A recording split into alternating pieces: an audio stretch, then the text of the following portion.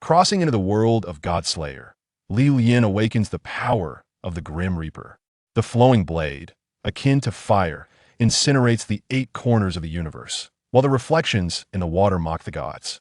As the residual flames of the great knife reach their final form, even the sun god trembles. 96 Spell of Destruction. Allow me to treat you to one. Chapter 1. An unexpected encounter with Lin Qiye. Fate may be sealed. When Lian opened his eyes, he found himself staring at an unfamiliar ceiling, covered by a white blanket, a chill emanating from his forehead, and an 4 drip attached to his left hand. The room was small, furnished only with 2 metal-framed beds, white sheets and pillows, and a pungent scent of disinfectant pervading the air. The floor was spotless, and a transparent window opened outward, through which faint sounds of reading could be heard. Was this a school infirmary? Feeling disoriented in the strange environment, Lian's fever-addled mind struggled to comprehend. Where on earth was he? Was this still his homeland? Had he truly crossed over? The original owner of this body also bore the name Lian, one of the impoverished students sponsored by the school, raised in an orphanage, possessing nothing but a handsome visage. He had suddenly fallen ill during morning self-study and was brought to the infirmary by kind-hearted classmates, only to awaken and find himself in a new body. The shared name sparked a profound sense of immersion. Moreover, being a parentless child, perhaps he was the protagonist. After briefly sifting through the memories of his former self and glancing at the student ID on his chest, it bore the inscription, Sangnan City, Number 2 High School, Senior Year Class 1, Lian. Sangnan City? That sounded somewhat familiar. You're awake? How do you feel? Is your head still dizzy? A balding middle-aged school doctor clad in a white coat entered. Noticing Lian had regained consciousness. Fortunately, he did not mention any transformation into a girl. I feel much better, doctor. The male doctor checked Lian's forehead, confirming his temperature had indeed subsided, and nodded in approval. Patient, may I inquire where your senior brother is currently employed? Sangnan City Mental Hospital. And what is the name of this new student? I can't recall. Clearly, I believe it was Lin. Lin Qiye? Lin Qiye from Sangnan City? This world is indeed perilous. Upon awakening, he found the world transformed. During his time in the infirmary, he had attempted numerous times to awaken the requisite system of a typical transmigrator, only to discover he was just an ordinary individual. The closer he was to Lin Qiye, the nearer he was to death. He immediately resolved to apply for a leave of absence. He could not endure another day at Number 2 High School. The Nadawa Serpent Demon incident would soon unfold. He could not remain in Sangnan City. In no time, the powers of the mortal realm would fade, and external gods would invade, leading to the city's demise. Even begging for alms in another region would be preferable to being near Lin Qiye. He just needed to endure a few more days. Just a few more days. Lian repeatedly reassured himself that it was merely a matter of days, and everything would be fine. After a few days, once Lin Qiye awakened, he would join the Night Watchers, allowing Lian, as an ordinary person, to avoid facing those terrifying mysteries. Following the original storyline, after a chaotic rampage by Lin Qiye, a bright future awaited everyone. Lacking any exceptional talents, he certainly was not destined to be among the Night Watchers. Upon returning to his classroom, Lian refrained from interacting with his classmates and quietly focused on his history textbook. This world was too intricate, with an overwhelming number of details to retain. Using the history textbook as a backdrop to comprehend the story was a wise choice. Fortunately, the original Lian was a humanities student. Had he been a science student, he would have discarded the history book by the second year. 100 years ago, the Earth was home to over 200 nations. On the 9th of March, a mysterious fog suddenly appeared over Antarctica. He recognized the date March 9th was merely a whimsical choice, harboring ulterior motives. Everything was shrouded in mist, and countless nations fell into obscurity, cut off from communication. He was aware of this. It was the Cthulhu mythos, though he could not recall the specifics, merely that it was a malevolent force. However, just as this unfathomable fog was about to invade the territory of the Great Xia, it halted. The heavenly court still possessed strength. Though logically, the most powerful deity should be the god of wealth, were there any other gods in the Great Xia with more fervent worship than him? As he perused the history textbook, his mind wandered freely. Time flew by, and before he realized it, class was dismissed. Ding-ling-ling. During the lesson, the history teacher noticed the fever patch on his forehead, but chose not to intervene, recognizing the struggle of a child attending class despite being unwell. Although he had not listened to the lecture, He was diligently reading, sleeping in class, urinating upon dismissal. Years of academic conditioning had ingrained these habits in him, like Pavlov's dog salivating at the sound of a bell. Lian felt the urge to urinate at the ringing of the dismissal bell, even if he could not relieve himself. Humming an unknown tune, he sauntered toward the restroom, only to inadvertently bump into someone clad in a school uniform at the entrance. "My apologies, classmate. I didn't mean to." Quick-witted, Lian grasped the left hand of the other individual to prevent them from falling. Noticing that the person wore a black blindfold over their eyes, and in their right hand, they held a white cane, clearly a blind individual. Wait a moment, a blindfold and a guide cane. If there were no other blind students at number 2 high school, then he must have collided with Lin Qiye. Imdomet. I've just crashed into Lin Qiye on my first day of crossing over. Is this how I meet my end? In Lilian's eyes, Lin Qiye now appeared more terrifying than the Cthulhu god, a veritable weapon of causality brush against him, and one meets demise. Before Lin Qiye could speak, Lian hurriedly interjected, "Dear classmate, first and foremost, please accept my sincere apologies. It was unintentional. Thankfully, you did not fall. Secondly, please accept my heartfelt wishes for your eyes to regain their sight soon. With that said, I have pressing matters to attend to. The road ahead is long. So farewell, and may our paths cross again in the future." As Li flew out of the restroom after finishing, he noticed Lin Qiye nearly toppled over and quickly shook off the water from his hands to support Lin Qiye. "Qiye, are you all right? That person was incredibly rude. Just wait, I'll confront him." "It's all right, he didn't mean it." And he apologized. Lin Qiye chuckled, shaking his head. He had sensed the other person's presence, but had already sidestepped despite his efforts. He could not evade the collision, as if it were fated. "You are far too kind. People like that need a lesson." "All right, he's already apologized. There's no need to speak ill of him. Only because you're unharmed otherwise, they would blame me for not taking care of you properly." Upon returning to the classroom, Lian felt as though he had narrowly escaped the gates of death, his heart racing furiously and his temples throbbing. Could he endure another few days? Staying even a minute longer felt unbearable. He needed to make a swift exit. As Lian hurriedly packed his belongings and opened his backpack to stow his books, he discovered a deep purple wooden stick within, one end adorned with an oval-shaped guard, resembling a bladeless katana. Where on earth did this come from? Lian's right hand inexplicably reached for the hilt of the sword. The moment he grasped it, a sound echoed in his mind. Ding! Task 1 activated. Maintain a body temperature exceeding 42 degrees for 1 hour completed. Ding! Task 2 activated. Encounter Lin Qiye and survive completed. Ding! Experience points system activated. The host need only observe battles involving the protagonist to accumulate experience points for level ups, subsequently unlocking related skills. Ding! Current host level 0. Experience required for upgrade 0-10. Level 1 unlocks skill Shunbu. Consumes spiritual power to move swiftly, enabling the user to reach the opponent's side or even farther at an imperceptible speed. Ding! System binding reward Zanpakuto has been granted.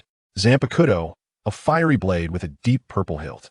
Usage requirement, level 1. Lian thought, is the system's unlocking task for real? Did I really complete task 1? The person undertaking the task must have perished from a high fever. Now that I have this burden, can I still run away? He realized that the only way to swiftly acquire experience points was to approach Lin Qiye, to observe how the mundane realm awakens, while also collecting experience points to utilize his own Zanpakuto. Before the system was activated, escape was his only thought, but where could he flee to? The mysteries of this world are capricious. One could perish the moment they step outside, leaving no trace behind. Seeking divine intervention is futile. It is better to take charge of one's own fate. Reciting scriptures is no substitute for possessing real capability.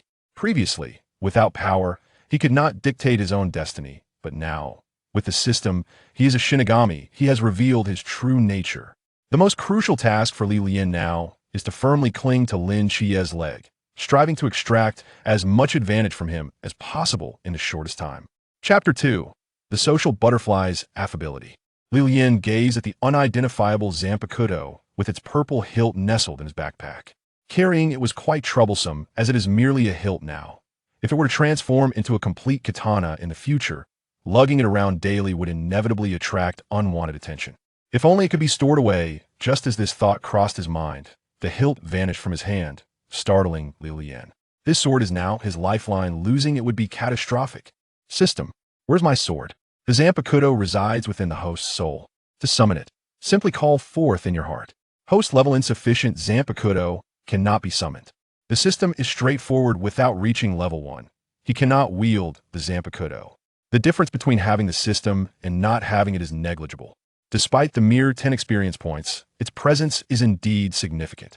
The toughest leap is from 0 to 1, as reaching level 1 not only unlocks the sword but also grants the first skill. After inquiring further about the system, Lian learned that, in addition to collecting experience points by observing others in battle, actively participating in combat would yield even greater rewards. This implies that merely standing on the periphery of the battlefield is insufficient. He must engage in various fights to garner more experience points. Exiting his classroom, he approached the front of Class 2, Year 2, discovering Lin Qiye sitting quietly, attentively listening to a young boy's jokes. It appeared that even though they had just started school, their relationship was already quite amicable. Could this boy be Li Fei? Lin Qiye, do you remember me? I have come to apologize. Lian, possessing a hint of social exuberance, was undaunted by shyness. Huh. Lin Qiye had already recognized the newcomer as the one who had collided with him at the restroom door. Could you come over for a moment? It won't take long. You didn't knock me down, so it's fine. I forgive you, no need to dwell on it. Lin Qiye, accustomed to solitude, felt somewhat uncomfortable with Lian's overt enthusiasm. That's unnecessary, my classmates will accompany me. Li Fei scoffed, what a weirdo.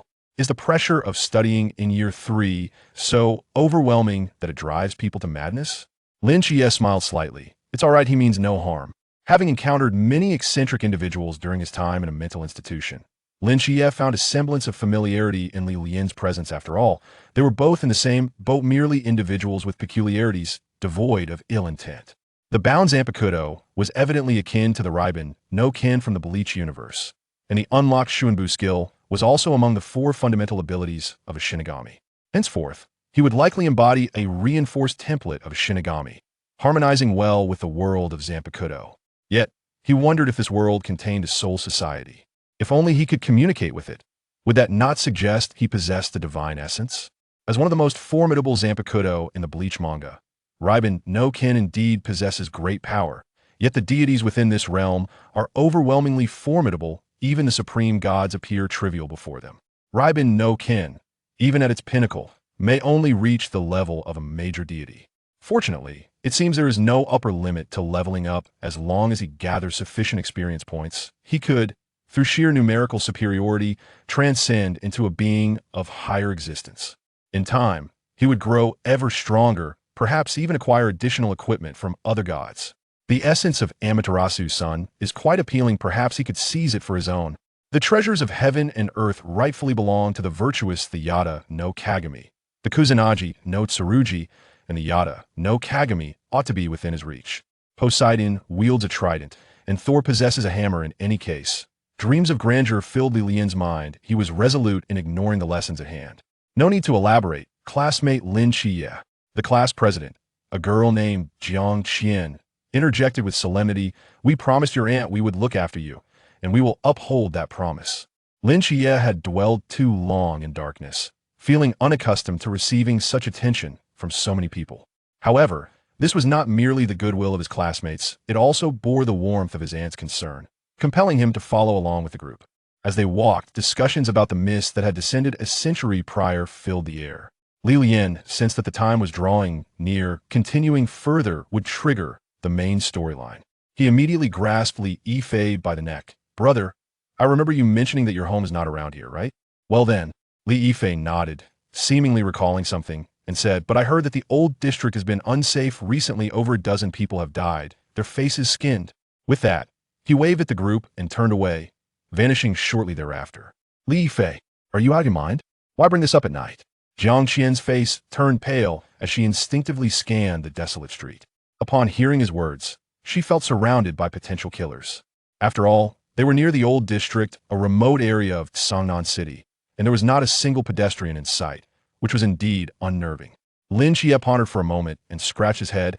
Actually, it might not necessarily be humans behind this. This only heightened the unease. Leading the way, Wang Xiao wiped the cold sweat from his forehead. What era are we in? There are no more monsters. We must believe in science. I'm turning a corner, now I'm done here. With that, he waved goodbye and headed into a narrow alley. Classmate, Perhaps we should stick together? It's a bit unsafe for you to be alone. Lian, adhering to the principle of saving those in peril, sought to alter the fate of this unfortunate soul. Stench? Yes, that foul odor of decay. I don't smell anything, ugh. At that moment, Lian felt as though his left nostril was filled with the stench of decaying flesh, while his right nostril was assaulted by the odor of a dozen rotten eggs. As these two repugnant scents converged in his mind, he struggled to suppress the urge to vomit. However, upon glancing down, he noticed Jiang Qian squatting on the ground, retching. Unable to contain himself any longer, he succumbed to the nausea and expelled the contents of his stomach alongside Jiang Qian. What on earth could be so foul? I have no idea, Lin Qiye replied, his brow furrowing slightly. After a brief pause, he extended his hand, pointing towards the narrow alley from which Wang Xiao had just departed. Yet, it seems the odor is emanating from that direction. Chapter 3. The blade like fire. Upon hearing the somewhat familiar voice, the crowd exclaimed in unison that something had happened to Wang Xiao. Lian wiped his mouth and reached out to grasp the hands of Jiang Qian and Lu Yuan, who were about to rush into the alley. Entering that alley meant there would be no escape. It was best to avoid it altogether. Why are you holding me back? Wang Xiao might be in trouble. I have to help him. Though Jiang Qian was a girl, her thoughts were solely focused on rescuing him, completely devoid of fear. I told you not to go. Just stay put. In a situation like this, shouldn't one prioritize their own safety and call for help? I'm going anyway. Why do you care? Jiang Qian forcefully broke free from Li Lian's grip and dashed towards the alley entrance. At that moment, an eerie sound echoed from within, causing her to involuntarily halt in her tracks. The unsettling sound of slapping footsteps emerged from the depths of the alley, reminiscent of a lump of rotten flesh hitting the concrete, accompanied by the unsettling sound of some unknown liquid dripping. As the footsteps drew nearer, a nauseating stench intensified, and a grotesque, terrifying figure materialized before their eyes. It was a humanoid monster, its form grotesque and hulking, with a pale, twisted face resembling a ghastly visage. Its large mouth was filled with sharp teeth that glinted ominously, saliva dripped from its maw, and a blood-red tongue, nearly half a meter long, flicked in and out like a serpent's tongue. Jiang Qian was paralyzed with fear, collapsing to the ground. Her mouth agape in terror as she could do nothing but tremble and let out a helpless scream. Lian, witnessing the mysterious realm for the first time, experienced a sensory overload. The monstrous entity was indeed uniquely bizarre. Lin Qiye, standing some distance from the alley, could not yet open his eyes, unable to perceive the world around him. His mental awareness only extended to a radius of about 10 meters, where he sensed the terrified expressions and trembling bodies of his classmates. What is happening? Lin Qiye whispered. There's a monster. At this moment, the creature finally entered Lin Qiye's range of perception, causing his face to pale as he was taken aback by its horrifying form. Run. The moment the word escaped Lin Qiye's lips, Lu Yuan had already bolted backward, colliding with Lin Qiye and tumbling over, only to scramble back up and continue his desperate flight. Help! Someone! There's a monster! Help! Lu Yuan shouted as he sprinted away, quickly covering dozens of meters in the blink of an eye. Lin Qiye stumbled from Lu Yuan's impact but was steadied by Li Lian, who prevented him from falling. In his perception, the monster had already sunk its teeth into Jiang Qian's neck. The sharp fangs pierced her fair skin, blood splattering everywhere. It was clear she would not survive. The ghastly creature was hunched over Jiang Qian, feasting on her blood, but now was not the time to be sickened. Just as Li Lian steadied Lin Qiye, preparing to turn and flee, he halted once more. For before him and Lin Qiye stood another ghastly figure, its mouth agape, waiting for them. Unlike the previous creature, this one was not pale but drenched in blood. It was gnawing on the corpse of Wang Xiao. Had it not been for the distinctive clothing Wang Xiao wore, it would have been impossible to recognize him, as his face had been rendered unrecognizable. It seemed the monster had opted not to pursue the fleeing Lu Yuan, but instead targeted Li Lian and Lin Qiye, who remained stationary. So, there were indeed two man-eating monsters. Li Lian glanced at Lin Qiye beside him, silently praying for divine intervention to grant him some experience points swiftly. Get ready. We must engage it. I only need 10 experience points to level up, and then I can come to your aid. Lin Qiye's face turned ashen, a feeling of despair washing over him, a sentiment he had scarcely felt twice in his life. The first time was a decade ago when he encountered the Seraph, and the second time was now. Watching the monster discard Wang Xiao's body, licking the blood from its long, crimson tongue, Lin Qiye's mind filled with profanities. Why was this happening to him again? Why had he seen the Seraph a decade ago? Why did he encounter two monsters that others might never meet in a lifetime? In that fleeting moment, all the grievances and helplessness of his life transformed into an overwhelming fury. Unbeknownst to him, his eyes, hidden beneath black satins, began to emit a faint golden glow. Suddenly, the monster emitted a piercing shriek and leapt toward Lin Qiye. "Damn it, I'm not afraid of you," Lin Qiye shouted, shoving Lian aside and charging toward the beast with his cane raised. Well, is he really that brave? This guy is something else. In contrast, the ghastly creature appeared unblemished, ready for battle. Ding. Experience points, 10. Wait, did happiness come so suddenly? Does that mean I can level up? Ding. Level 1. Skill, instant step, unlocked. Next level unlock skill, basic strike, 1 bone. I refuse to accept this. Lin Qiye held to the heavens, his cane snapping like a fuse. Igniting all his emotions, his fist clenched tightly, his nails digging into his flesh. At that moment, a peculiar sensation surged within Lin Qiye's heart, as if a sun had exploded inside him. In an instant, a golden beam of light shot skyward, illuminating the night as bright as day. I can't let Lin Qiye overshadow me.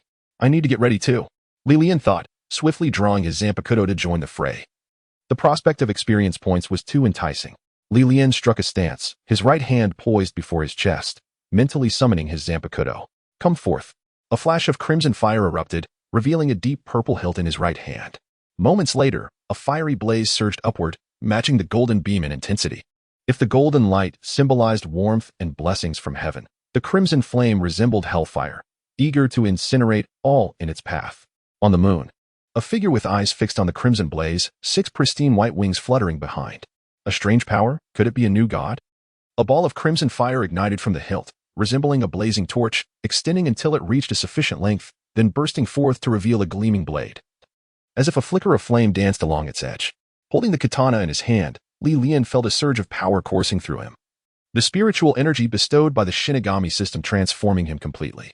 All right, now, it's time for my hunt. As the golden beam dissipated, Lin Qiye completed his awakening, not only opening his eyes, but also retaining a fragment of the Seraph's power. With the suppression lifted, the previously subdued monster lunged at Lin Qiye, howling in fury. Empowered by the Seraph's might, Lin Qiye significantly enhanced his dynamic vision and perception range. The monster's movements appeared to him as if in slow motion. He rolled to avoid the creature's deadly claws while retrieving the remaining half of his cane from the ground. Gripping the half cane tightly, Lin Qiye's eyes gleamed with golden light as he intently focused on the monster's movements. The creature's hind legs propelled it into the air, its claws reaching out to attack Lin Qiye's throat. This time, Lin Qiye did not evade. Just as the claws were about to pierce him, a golden light ignited in his eyes, and a surge of divine might flowed directly into the creature's body. Under this immense pressure, the monster became rigid and immobile. Just as Lin Qiye was about to thrust the half of his blind cane into the creature's eye, he suddenly sensed a humanoid figure rapidly approaching from behind, moving even faster than the ghastly figure before him. Disaster! He had forgotten about the other monster. However, it was not another ghastly figure, but Lian, who had just advanced to level 1. In an instant, Lian activated his new skill, Flash Step, propelling himself towards the ghastly figure. At that moment, he felt his spiritual energy deplete significantly, yet the world around him appeared to slow down. He could see every bloodstain on the ghastly figure's face with clarity. Gripping his blade with both hands, he exerted all his strength to stab directly into the creature's eye socket. A cold glimmer, imbued with fiery energy, grazed Lin Qiye's face as it pierced the ghastly figure's eye socket, directly penetrating its brain and extinguishing its life. Goodness! Such a short distance consumed so much spiritual energy. If it were any longer, would I be drained completely? Ding. Experience points, 200. Ding. Level 1. Skill, White Strike, 1 bone unlocked. The spiritual energy Lian had just expended was instantly replenished, and his total spiritual energy seemed to have increased beyond its previous limits. He realized that leveling up not only fully restored his energy, but also raised its maximum capacity. This is splendid. I've leveled up twice and unlocked a new skill. Likely the unarmed combat technique of Yamamoto from Bleach, the kind that could demolish several buildings with a single punch. While I certainly cannot achieve such feats, dispatching this minor ghastly figure should be a cinch. The battle. Exhilarating. With one ghastly figure remaining, taking it down would be as easy as plucking a flower. This was akin to a gift. A complete rout. The small experience package awaited. I shall send it to its eternal rest. Chapter 4. His words resonate with mine. Lin Qiye had just sensed a humanoid object approaching rapidly from behind when he saw a blade of light brush past his ear, plunging directly into the brain of the ghastly figure. Lian grinned, grasping Lin Qiye's collar and pulling him back. With his right hand, he channeled spiritual energy into his blade, igniting it with flames and striking down upon the fallen ghastly creature, setting its body ablaze in a conflagration. Since wielding this blade, Lian had learned numerous techniques for utilizing spiritual energy, enabling him to ignite the corpse for a proper cremation, fulfilling the duties expected of a soul reaper. This blade is truly remarkable. It provides a seamless service of slaughter, arson, and obliteration of evidence. The fact that it functions so well without its initial release is astonishing. I can only imagine how powerful it will become once it is fully unleashed. I wonder what skills will be unlocked with its final release, and whether it will grant me the 4 ultimate techniques directly. Yet, I am uncertain how many levels are required for the final release. It seems I have much to anticipate. As Lian pondered this, his resolve to join the Night Watch intensified. Those enigmatic figures were akin to moving experience packages. They may not be visually appealing, but their experience rewards are indeed enticing. While Lian was lost in thoughts of his promising future, the first ghastly figure, realizing its companion had perished, abandoned the corpse of Jiang Qian and leaped towards Lian with powerful hind legs. Excellent. Just the opportunity to test my newly acquired White Strike, 1 bone. Lian was prepared to deliver a powerful punch to the ghastly figure's face when he remembered the unpleasant scent emanating from it. I'm not squeamish. I simply prefer to utilize my blade when available. Flash step. Just as the ghastly figure lunged at him, Lian executed another flash step, not advancing but retreating 1 meter. As the creature landed unsteadily, he slashed downwards with both hands, cleaving the ghastly figure's white face perfectly in 2. The creature was severely injured but did not lose its ability to move. It staggered back a few steps before collapsing, crawling desperately towards a nearby sewer grate. It must reach that place. Lian calmly approached the fallen ghastly figure, confirming it was on its last breath. He raised his blade and plunged it into the back of the creature's head, the tip emerging from its mouth. With a piercing scream, the ghastly creature fell still. Ding. Experience points, 200. Ding. Level 1. Lian heard the system notification confirming the creature's demise. Excellent. I have leveled up again. Though the ghastly figure was repulsive, the experience it yielded was substantial. Flames erupted from his blade, igniting the ghastly creature's body as well. For the creature that provided such immense assistance, a proper cremation was essential. I shall ensure its ashes are scattered once the flames subside. Clenching his left fist tightly, he felt his physical strength had increased. Otherwise, that strike could not have been so effortless. It appears that leveling up not only enhances spiritual energy limits, but also strengthens the body, making him at least twice as powerful compared to his previous self. Turning to Lin Qiye, amidst the thick darkness, illuminated by flickering flames, the 2 youths exchanged smiles. Qiye, how are you? All good? Indeed. Returning home in glory is akin to walking in splendid attire under the cover of night. I must showcase to Lin Qiye just how formidable his savior has become. With enhanced physicality and spiritual energy, 2 skills, and this blade in hand, I now possess the confidence to face the Ghastly King. The Ghastly King is merely a larger experience package. Within 3 days, I shall conquer you. Look at how impressive my blade is. Lin Qiye gazed at the spectacle before him, both amused and bewildered. He realized, like him, Lian had awakened supernatural powers. Suddenly, a swift-moving silhouette emerged within his perception range. Stop fooling around. Something seems to be approaching. A 3rd experience package? As Lian spoke, he positioned himself protectively behind Lin Qiye, raising his blade in defense, gathering spiritual energy at his feet, prepared to activate Flash Step at any moment. Let us see if you dare to show your face. I'll take you down in 1 stroke. A figure materialized from around the corner, halting abruptly about a meter from the now lifeless, ghastly creature. The rush of wind from its movement billowed its dark crimson cloak, revealing an unremarkable middle-aged man's face, neither handsome nor ugly, just an ordinary uncle that would blend into any crowd. His eyes, sharp as blades, fixated on the ghastly creature, while his right hand firmly gripped the hilt of his sword. With a crisp sound, the blade was drawn, its simple yet elegant form gleaming with a faint blue light, reflecting the fire as it sliced through the air. Then it halted mid-motion. Zhao Kongqing's hand trembled slightly as he gazed at the charred, ghastly figure, engulfed in flames, lost in self-doubt. Had he arrived a few minutes later, he might not have even seen the creature's remains. Did you 2 youngsters take down these 2 ghastly figures? Lian recognized the unremarkable middle-aged man's identity. He was Zhao Kongqing, a key figure in the Night Watch that Lin Qiye aimed to join. Lowering his blade, he relaxed his guard, suddenly recalling a particular moment that demanded a bit of humor. He remarked, "Indeed, it was I who vanquished these 2 creatures. What do you think? Impressive, isn't it? Hey, old man, do you aspire to be as handsome as I am?" Judging by the circumstances, it seemed that the awakening of the Forbidden Ruins occurred after encountering the 2 ghost-faced figures that fled. If I could save the other party while simultaneously showcasing my formidable strength, there was a high probability of persuading them to join the Night Watchers. I had even mentally prepared some impressive lines for the occasion. However, I soon discovered that I had arrived too late. The two ghost-faced figures had already been slain by the two youngsters who had just awakened their forbidden ruins. The script was suddenly altered, and I was momentarily at a loss about how to proceed. To make matters worse, the lines I had just composed were snatched away by the one wielding a knife. My expression darkened, and I fell silent. The resentment above my head was palpable. Those were my words. After scrutinizing the two before me, Zhao Kongqing roughly identified their identities. The young man slumped on the ground still had golden light flickering in his eyes. He must be the one awakened by the ruins of Michael. The one with the knife was likely the one who had summoned the red light beam. I was unsure what forbidden ruin he had awakened, but he was evidently on par with the King of Angels. However, as an adult, Zhao Kongqing decided to break the awkward silence. Sheathing his knife, he casually retrieved a cigarette from his pocket, igniting it with the flickering flame and taking a deep drag. The two fleeing ghost-faced figures have been dealt with. Send the logistics team to clean up the battlefield. Did you take them down? Are you unscathed?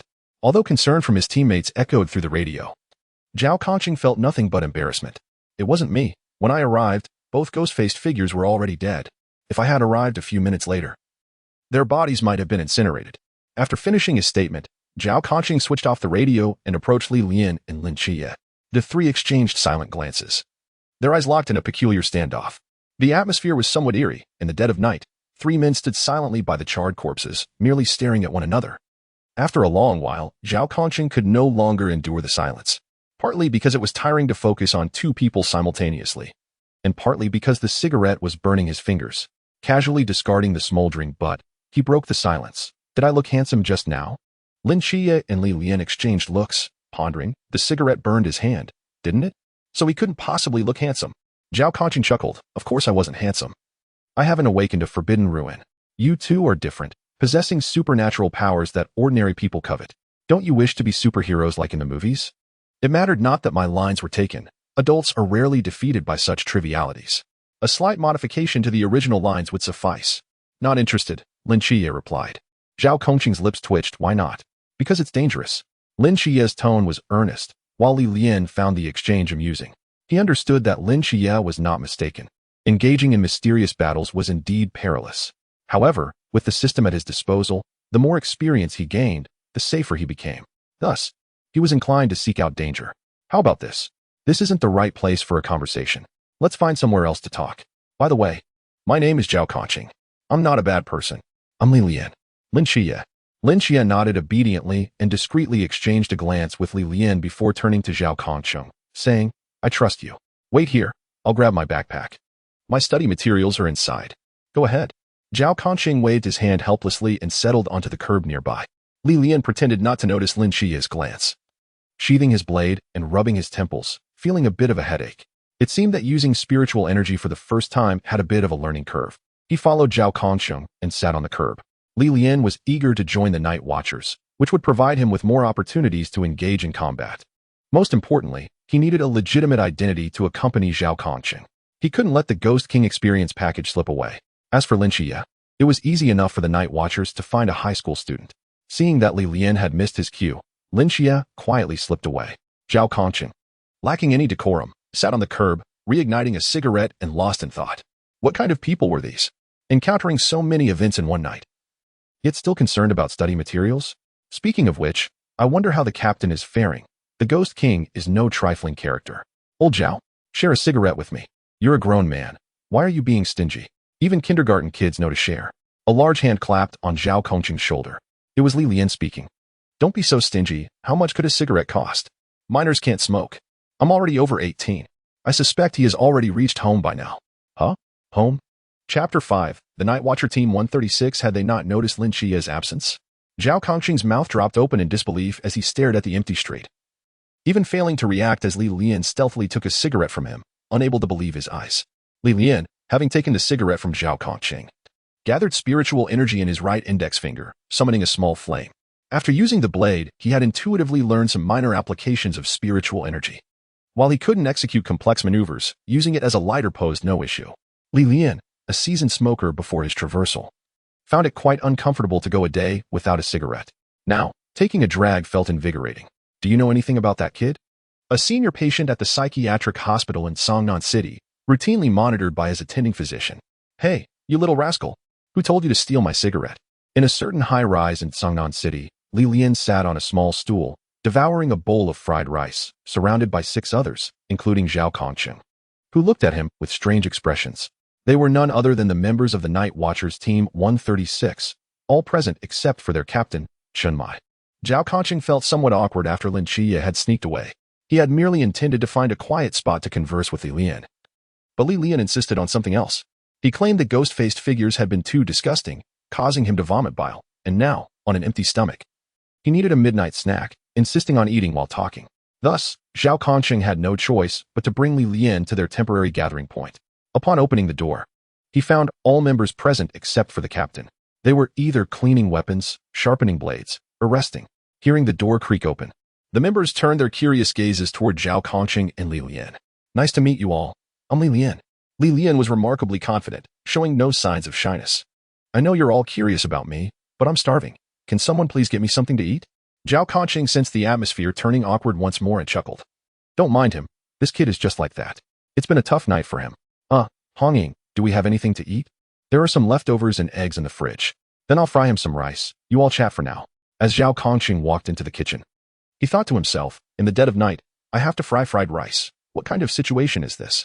Neither of these two are easy to deal with. One speaks sweetly while sneaking away, and the other acts like a social terrorist, treating himself as one of us. What has become of divine agents nowadays? Don't they have any distinctive qualities? As Zhao Kongqing busied himself frying rice, Lian was already getting acquainted with the members of Team 136. The man with his hands tucked within his cloak was the first to speak. I am Wu Xiangnan, the vice captain of the Night Watch Team 136 in Songnan City. Please, introduce yourselves. I am Hongying, the frontline combatant of Team 136. A beautiful woman, who had been polishing a long gun, paused her task, revealing a pair of sparkling eyes. The man who had just been sharpening his knife chimed in. I am Wenqima, the frontline combatant. The young girl, tilting her head in curiosity, asked Lian, those 2 beams of light you created earlier, were they your doing? We are the long-range fire support of Team 136, said the cool and handsome man with a sniper rifle, named Lin Qiye. Excellent. All familiar names, Lian remarked. Turning to Xiaonan. Miss, might I take a moment to rest? With your captain absent, it would be best to discuss the details when everyone is present. He then glanced towards the kitchen and shouted with a hearty voice. Old Zhao, could you hurry it up? I'm about to faint from hunger. The clatter of pots and pans in the kitchen abruptly ceased, followed by the appearance of a cigarette being tossed out. What is the rush? Have a smoke to tide you over. Lian accepted the cigarette, placing it at the corner of his mouth, before flicking his fingers to conjure a small flame that ignited the cigarette. He then waved his fingers, making the flame vanish. His mastery of igniting with spiritual power had become increasingly effortless, owing to practice. The members of Team 136 exchanged glances as they observed Lian's adept cigarette lighting skills. Noting his school uniform, and collectively admonished him, minors are not allowed to smoke. On the journey here, Lian had reflected on his recent gains. After a single battle, he had ascended from level 0 to level 3, unlocking 2 skills, Xuanbu and Baidai, Igu. The leveling up process was not as agonizing as he had imagined. Rather, it felt like being enveloped in a warm current, akin to soaking in a hot spring, leaving him pleasantly invigorated. His physical attributes had improved, and his spiritual power had increased significantly, comparable to a thorough rejuvenation. Xuanbu proved to be highly practical, yet it consumed a considerable amount of spiritual energy. During its initial use, traversing a mere 10 meters had depleted a substantial portion of his spiritual reserves. Had it not been for the recovery granted by leveling up, he would not have been able to utilize Xuanbu again to evade the second ghostly figure he encountered. There was no other reason. Heroes entering the martial world must hone their agility to avoid the embarrassment of winning a fight, yet being unable to pursue or escape. As for Baidai, Igu, he had yet to employ it and was uncertain of its potency and energy consumption. This was unacceptable. It was akin to entering battle armed with a mere iron pipe, mistaking it for a rocket launcher, only to find it was a demolition device that could lead to one's demise. He needed to seize the opportunity to train with Team 136 members, as possessing a clear understanding of his own abilities was paramount. Soon, Zhao Kongqing would confront the Ghost-Face King. He was determined to intervene without risking his own safety, making it crucial to familiarize himself with his capabilities. This was the essence of cautious navigation ensuring longevity. Oh, I'm finished. Old Zhao, your culinary skills are commendable. Just reduce the salt next time for perfection. Lian wiped his mouth and casually handed the empty bowl to Zhao Kongqing. You're picky. Having food is already a blessing. At that moment, The doors swung open, revealing a figure cloaked in dark red, stained with fresh blood, even bearing traces upon his face. "Captain, are you all right?" The newcomer was none other than Chinmai, the captain of Team 136. He nodded, shedding the bloodied cloak and tossing it aside. "I'm fine. Just let the ghost-faced king escape." "Who is this young man?" "Hello, Captain. I am Lian, brought here by old Zhao." Lian sprang to his feet, exuding enthusiasm and warmth, embodying the essence of hospitality. "I am Chinmai." He turned to Zhao Kongqing. "Is this the agent of the divine Michaela?" "Old Zhao, what is the situation with the Seraphim agent? Is the Klein level fluctuation we sense caused by him?" "He's just an ordinary high school student. The Klein level energy fluctuation must be residual power left by the Seraphim. He himself is merely a novice, having just reached the threshold. So you let him slip away? He tricked me into fetching his backpack and escaped while I was distracted." "That's all right, Captain. I know the person who ran away." Lian raised his hand. "But I feel like I am being treated differently. I am right here in front of you. Why is there no concern for me?" "You are Lian, yes?" "Indeed. Was that Crimson Flame your creation?" "Indeed. And which deity's agent are you?" Chinmai pondered. The disturbance caused by this young man's awakening was considerable, potentially on par with the Seraphim, suggesting he might be a valuable asset. "Death god." "Which death god? Hell from Norse mythology or Thanatos from Greece?" "From Japan." "Japanese death god? Izanami?" "No. It is an old man named Yamamoto Janri Sai Shigekuni." Chinmai rubbed his temples, overwhelmed by the day's events. The ghost-faced king had fled, and now even the Seraphim agent had escaped. The young man before him had remained. Yet he claimed to be the agent of an obscure death god he had never heard of. However, even if the deity is unknown, the agent wields divine power. As long as they are not an evil god, they can be integrated into the Night Watch. You seem to understand what a divine agent is? What task has your deity bestowed upon you? To burn away evil. Lian had already prepared his narrative on the way here. The Night Watch organization controlled threatening divine agents within the Great Xia realm, and if he wished to join their ranks, he must align himself with their cause. His goal was to engage in battle as much as possible, and since he was not a true divine agent, fabricating a mission that aligned with the Night Watch's interests would suffice. As for whether they would believe him, "I am inherently aligned with your cause. Why not expedite my enlistment?" Chapter 6. The death god is a death god, but whether he is serious or not, I cannot say. Burn away evil? Chinmai frowned in contemplation. Though the phrase appeared somewhat radical, the intention seemed noble. This previously unheard of Japanese death god did not seem to be an evil entity, as he had not assigned a task of world annihilation to his agent, hinting at an inclination towards the righteous. However, why would a death god's task be to burn away evil? Normally, death gods are associated with reaping lives and capturing souls. Why does it sound somewhat dubious? What abilities has this death god bestowed upon you? Lian waved his left hand, lifting it to his chest, a flicker of flame appearing at his fingertip. Primarily, the ability to conjure flames using spiritual power, and he also granted me a sword, which I shall now present to you. Lian dismissed the flame from his fingertip, and, as he prepared to summon his Zanpakuto, he noticed that the others had taken a defensive stance. Honging tightened her grip on her gun, when Chima clutched his knife, while Lin Qiye aimed the barrel of his sniper rifle at Lian. "Everyone, please remain calm. I merely intend to summon the sword. Don't point those guns at me. If someone accidentally fires, it will be on you." "Understood." The Zanpakuto suddenly materialized in Lian's right hand, its radiant blade emanating a wave of heat that elevated the room's temperature.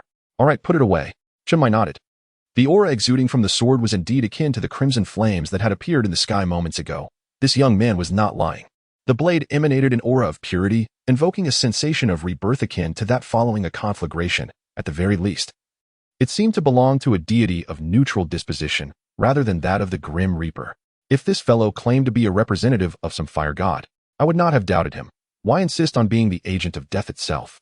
Could it be that such an unreliable reaper truly exists? As Chinmai pondered, Zhao Kongqing interjected, "Lian, with your fiery abilities, how can you claim to be a harbinger of death? Is your reaper a legitimate one?" "A reaper is a reaper. The legitimacy is beyond my knowledge," Lian replied, retracting his Zanpakuto. He shook his head, displaying a demeanor of resignation. "I have only just awakened my forbidden realm today. How would I know what a reaper ought to be like? However, this blade and my flame-manipulating abilities are merely a fragment of the forbidden realm granted to me by the Reaper. I cannot articulate it clearly now. But once we find a spacious area, I shall demonstrate, and you will understand. Let us set that aside for now. There is a more pressing matter at hand. Will you consider joining us, the Night Watchman?" "Of course. Otherwise, why would I accompany old Zhao to seek you out? To partake in that oversalted fried rice? The Night Watchman is not a place one can join or leave at will." It is not the romanticized realm of chivalry you envision, but a commitment laden with responsibility. I advise you to contemplate carefully. Also, do you not need to consult your guardian?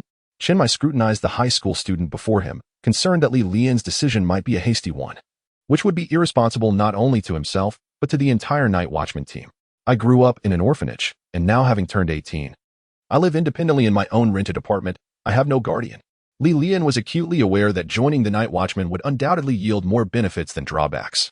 Not only could he rely on the seasoned combat experience of his seniors to rapidly acclimate to his powers, but he could also gain a legitimate identity to engage in further battles and accumulate valuable experience to elevate his rank.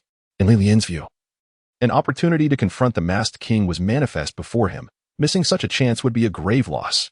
According to the original narrative, as a mere bystander, he would never be permitted by Zhao Conqing to enter the Unbound Realm, relegated instead to merely spectating from the outside.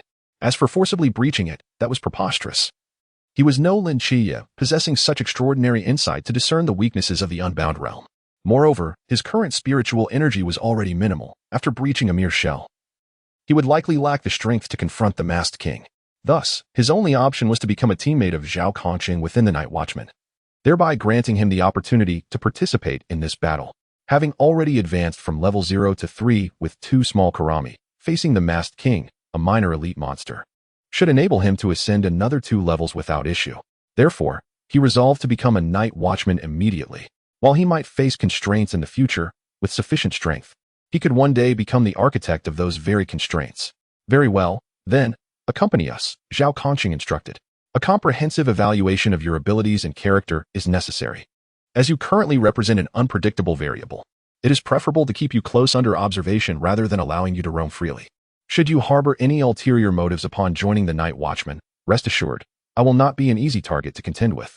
In Sangnan City, at Peace Bridge, Li Lian observed the left side adorned in vibrant hues of celebration from a wedding business, while the right side exhibited the somber displays of a funeral service, replete with wreaths and mourning banners, and could not help but marvel. Nestled between these contrasting establishments was a peace office, the base of Team 136. Sunny days bring rain. A fox weds, joyous and mournful collide, leading to calamity, Li Lian murmured, recalling a horror film he had watched prior to his transference. Old Zhao, as Night Watchman, surely you must heed some aspect of feng shui? With such a juxtaposition of joy and sorrow, are we not inviting misfortune by choosing this location? It is precisely because we operate in this realm that some matters cannot be evaded. Rather than shying away, we approach them. Zhao Conqing chuckled. Why are you, a high school student, so superstitious? Have faith in science. Superstition? Science? Nonsense. Come now, let us proceed inside. Within the underground of the peace office, following Zhao Conqing through a massive iron door, Li Lian entered a martial arts training area. Accompanying them were Wu Xiangnan, the vice captain of Team 136, and the striking young woman, Hong Ying. Captain is currently occupied with other matters, so I shall conduct your strength assessment, Wu Xiangnan stated. Very well. Let us commence with a physical evaluation. Vice Captain, allow me. Zhao Conqing raised his hand, asserting his willingness. After all, this lad is under my guidance. I shall handle it. Then go don protective gear and fetch a set for Li Lian as well. Our physical assessments are quite straightforward. We measure striking power and resistance to impact. As a newcomer who has just awakened his forbidden realm, one punch from old Zhao will reveal your capabilities. Do not be deceived by the absence of spiritual realms. His physical prowess is exceptional. So, are we engaging in actual combat? No, it is merely a simple spar. Li Lian, prepare yourself. I am about to strike. Zhao Conqing tossed a pair of boxing gloves and protective gear to Li Lian before raising his gloved fist in demonstration. Li Lian, flustered while attempting to don the gear and gloves, inquired, am I permitted to use spiritual energy? Observing Zhao Conqing's mischievous grin. Unable to hide his smirk even with the headgear, Li Lian sensed impending trouble. Old Zhao is not one to be taken lightly. Defensive and offensive maneuvers are allowed, but do not employ fire. This is your stipulation. Do not regret it later. Are you attempting to make me vomit? He scoffed. Do you wish for me to regurgitate the fried rice I consumed? Not a chance. As Li Lian limberly moved his arms, throwing a few jabs into the air and bouncing on the spot to warm up, his form was awkward and his footwork erratic. Unmistakably the hallmark of a novice, barely an enthusiast, merely mimicking moves from films. Zhao Conqing nearly burst into laughter. Was this truly his attempt to make me reconsider?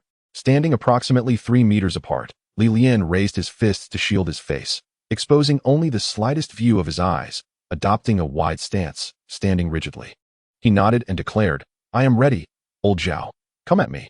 Zhao Kongcheng, observing Li Lian's amateurish posture, recognized the boy's utter lack of skill. It appeared he intended to utilize spiritual energy to shield his abdomen and absorb the blow. All right, here I come. As Zhao Kongcheng's voice faded, he swiftly closed the distance, crossing the 3 meters with 2 strides, then crouching low to deliver an uppercut aimed directly at the exposed abdominal area of Li Lian. Both Wu Xiangnan and Hong Ying frowned, recognizing that Zhao Kongcheng had no intention of holding back. As a night watchman without a forbidden realm, he had never relinquished his commitment to self-improvement over the years. With his physical capabilities, he could easily outshine any retired Special Forces operative. Had Li Lian unwittingly offended him? All for a mere fried rice? Could a novice with a mere flicker of spiritual energy endure such a strike? As the moment unfolded, Li Lian swiftly unleashed a straight punch, targeting Zhao Kongcheng's face, executing the maneuver with astonishing speed, quicker than Zhao Kongcheng's own uppercut. If he did not evade in time, this punch would surely strike him squarely on the nose. Realizing that his own punch could not match Li Lian's velocity, Zhao Kongcheng was taken aback. With no time to retract his fist, he instinctively turned his head just in time to avoid a fractured nose, instead making contact with Li Lian's fist using the side of his face.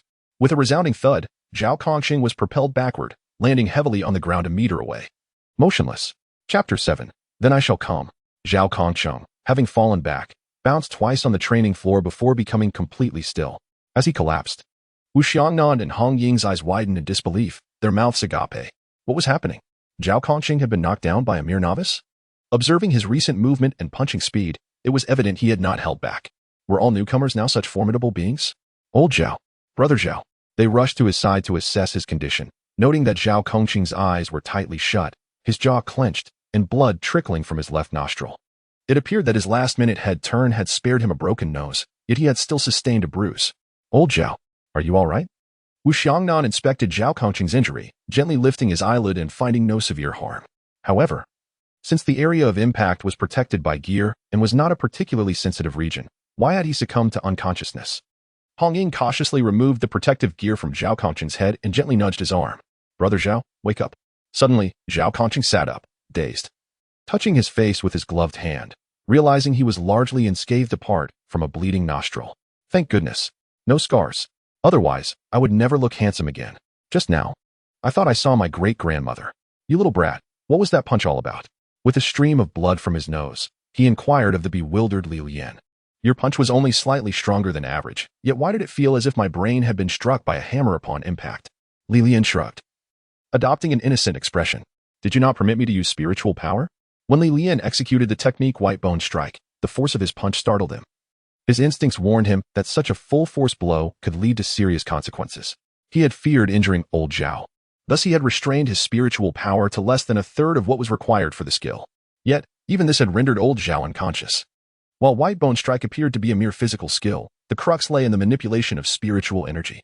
Compressing it into his fist before releasing it upon impact with the enemy was essential for causing damage. The amount of spiritual energy expended directly influenced the technique's potency, as did the targeted area of impact. Hence, old Zhao's loss of consciousness stemmed primarily from the spiritual energy's force impacting his head, a crucial insight for future endeavors. Especially if a live capture mission arose, or should a day come when an unruly teammate needed to be subdued. Fortunately, I managed to turn my head, otherwise my nose would have been broken. Zhao Kongcheng grumbled as he removed his protective gear and gloves, pressing a hand against his bleeding nostril. Deputy, I'll take care of this. I'll leave the rest to you and Hong Ying. I'll accompany you. The captain needs my assistance. Wu Xiangnan nodded, addressing Hong Ying. Hong Ying, you assess his abilities concerning the Forbidden Void. You know what to do. Afterward, come directly to the hall to find me and the captain. Understood. Once Zhao Kongcheng and Wu Xiangnan departed the training ground, Hong Ying selected a long staff from the nearby weapon rack, twirling it gracefully before turning to Li Lian. Now, draw your blade. Let me gauge your prowess. Are you not wearing protective gear, Sister Hong Ying? I can hardly wait. Come at me. Then here I come. In the underground hall of the peacekeeping office, Li Lian sat on the sofa, his gaze vacantly fixed on the ceiling as he pondered the meaning of existence. Both nostrils stuffed with tissue, a faint trickle of crimson seeping through. 15 minutes prior, Li Lian had summoned his Zanpakuto, activating Shunpa, and lunged at Hong Ying's staff with his blade. Startled by Li Lian's rapid movement, Hong Ying swiftly sidestepped, only for her staff to sweep across Li Lian's legs, sending him crashing to the ground and dislodging his Zanpakuto. What just happened? What followed was a relentless, one-sided barrage. Had it not been for the protective gear safeguarding his vital areas, Lian would surely have sustained multiple fractures. How had he become so overconfident? After dispatching a couple of novice foes, he felt invincible? Underestimating others' strength came at a price, and lying on the ground, enduring punishment was the consequence he deserved. After enduring Hong Ying's assault, Lian awakened to a clearer understanding of his own capabilities. He had much to learn. He felt like an infant wielding a firearm. One misstep in utilizing his abilities could lead to dire consequences. Immediate training was imperative. The tasks ahead were manifold. Mastering his abilities, enhancing the controllability of Shuanpa, learning close combat techniques, and determining the maximum power of Whitebone Strike were all essential goals. As these thoughts swirled, Lian felt a pang in his nose, recalling the day he had inadvertently sent a certain night watchman's health insurance card flying. He had not yet joined the team, but he could already envision the blissful life ahead, knowing he would be well taken care of. Why had he been so reckless? Was there any point in regretting it now?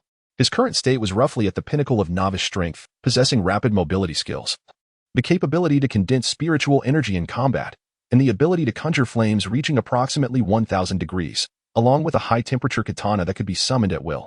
Lacking training, he had no systematic knowledge of swordsmanship or combat techniques. His foundational skills were particularly lacking, making him easily overpowered. His physical attributes were superior to the average person, likely a result of the enhancements granted by awakening the Forbidden Void. In conclusion, he was merely a newly awakened high school student, lacking significant prowess. However, from the potential of the Forbidden Void, he appeared to be a candidate worth nurturing. In a room on the upper floor of the stronghold, Chenmai and Wu Xiangnan nodded in agreement as they listened to Hong Ying's assessment of Li Lian. They had recently tapped into the energy of the Night Watchman to investigate Li Lian's background. Raised in an orphanage, he had performed admirably in his studies and had no criminal record. Given his various attributes, the possibility of Li Lian being an undercover agent from another organization had been virtually eliminated, allowing them to confidently absorb him into the ranks of the Night Watchman. Understood. Hong Ying, summon that young man for the final test. Yes. As Li Lian entered the room with Hong Ying, he noticed Chenmai and Wu Xiangnan standing before the door, a map spread across the large table before them. I fought the Ghost-Faced King in the outskirts of the northern city wall. It was gravely injured and, in a desperate attempt to escape, it severely harmed itself. It should be located around this area on the map. Chenmai explained, gesturing to a spot marked on the map. He then addressed Li Lian. Now, we would like to hear your thoughts. Me. Chapter 8. Your skills surpass old Zhao's by a great margin. Me? Yes, Chenmai nodded. You intend to join the Night Watch. For us, the Night Watchers, we often encounter unfamiliar mysteries, making on-site intelligence analysis crucial. This is especially true when information is scarce. We must respond correctly as best as we can. Wu Xiangnan took over the conversation. While training can enhance our analytical skills, the true essence lies in one's sensitivity to intelligence, an innate quality that cannot be cultivated. What should I do now? Li Lian inquired. Analyze the whereabouts of the masked fiend, Wu Xiangnan instructed. Li Lian pondered momentarily, then pretended to examine the map. In truth, the exact location of the masked fiend was evident. Retracing the steps to the answer was exceedingly straightforward. I do not possess extensive knowledge of the masked fiend. Thus, I can only offer conjectures based on my understanding of its kind. Li Lian pointed to a battlefield marked on the map and articulated his first deduction during the confrontation between the captain and the masked fiend. It sustained severe injuries and urgently requires sustenance for recovery. Furthermore, the geographical position of Songnan City is somewhat unique, being a considerable distance from neighboring cities. Hence, I am fairly certain it will not abandon Songnan City. Secondly, he continued, while slaying the masked fiends, I observed that one of them, after being injured, struggled towards a sewer manhole, seemingly attempting to escape. The foul odor of the sewer could effectively mask their own stench. Therefore, if there is a place to hide in Songnan City, it would undoubtedly be within the sewers. Thirdly, he added, the two masked fiends I encountered were in the Old District, an area with insufficient lighting at night and scant foot traffic. The sewers there are intricate and chaotic. The masked fiends are aware that hunting in the Old District is significantly safer, and the masked king would certainly know this. Alternatively, there may be something in the Old District attracting them, though that possibility seems slim. In summary, Li Lian concluded, the masked king will not leave Songnan City. It is likely hiding in the sewers of the Old District and will soon strike again. I predict it will emerge on one of the nights within the next 3 days. Excellent. Chenmai, Wu Xiangnan, and Hong Ying applauded in unison, their faces beaming with satisfaction. Li Lian's analysis aligned perfectly with their discussions during the meeting and the fact that he, an untrained newcomer, performed so admirably indicated that Team 136 had stumbled upon a treasure.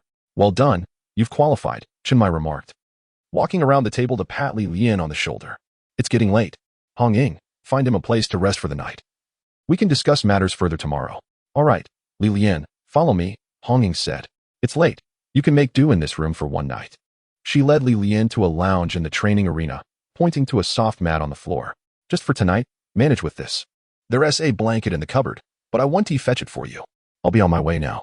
Thank you, Sister Hong Ying, Lian replied. Having inadvertently crossed into the world of slaying gods, he had met two pivotal figures, Lin Qiye and Lin Qiye. Awakened an experience system that granted him the means to survive in this realm, acquired a Soul Reaper-esque weapon and skills, and vanquished two minor masked fiends. He had also befriended all members of Team 136, and now gained the Captain-esque acknowledgement. Perhaps in this world, where myriad deities roamed, danger lurked at every corner. Yet he found himself striving to advance, determined to grow stronger and survive. By the way, during the recent spar with Hong Ying, it seemed he hadn't gained any experience points. Lian scrutinized the system and confirmed that his experience had not increased. Could it be due to his defeat? But that couldn't be right. Lin Qiye had gained 10 points from battling the masked fiend. Was it that one could only earn experience by engaging in combat with non-human entities like the masked fiends? If he were to combat hostile divine agents, would he earn experience then? Or does the system automatically discern friend from foe? Since his spar with Hong Ying was merely practice, it did not count as battle. Thus no experience was awarded. He had intended to grind experience with the members of Team 136, preparing to emerge invincible, but it seemed that plan would falter. Upon glancing at his system, Lian discovered a method to preserve Zhao Kongqing while avoiding alterations to the plot. Level up to 5 to unlock the Soul Society. It is the duty and responsibility of a Soul Reaper to perform soul burials for every virtuous soul.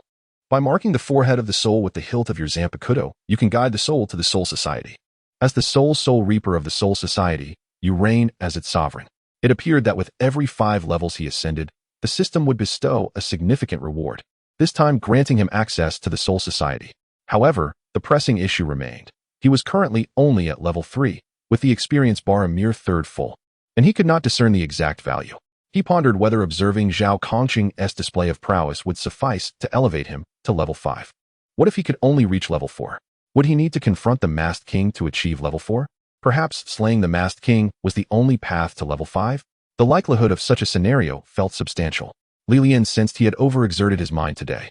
Lost in thought, his eyelids grew heavy, and he unknowingly succumbed to slumber. The next day, when Lian awoke on the training mat, it was nearly noon. Had it not been for the shouts from the training arena outside, he might have continued sleeping indefinitely. Another day of life. I must hurry to training. After tidying his sleeping area, Lian stretched his stiff neck and opened the lounge door, discovering Hong Ying practicing with a long spear in the training arena. The spear whipped through the air like a wheel, and suddenly, a pear blossom erupted from the tip, bursting with a resounding crack, reminiscent of a serpent flicking its tongue. Agile and fluid, Lian could not comprehend this spear technique, but found Hong Ying's skills impressive. The very sound of the spear slicing through the air was enough to instill fear. Its destructive potential could likely pierce through walls. Yet, the sight of Hong Ying wielding the spear was captivating. He felt no fear. Not only was she a stunning beauty, but she also exuded an electrifying charm. Good morning, Sister Hong Ying. Morning? It's almost time for lunch, Hong Ying replied, ceasing her practice and noticing Lian rubbing his neck. With concern, she asked, "What's wrong? Did you sleep awkwardly?" "It's not about sleeping awkwardly. There was no pillow where I slept," Lian retorted. "The mat was too soft for my liking. I'm used to sleeping on a hardboard bed. It's better for the body." Hong Ying, aware of Lian's background growing up in an orphanage, felt a pang of sympathy. "Are you hungry? Go wash your face, and after that, come to the main hall. I'll prepare something for you to eat." "Okay. But remember to go easy on the salt. I prefer it light." "Are you looking for a fight?" Hong Ying playfully raised her spear as if to strike Lian, who laughed and dashed away. After washing his face, when Lian arrived at the main hall, he found a large bowl of noodles waiting for him, topped with a steaming poached egg. "Hurry and eat. Once you're done, go to the war room to see the captain. He has something to discuss with you," Hong Ying said, wiping her hands and leaning close to Lian's ear. "By the way, the captain has decided to admit you into the team." "Hold on. Sister Hong Ying, at our age, why are we still whispering?"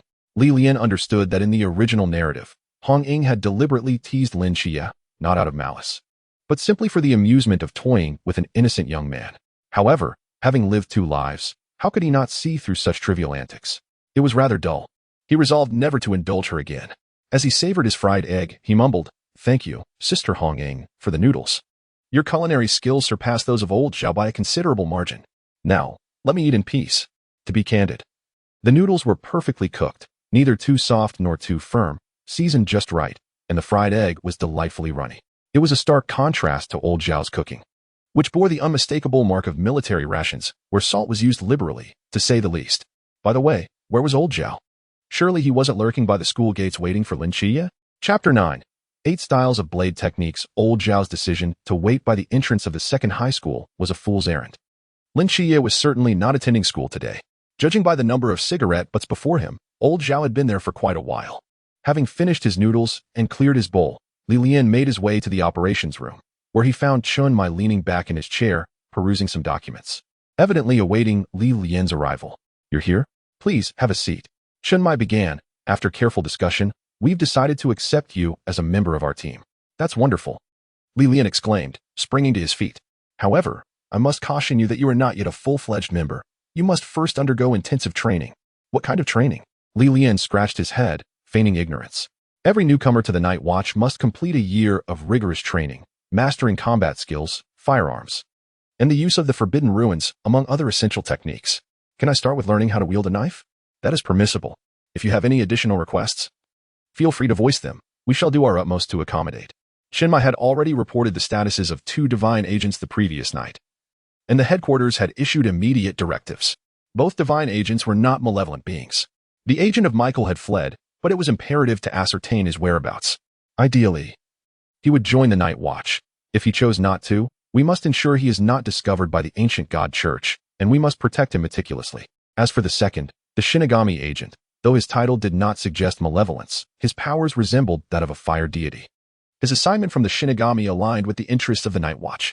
Furthermore, the Shinigami agent expressed a keen interest in joining the Night Watch, and we must ensure he feels welcomed, provided his background is free of issues. We can admit him directly into Team 136 as a temporary member and send him to the annual training session when it begins.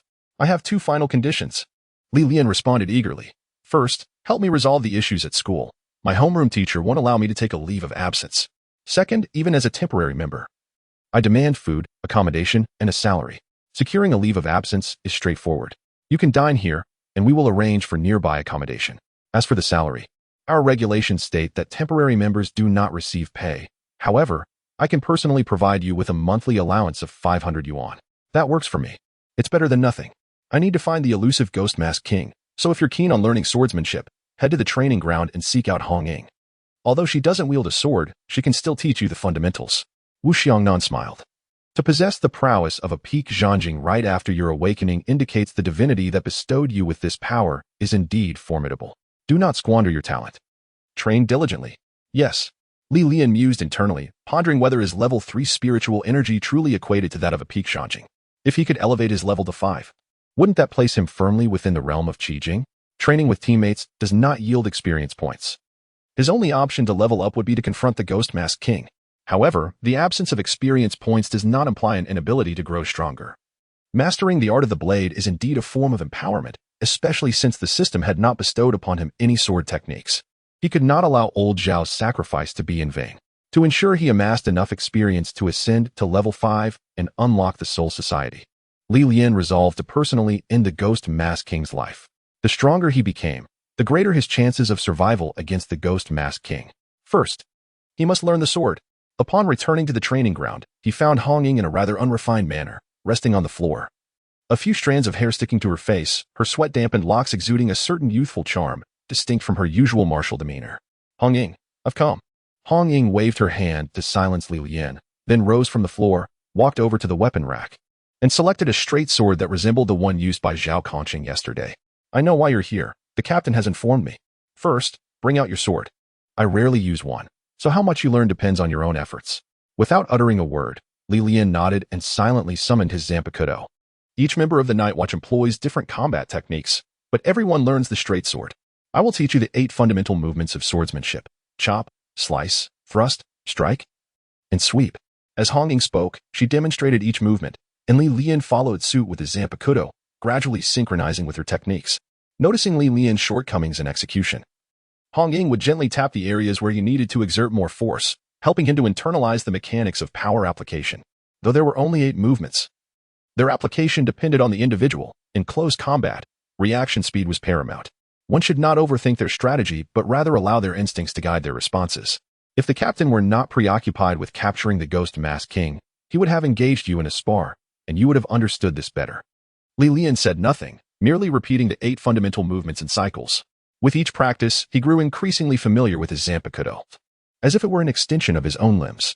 Initially, Hong Ying could spot minor issues in Lian's technique, but as he continued to wield his Zanpakuto, those flaws gradually corrected themselves, and his movements became increasingly fluid.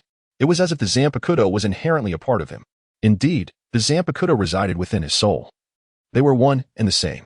Slowly, Lian entered a peculiar state, oblivious to sight or sound, the world around him fading into a blank void, leaving only himself and the Zanpakuto.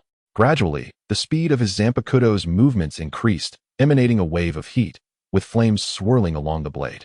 The temperature within the training ground soared. Hong Ying exclaimed, This isn't right.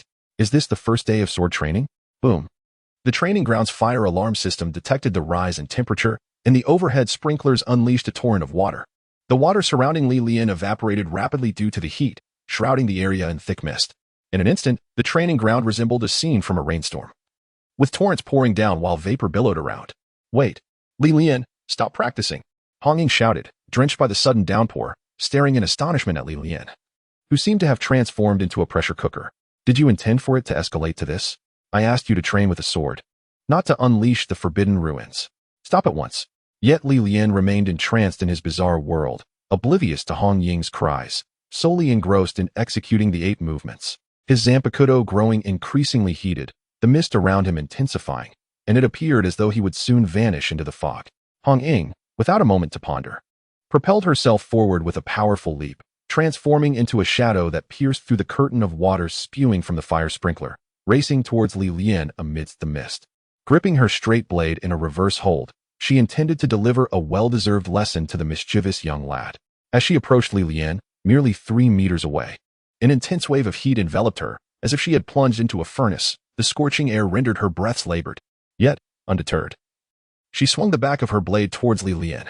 In an instant, Lian's Zanpakuto seemed to receive some unseen guidance, striking her weapon with an astonishing speed, sending her straight blade soaring into the air. He then advanced towards her in a swift motion, unleashing a flurry of strikes as fluid as water, 8 precise attacks that flowed seamlessly towards Hong Ying. Startled by the sudden onslaught, Hong Ying retreated instinctively, her blade moving in a frantic defense against Lian's strikes. Clang, clang, clang, clang, clang, clang, clang, clang. The sound of their weapons clashing echoed through the air as Lian unleashed 8 blows, which Hong Ying deftly parried. To her astonishment, the intensity of Lian's strikes evoked the same sensation she felt during sparring sessions with her captain. After the final clash, they separated momentarily, with Hong Ying taking 2 steps back, solidifying her stance in a horse-riding position, her straight blade poised across her chest, ready for a counterattack. Well done. Come again. A spark ignited in Hong Ying's eyes. This young lad had improved remarkably since yesterday. In just a brief span of practice, he wielded his blade with an audacity and ferocity reminiscent of her captain's style, a true talent indeed. With that thought, she charged at Lian once more, this time reversing the blade's edge, signaling her earnestness in the bout. Wait, is it raining? Lian, instinctively striking out with 8 rapid slashes, suddenly emerged from the peculiar state he had found himself in. Confusion filled him as he realized Hong Ying was advancing rapidly, both hands raised with her straight blade, preparing to deliver a downward strike aimed directly at him. Oh no, if that hits, I'm done for. With no avenue for escape, Lian gripped his Zanpakuto with both hands and countered with a horizontal slash, meeting her attack head-on. Chapter 10. An energetic canine bang.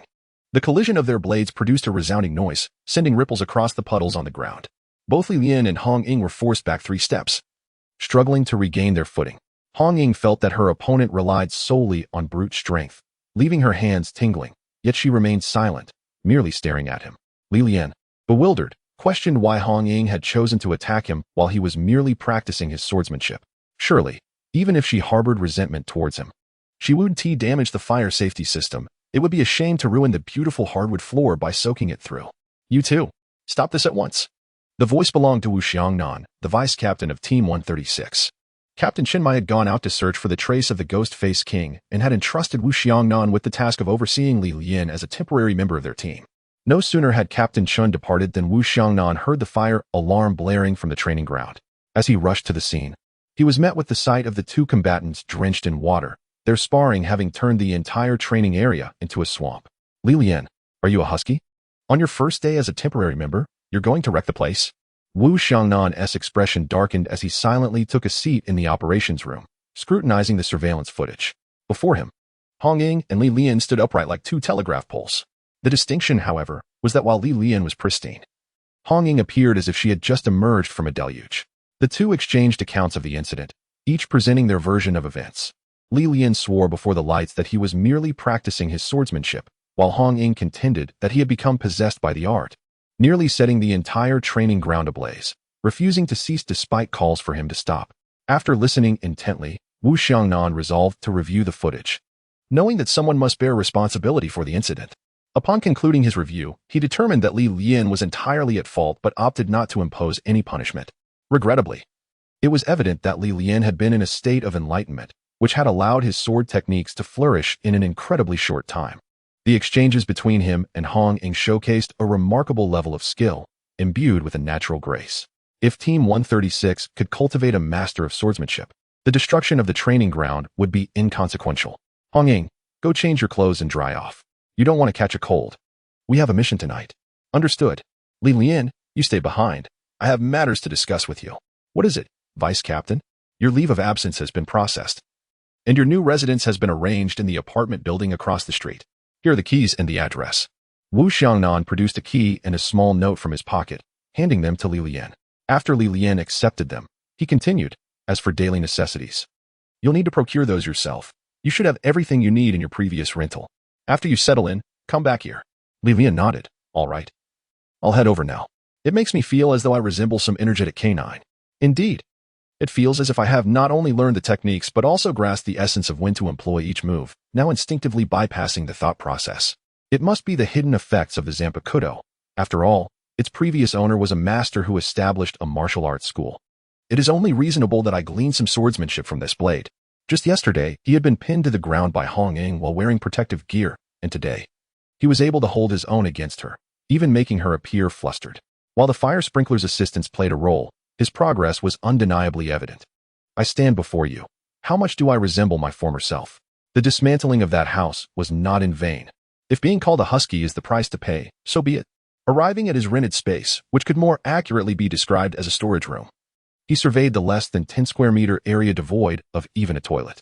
It contained only a small wooden bed, a desk, and a chair positioned by the sole window, with a wire strung across the room serving as both a clothesline and wardrobe, holding a few sets of garments. He retrieved a suitcase from beneath the bed, stuffing his clothes into it, and quickly rolled up his bedding before placing it inside as well. After surveying the room and finding little worth keeping, he grabbed his suitcase and departed, preparing to leave amidst the astonished gaze of his landlord, waving goodbye as he did so. Do you still want the 200 yuan deposit? Yes. As Li Lian passed through the gates of the second high school, he noticed Zhao Kongqing sitting on the curb across the street, smoking a cigarette. Surrounded by a litter of butts, his bloodshot eyes clouded with confusion. Old Zhao, what are you doing sitting here? Li Lian approached, expertly extracting a cigarette pack from Zhao's pocket. Wow, not a single one left? How many have you smoked? Zhao took a drag from his cigarette and replied, what do you think I'm doing here? Sunbathing? Of course, I'm waiting for that scoundrel Lin Qiye, who stood me up. Isn't he your classmate from the second high school? Where else would I wait for him but right here?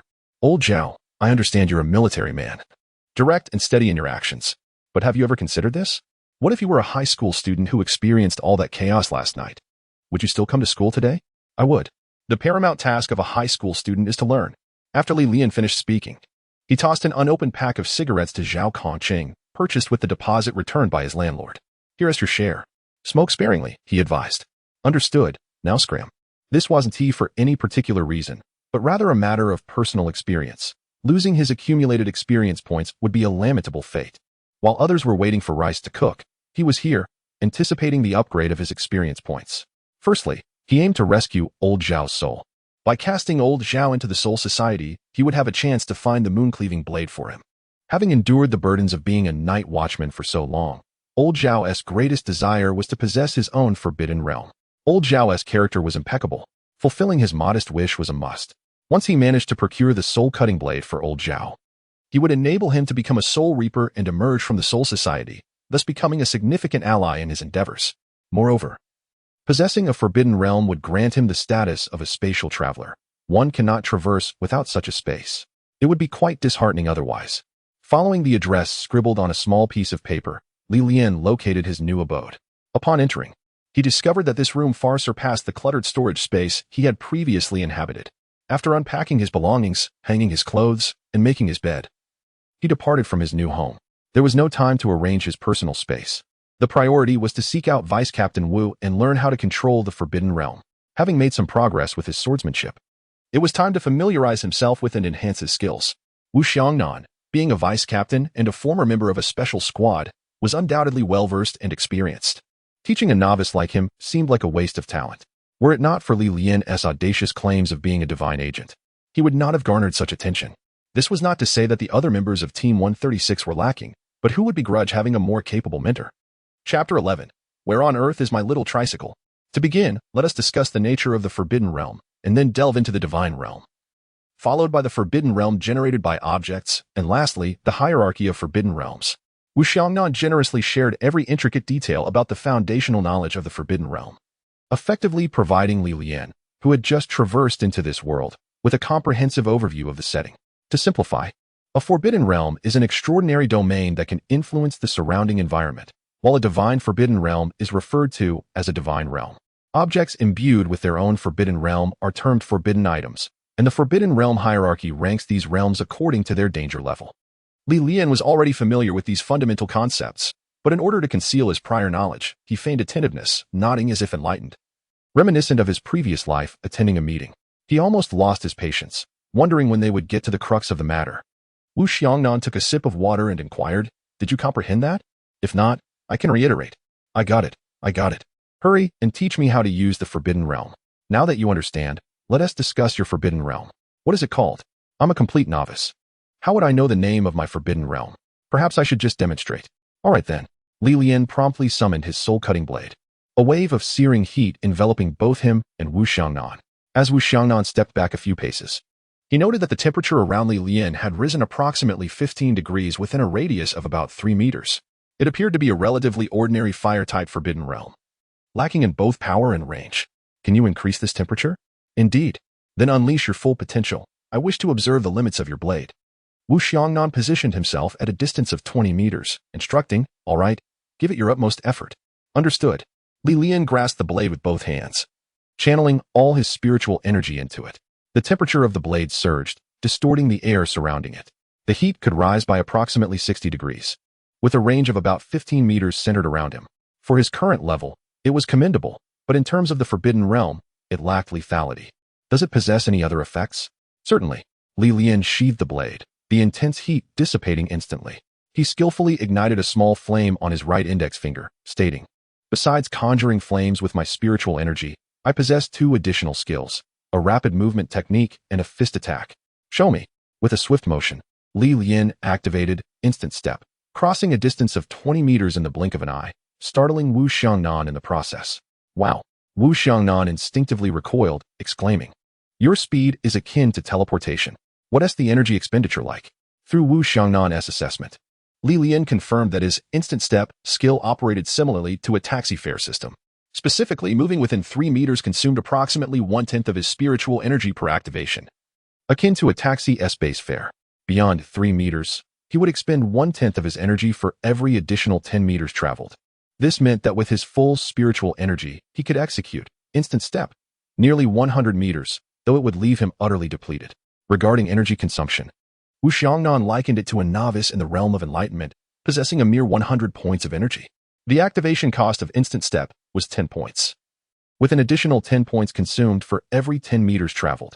In the future, as Lian advanced to the next realm, he would possess 500 points of energy, with the initial cost of Instant Step remaining at 10 points, and potentially even less energy required as his proficiency improved. The power and consumption of Bone Strike were also clarified. Currently, as a novice, Lian could utilize half of his spiritual energy in a single attack, yielding a power level comparable to a mid-tier attack from a more advanced realm. Additionally, The energy would explode within the enemy, potentially amplifying the actual attack power. However, excessive energy expenditure could harm his skeletal and neural structures, yet in moments of desperation, it could serve as a trump card. Wu Xiangnan remarked on Li Lian's unique situation. His soul-cutting blade was evidently a forbidden item endowed with a domain. Yet he could harness the abilities of the forbidden realm without drawing the blade, indicating a profound connection between the blade and himself.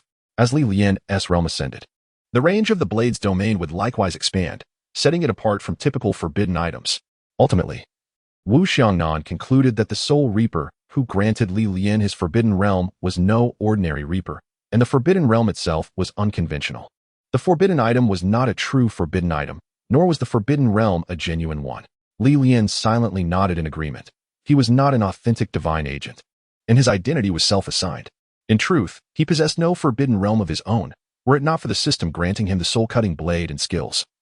He would be merely an ordinary passerby, devoid of significance. Perhaps one day he might indeed awaken his own forbidden realm.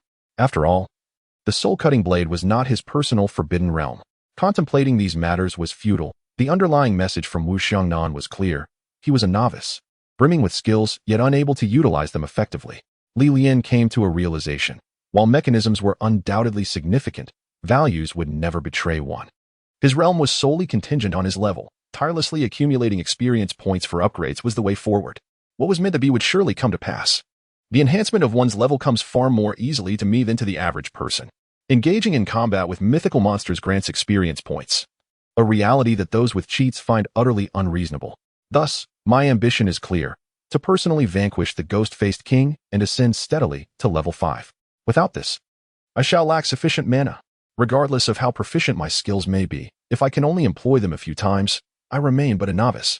As Li Lian and Wu Xiangnan emerged from the Forbidden Abyss laboratory and made their way to the dining hall in search of sustenance, Li Lian spotted Hongying seated at the table, her expression marred by worry. Before her lay a bowl of noodles, which she stirred with her chopsticks without taking a single bite. Li Lian and Wu Xiangnan exchanged glances, and Wu Xiangnan gestured for Li Lian to speak. Sister Hongying, what troubles you? It has been a day since Zhao Ge ventured out, and not a word from him. I wonder if he has located Michael's agent. Hongying was at a loss for words, never expecting Zhao Kongqing to search in such a manner.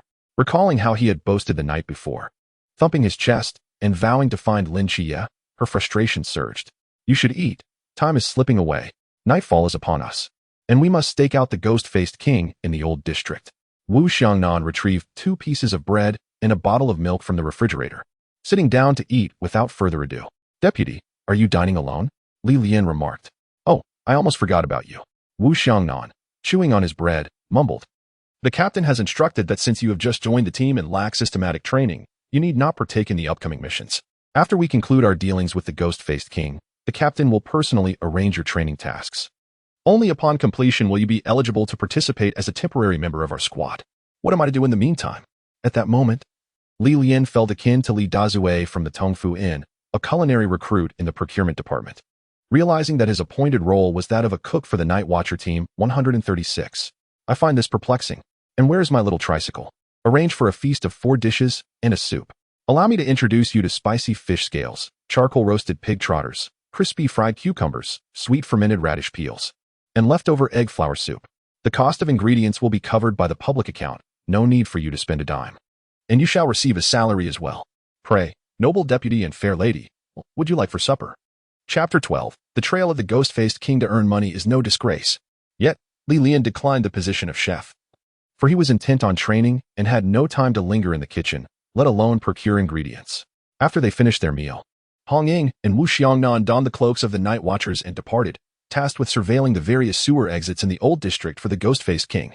However, Li Lian was aware that according to the storyline, the ghost-faced king would not appear unless it rained. He had just checked the weather forecast. No rain was predicted for that evening. After a refreshing shower, he felt a noticeable change in his physique. The enhancement in his physical attributes from leveling up had bestowed him with the coveted streamlined muscles. As he felt his defined abdominal muscles, it all seemed surreal. Lying on his small bed, Li Lian pondered his next moves. While the weather forecast had indicated no rain today, heavy rain was expected tomorrow evening. The ghost-faced king would emerge after sunset, and with his mere level 3 strength, he stood no chance against such a formidable foe. He would need Zhao's awakening of the Forbidden Abyss to have any hope. While he could choose to inform the captain and ask for assistance to rescue Zhao, the complications that might arise from such a decision could be far greater. If Zhao did not use the ghost goddess call, he could not awaken the Forbidden Abyss, and Lin Qiye would not join the Night Watchers. This would drastically alter the original plot, and he might lose his advantage of foresight. If only he could reach level 5, all his dilemmas would be resolved. Upon Zhao's use of the ghost goddess call, his fate would be sealed. Yet if he could slay the ghost-faced king, he would undoubtedly gain access to the Soul Society, allowing him to guide Zhao's spirit there. For a living person, such an act would be impossible, but becoming a Shinigami is not without its merits.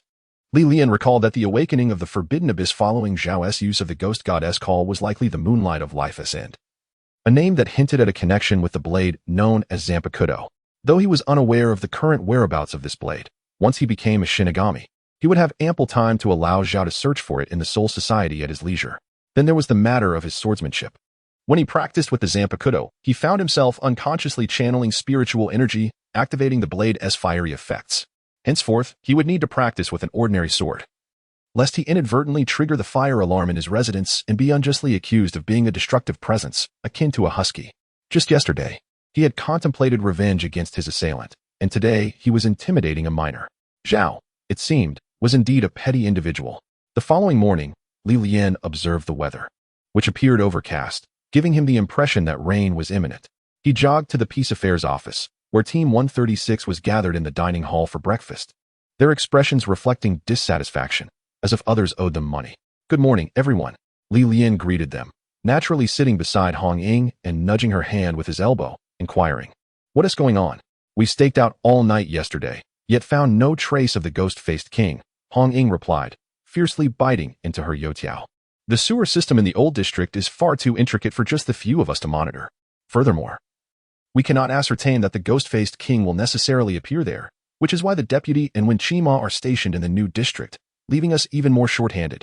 Lian poured himself a bowl of kanji and slurped it down leisurely, saying, "How about providing me with a set of communication tools? I could assist with the patrols. I cannot simply dine and drink at your expense." "No, Captain, you might actually consider trusting Lian. If he wishes to flee, the ghost-faced king may not be able to keep up," Wu Xiangnan interjected. After witnessing Lian's remarkable Shuanpa the previous day, he believed Lian's Forbidden Abyss possessed a unique quality, making him akin to the swiftest among them. Coupled with his ability to summon his blade at will and his innate talent for swordsmanship, while he might not defeat the ghost-faced king, he certainly had the capability to escape from him. "Is that so?" Chen Mai pondered for a moment before nodding in agreement. "Zhao, please fetch a set of radio equipment for Lian. He will join us on the mission, but upon sighting the ghost-faced king, he must report immediately and is not permitted to engage in combat independently. His safety must take precedence." "Understood." After breakfast, everyone retired to rest, having gone without sleep the previous night, save for the beleaguered Zhao Kongqing, who accompanied Lian to collect the radio equipment. "Did you manage to find Lin Qiye yesterday? Do you doubt my capabilities? Zhao Kongqing, can accomplish anything." After conversing with Lin Qiye the day before, Zhao Kongqing realized that Lin Qiye was a young man with his own convictions. For Lin Qiye, the modest home he had inhabited for over 10 years represented his entire world. Even when Zhao Kongqing showcased a future brimming with fantastical and mysterious possibilities, Lin Qiye remained solely focused on protecting his own world. Zhao Kongqing felt that Lin Qiye had committed no wrongdoing. He joined the military and became a night watcher to safeguard the homes of ordinary people. After years of service, this conviction had become second nature to him. Upon discovering the impoverished living conditions of Lin Qiye's family, he was moved with compassion and resolved to procure some funds to assist them, while also contemplating whether the allure of a night watchman's lucrative salary could sway Lin Qiye's affections. As for Lin Qiye, Lian remarked, "Old Zhao, as long as you are happy." Zhao Kongqing had retired to rest, leaving Lian to venture once more to the training grounds. The floor, which had been soaked the previous day, was now cleared, and he took a straight blade from the weapon rack to continue practicing the 8-knife techniques he had learned yesterday. Suddenly, a flash of lightning split the night sky, followed by a torrential downpour. Checking the time, Lian deduced that Lin Qiye should have returned home, while old Zhao was likely at Lin Qiye's aunt's house washing vegetables. Seeking refuge under a broad from the rain, he lit a cigarette, the flickering ember illuminating his tranquil face in the darkness. Lian activated his radio headset, awaiting news from the night watchman regarding the discovery of the ghost-faced king. It was not until Zhao Kongqing emerged from an old residential building and boarded a black van that Wu Xiangnan's urgent voice crackled through the headset, calling Zhao Kongqing. We have spotted the Ghost Face King's trail. It appears to be heading in your direction. Evacuate the surrounding residents immediately. You must hurry. The experience pack is here. Dear heavens, may the experience points be sufficient for me to reach level 5. Chapter 13. Today, none of us shall perish. Blood traces of the Ghost Face King were found in the sewer, yet it remained uncertain which of the two paths he had taken. Indeed, one path led to the city center, while the other ventured toward the old town, in close proximity to their current location. So we split into 2 teams to guard? Yes, the captain and I will remain at the city center, while Hong Ying and her team head your way. If you encounter the Ghost Face King, avoid direct confrontation. Prioritize your survival. Old Zhao, keep your emotions in check. You know the reason. This is the best course of action. Understood.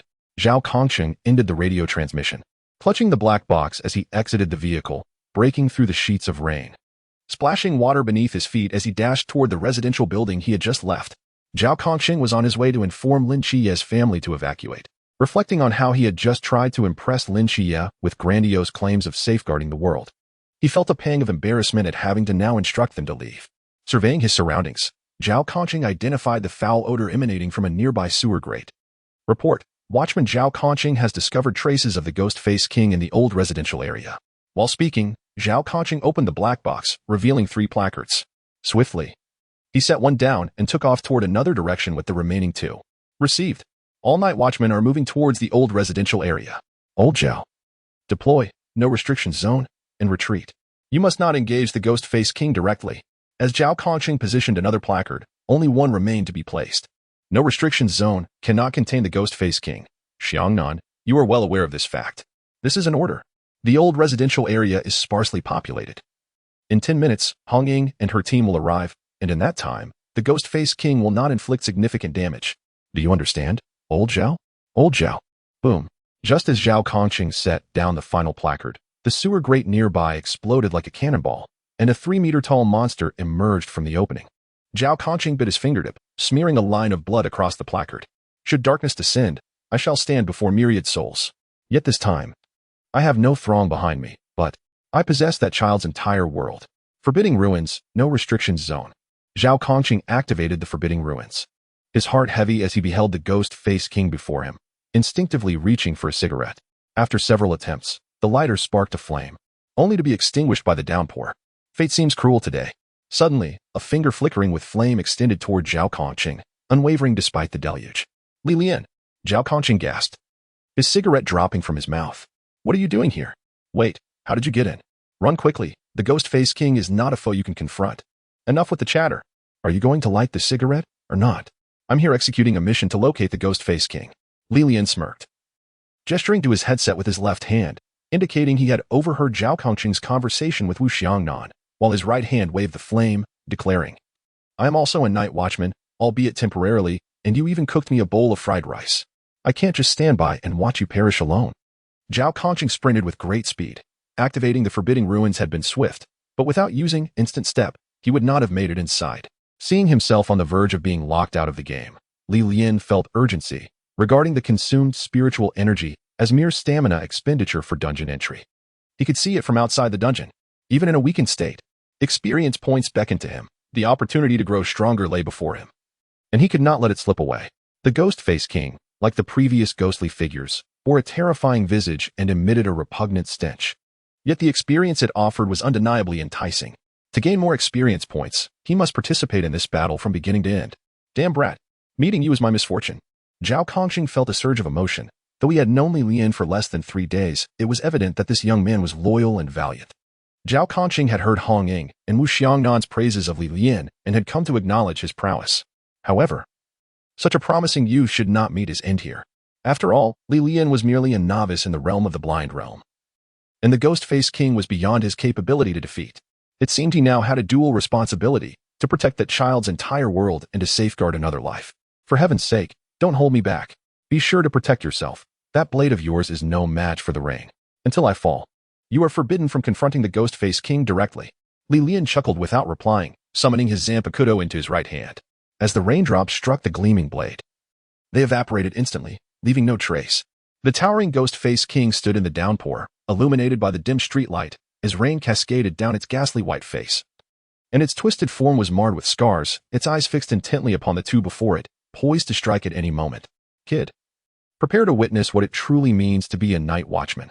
With a resounding clash, the pale blue straight blade was drawn, and Zhao Conqing took a stance before Lian. Suddenly, both the Ghost-Face King and Zhao Conqing launched their attacks simultaneously.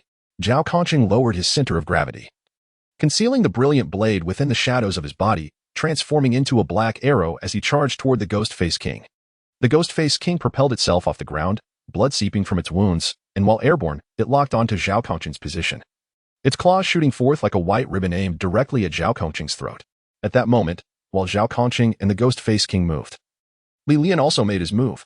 Instant step, Lian vanished from his original spot, reappearing behind the Ghost-Face King in a flash, gripping his Zanpakuto tightly. He summoned all his strength and swung it toward the Ghost-Face King's left leg. Lian's speed was astonishing, and the timing of his attack was impeccable, striking the Ghost-Face King's left ankle just as it leapt into the air. The Zanpakuto severed the Ghost-Face King's Achilles tendon, yet no blood flowed, leaving only a charred wound. This caused the Ghost-Face King to falter, its footing uneven as it lunged forward, and its clawed assault veered wildly off target. Seeing Lian's successful strike, Zhao Conqing seized the opportunity without hesitation. Executing a sliding kick, he passed beneath the airborne Ghost-Face King, his blade concealed in the shadows. Launching an upward strike, the pale blue blade glinted under the street lamp, slicing through the chest of the Demon-Face King with the ferocity of a lightning bolt, leaving a gash nearly half a meter long. Roar! The Demon-Face King crashed heavily onto the pavement, letting out an enraged screech as it pounded the ground a few times with its hands, struggling to rise. This time, the Demon-Face King did not assume a standing position, but instead lowered itself onto its hands and right leg, resembling a wounded beast. Lian felt a searing sensation emanating from the deep cut on its left ankle. Any attempt to stand on his left leg resulted in excruciating pain. I underestimated you. Lian, that strike of yours possesses the spirit of my former self. Have some dignity, old Zhao. The two exchanged glances and burst into laughter. Zhao Conqing wiped the rain from his face and declared loudly, "Today, none of us shall perish." Chapter 14, a punch delivered in the second stage. Zhao Conqing spoke of survival, yet his heart sank. Although his recent strike appeared to have inflicted a half-meter-long wound on the Demon-Face King, the depth was negligible, merely superficial damage. In contrast, Lian's blow had caused far greater harm, nearly incapacitating its left leg. For the Demon-Face King, injuries affecting its combat effectiveness would take precedence in recovery. However, it chose to fight in a prone position rather than heal its wound, suggesting two possibilities. First, that the Demon-Face King was gravely injured and lacked the energy to mend itself, or second, that Lian's blade possessed a unique effect that hindered its regeneration. If the first scenario were true, their chances of survival would greatly increase. Should it be the latter, the next attack from the Demon-Face would surely target Lian. While Zhao Conqing pondered this, Lian silently lamented. He knew his recent strike was the most powerful he could muster, aside from his white strike, one bone. To augment its lethality, he had desperately channeled spiritual energy into his blade. In his mind, this strike should have severed the Demon-Face King's left foot, or at least ignited flames at the ankle, forcing it to expend considerable energy extinguishing the fire.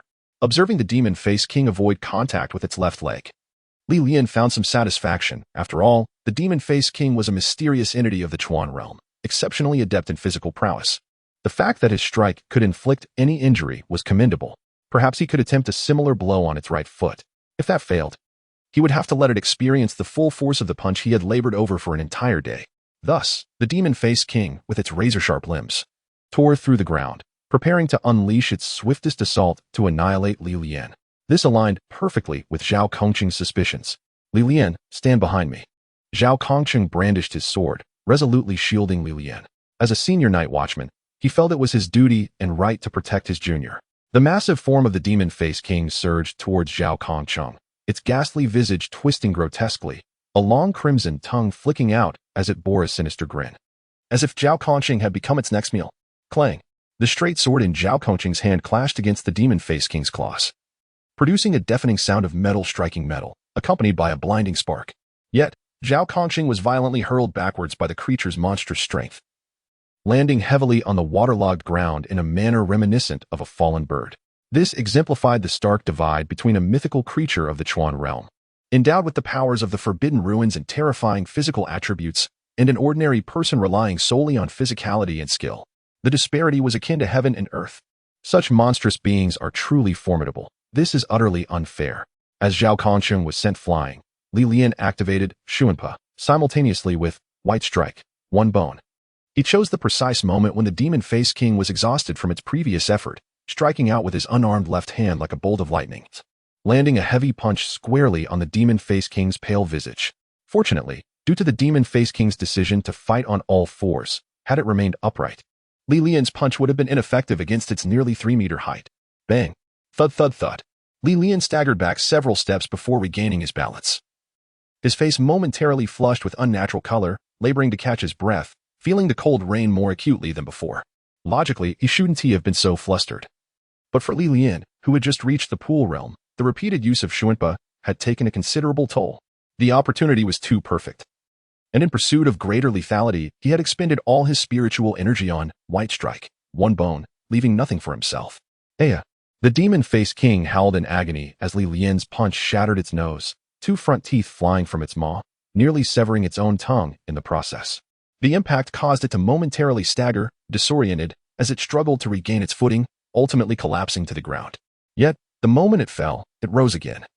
For the impact had pressed onto the injured foot, the sharp pain snapping the Demon Face King back to lucidity. Roar! The Demon Face King bellowed at Lian, and then, centered around it, a massive, grotesque visage began to materialize upon the ground. Zhao Kongqing, who had just regained his footing, was taken aback upon witnessing the unfolding demonic face. Lian, be cautious. It's the Forbidden Ruins designated number 176. Demon Face appearing on the ground. Demon Face appearing on the ground can deceive all creatures of equal or lesser realm within the confines of the Forbidden Ruins. Inverting spatial concepts. In the original tale of the Godslaying, Old Zhao had shattered this Forbidden Ruins using the rain that fell from the heavens and years of combat experience. Lian lacked Zhao Kongqing's battle-hardened experience, but he possessed the soul-cutting blade. Remembering the scars that marred the Demon Face King's body, Lian couldn't help but marvel at how Chenmai had managed to navigate such a distortion of perception. Was the anomaly truly lurking beside me all along? How many levels must I ascend to reach the captain's caliber? Now, the pressing matter was to adapt to this altered sensation. The Demon Face King would undoubtedly strike once it activated the Forbidden Ruins, and with Lian having drawn its ire, it was certain to come for him. Taking a deep breath, Lian closed his eyes. Yet, upon closing his eyes, his senses seemed to shut down, plunging him back into the void he had experienced during his blade training, an emptiness wherein only he and his soul-cutting blade existed. And there was a small flicker of flame, dancing and shifting. Flame? Where did it come from? Ah, the fire left on the Demon Face King's ankle by a soul-cutting blade, even unlit. It had imparted its power to the creature. Lian sensed the flame racing towards him, calculating the Demon Face King's size. Gritting his teeth, he summoned the slight reserve of spiritual energy he had just regained and channeled it into his soul-cutting blade, swiftly striking out 3 times at the approaching flame with sheer willpower. Bang! Bang! Bang! The soul-cutting blade clashed against the Demon Face King's claws 3 times, successfully shielding himself. Yet due to the vast disparity in strength, Lian, like Zhao Kongqing moments earlier, was flung backwards by a single swipe. He landed right beside Zhao Kongqing. Lian, is that you? Zhao Kongqing had been prepared to counterattack when the Demon Face King came for him under the influence of Demon Face appearing on the ground. Yet he was taken aback to see the creature completely disregard him, instead charging directly at Lian. Lian not only managed to mitigate the repercussions brought by the Forbidden Ruins and safeguarded himself, but he also felt an overwhelming sense of shame for failing to protect his junior in time. The heavy sound of labored breathing filled the air, and Zhao Kongqing was acutely aware that Lian was not in a favorable condition. With his extensive battle experience, even Zhao Kongqing found it difficult to withstand the blow from the Ghost Face King. The very possibility of Lian standing again was a significant concern. Dizzy and lying on the ground, feeling nauseous, Lian weakly uttered, "Old Zhao, be cautious. The Ghost Face King is approaching from your left front." "I know," Zhao Kongqing retorted. Chapter 15. Do you know how long I have waited for this day? Utilizing the rain to sense his surroundings, Zhao Kongqing wielded a straight blade against the Ghost Face King. Clang! The blade clashed with the beast's claws, sending a jolt of numbness through Zhao Kongqing's arm as if he had struck a heavy weight. The Ghost Face King, momentarily thwarted, retaliated with renewed ferocity. Zhao Kongqing adeptly parried with his blade, but after a few exchanges, the Ghost Face King overpowered him, delivering a powerful blow to his chest that sent him soaring, crashing against the barrier of the no-ring void. This time, Zhao Kongqing did not rise but remained seated on the ground. Cough, cough, cough. Zhao Kongqing, Zhao Kongqing, Zhao Kongqing. Startled, Zhao Kongqing recognized the familiar voice. Was it Lin Qiye? At some point, Lian had managed to rise, gripping his Zanpakuto tightly. He cautiously approached Zhao Kongqing while remaining vigilant against the advancing Ghost-Face King, listening intently to the exchange between old Zhao and Lin Qiye. Lin Qiye, what the hell are you doing out here at night without eating? Get lost. You're the fool here, risking your life for a bowl of fried rice? You're insane. Zhao Kongqing snapped at Lian. I'm not dead yet. Who told you to stand in front of me? Get behind me. Old Zhao, there's a barrier behind you. I can't get through. You little brat, are you still arguing at a time like this? Zhao Kongqing, let me in. I'm more than capable now. Standing outside the barrier, Lin Qiye grew increasingly impatient. Hearing the conversation between Lian and Zhao Kongqing, he sensed that Lian might be putting his life on the line, and Zhao Kongqing might even die in front of him. Zhao Kongqing coughed a couple more times and called out to the barrier, You think you can fight? What can a novice like you do? Are you not afraid of death? Lian felt as though he had been shot while lying down. Old Zhao, you're quite skilled at indirect insults. Just wait until I drag you to the Soul Society, then we'll settle this properly. Don't think you're the only one who has cunning. I've dealt damage in this battle, drawn aggro, and once I land the final blow, I'll claim the experience for myself and swiftly level up to 5. I'll steal your kill and Sir High, arranging you a luxurious basement in the Soul Society. You want to be an unnamed hero? I want to allow it.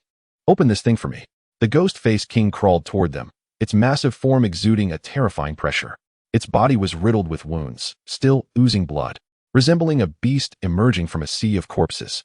Yet, the broken nose and shattered teeth lent a grotesque, yet comical aspect to its pale visage, rendering the atmosphere all the more eerie. Its crimson tongue licked at the saliva dripping from its mouth, driven by an insatiable hunger that gnawed at its sanity. In a daze, Zhao Kongqing envisioned his mother, who had opposed his enlistment, recalled his early days as a night watchman, and saw the daily struggles of his life in that role, even glimpsing his wife and children back home. I've seen everything. He laughed maniacally. Lian, do you have any idea how long I have waited for this day? The Ghost Goddess Elixir, a substance capable of unlocking all human potential in a short time, was the key to allowing those without access to the Forbidden Ruins to obtain it.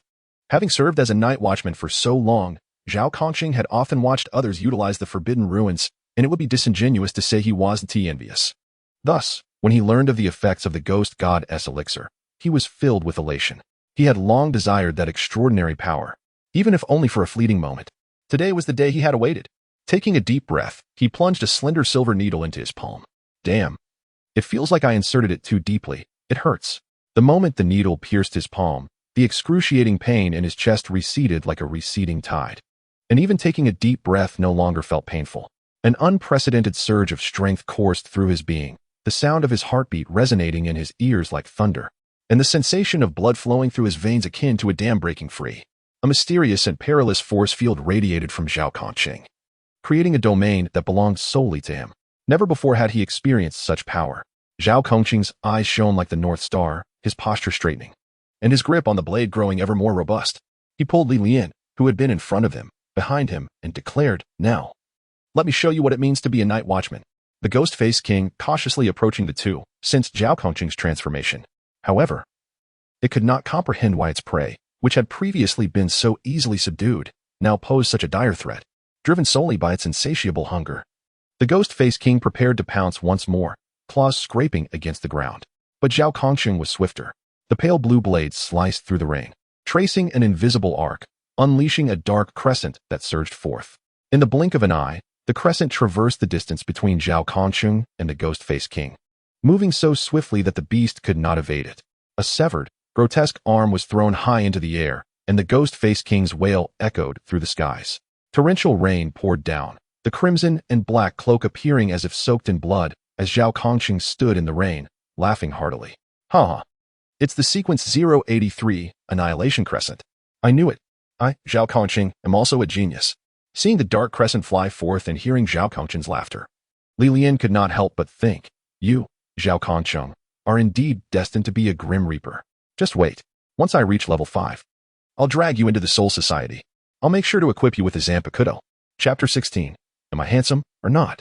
The Ghost-Faced King, originally crouched on 3 limbs, found its right arm severed by Zhao Kongqing's blade, leaving it teetering on its left hand and right leg, struggling to maintain balance. With a thud, it collapsed to the ground, staring in disbelief at the stump where its right arm once was, its pale face contorting in anguish.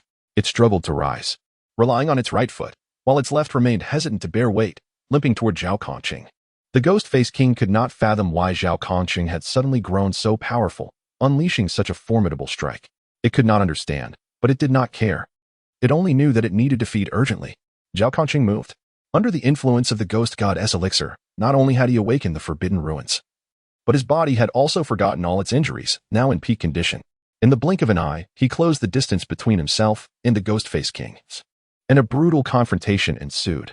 Roaring, the Ghost-Faced King's eyes glowed red, its lost right arm plunging it into a frenzied state, and its previously unsteady gait began to normalize. The wound Zhao Kongqing had inflicted became shallower as the beast's speed dramatically increased. The two figures clashed amid the downpour. Zhao Kongqing's blade slicing relentlessly across the body of the Ghost-Faced King, leaving deep gashes that exposed bone beneath. The air was thick with the energy of his strikes, and the ground around them was shattered into fragments as Zhao Kongqing completely overwhelmed his opponent. The demise of the Ghost-Faced King was merely a matter of time, however. The pressing concern was that Zhao Kongqing was running out of time. The earlier agony had ebbed like a receding tide, but now it surged back with a vengeance. He had just boasted grandly in front of the two youths, and now he must salvage his pride. Sensing a decline in the intensity of Zhao Kongqing's attacks, the Ghost-Faced King revealed a sinister grin. Seizing the moment of Zhao's blade's retraction, he struck fiercely at Zhao Kongqing's chest, sending him hurtling backward. Coughing violently, Zhao Kongqing braced himself against the ground, kneeling as he struggled to maintain his grip on his sword, blood erupting from his mouth.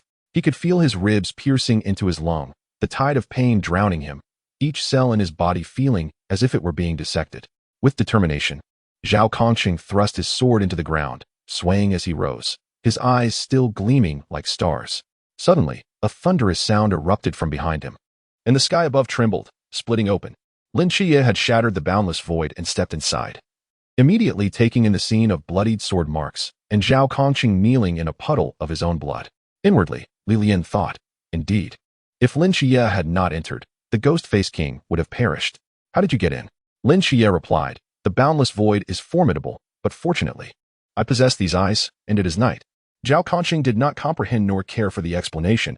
He had no time to spare. Enough. Regardless of how you managed it, stand with Lian at once. I can assist you in battle. I know you can evade, correct? Zhao Kongqing turned away, leaving them with only his back. One more strike, just one more, and then you can help me. Lin Qiye stood beside Lian. You two imps, make sure to witness this strike. Why? This strike will be magnificent. With that, Zhao Kongqing's legs surged with power, launching him towards the Ghost-Faced King with astonishing speed. There was no flamboyance, it was simply a clean, decisive lift of his hand and a swing of his blade. An unprecedentedly massive black crescent appeared before him, piercing through the curtain of rain, arriving instantaneously before the Ghost-Faced King. It was an unstoppable, unavoidable strike, Zhao Kongqing's most splendid blow. The twisted head of the Ghost-Faced King soared into the sky, its immense body crashing to the ground. In that moment, Lian sprang into action. He had been awaiting this opportunity. Ever since he had exhausted himself, he had tirelessly restored his spiritual power, waiting for now. He had anticipated this. Knowing that Zhao Kongqing's strike would not completely slay the Ghost-Faced King, he intended to personally end the creature's life at the final moment. Only then could he secure sufficient experience points. As the head of the Ghost-Faced King fell, it began to crawl toward its own body. At that instant, the gleaming Zanpakuto sliced through the night like a bolt of lightning, impaling the crawling head and pinning it firmly to the ground. Lian channeled all his spiritual energy into the sword, and in an instant, the head transformed into a fireball, blazing fiercely amidst the torrential rain. A harrowing, piercing scream erupted from the Ghost-Faced King, as in a daze, it glimpsed a serene world devoid of conflict or suffering, where endless flames blazed. It felt its anguish being shattered by an unknown force, only then realizing the true nature of the Zanpakuto that pierced it. It was as if a divine being had bestowed a final grace upon life, allowing all souls to find peace, thus rendering it fair. Lian noticed the Ghost-Faced King's cries abruptly ceased, and its ghastly visage gradually calmed amidst the flames, losing its distortion. Ding. Experience points, 1500. Ding. Level up, 2. Ding. Unlocked, Soul Society. An abundance of spiritual energy surged back into Lian's body, restoring him from his previous exhaustion. The system's notifications rang out, but Lian paid them no mind, for a more pressing matter awaited. As Lian rushed to secure the Ghost-Faced King's head to the ground, Lin Qiye simultaneously moved, swiftly reaching Zhao Kongqing's side to prevent him from collapsing into the puddles. The rain intensified, as if the heavens had been pierced open, Lian waded through the accumulating water to Zhao Kongqing, offering him a smile. Old Zhao, did you see how magnificent that strike was? Zhao Kongqing nearly choked, rolling his eyes at Lian. I severed its head, and you merely picked up the scraps. How is that impressive? Zhao Kongqing was also gripped by a lingering fear. He had not anticipated the Ghost-Face King's resilience, surviving even after decapitation. If due to his negligence he left these two youths with such a troublesome foe, it would be a disgrace. Lian, this imp, had stolen his lines the first time they met, and now, even as he lay dying, his lines were commandeered again. Was this a karmic entanglement? Enough, Zhao Kongqing, do not speak. I shall take you to the hospital. Lin Qiye, perceiving Zhao Kongqing's dire state, recognized him as a flickering candle in this deluge, poised to extinguish at any moment. There is no need. It's merely the after-effects of unleashing my potential. You will die? Lin Qiye could not bear the thought of Zhao Kongqing perishing due to him. He most dreaded owing a debt of gratitude. Zhao Kongqing pressed his lips together and turned to Lian. Imp, do me a favor. Light a cigarette for me. Lian rummaged through his pocket, retrieving an unopened pack of cigarettes, the most expensive brand he had purchased with all his cash that afternoon. The pack was slightly crushed, likely from when he had fallen moments ago. He drew a cigarette from the pack and placed it near Zhao Kongqing's lips, igniting it with spiritual energy. You two imps. Was that strike of mine not magnificent? Magnificent. Chapter 17. Sending General Zhao Kongqing off, triumphant. Worth it. Zhao Kongqing nodded at the two, a wave of indescribable satisfaction washing over him. Ha ha ha. Even if I descend now, I have enough tales to tell. Even the divine agents proclaimed my handsomeness. And to it that, with this merit, the Night Watchers will surely bestow upon me the title of general. Zhao Kongqing managed to twitch the corner of his mouth, envisioning himself receiving honors. Yet, those eyes, once as bright as Polaris, gradually dimmed, losing all color. Lin Qiye sensed something amiss and shook Zhao Kongqing's body. Zhao Kongqing, you have yet to become a general. You cannot die. I have faced the darkness, standing before you both. This time, I shielded your little family and protected you two impudent youths. Zhao Kongqing's voice dwindled, slowly drowned out by the rain.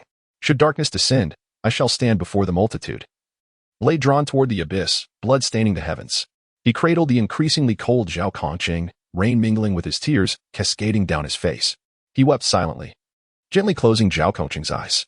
Lian watched as Zhao Kongqing's body fell into Lin Qiye's embrace, his spirit hovering ethereally above. Was there no service in heaven to guide the souls?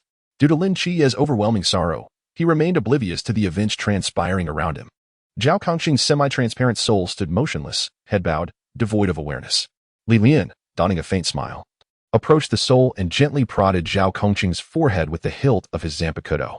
Slowly, Zhao Kongqing's unconscious spirit dissipated amidst the torrential rain, leaving no trace behind. He had been ushered into the soul society, where, despite his lack of consciousness, he was the only soul present, ensuring his safety. Once he ascended in rank, it was likely he would acquire a new Zanpakuto.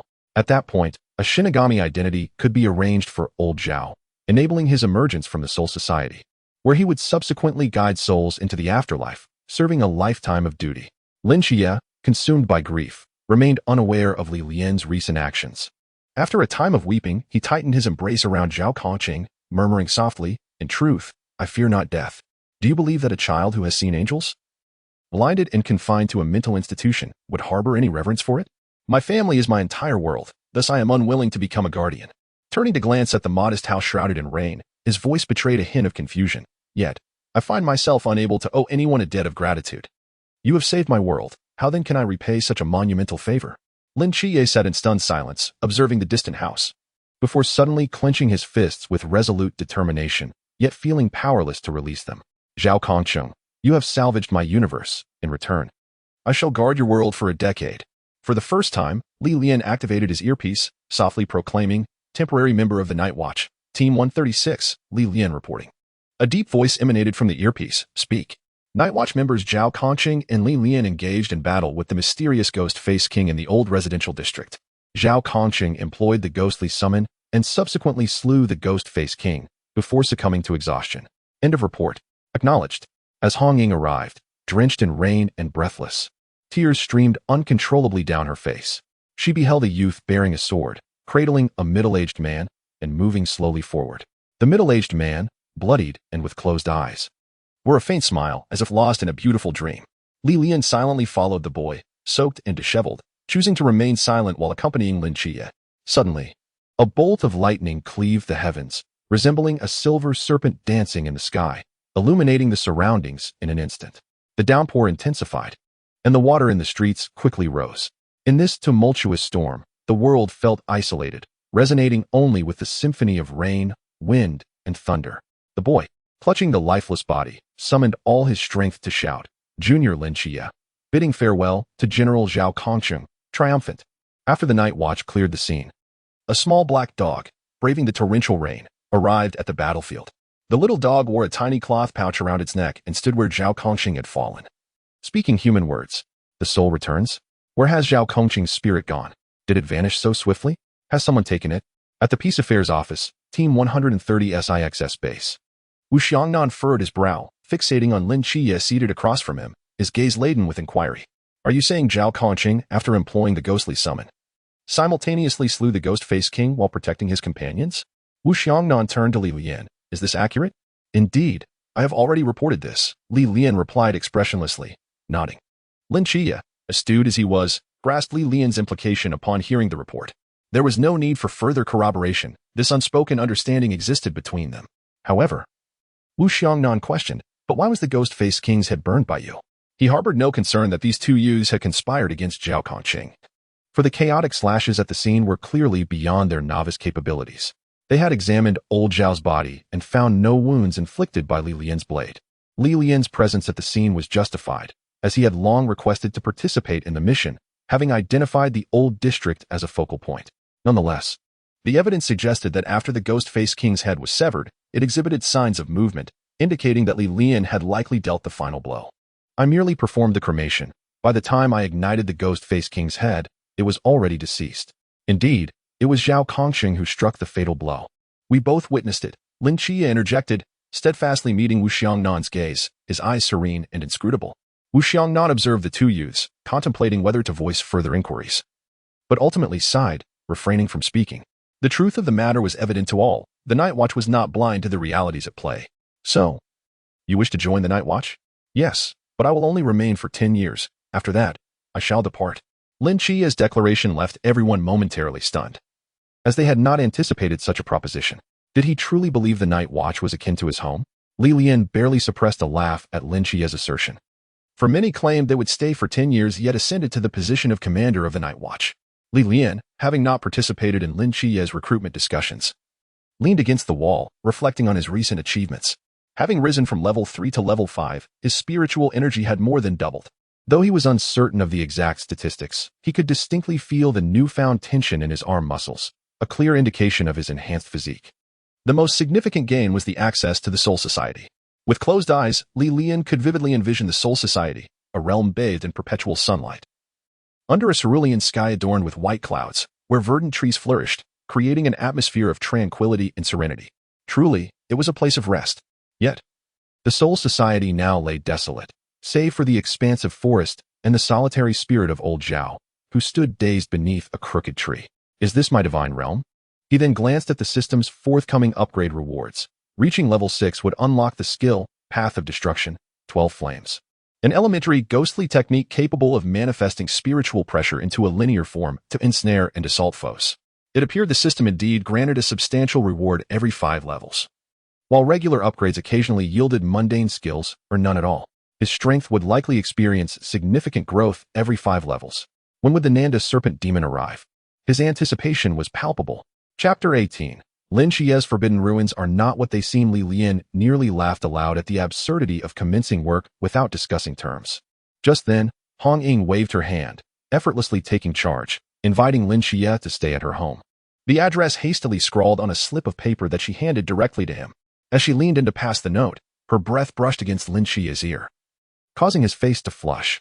Li Lian recognized the familiarity of this scene, recalling how Hong Ying had once treated him similarly. Suddenly, she noticed the silent Li Lian and asked, "Li Lian, since you and Lin Qiye are classmates, would you like to be his neighbor?" Li Lian contemplated the prospect of cohabiting with a beautiful teammate, but resolutely declined the offer. "No thanks, Hong Ying. I have just settled in, and I prefer not to move again. Other reasons are secondary. The crux of the matter lies in Lin Qiye's forbidden domain, which is hardly a proper sanctuary. With his omnidirectional, 20-meter range and penetrating sight, what difference is there from being exposed in front of him? If it were a battle, one might not focus on oneself. However, Living together day in and day out means that if he were to discover my possession of a system, it would spell trouble. Well then, I shall first practice shooting. You all can come over to my house in a while. Hong Ying tossed her hair and left, taking her black box with her, leaving behind a striking silhouette. After Hong Ying departed, Wen Qima brought Lian and Lin Qiye to a desolate wilderness, where they crouched in a patch of grass. Following Wen Qima's gaze, Lian and the others spotted Hong Ying in the distant graveyard for the Watchers, carving a tombstone for Zhao Kongqing. Lian whispered, bringing 2 high school students to spy in the dead of night? Is this something a person would do? Didn't she say she was going to practice shooting? Lin Qiye was perplexed by Hong Ying's presence here. Do you really believe she'd practice shooting at this hour? Burning paper at a grave, fooling ghosts? Wen Qima shot a glare at Lian and lowered his voice. Be quiet. It's not just the 3 of us here. A group of peculiar individuals observed Hong Ying as she wept and carved the tombstone until she finished and departed. Lian understood that these were individuals who struggled to express their innermost feelings. Though their actions seemed bizarre, they exuded warmth. Perhaps it was precisely this quality that allowed one to entrust their back to another. Reflecting on the battles of the day, Lian was filled with contemplation. The strength of the Ghost Face King was at least a dozen times that of an ordinary ghost face. Yet the experience awarded was only 75 times that of a ghost face. This indicated that acquiring experience points was far more challenging than anticipated. Intricately linked to one's participation in combat, the strength of the enemy, and one's own level. If one could slay the Ghost Face King at level 1, it should grant experience equivalent to that of a dozen ghost faces. In simpler terms, the same enemy yields more experience when one's level is lower, conversely. The higher the level, the less experience one receives. If one's level far exceeds that of the enemy, there is a possibility of receiving no experience at all in the end. Thus, the notion of effortlessly mowing down small foes appears unrealistic. However, perhaps one could consider clearing small enemies before major battles? There is potential here. Even a mosquito's leg is meat. Experience is not as readily available as cabbages. One should extract what they can. After all, upon leveling up, one can restore stamina and spiritual energy, effectively granting a second life if utilized wisely. Although it may not yield as much experience as challenges above one's level, the dangers of such challenges are significantly greater, and one could easily falter. It is prudent to proceed with caution. Casting another glance at old Zhao in the Soul Society, Lian noted that he remained unchanged, paying him no mind. He closed his eyes and tucked himself under the covers, deciding to address matters in the morning. Hello, is anyone there? Upon awakening, Zhao Kongqing found himself in a forest, utterly devoid of any animals. The vast expanse was eerily silent, lacking even the faintest sound of insects or birds. It was profoundly unnatural. Where the hell am I? This place is sunny. It doesn't resemble the underworld at all. What about the Yellow Springs Road and the Naya Bridge? Hello? Can you hear me? Zhao Kongqing was startled by the sudden voice, yet it sounded oddly familiar. A vague figure soon materialized before him. Lian, you two have perished? How could you have died after the Ghost Face King was turned to ash? Who do you think you're looking down upon? To clarify the situation, old Zhao, I won't hold your current confusion against you. You are in the Soul Society, my divine realm. I shall lay my cards on the table. I am not merely a proxy for the Shinigami. I am the Shinigami myself. So that unseemly Shinigami is you? How did you become so weak? That is of little consequence. What matters is that by revealing my secret to you, I regard you as family. In light of that bowl of fried rice, I have decided to lend you a hand. You proud fool. Zhao Kongqing couldn't help but chuckle. What opportunity are you speaking of? Do you remember that knife of mine? As soon as I acquire another Zanpakuto, I can make you my proxy. And then you can leave the Soul Society. How long must I wait? I do not know, but I assure you I will hasten the process. Lian truly had no idea when he would obtain the second Zanpakuto. The system had not disclosed such information. What can I do while I remain here? Won't I be bored to death? Old Zhao, do you recall what the strength of the Forbidden Domain is linked to? Spiritual power? Do you not feel that your current body possesses nothing but spiritual power?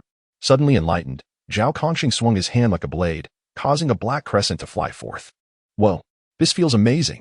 Watching Zhao Kongqing's excitement, Lian couldn't help but smile. As long as old Zhao is happy, in the Soul Society, apart from you, there are no other souls. You won't be disturbed. In your spiritual state, you need not eat or drink, though you may experience some boredom. Is there anything you desire? Zhao Kongqing pondered. I want a lot cigarettes, alcohol, pets. All right, tell me where your little treasure trove is, and I'll procure them for you. Zhao Kongqing was taken aback. Wait, I don't have a treasure trove. I'm just a temporary team member. I only get $500 a month in pocket money. Where would I get those things? In the black van I drive, there's a laptop of mine. Just load it with novels, comics, movies, and TV shows. Now that's more reasonable. So I shall take my leave. Wait a moment. What is it? Can I still watch them? Chapter 19. A Humble Offering. At the entrance of the Peace Affairs office, Lian's eyes were bloodshot, and he entered without uttering a word. Just an hour prior, in order to satisfy Zhao Kongqing's curiosity about the outside world, Lian had conducted an experiment on himself. After much trial, he discovered that viewing the Soul Society was quite simple. Even a mental projection like before incurred minimal cost. However, allowing old Zhao to see the outside world from the Soul Society proved exceedingly difficult. At the very least, a live broadcast format was out of the question. Thus, a spark of inspiration struck Lian, and he attempted to project his memories for Zhao Kongqing to see. To his surprise, it proved successful, akin to watching a movie, and it was from Lian's first-person perspective. Consequently, Zhao Kongqing witnessed Lin Qiye cradling a corpse, bidding farewell to General Zhao Kongqing, and saw Hong Ying weeping as she carved his tombstone. Old Zhao instantly felt awkward. Everyone was grieving his death, yet he now had the hope of returning, leaving him uncertain about how their next meeting would unfold. Exhausted, with his spiritual and mental energy depleted, Lian felt a piercing pain in his head. Cold sweat trickling down his forehead. He experienced slight breathlessness, akin to a fish out of water, gasping for air. Lian remained seated on the ground for a good half hour before regaining his composure, his hair and clothes thoroughly soaked with sweat. Today's lesson was clear. Projecting memories in the Soul Society is feasible, but the drain on spiritual and mental energy is immense. Until his strength improved, he could not afford to project memories for extended periods as he had today. As Lian, with bloodshot eyes, entered the Peace Affairs office, he noticed Hong Ying engaged in conversation with a woman in her 50s. Lian couldn't discern their words but could hear Wen Qima's voice. Wen Qima served as the comic relief beside the two. Yes, Auntie is absolutely right. Hong Ying, you are correct too. You are both right. Noticing Lian standing silently at the door with red-rimmed eyes, Wen Qima hurried over and patted Lian's shoulder. He assumed that Lian was merely overwhelmed with sorrow, having cried throughout the night. Just then, Lin Qiye entered the room, looking bewildered as he surveyed the scene. Wen Qima pulled the two aside and whispered, "Mysteries aren't as common as cabbages. We only encounter them a few times a year. We must all attend to other matters in our daily lives." "Such as?" Lin Qiye inquired. "From searching for lost pets to combating crime, we handle all sorts of tasks. Lian, take Lin Qiye to the training ground to find the captain. You know the way." "All right." Lin Qiye followed Lian down the stairs slowly, curious about what Lian had been up to these past few days. Though they were not particularly familiar, now they felt even more estranged. Why did Lian ask Yifei to leave early that night? Why did he voluntarily join the Night Watchers? "Qiye, I know what you're thinking, but please refrain from voicing it. We all harbor secrets. I won't pry into yours if you don't inquire about mine. Just trust that I have no intention of harming you. I genuinely wish to be your friend." Lin Qiye pondered for a moment. Lian had never posed a threat to him. Even during the appearance of the Phantom, he had consistently protected him. Lin Qiye possessed a significant secret about the Divine Spirit Psychiatric Hospital, which allowed him to empathize with Lian. Upon arriving at the training ground, Lian and Lin Qiye discovered that the area, previously flooded, had returned to its original state. Captain Chenmai was seated cross-legged in the center of the training ground and stood up upon noticing the two. Observing Lian's red eyes, Chenmai furrowed his brow. "What's wrong, Lian? Are your eyes all right?" "I'm fine. I just didn't sleep well last night." Lian felt drained after watching a movie with Lao Zhao. But after resting for half a day, his spiritual energy had fully recovered, although the bloodshot appearance in his eyes would take longer to dissipate. "As long as you're fine," Chenmai nodded and handed Lin Qiye a straight sword, its scabbard engraved with the characters for Zhao Kongqing. Lin Qiye stared in astonishment at the sword in his hands. "This? Zhao Kongqing fell in battle, and you are the child he entrusted. His sword is now your responsibility." "Understood." Lin Qiye nodded earnestly. Lian raised his hand to inquire, "What about mine?" "Yours will be distributed along with the others after the Night Watchers training session." Chenmai smirked. "Don't you already have a sword? How many times have I been discriminated against?" Lian retorted. "If you don't give me a sword now, don't regret it later. It seems you have no first-hand experience with the 136th Team's Huskies. I'll show you how it's done." With over a month until training commenced, Chenmai decided to use this time to provide specialized training, ensuring that they wouldn't embarrass the 136th Team later. He promptly organized a remedial class for the two high school students, even drafting a schedule. "In the morning, you'll practice swordplay with me. In the afternoon, you'll learn about the Forbidden Ruins from Wen Qima. In the evening, you'll practice firearms with Lin Qiye." After speaking, he grabbed two bamboo swords from a nearby weapon rack. "Lian, since you've trained with Hong Ying, you go first. Show Lin Qiye a demonstration." "But I don't have a sword." "Use your own. It's inconsequential." With a flick of his wrist, Lian summoned his Zanpakuto into his hand, and the atmosphere shifted dramatically. "Well then, I shall demonstrate." He lunged directly towards Chenmai, knowing that attacking a master was a foolish endeavor. Yet he could not contain himself. The blade gleamed like a bright star as it bore down with a wave of heat. Chenmai realized that the situation was spiraling out of his control. This was not what Wu Xiongnan had described. Chenmai had no intention of clashing directly with the Zanpakuto. He struck the side of it with his left-hand bamboo sword while thrusting the right-hand bamboo sword towards Li Lian's abdomen. Li Lian felt a surge of force from the Zanpakuto, nearly losing his grip on it. But that was precisely what Li Lian wanted. He relinquished his hold. Directing his fist towards the bamboo sword aimed at his abdomen. White strike. Chenmai's right-hand bamboo sword shattered upon impact, instinctively causing him to step back. Then, he watched as Li Lian's Zanpakuto spun and soared towards the ceiling, embedding itself with a resounding thud. Nearby, the familiar fire sprinkler was activated. And the blazing Zanpakuto triggered the fire alarm once more, causing all the sprinklers to spray water. Chenmai glared at the deluge before him, his forehead throbbing with veins, and gritted his teeth. Li Lian, you better give me an explanation. Li Lian shrugged. It was you who told me to use my own sword. Humph. I warned you not to give me any swords. Li Lian had no choice. It wasn't he out of pettiness, but rather because the impending Nadawa Serpent Demon event required preparation. His Zanpakuto, with its unique effects, was ill-suited for stealth or hostage rescue operations. It was like a light bulb in the darkness. He was visible while the enemy remained hidden, which was counterproductive. Chapter 20, a dismal future. As Li Lian was unceremoniously tossed out of the training ground by Chenmai, Hong Ying arrived just in time, having been alerted by the fire alarm. Upon seeing the drenched Li Lian and Chenmai, she quickly understood what had transpired. Li Lian chuckled, ignoring Hong Ying's disapproving glare, and utilized his spiritual energy to dry his clothes.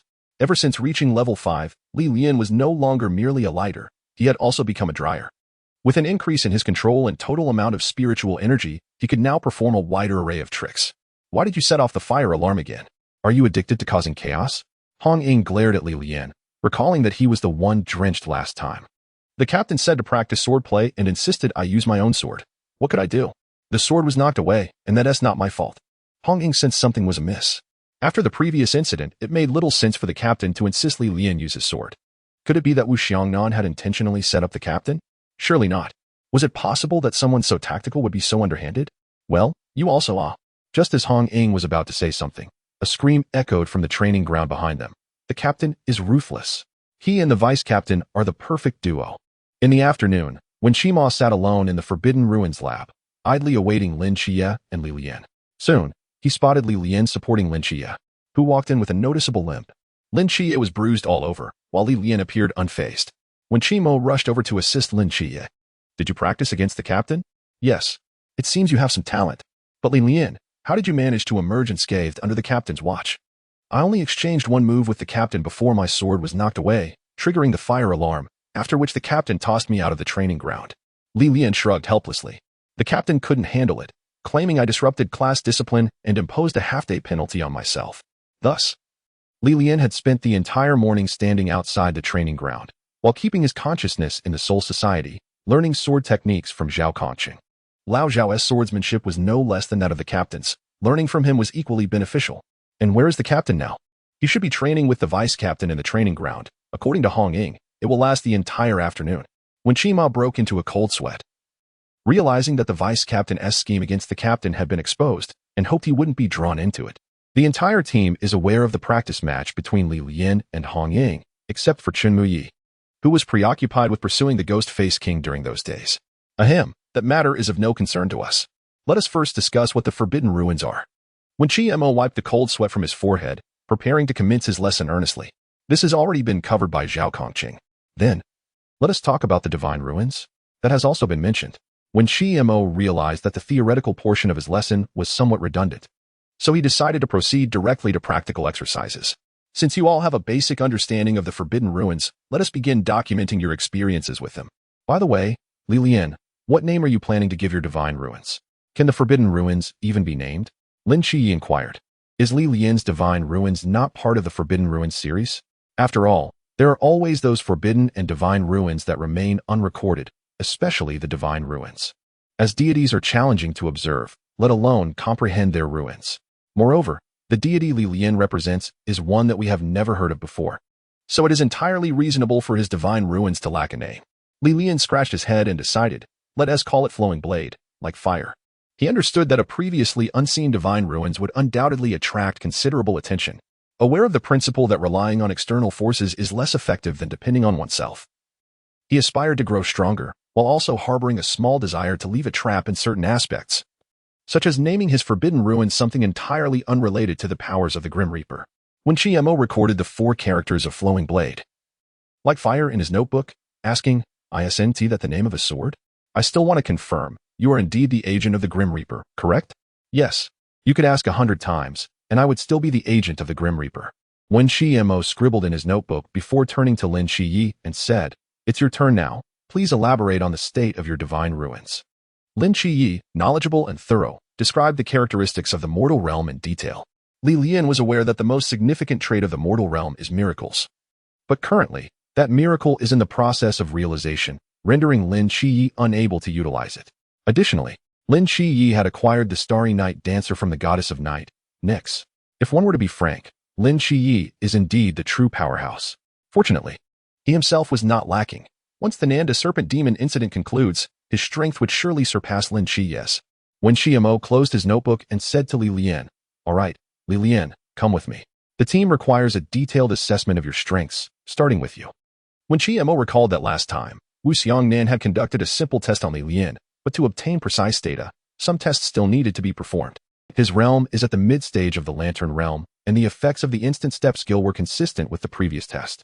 However, the power of White Strike, one bone had increased, likely due to the enhancement of his spiritual energy. The range of the domain remained unchanged, with a slight increase in temperature. "Didn't you say last time that you were at the peak of the Lantern Realm? How has it dropped to mid-stage now?" Lian recalled Wu Xiangnan's evaluation when he was at level 3, which stated he was at the peak of the Lantern Realm. How could his realm decrease after leveling up twice? Wasn't that leveling up for nothing? The transition from Lantern Realm to Pool Realm is essentially a process where quantitative changes lead to qualitative changes. The vice-captain's assessment last time was based on intuition, thus lacking precision. He inferred based on your combat strength, but the data from the machine indicates your spiritual energy is at the mid-stage of the Lantern Realm. What does that mean? It means that the elevation of your realm is, in fact, a transformation of your spiritual energy. As long as the quality of your spiritual energy remains unchanged, you will still be at the Lantern Realm. However, due to the characteristics of the divine ruins, your combat strength will surpass those whose forbidden ruins are weaker. Lian was taken aback by when Qiye's explanation. It was entirely different from what he had envisioned. He had anticipated rapidly enhancing his strength through the system to dominate his opponents, only to be met with a harsh reality check. In plain terms, his level was still too low. He had thought that reaching level 5 would firmly place him in a new tier, but it seemed he had indeed overestimated himself. Perhaps his combat strength is stronger than that of an average mid-stage Lantern Realm practitioner, but in terms of blue bar length, they are quite similar. Merely because his skills are more potent, this suggests that the system is quite adept at delineating realms. Being at level 5 currently equates to being at the mid-stage of the Lantern Realm, while level 10 should correspond to the Pool Realm. This implies that for every 10 levels he ascends, he can elevate a realm, aligning with the system's style of granting significant rewards. Level 50 equates to entering the Klein Realm. Level 60 signifies the pinnacle of humanity. Level 70 denotes ascension to godhood. Level 80 to the status of a high god. Level 90 to that of the supreme god. And level 100 should align him with the 3 pillars of God. Lian pursed his lips, filled with bitterness, wondering how much experience he would need to become invincible. The critical issue is that once he levels up, lower-level enemies become worthless. Where would he find so many supreme gods to battle at level 90? His future seems bleak. Chapter 21. The Hidden Talents of the Shooting World. Ignoring the dazed Lian, when Qiye led Lin Qiye into a secret chamber. Inside, there were 39,000 concealed micro-rubber guns. What you need to do is stand inside and dodge the rubber bullets as best as you can, starting with 50 rounds per second. When Qiye positioned Lin Qiye in the center of the room and quietly slipped towards the door. Wait, why are there gun muzzles beneath my feet? What if they shoot inappropriately? Lin Qiye glanced down at the myriad of gun muzzles, feeling a chill run through him, a sense of sorrow washing over him. When you battle the mysterious, do they care where they hit you? Just practice.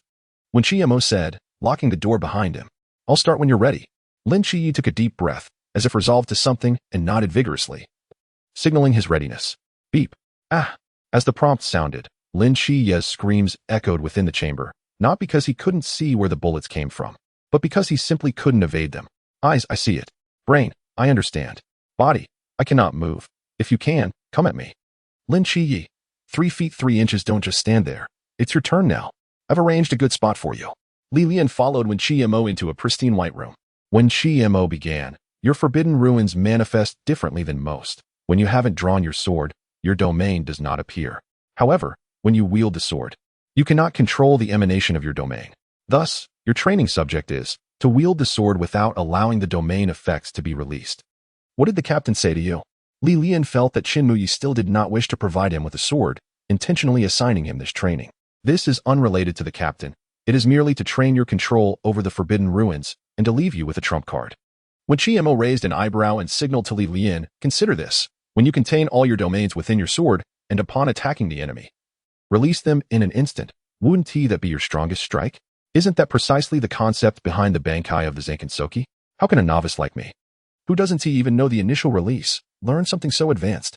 However, it makes sense. The flames of flowing blade, like fire during its Bankai phase, are on an entirely different level compared to the slight warmth I possess now. When Qiye, being experienced, advised, listen to him. Train. Once the Nanda Serpent Demon incident is resolved, we will head for intensive training. If you haven't reached level 10, you might struggle to maintain authority during training. This room is constructed from materials resistant to high temperatures, as long as you do not actively attack the walls or floor. Feel free to unleash your forbidden ruins and practice diligently. All right. In the evening, a group gathered around the dining table.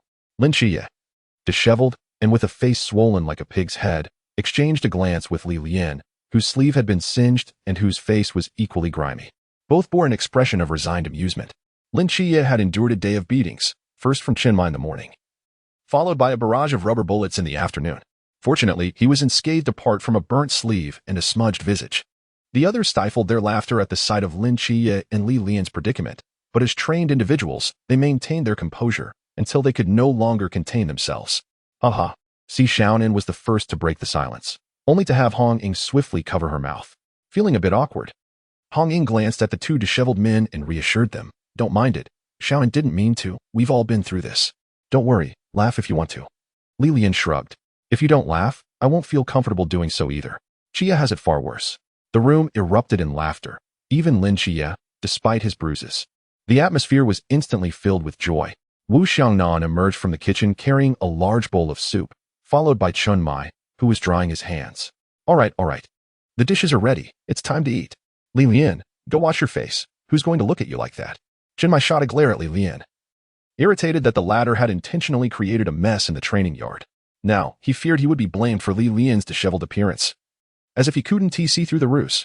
Wu Xiangnan, having been caught concealing information, had been forced to practice with Chenmai all afternoon and was now roped into helping with the cooking. Captain, why did you personally cook so many delicious dishes today?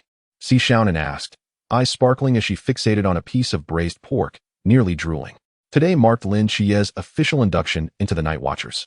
And since everyone else had been on missions when Lian joined, this meal served as a welcome ceremony for the two. Noticing that no one was paying attention to him, Chenmai shook his head. Let us eat. Hong Ying and Wen Qima both reached for the same piece of meat, their chopsticks clashing as they locked eyes fiercely. I saw it first. No, I saw it first. Neither was willing to yield, and a spark of tension filled the air. Cold Xian quietly pulled out a submachine gun and placed it on the table, then casually snagged the piece of meat. After a moment's thought, he placed it in Lin Qiye's bowl and added another piece to Lian's, saying, You two will be practicing shooting with me tonight. Eat up. Lian felt a warm surge of gratitude. Cold Xian was a good guy. He didn't discriminate against him. Chenmai glanced at the submachine gun and said to Cold Xian, in the future, don't leave your gun on the table during meals. We wouldn't want any accidents ruining the food. Understood. After dinner, the unfortunate Wu Xiangnan was left to wash the dishes while Lian and Lin Qiye followed Cold Xian to the shooting range. First, I must correct a misconception. Never underestimate firearms. When dealing with lower-level mysteries, guns are more effective than knives. Furthermore, they can be used for more than just dealing with the mysterious, so you need to master the relevant shooting techniques. Cold Xian handed Lin Qiye a handgun. Here, give it a try. Lin Qiye recalled the movies he had seen, aimed at a target 30 meters away, and fired. Bang. Cold Xian scratched his head as the bullet missed the target entirely, silently moving Lin Qiye 10 meters closer and gesturing for him to try again. Bang. At 20 meters, he hit the bullseye. Taking a step back to 21 meters, he fired again. Bang. He missed. After several attempts, Cold Xian concluded that Lin Qiye was a sharpshooter within 20 meters, hitting the target every time, but faltering at 21 meters. How's my talent? Lin Qiye asked eagerly. Do I have the makings of a sharpshooter? You have no talent. You're relying solely on your instinct. You can hit the target without fail at 20 meters, but you can't even hit it at 21. Lian, your turn. Lian understood he didn't possess Lin Qiye's keen eyesight.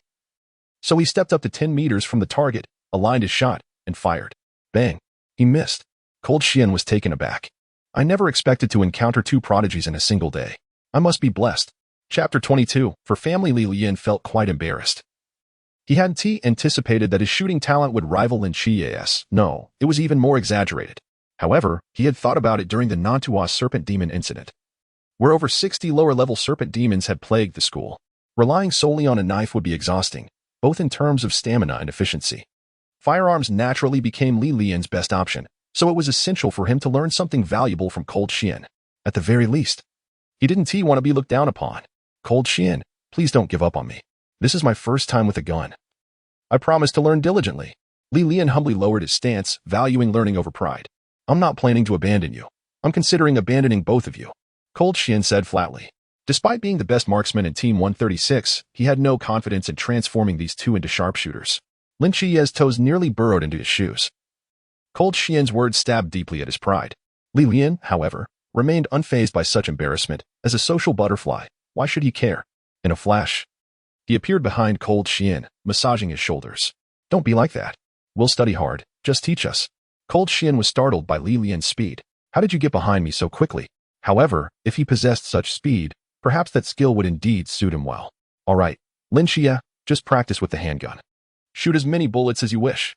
After all, sharpshooters are made through practice. The more you shoot, the more accurate you become. Lian, follow me. I have something for you to try. Yes.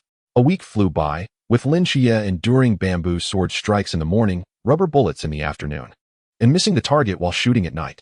His life was simple, yet his skills steadily improved. After being barred from the training ground for 3 days, Lian received a nameless straight knife, allegedly borrowed from another team by Chen Mai as a spare.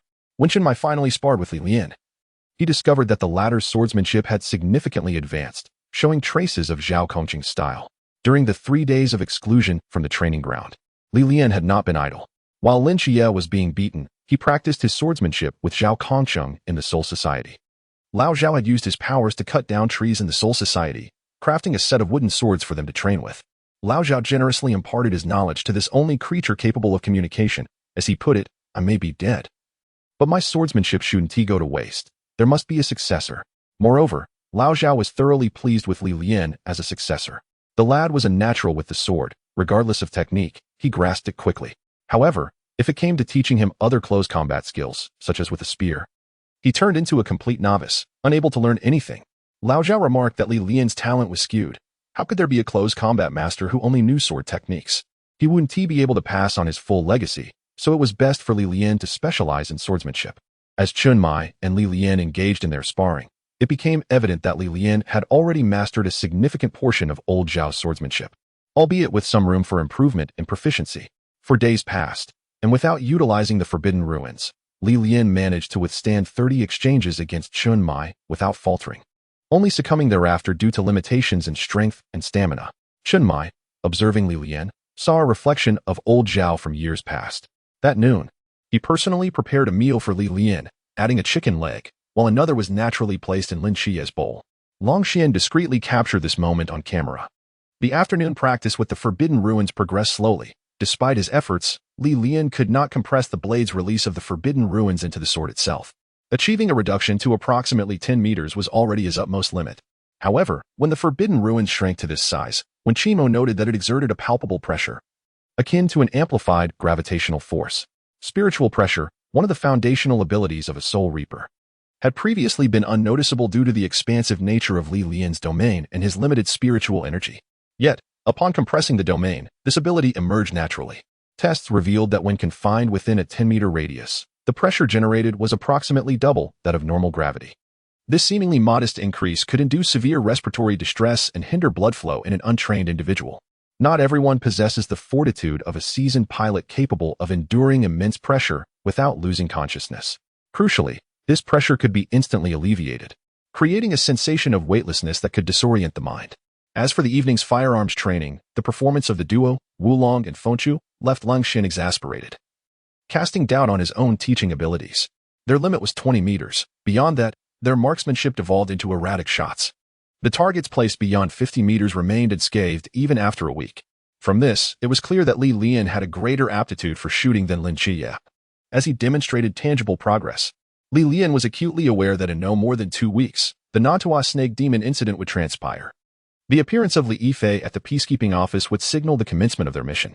Consequently, he embraced each day with fervor, training tirelessly, and even making time before sleep to venture into the Soul Society for extra practice with Zhao Kongqing. Lian had come to understand the Soul Society well. He could utilize it as a personal storage space, as it posed no defenses against soulless entities, allowing for easy ingress and egress.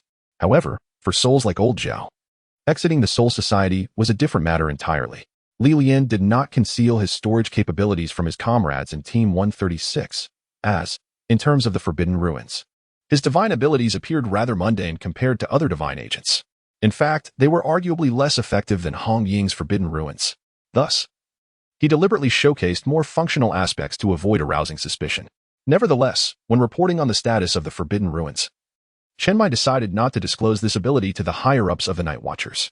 He expressed to Lian that while they were pleased he chose to trust them, it was prudent to keep the nature of the Forbidden Ruins as concealed as possible. For each individual who remained unaware added a layer of safety. The entire Team 136 is your family, he assured, and they will safeguard your secret. Do not mention it to others again. Chenmai's words deeply moved Lian. It was only then that he truly recognized these individuals were not mere characters from a book, but living, breathing people, his family. This bond was a form of kinship he had never experienced in 2 lifetimes. Lian clenched his fists, silently vowing to grow stronger for the sake of his family. Chapter 23. Experience points, here I come. Lian calculated that he had approximately 2 weeks before Lin Qiye would arrive at the Night Watcher's outpost to report an emergency. Time was still on his side, and he believed he could strengthen himself further. Although the original storyline indicated that Lin Qiye would rampage through the Nantua Snake Demon incident, even slaying the demon's true form, enhanced by the Night Dancer's quintuple physical attributes, Lian felt he was not yet 5 times stronger. Nonetheless, he held confidence in his ability to defeat the Nantua Snake Demon. The dilemma arose. Should he claim the kill on the Nantua Snake Demon? The advantage would be a substantial gain in experience points, potentially a whole level's worth. However, the downside would be the loss of Lin Qiye, a pivotal character in Lin Qiye's mental health narrative, which could drastically alter the original plot. After much contemplation, Lian ultimately resolved not to seize the kill. Altering the plot too significantly would undermine the greatest advantage of his rebirth. Should the narrative deviate entirely from his control, the difficulty of his survival would exponentially increase. Yet, the prospect of forfeiting that considerable experience was unacceptable to Lian. Thus, he decided to initiate the encounter, wounding the Nantua Snake Demon severely, allowing Lin Qiye to claim the final blow. If he couldn't secure the kill, he would ensure the highest damage output. The outcome would be nearly equivalent. 2 weeks passed as Lian and Lin Qiye continued their training, yielding remarkable results for Lin Qiye. While Lian's progress under Chenmai's tutelage was nothing short of astonishing, he had assimilated both Zhao Kongqing's and Chenmai's techniques, starting to forge them into his own unique style. As for Lian's Forbidden Ruins and shooting skills, they were best left unmentioned. His levels had not yet risen, and his Zanpakuto remained unchanged. In essence, Lian's current limits were just that, limits. One morning, clutching a cup of soy milk and balancing a straw in his mouth, Lian stumbled into the peacekeeping office. There, he spotted Hong Ying seated on a sofa, lost in thought. Good morning, Sister Hong Ying. What business do we have today? With a sudden burst of energy, Hong Ying sprang to her feet. Quickly, head to the activity room. There's been an incident. I need to wait for Qiye. You go first. I'm here. My experience points are here, he exclaimed. Whether I can reach level 10 depends on you all. I can't wait to hammer you. Lin Qiye. Upon entering the activity room, Lian found the atmosphere tense, with all members of Team 136 present, aside from Hong Ying and Lin Qiye. Silence enveloped the room, and Lian chose to remain quiet, simply taking a seat. Moments later, Hong Ying and Lin Qiye joined them. Chenmai addressed the group. Everyone is here. Let us commence the meeting. Once everyone settled, he continued. Last night, we received a report of a mysterious sighting at Songnan Second Middle School. Lian exchanged a glance with Lin Qiye, signaling him to remain calm and listen to their leader. Moreover, it appears the reporter is familiar with both you and Lian. Chenmai called out to the back room. That kid, come out when you're awake. Wait, something is amiss. Lian realized that Lin Qiye had left early that night, meaning the night watchers would not approach him for a confidentiality agreement. How had he found his way here? Then, Lian watched as Li Yifei emerged from the room, his eyes bloodshot and bearing the signs of severe shock. Upon spotting Lian, he gaped in disbelief. Lian, I thought you had dropped out. Why are you here? Just working, Lian replied casually, leaving Li Yifei momentarily speechless, unprepared for such a response. And you, Qiye? What brings you here? This matter is not of great importance. What truly matters is your presence here. Lin Qiye is unlike Lian. He is a genuine classmate of Li Yifei, who has consistently offered him assistance at school. I encountered a mysterious incident, and it unfolded as follows. Li Yifei claimed to have witnessed a classmate named Lu Xiaoyan seducing the director of education. Suddenly, Lu Xiaoyan transformed into a monstrous being and devoured the director, only to regurgitate an identical version of him. The two then departed, laughing and chatting. Did they not notice you? Lin Qiye asked incredulously. No, Li Yifei replied. I was so terrified that I couldn't move, only managing to cover my mouth tightly to stifle any sound. Knowing that Li Yifei was indeed the reincarnation of the Nandu snake demon, Lian watched his performance with great interest. However, it couldn't be termed a performance. Rather, it was evident that Li Yifei was completely unaware of his true identity as the Nandu snake demon. He merely exhibited signs of dissociative identity disorder. Sensing the atmosphere had grown tense, the team leader, Chunmai, spoke up first. Wu Xiangnan, you go ahead. I'll begin then. Feel free to interject, Wu Xiangnan stated. Firstly, the entity we witnessed possesses remarkable camouflage abilities, allowing it to impersonate others without detection. Its intellect is presumably high, at least superior to that of the ghost face man. Secondly, it seems to have the capacity to transform consumed beings into replicas of itself, which is a more severe issue. Is it akin to a zombie, continuously infecting humans? Hong Ying's eyes sparkled. Then shouldn't we just eliminate that Lu Xiaoyan? Not so, Lin Qiye interjected. We cannot ascertain if Lu Xiaoyan is the progenitor. She may also be infected by another. Lin Qiye is correct, Wu Xiangnan continued. The greatest challenge of this incident lies in identifying the progenitor. Given its strong camouflage, we must prepare for the possibility that the entire second high school has been infected, or even the whole of Songnan City. Li Yifei, do you not find it highly probable that you are the sole survivor of the second high school? Or perhaps you have already been infected without realizing it. Upon hearing this, Li Yifei felt as though he had plunged into an icy abyss. His mind went blank, and he trembled in his seat. Lian facepalmed. Realizing that Wu Xiangnan possessed a rather morbid sense of humor, one that thrived on frightening others. Now is not the time to perish. I still have much experience to gain, he mused. As for whether to expose Li Yifei's disguise right away, Lian had not even considered it. If they were to confront the progenitor together, Lin Qiye would lose his caregiver, and he would forfeit his experience points, leading to maximum loss, an unprofitable venture indeed. Lin Qiye's eyes turned golden as he glanced at Li Yifei and said, Rest assured, you have not been infected. Chunmai gently patted Li Yifei's arm, offering comfort. Do not frighten him. The situation is likely not as dire as it seems. We should focus on addressing the incident. Xiangnan, share your plan. We should divide into two groups. One group will investigate outward from the second high school, specifically checking the home addresses of students and teachers, with a focus on Lu Xiaoyan's residence. The other group will infiltrate the second high school to assess the number of infected individuals and attempt to locate the progenitor. Upon finishing, Chunmai assigned roles. Hong Ying, Xiaonan, Lian, and Qiye, you four will disguise yourselves as students and enter the second high school for reconnaissance. Be cautious not to alert anyone. Long Xian, you will provide support from the perimeter. Understood. Additionally, Li Yifei, you must join us. Me? He exclaimed. You are the only one who has encountered that mysterious creature, so your presence is essential. Do not worry, our team will ensure your safety. But if this operation proceeds smoothly, I will offer you a chance to join the Night Watchers. Li Yifei's eyes lit up. Joining such a mysterious organization would make his life feel worthwhile. How thrilling. Chapter 24. Then I shall not hold back. Lian and his companions arrived at the back gate of the second high school.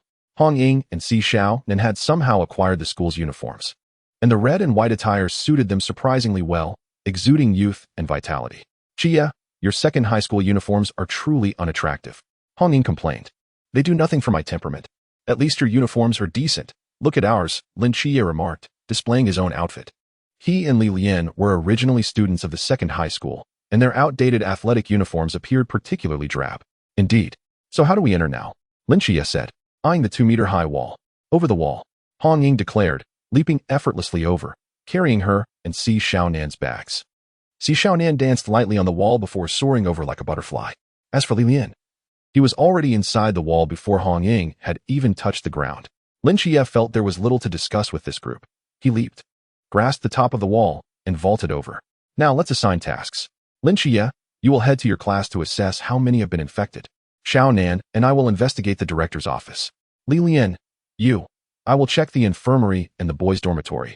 I'm familiar with that area, Lian interrupted, assigning himself a task. Not because he was familiar with the boys' dormitory, but purely because it was conveniently close to the girls' dormitory.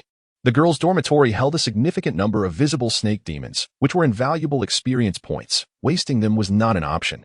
After all the effort he had put into training, this was precisely the moment to capitalize on it. The challenge lay in how to seize a few more snake demon kills from Hong Ying. Moreover, after that, he still had to hurry to the second-year teaching building, where another wave of minor monsters awaited him. All right, everyone, let's move out. Report any developments immediately. With his hands in his pockets, Lian hummed a tune as he strolled toward the infirmary. Throughout his journey, Lian encountered no one. The campus was eerily empty during class time. Sneaking around the infirmary and boys' dormitory, he found no traces of snake demons and reported over the earpiece. No signs in the infirmary or boys' dormitory. How about you? Lin Qiye's voice came through low and serious. The situation is grim. I estimate there are 6, including Lu Xiaoyan, my classmate Han Ruruo, and another girl from the adjacent class, Tianli. The remaining 3 are unfamiliar to me. Their internal organs have been entirely replaced by twisted flesh, leaving only human skin behind. It appears they are beyond saving. Furthermore, Li Yifei mentioned that these 3 girls share a dormitory. I suggest we investigate that area. Chen Mai's voice crackled through the earpiece. Agreed. Lin Qiye, continue observing and ascertain the infection count within the school.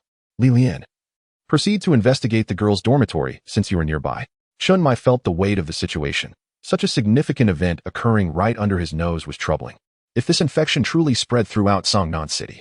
Captain, I have made a discovery, came Hong Ying's voice over the earpiece, accompanied by the sound of Si Xiaonan gagging. It appears to be a shed human skin. We suspect it may be related to reptiles, likely snakes. Understood. Wu Xiangnan, quickly investigate any mysterious entities capable of shedding skin, possessing infectious abilities, and adept at camouflage, prioritizing those linked to snakes. Received. Suddenly, a melody resonated across the playground. The flag-raising ceremony was about to commence. Lin Qiye, while the students are gathered on the playground, swiftly confirmed the exact number of infected individuals. Hong Ying, Xiaonan, hurry to rendezvous with Lian and conduct a thorough examination of the girls' dormitory. Lung Xian, monitor the situation and report any anomalies immediately. Understood. When Lian reached the girls' dormitory, Hong Ying and Si Xiaonan arrived shortly thereafter. 3 individuals exchanged glances and nodded, realizing that the dorm's supervisor was absent. They bypassed the restrictions and ascended directly to the 5th floor. Xiaonan, where are those girls' dormitories? Asked Qiye. The second room from the north, she replied. Lian followed closely behind Hong Ying and Si Xiaonan, curiously observing everything around him. He had never stepped foot in a girls' dormitory in his 2 lifetimes. Upon reaching their destination, Hong Ying produced a piece of wire and deftly manipulated it in the lock, opening the door with ease. As they entered, the trio beheld a clothes rack on the balcony, where, aside from delicate pink lingerie, 4 thin pieces of human skin hung ominously. Let's check the conditions of the other dormitories, Hong Ying exclaimed, proceeding to open several more doors. Most balconies displayed similar gruesome findings, indicating a significant number of students had been transformed into monsters. This is problematic, Captain. Hong Ying activated her communicator, speaking into the microphone. We've discovered a large quantity of human skin in the girls' dormitory. Nearly every room contains an infected individual. Prepare yourself, Captain. Lin Qiye's voice echoed through the earpiece, noting that among the 3 grades, the number of infections in the 1st and 3rd years was relatively low, totaling no more than 10. However, in the 2nd year, there were a staggering 36 infected individuals, along with nearly 20 among the faculty and staff. This meant there were approximately 60 mysterious entities within the school. Chen Muye's voice took on a grave tone. It's not just within the school. Both Han Ruo and the director's family have also been infected. We just finished the cleanup. Beneath him lay a mass of dismembered corpses, and the walls were stained crimson with splattered blood. We need to visit the families of those infected, swiftly cutting off the spread. Thus, I cannot provide support to you. Your mission is to eradicate all infected individuals within the school. I'll arrange for Lung Xian to utilize the Void of No Rings to seal the school. There is no need to worry about exposure. We also possess an artifact capable of erasing memories. Do not hold back. Eliminate the infected swiftly while ensuring the safety of the students and faculty. Ideally, locate and eliminate the source. Understood. Honging replied. The flag-raising ceremony has concluded. I observed a group of girls heading toward the dormitory. Are they infected? Uncertain. They are too far for me to ascertain. Got it. No sooner had she spoken than Lian and the others spotted a large cluster of girls chattering and laughing as they approached the dormitory. Are you suggesting that these girls are all infected? That seems likely. Furthermore, I have a small favor to ask. Why the formalities? Just say what you need. Please protect Xiaonan. I'll handle the rest. If I find myself in trouble, then you can assist me. All right. Both Hong Ying and Si Xiaonan nodded in agreement, understanding Li Lian's request. Seeing their consent, Li Lian took a deep breath. Since the captain said not to hold back, I shall not be courteous. He hoped he wouldn't be reprimanded for causing too much commotion. However, it was necessary. This was his first opportunity to utilize a ranged skill, and he intended to seize the experience for himself. Chapter 25. Meet Mr. Crouching Dragon of the Shooting Realm. Li Lian stretched his wrists, unzipping his school uniform as he slowly made his way toward the corridor. Just then, several girls ascended the stairs, laughing and chatting. Hey, who's that boy? This is the girls' dormitory, don't you know? Leave now, or I'll call the dorm supervisor. But he is quite handsome. Li Lian flashed a harmless smile. Ladies, I'm leaving right now. Please don't call the supervisor. He turned and walked down the corridor, exposing his back to the girls. Since you're so good-looking, don't go. Let me devour you. Suddenly, the girls' eyes glinted with a thirst. Their heads blooming like flowers to reveal crimson flesh and rows of jagged teeth, lunging toward Li Lian's back. Bang! With a gunshot. The monstrous maw aimed at Li Lian vanished in an instant, blood splattering across the wall as jagged teeth embedded themselves into the surface. Ding. Experience points, 100. Li Lian wielded a 6-shot semi-automatic shotgun, smoke still wafting from the barrel. Yes, it had long been concealed within the Soul Realm. All the firearms and ammunition had been generously provided by Comrade Lin Qiye. Li Lian had deemed them too heavy and left them in the Soul Realm until the moment the monsters attacked, then retrieved it to pull the trigger. When Lin Qiye witnessed Li Lian's astonishing speed, he had already devised a training regimen for him, utilizing rapid movement to close the distance to enemies. The shotgun required little precision at short range, almost none at all. After discovering the shotgun's power, Li Lian ceased practicing with handguns. If the weapon lacked potency, it was not worth his time. This was the real deal. The efficiency far surpassed hacking away at monsters with a knife, and it conserved his spiritual energy, which was limited. To reach the venue, he would expend much of his energy on rapid movement alone. Thus, using a gun was a necessary course of action. In truth, Li Lian was reluctant. His swordsmanship was far superior to his marksmanship. Yet, to vanquish more lesser monsters, he acquiesced. After all, a snake demon's true form could appear at any moment, and conserving energy was crucial. For the past few weeks, Li Lian had been practicing with the shotgun, honing tactical maneuvers, including rapid reloading, with considerable proficiency. After blasting the head off an infected individual, a multitude of eyes fixated on Li Lian from the corridor, infected female students. He counted 16, bringing the total to 17, including the one he had just eliminated. I'm about to strike it rich. Without hesitation, Li Lian loaded another shell into the chamber and declared, "Come at me, ladies. I'm in a hurry. Let us do this." Upon hearing his challenge, the monsters in the corridor transformed into grotesque, flesh-blooming forms, opening their gaping maws and emitting chilling shrieks as they lunged at Li Lian, intent on devouring him. Bang, bang, bang, bang, bang, bang. Li Lian executed rapid movements to close in on the enemies. After 6 gunshots, the heads of 6 infected individuals were reduced to mush. Blood splattering across the corridor, painting the white walls a deep crimson, resembling a slaughterhouse. The corridor fell into a deathly silence, save for the sound of shell casings bouncing on the ground. Ding. Experience points, 600. Li Lian lifted his school uniform, revealing 2 ammunition belts strapped at his waist, holding a total of 40 shotgun shells. These had been affixed to him from the outset. He had unzipped his uniform to facilitate quick reloading. Grasping for shells, he executed a swift dual-loading technique, completing the task in under a second. With a satisfying click, he chambered a round and prepared for a subsequent reload, holding 2 additional shells in hand. Noticing that the monsters had paused, seemingly intimidated by his actions, Li Lian felt a twinge of disappointment. Are they really that timid? I feel as though my training has been in vain. I could have become the next John Wick, yet the enemies are lackluster. Observing the hesitant monsters, a cruel smile crept across Li Lian's lips. If you want to come to me, then I shall come to you. Allow you to meet Mr. Crouching Dragon of the Shooting Realm. Li Lian executed a swift step, thrusting the scorching barrel of his gun into the nearest gaping maw. and with a resounding bang, the grotesque mouth disintegrated into a pool of flesh. In another instant, he repeated his deadly maneuver, and the second mouth was soon displayed upon the wall. While he loaded 2 fresh bullets into the chamber of his weapon, the corridor had transformed into Lian's personal shooting range, with each gunshot echoing. Headless corpses crumpled to the floor. After 10 flashes of gunfire, silence once again enveloped the scene. Reding and Si Xiaonan, upon realizing the absence of sound in the corridor, cautiously opened the door and peered out. The sight that greeted them was one of carnage. Scattered across the ground lay headless female corpses, blood gushing from their necks, pooling together in the depressions of the floor, creating a small bloodbath. The walls were splattered with crimson stains, while the ceiling bore remnants of shattered teeth. Lian stood amidst the heap of bodies, his blue and white school uniform splattered with blood, wearing a satisfied grin, a visage akin to that of a deranged killer.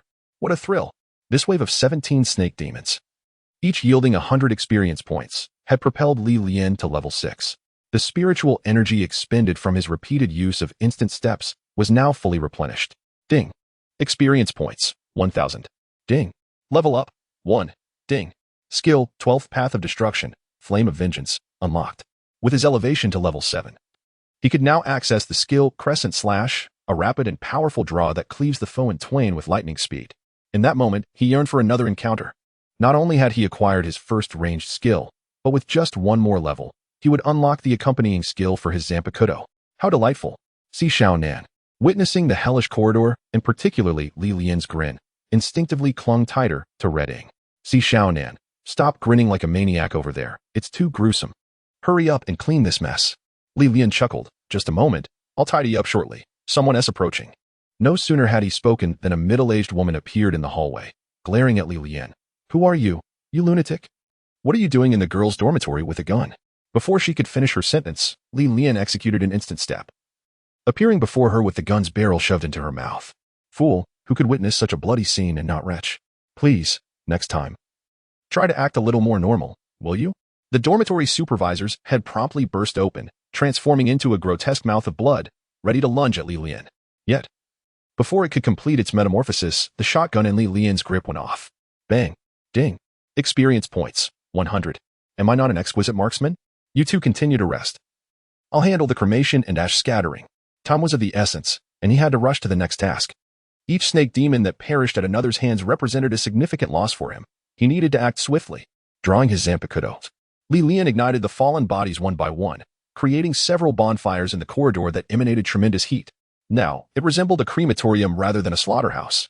10 seconds later, as the flames subsided, apart from the bloodstains on the floor and walls, the corridor appeared as if nothing had transpired. Cremation was Lian's forte. Lin Qiye, sprinting toward the 5th floor of the girls' dormitory, was taken aback by the bloodied scene and the blood-soaked Lian. Lian, are you all right? Qiye, you made it. I'm perfectly fine now, firing on all cylinders. Chapter 26. The young man is quite handsome. Just as Reding and Si Xiaonan were about to recount Lian's disturbingly gleeful demeanor, a strange face emerged at the end of the corridor. A visage that resembled both human and serpent, adorned with patches of black scales.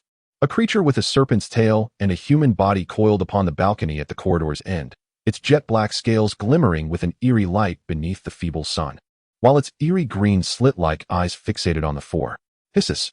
Its crimson tongue flicked out, and as it brushed against its sharp fangs, it appeared to smirk. Lian and the others exchanged glances, and without a moment's hesitation, they charged toward the serpent-tailed monstrosity. Chase! The creature lifted its head high, preparing to unleash a deafening roar. In a swift instant, Lian executed a long-distance instant step, arriving directly before the snake demon, and with his Zanpakuto, he struck at its chest. The serpent-tailed creature, caught off guard by Lian's speed, instinctively raised its arms to block, but it was too late. Clang! Lian's blade carved a deep gash into the demon's arm, and with a yelp, it plummeted from the 5th-floor balcony, shrieking in midair. Hisses! The sound of screams erupted from a distant classroom. Sister Reding. Reding retrieved a long gun from her black box, addressing Lin Qiye and Lian. There may be trouble in the teaching building. You two go protect the students while I pursue it. With that, Reding leaped off the balcony with her firearm. Lian and Lin Qiye exchanged determined glances before dashing back down the corridor. If Lian wished to pursue, he could easily catch up. It was only the 5th floor, and with an instant step before hitting the ground, he could charge forth like a warrior leaping from a cliff. However, there was a wealth of experience to be gained within the teaching building. It would be a waste to bypass it.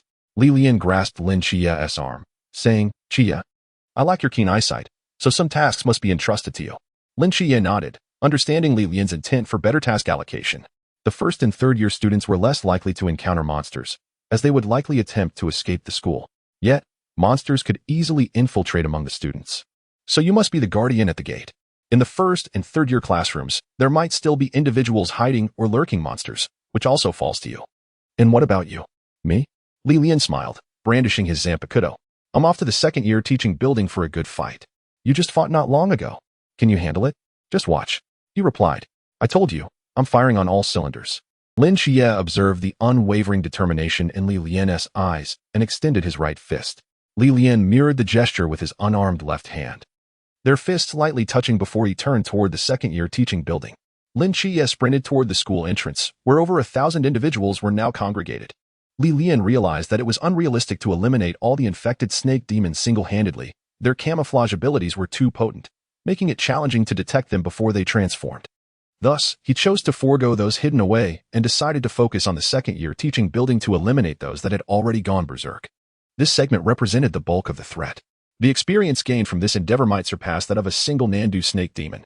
With the Night Watchman training imminent, where no mystery would allow him to kill, he had to expedite his level up. Otherwise, if the old god church assailed during a break in training, he might find himself overwhelmed.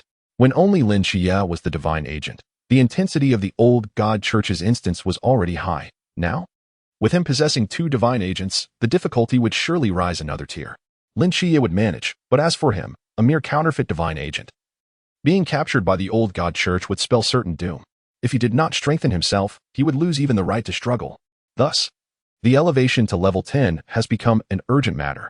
The rewards for reaching level 10 must be substantial. Arriving at the base of the second-year teaching building, Lian found the entrance firmly shut.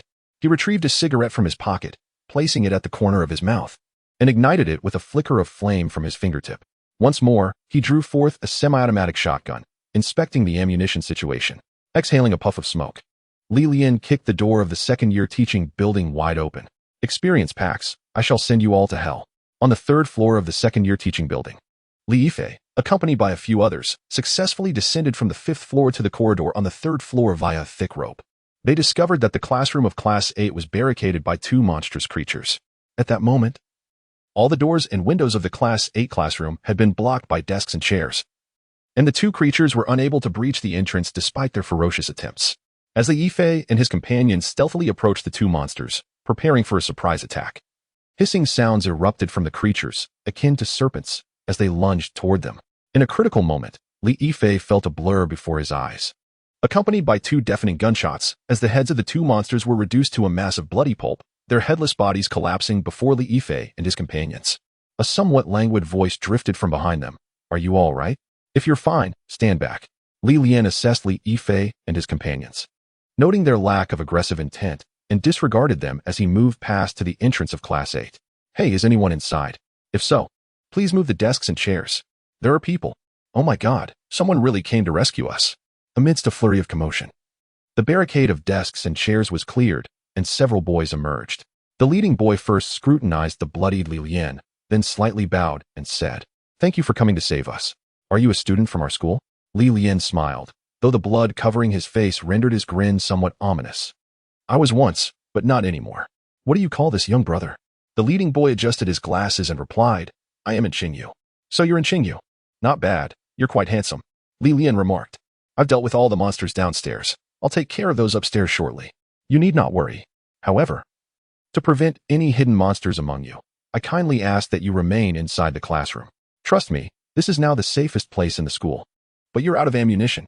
And Qingyu had already keenly observed that Lian's ammunition belt was empty and that his shotgun had entered an empty chamber state. There had been too many experience packs on the 1st floor, and Lian had exhausted all his bullets shooting them down one by one. It's fine. I don't rely on firearms for my livelihood. Lin Qiye and his companions quickly entered the classroom, barricading the door with desks and chairs once more. And Qingyu glimpsed through the gaps in the furniture as Lian's shotgun vanished, replaced by a gleaming katana. Subsequently, the 2 corpses on the ground were ignited. And 10 seconds later, the flames dissipated, leaving no ashes behind. And Qingyu's curiosity about the true nature of this world intensified. What he yearned for most was to dissect Lian for an in-depth study. Chapter 27. Kind words fail to advise the doomed. Compassion does not extend to self-destruction. The origins of the monsters have been thoroughly investigated. Chen Mai's voice echoed in the earpiece. These creatures are known as Nantua serpents, derived from a rural legend. Such serpents possess formidable camouflage abilities and intelligence comparable to humans. After swallowing a creature, they can implant serpent seeds within, transforming the host into their offspring, which they can then manipulate. However, there are limitations to the production of serpent seeds. Even the primary body can only produce one seed per day, while the offspring takes 3 days to generate one. Moreover, both the primary body and the offspring possess low combat power, especially in their juvenile stages. I see, Lin Qiye nodded. It seems this serpent has been lurking within the campus for quite some time. How about you, Hongying? I lost track of it, Hongying replied, her tone tinged with disappointment. Xiaonan is attempting to trace the monster-esque trail. As long as the Wujia void remains, the primary body cannot escape. How about your side? I'm preparing to assist Lian. He has gone alone to the second-year teaching building. As Lin Qiye spoke, he quickened his pace. Upon reaching the second-year teaching building, he found the entrance firmly shut, with a bloodied figure seated at the front, smoking. Lian, are you all right? Lian's appearance bore a striking resemblance to Zhao Kongqing from that night, sending an involuntary shiver down Lin Qiye's spine. You're so slow. Lian, cigarette in mouth, appeared somewhat fatigued yet wore a smile, looking quite pleased. How could I not be happy? The second-year teaching building is practically a gold mine. Lian had first cleared the serpent offspring on the first and second floors with a shotgun, then switched to his Zanpakuto to eliminate the remaining threats between the fourth and fifth floors. Even though the experience points had diminished from the initial 100 to 75, and then halved to 50, the sheer number was overwhelming. Lian had ascended from level 6 to level 8, with his experience bar nearly full, just a smidgen away from level 9. When the Zanpakuto was sheathed, the surrounding scorching domain would dissipate, allowing Lian to carry it without affecting the environment. Once he eliminated the hidden serpent offspring within the teaching building, he would confidently reach level 9. Achieving level 9 would unlock the Death Goddess garb. Upon seeing this notification, Lian's eyes nearly turned crimson. He was determined to reach level 9 for this set of attire. This was the only armor of a Shinigami. After all, although during battles Yamamoto often preferred to shed his clothing, for a novice like himself, possessing additional armor equated to an extra life. I have eliminated all the serpent offspring that actively attacked within the teaching building, but I fear there might be hidden entities inside. Therefore, I haven't released anyone inside, waiting for you to come and extract them. Seeing Lian's vibrant demeanor, Lin Qiye felt relieved. All right, let us go. Just tell me who it is, and I will take care of it. Don't you need to rest? Lin Qiye inquired with concern. You've killed so many, aren't you tired? A bit. But I have tasks from the deities to fulfill, you understand. Fine. Lian led Lin Qiye to the classroom of Class 8 on the 3rd floor, where Li Yifei and Xingyu awaited. Lian instructed them to open the door once more. Lin Qiye's eyes gleamed with a golden light. Under this gaze, the serpent offspring's disguise would prove ineffective. After surveying the room, Lin Qiye stated, there is no one here. Everyone is normal humans. And Xingyu gazed at Lin Qiye as though he were a rare treasure, his curiosity piqued by Lian's ability to manifest a blade. But Lin Qiye's piercing vision captivated him even more. I truly wish to dissect them for research. Li Yifei interjected. Qiye, Lian, I performed exceptionally this time. Can I join the Night Watchers? That's not a problem. And Xingyu's eyes flickered as he inquired, can I join you as well? Lin Qiye regarded the slender boy with glasses. And you are? And Xingyu politely extended his right hand. Hello, I am Xingyu. Lin Qiye hesitated briefly before shaking his hand.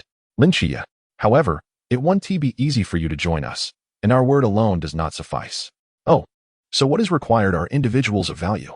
And Xingyu adjusted his glasses, and I understood. You all stay here. Lian and I will head up to check for any lurking monsters. Lin Qiye said to Li Yifei, you too, don't go up. I can assist you.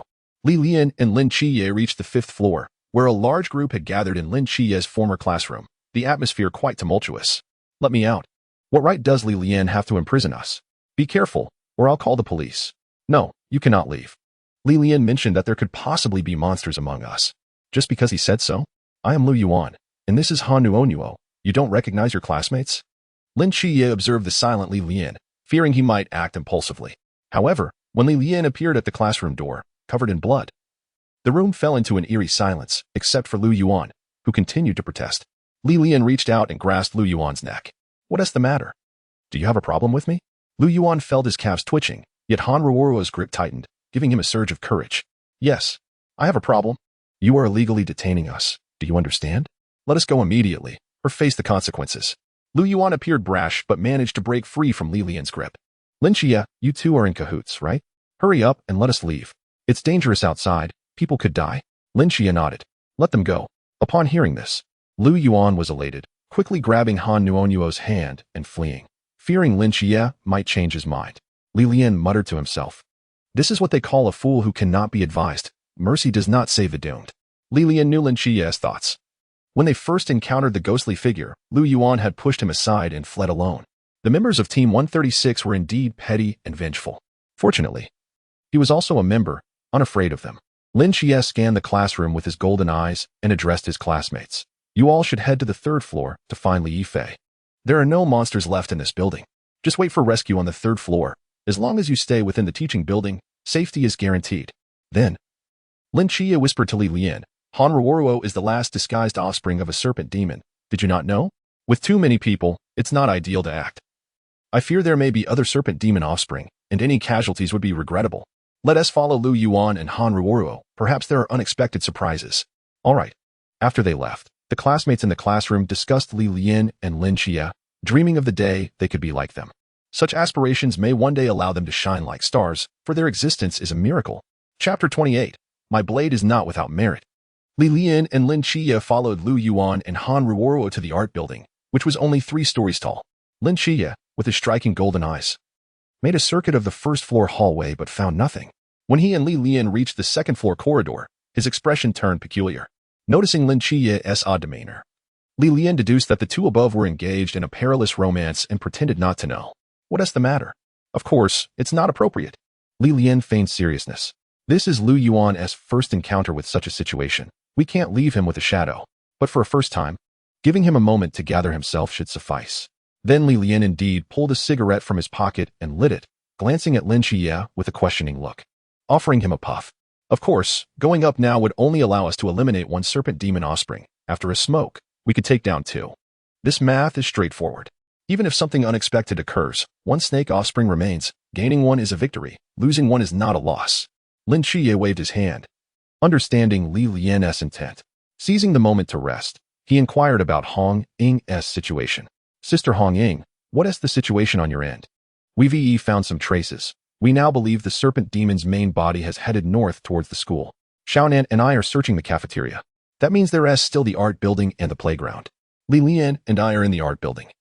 We haven't discovered any traces of the serpent demon's main body yet. Be careful. Report promptly if you encounter the main body. Remember, your safety is paramount. Just hold on until I arrive. Yes. Lin Qiye ended the communication just as Li Lian finished his cigarette.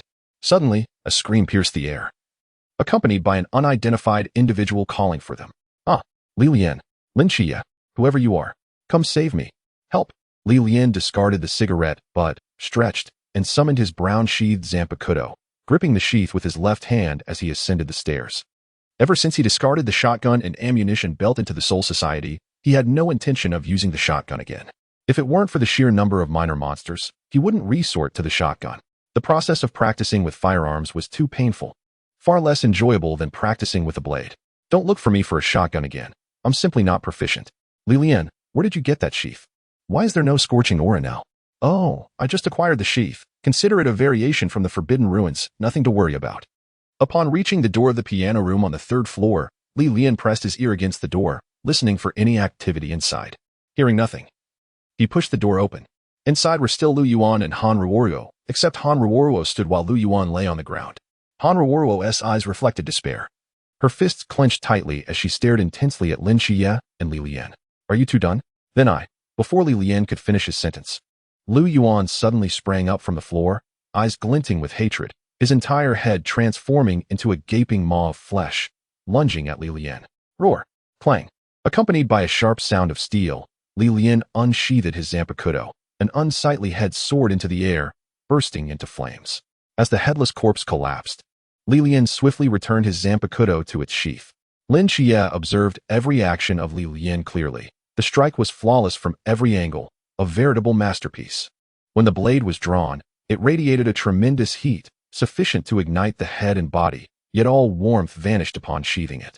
That sheath, like Li Lian's blade, was extraordinary, unprincipled, To deceive and ambush an 18-year-old boy, is this acceptable? It is not. Hanruoruo was terrified by Lian's strike. Quickly interjecting, don't act violently. Can we talk? Lin Qiye initially hoped to extract information about the main body from the last serpent demon offspring in the school. But Lian, with a swift step, approached Hanruo, unsheathing his Zanpakuto and thrusting it into her mouth. With a pained groan, Hanruoruo's head transformed into a massive maw, lunging toward Lian, but he unleashed a surge of spiritual energy, engulfing her mouth in flames. She struggled briefly before collapsing, lifeless. Fiends and demons, all must be eradicated. What is there to discuss with you? Lian acted not only to gain the final experience required to level up to 9, but also to demonstrate to Lin Qiye the importance of taking decisive action without being swayed by others. When possible, act rather than hesitate, to avoid being toyed with by the cunning adversaries in the future. The true form of the serpent demon is imminent. Rather than delaying time with Hanruoruo, it would be wiser to swiftly ascend to level 9 to unlock Death Armor. Ding. Level 1, Death Armor, unlocked. Upon reaching level 10, Initial Release can be unlocked. Lian quickly glanced at the description of Death Armor, realizing he could summon it at will, enveloping his entire body while remaining impervious to wear and tear, with its defensive capabilities increasing alongside his total spiritual energy. A one-click outfit change combined with everlasting durability, commendable. Level 10 truly is a treasure trove. Finally, the initial release is within reach. However, now is not the time for such thoughts. The serpent demon's true form is approaching. Whether he can initiate the release of his Zanpakuto depends on it. Lian, how could you kill it so easily? Do not blindly trust others, especially the words of enemies. Even a single additional word can cause trouble. But how do we locate its true form? Boom. A shadow crashed through the wall behind Lin Qiye, rushing towards his position. The black serpent tail lashed out like a whip, smashing through the floorboards. Lin Qiye rolled to evade the attack, gripping the hilt of his blade with a grave expression, and then activated the intercom. Sister Hongying, we have spotted the true form of the serpent demon on the 3rd floor of the art building. Understood. Hold your ground. We will be there shortly. Hongying's voice, accompanied by the howling wind, indicated she was already on her way to the art building. The serpent demon's tail whipped around, swiftly crawling across the ground. Its thick body shattering the pianos in the music room, and its sharp claws producing a piercing sound as they sliced through the air, continuing their assault on Lin Qiye. Lin Qiye's straight blade clashed multiple times with the demon's claws, which were deflected, leaving deep gashes on the wall as easily as slicing through tofu. Ultimately, he was struck by a surprise attack from the serpent tail, sending him flying, though he managed to inflict a shallow wound on the tail in return. Despite the disparity in realms, Lin Qiye's extensive training allowed him to hold his own against the serpent demon, especially since his crucial passive ability, Night Dancer, had yet to activate. Once night fell, triggering the 5-fold enhancement to his physical attributes, the serpent demon would stand no chance against him. Yet, why isn't it targeting me? Lian felt it was one thing to be overlooked by Team 136, but now even a measly serpent demon ignored him? The blade in his hand was no less formidable. With a thought, the entirely black death armor enveloped him. The lower portion of the trousers wide and cinched at the ankles, while the upper section resembled a kimono, layered with a deep purple haori. When the death armor was donned, its seemingly cumbersome fabric did not hinder Lian's movement. Instead, it felt as though his body had become lighter, with the flow of spiritual energy within him accelerating significantly. The recently expended energy was rapidly replenishing. Is this a hidden effect? Kudos. Activating Shuanpa. Lian transformed into a specter, appearing behind the serpent demon. The skill's consumption had decreased too? Double kudos. With his left hand gripping the scabbard and his right hand tightly clutching the hilt, he drew his long blade. Slash. Chapter 29. Am I the serpent demon? A searing aura erupted behind the demon, flames engulfing the air as if another sun had appeared in the small music room. The serpent demon, sensing the intense heat from behind, could not evade in time, instinctively turning its head. Yet, all that filled its serpentine eyes was the blazing light of the blade. A swift upward slash cleaved through the demon's waist as if it encountered no resistance at all, severing it in two. Since unlocking slash, this was the first time Lian had employed the skill. It was not that he was unwilling to use it, rather, the progeny of the serpent demon had failed to pique his interest. Even the perfect draw that had just dispatched Lu Yuan paled in comparison to this slash. Slash detonated like a bomb unleashed from the scabbard. Lian was not merely drawing his blade. The Zanpakuto propelled him into action, its speed far surpassing ordinary attacks and accompanied by intense flames. When Chima's theory proved correct, compressing the void within the blade's surface produced an explosive effect. Lian had previously been unable to achieve this, But now, with the appropriate scabbard, he could compress all of his domain onto the blade. Thus, the larger and stronger his domain, the more formidable the power of / became. Lin Qiye stood stunned upon witnessing Li Lian strike. The serpent demon, which he could barely defend against, was bisected. What monstrous attack power is this? And where did that black attire come from? Has the void transformed again? Li Lian's full-force strike was indeed for experience points. He understood well that the serpent demon's appearance here was a ploy to feign death, intending to deceive the night watchman and continue lurking. Yet a feigned death is still death. He would gain experience nonetheless. Li Lian paid no mind to the serpent tail writhing on the ground after being severed, as flames had already ignited from the wound. Reducing it to ashes was merely a matter of time. The crucial matter was ensuring the upper body did not escape. Returning the blade to its scabbard, he struck once more at the serpent demon's upper half, unleashing another slash. The same relentless flames and brilliant blade light accompanied his strike. The razor-sharp Zanpakuto slicing from the demon's abdomen to its crown, vertically cleaving it in two. Accompanied by a shower of sparks, 2 fiery plumes erupted from the severed body, igniting the remains in an instant. Li Lian stood amidst the flames, the flickering light casting shadows on his face, his gaze fixed intently on the demon's corpse, prepared to deliver a finishing blow should it show any signs of life. Lin Qiye, observing Li Lian clad in black amidst the fire, suddenly understood why Li Lian claimed his patron deity was the god of death. A deity that brings death is, of course, the god of death. Ding. Experience points, 1500. Huh. Li Lian glanced at the significant rise in his experience bar after leveling up, exhaling a sigh of relief. He had finally accomplished his set objective. A feigned death of the true form was equivalent to the experience from a majority of the serpent demon progeny in a building. Back then, merely securing a kill yielded him 1500 experience. It could only be said that he had been too inexperienced. The experience gained from a mysterious being at the river boundary was equal to that of a being at the pool boundary. It was evident that one must take matters into their own hands. Merely spectating resulted in great losses. Now, he must prepare for the second battle against Li Yifei's serpent demon. He must strike decisively, leaving only half a breath to spare. Where did your clothing come from? The void works in such a way. It initially provides the blade, then the scabbard, and now even clothing quite reasonable. Reasonable? Lin Qiye questioned. This sounds less like the void and more like a cursed object. Reasonable, indeed. Once I retract the void, the equipment disappears. As Li Lian spoke, he stored away the death armor and the Zanpakuto, revealing his school uniform stained with blood. Lin Qiye, the 3 corpses of the serpent demon turned to ashes amidst the flames as Hong Ying and Si Xiaonan, armed with weapons, arrived at the scene. They gazed at the disheveled music room and the unharmed Lin Qiye and Li Lian, utterly astonished. Where is the true form of the serpent demon? Lin Qiye calmly replied, it has already turned to dust. What? Si Xiaonan instantly tensed, gripping her straight blade in a defensive posture as if facing a formidable foe. It has already become dust. Wow, turning to dust is quite dramatic. Hong Ying casually thrust her long spear into the floor, reaching out to twist Lin Qiye's ear. So, the little rascal has made some progress and thinks he can show off, huh? Trying to scare people? Not at all. This was solely Li Lian's doing. Li Lian? Lin Qiye dodged Hong Ying's grasp. Li Lian killed the snake demon with just 2 strikes, and he even burned the corpse to ashes. Li Lian nodded. He too wished to spar with Hong Ying to ascertain his current level of strength. However, there were more pressing matters at hand. The issue with the snake demon was far from resolved. What?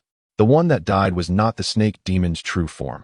Its death was too simplistic, almost as if it were sent to die on purpose. Lin Qiye could not help but form a new perspective on Li Lian. Since entering school, he had not experienced intense combat, perpetually pondering the intricacies of the situation. This led him to some deductions, though he was reluctant to fully trust his own judgment. Yet, Li Lian managed to identify the complexities even amid such fierce combat. Lin Qiye nodded and addressed the group. I have a hypothesis. Please listen. Nightfall quietly enveloped the surroundings. In the hall of the second-year teaching building, Li Yifei animatedly recounted his recent experiences, while Qingyu sat in a chair by the back door of the classroom, eyes closed in contemplation. Lin Qiye and Li Lian entered, finding everyone gathered around Li Yifei, captivated by his storytelling. They exchanged glances and nodded in tacit understanding. Lin Qiye spoke. The problems have been resolved. You may leave now. Li Yifei, come here. Li Lian smiled and nodded, then delivered a punch to Li Yifei's chest. A casual hit. Li Yifei was struck, crashing through the glass door behind him and tumbling into the open space at the entrance of the teaching building. The students and teachers in the hall were taken aback by the sudden blow, glancing nervously at Li Lian, fearful that he might deliver a similar blow to them. Only Qingyu displayed an expression of indifference, slowly rising to the window to observe the flying Li Yifei. Lin Qiye maintained a friendly smile, reassuring everyone, it's all right. Just stay here and don't move. Lian wore a mischievous grin as he flexed his wrist after the strike, slipping through the hole created by Li Yifei's crash. It hurts. Lian, why did you hit me? But I'm fine. Does this mean I've awakened the forbidden ruins like you guys? Li Yifei sat on the ground, rubbing his chest where he had been struck, watching as Lian approached him with a smile. No, Li Yifei, you haven't awakened the forbidden ruins. I'm hitting you because you are the Nandu Snake Demon. Me? How could I possibly be the Nandu Snake Demon? You must be mistaken. Qiye, help me out here. Nandu Snake Demon, your flaws are too numerous. Lin Qiye emerged from the hole, uninterested in explaining each point, but curious about how Li Yifei managed to remain oblivious to his identity as a demon. What nonsense are you talking about? I'm Li Yifei. I'm not some demon. Lian stood before him, summoning his blade, arms crossed, holding the sword close to his chest, eyes fixed intently on Li Yifei, resembling a cat ready to pounce on its prey. Lian swung his blade, not employing any skills. His aim was merely to force the true nature of the Nandu Snake Demon to surface. Although he knew Li Yifei was the demon, he was cautious, as Lin Qiye's deduction was merely a hypothesis. To strike with full force might reveal his knowledge of a demon's true form. Furthermore, within Qingyu, a high-intellect individual, nearby, caution was prudent. Clang. The blade clashed with a sharp claw, sparks flying. If you insist on pressing me, do not blame me for revealing my true form. Chapter 30. A reunion at the psychiatric hospital. The Nandu Snake Demon revealed its true form beneath Li Lian's blade, brandishing its claws to repel him. Its serpentine eyes glaring furiously, while its thick tail thrashed anxiously against the ground. The pressure Li Lian exerted was overwhelming, having just been cleaved into 3 pieces. It may have feigned death to escape, yet the wounds still throbbed painfully, reminiscent of being scorched by flames. Well, no more pretense? Li Lian leapt back to evade the demon's claws, sheathing his blade as the black garb of the deathly supreme enveloped him once more. He gazed at the Nandu Snake Demon, nearly laughing aloud. You don't think yourself clever, do you? Planning a scheme? Very well, I intended to remain hidden. But it seems your little band of night watchmen has seen through my disguise. It appears I must eliminate you too if I wish to escape today. The Nandu Snake Demon coiled its tail and transformed into a shadow, lunging at Li Lian, only to abruptly change course and charge towards the students and teachers within the teaching building. Its speed far exceeded that during the battle at the art building. The Nandu Snake Demon realized that engaging Li Lian head-on would lead to its demise. Taking hostages was its only chance for survival. Li Lian recognized that his 2 strikes had diminished the demon's will to fight. Yet he was taken aback by the fact that the demon's first choice was not to flee, but rather to attack the teachers and students. What astonished him even more was that it dared to turn its back on him. Did it truly believe it would escape? Activating Shuanpa. Li Lian effortlessly kept pace with the shadowy Nandu Snake Demon, swinging his blade. Slashing strike. The Nandu Snake Demon, caught off guard by the significant increase in its speed, found itself easily pursued by Li Lian. However, the inferno unleashed by Li Lian engulfed the demon's upper body. Whoosh. 2 clawed arms soared from the flames, crashing to the ground in a fiery blaze. Li Lian executed another Shuanpa, driving his blade into the swiftly moving demon, pinning its tail to the ground. The demon's movement was hindered, yet it astonishingly severed its own body at the point where it was pinned, accelerating once more in a fierce charge. The Nandu Snake Demon was willing to sacrifice part of its body to seize a hostage. Destruction of the 12th path. Binding fire. Li Lian unleashed this, his only ranged skill, as spiritual energy transformed in his hands into a crimson light lasso, ensnaring the fleeing Nandu Snake Demon. The moment the demon was ensnared, it felt as though it had been thrown into a steel furnace, its entire being enveloped in searing heat, unleashing a howl of agony. Qiye, take action. During the pursuit and escape, Lin Qiye remained vigilant, positioning himself strategically between the demon and the teachers and students, ready to prevent the demon from taking desperate measures. Gripping the hilt of his sword behind him, a smile crept across his face. Li Lian was indeed formidable, but he was no slouch either, especially under the cover of night.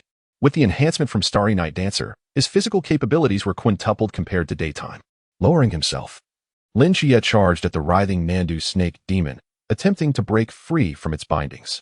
Unlike Li Lian, who preferred to wield his sword, Lin Qiye kept his blade sheathed on his back, allowing him to draw and slash from above. Unlike the shallow wound inflicted in the art building, Lin Qiye's strike, augmented by his skills, dealt devastating damage. The light blue blade sliced through the Nandu Snake Demon's chest, delivering a deep gash. As the demon thrashed, portions of its entrails were expelled. Lin Qiye then gripped the blade with both hands, executing an upward slash aimed at the demon's neck.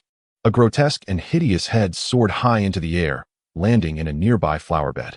Blood sprayed onto Lin Qiye's face and hair, staining his school uniform, rendering it indistinguishable from Li Lian's attire. And Qingyu, standing by the window, maintained an expressionless demeanor as she observed the fierce battle between the two, until the severed head of the serpent demon flew into the flower bed, at which point a flicker of fervor ignited in her eyes. Ding. Level 1. Unlocking Initial Release.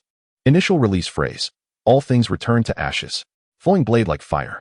Reminder. The host's current level is too low. Prolonged use of Initial Release may yield adverse consequences. Exercise caution. Finally reaching level 10, Li Lian pondered why he felt no transformation akin to the shift from the Lantern Realm to the Pool Realm. Counting on his fingers, he deduced the issue. He had only acquired the Zanpakuto at level 1, meaning he would not enter the Pool Realm until level 11. Level 10 merely represented the pinnacle of the Lantern Realm. Having lived 2 lifetimes, it was his first encounter with a system gold finger, and his inexperience was evident.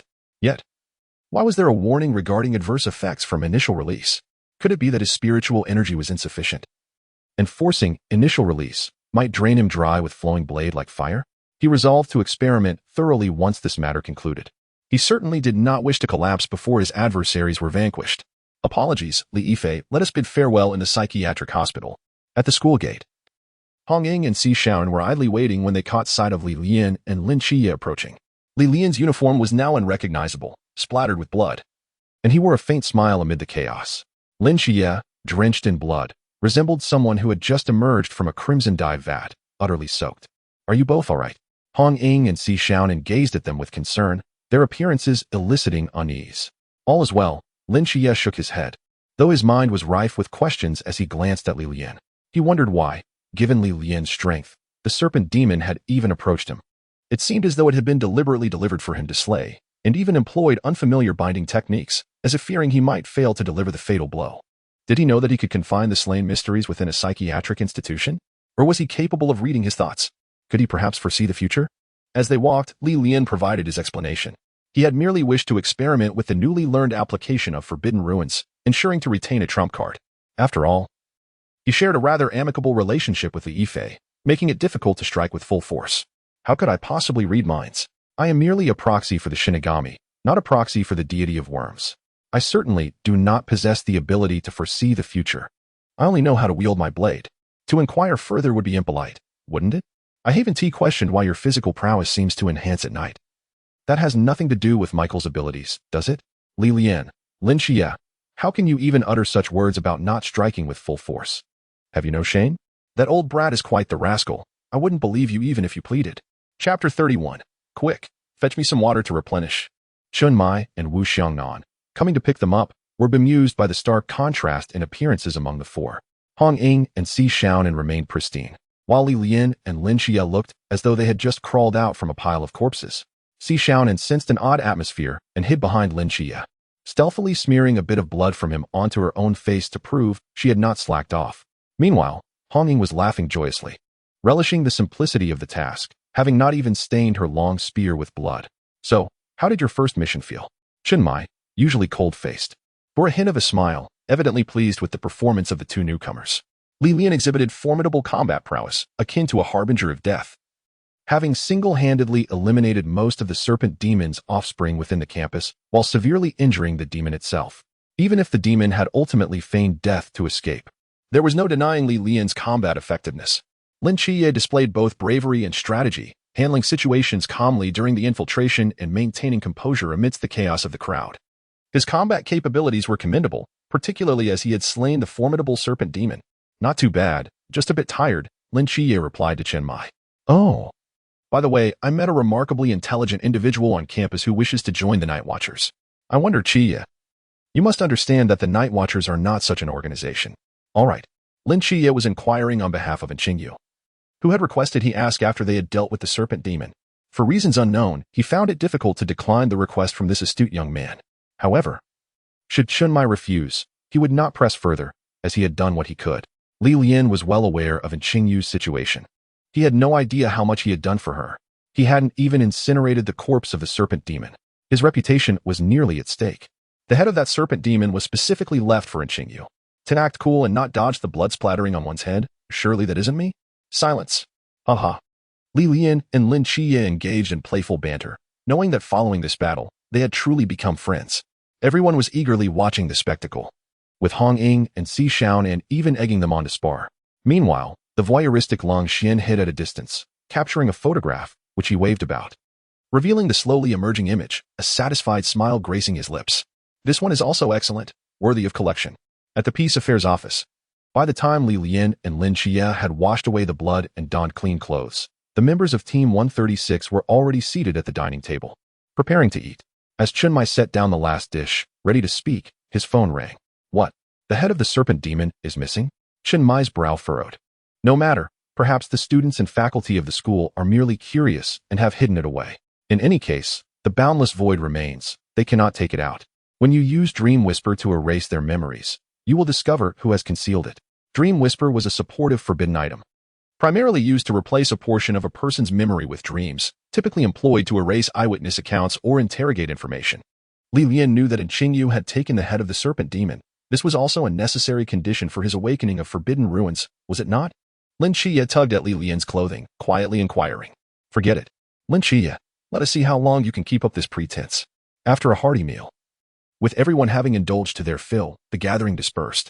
Only Wu Xiangnan remained behind to wash the dishes, the reason being a dispute with the captain during the ride.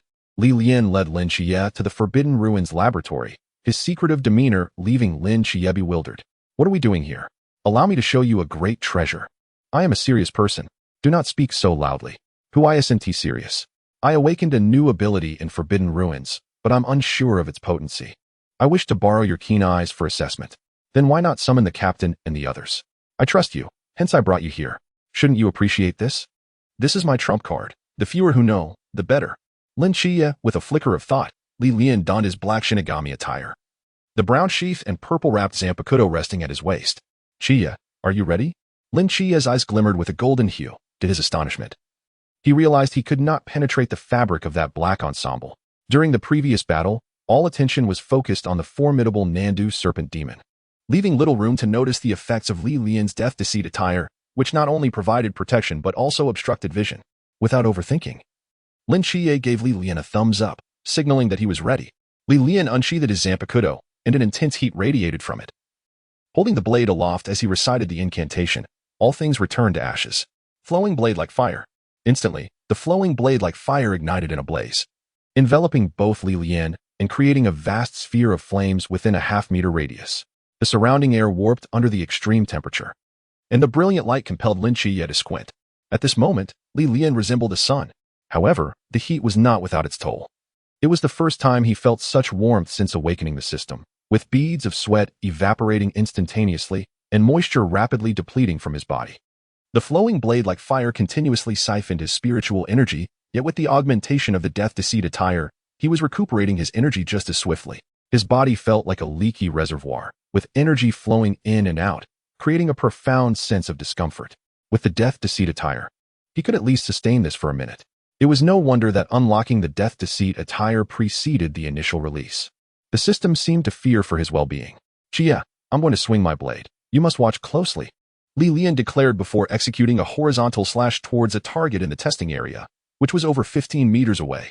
A wave of fire, nearly 5 meters wide, surged forth, effortlessly reducing the target to ashes, continuing onward for several meters before vanishing into the air.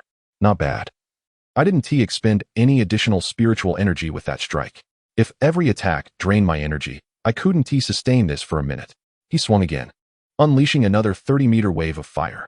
It appeared that this 3-decade range attack was a standard effect post-initial release, accompanying every strike. With his energy waning, he decided to test the skills available in this state. Sheathing his blade, the flames surrounding Lian receded slightly, and the temperature dropped considerably. Taking a deep breath, he adopted a draw stance. Flash! A blade of energy, 10 meters wide, surged forth, carrying flames as it traveled 50 meters, leaving a 10-meter-long scorched mark upon the wall of the Forbidden Ruins laboratory. Bang! As his spiritual energy was fully expended, the flowing blade like fire's initial release was automatically undone, causing both it and the death deceit attire to dissipate, and Lian collapsed onto the floor. His lips cracked and dry, his cheeks sunken. He rasped, "Help me. Qiye, quickly bring me some water." After uttering those words, he succumbed to dehydration and lost consciousness. his final thought being that he must drink more water before his next initial release. Chapter 32. How wonderful it is not to accompany women shopping. Upon awakening, Lian found himself staring at a somewhat familiar ceiling, covered by a white blanket, with an 4 drip attached to his left hand. Something felt amiss. Why did this sensation seem so familiar? Could it be that I have traversed once more? You're awake. Captain. Deputy. Come quickly. Lian has regained consciousness. Lian. You're awake? A familiar face appeared before him, that of Chinmai, the captain of Team 136, his expression serious yet imbued with a hint of concern. Don't speak just yet. Your dehydration is severe, your lips are almost glued together, and your vocal cords seem to be affected, but do not worry. I can handle it. There will be no lasting effects. Si Xiaonan, holding 2 cotton swabs dipped in warm water, continuously moistened Lian's parched lips until they parted. When Lin Qiye brought you to me, I nearly panicked. Normally, a person losing this much bodily fluid would not survive, yet for some reason, you managed to pull through. My only option was to administer in-4 for hydration. Now that you're awake, be sure to drink plenty of water. Thank you. Lian managed to express his gratitude through the pain in his throat. You need not thank me. Thank Lin Qiye instead. Without him, you would have perished from dehydration. While speaking, Si Xiaonan felt Lian's forehead, relieved to find he had no fever. Continuing, as long as you're not feverish, I'll go fetch more water. Once you've had enough, we can treat you. Lian, this time, remained silent, merely nodding. Chinmai, relieved to find Lian out of danger, suddenly recalled something. His eyes igniting with anger. Frowning, he glared at the bedridden Lian. You little rascal, once you recover. I expect an explanation as to how you found yourself in this predicament. Furthermore, you are responsible for repairing the wall of the Forbidden Ruins laboratory. If you can manage it, fine. If not, prepare to remain in this bed for another month. Understood. Chinmai. Lian, so? You didn't foresee this outcome either? Lin Qiye sat on the floor with a large bottle of water, observing Lian as he busily worked. Indeed. I've only recently learned how to wield it. I had no idea there would be such severe repercussions. Had you not been there, I might have truly met my end. After Si Xiaonan healed him, Chinmai assigned Lian to repaint the walls. The damage caused by his earlier strike had been repaired by others, yet the task of painting remained his to bear, serving as a lesson. Lian was astonished by the energy drain from his initial release. He had anticipated merely exhausting spiritual energy, but was unprepared for the significant loss of bodily fluids. It seemed that his inadequate control over the flowing blade like fire, akin to a double-edged sword, could harm both friend and foe. Alternatively, relying on a short-lived initial release for a burst of power could be a viable strategy. During the new year, the ancient god sect attacked the rookie training camp. The adversaries were likely far more formidable than depicted in the original narrative. Yet, with the initial release in his arsenal, he felt a newfound sense of confidence. He pondered whether further practice would enhance his control over the initial release, as even an additional second of endurance would constitute significant progress, even if it merely alleviated some side effects. You reckless fool, drink more water, Lin Qiye remarked, placing the large bottle of water on the ground. Recalling Si Xiaonan's admonition that hydration was beneficial for the body. Understood. Also, once you finish painting, the captain wishes to see us. Then why aren't you helping me? No, that is not my task. More importantly, I find joy in watching you work. Lian gritted his teeth, accelerating his movements. In his past life, he had toiled as a laborer, mixing mortar for a lifetime, expecting a change in fortune with this new life, only to find himself back in renovation. By the way, there is one more thing. When you wore that black outfit, I couldn't see through you. The death-to-seed attire can also obstruct vision? What a day of surprises. Noted. After completing the renovation, Lian and Lin Qiye arrived at the door of Chinmai's office and knocked. Enter. Lian and Lin Qiye stepped into the room, observing Chinmai diligently writing in a small notebook. He glanced up at them, then, holding his notebook, spoke. In a few days, the new recruit training will commence. So soon. Lian then realized that he had already traversed into the world of slashing gods for over a month. Moreover, during the new recruits training period, there is a closed management system, and daily necessities will be provided, although their quality may be lacking. He would ask Hong Ying to take everyone to buy some supplies later, as the winter there is far colder than in Songnan. Warm clothing and thick blankets are essential, and they must also prepare medicines to avoid injuries. Chinmai, resembling a concerned father, fretted over his charges as they prepared to embark on their journey to university, meticulously advising Lian and Lin Qiye on everything from daily routines to ensuring they purchase lower berths for a comfortable sleep on the train. Half an hour passed as Chinmai's instructions flowed forth. Have you remembered all that I said? Yes. Lin Qiye nodded earnestly, feeling warmth from Chinmai's fatherly demeanor. a stark contrast to his previous life that revolved solely around his small home. Make sure to buy the train tickets for tomorrow as well. It's better to arrive early so you can choose your dorm. Don't suffer while you're out there, he continued. You needn't worry about the money. I will hand my bank card to Hong Ying to ensure you purchase quality items. Chen Mai's gaze nearly sparkled with affection towards Lin Qiye, leaving Li Lian feeling somewhat neglected. So soon? The sooner, the better. Captain, why didn't you ask if I remembered? Li Lian raised his hand, feeling a hint of discrimination. You all favor Lin Qiye. Of course. What is there to like about you, you rascal? All you do is wreak havoc. Have you finished painting the walls? Done. Then did you remember everything I just said? No, Captain. Can I see that notebook? I need to take notes. As he spoke, Li Lian produced a notebook and a black pen from the Soul Society, emphasizing that a poor memory is no match for a diligent pen. Right? Indeed. Later, when Qiye and Hong Ying go shopping, you'll accompany me to the training grounds. Chen Mai found Li Lian's mischievous nature quite aggravating. He feared that without proper discipline, Li Lian would only become more unruly. Wait, does that mean I don't have to accompany Sister Hong Ying shopping? And I get to practice with the captain? What a stroke of luck. Thank you, Captain. Chapter 33. Just like going home, Li Lian and Chen Mai spent the entire afternoon at the training grounds, engaging in a lively sparring match under the constraints of the Forbidden Realm. They were evenly matched, akin to chess players facing off against worthy opponents. Chen Mai was drenched in sweat, his towel hanging around his neck dripping with moisture. Without the use of the Forbidden Realm, they were equally skilled in swordsmanship, though there was a slight difference in their physical capabilities. In terms of pure strength, Li Lian was no match, but his endurance was remarkably high, like a stubborn adhesive. Once he latched on, he wouldn't let go, pushing Chen Mai to spar for the entire afternoon. Chen Mai had initially intended to teach Li Lian a lesson, but he soon realized that without the Forbidden Realm, he couldn't quite handle him. Eventually, he suggested they go all out, but Li Lian firmly declined. Look at my cheeks. I'm still an injured party. Asking me to go all out is akin to murder. I refuse. They both laughed heartily at the sight of Lin Qiye, who was burdened with numerous shopping bags. Li Lian felt grateful he hadn't gone shopping with them. Accompanying women on shopping sprees? What nonsense. Wasn't he this more tiring than practicing swords with the captain? Lin Qiye wore a look of despair.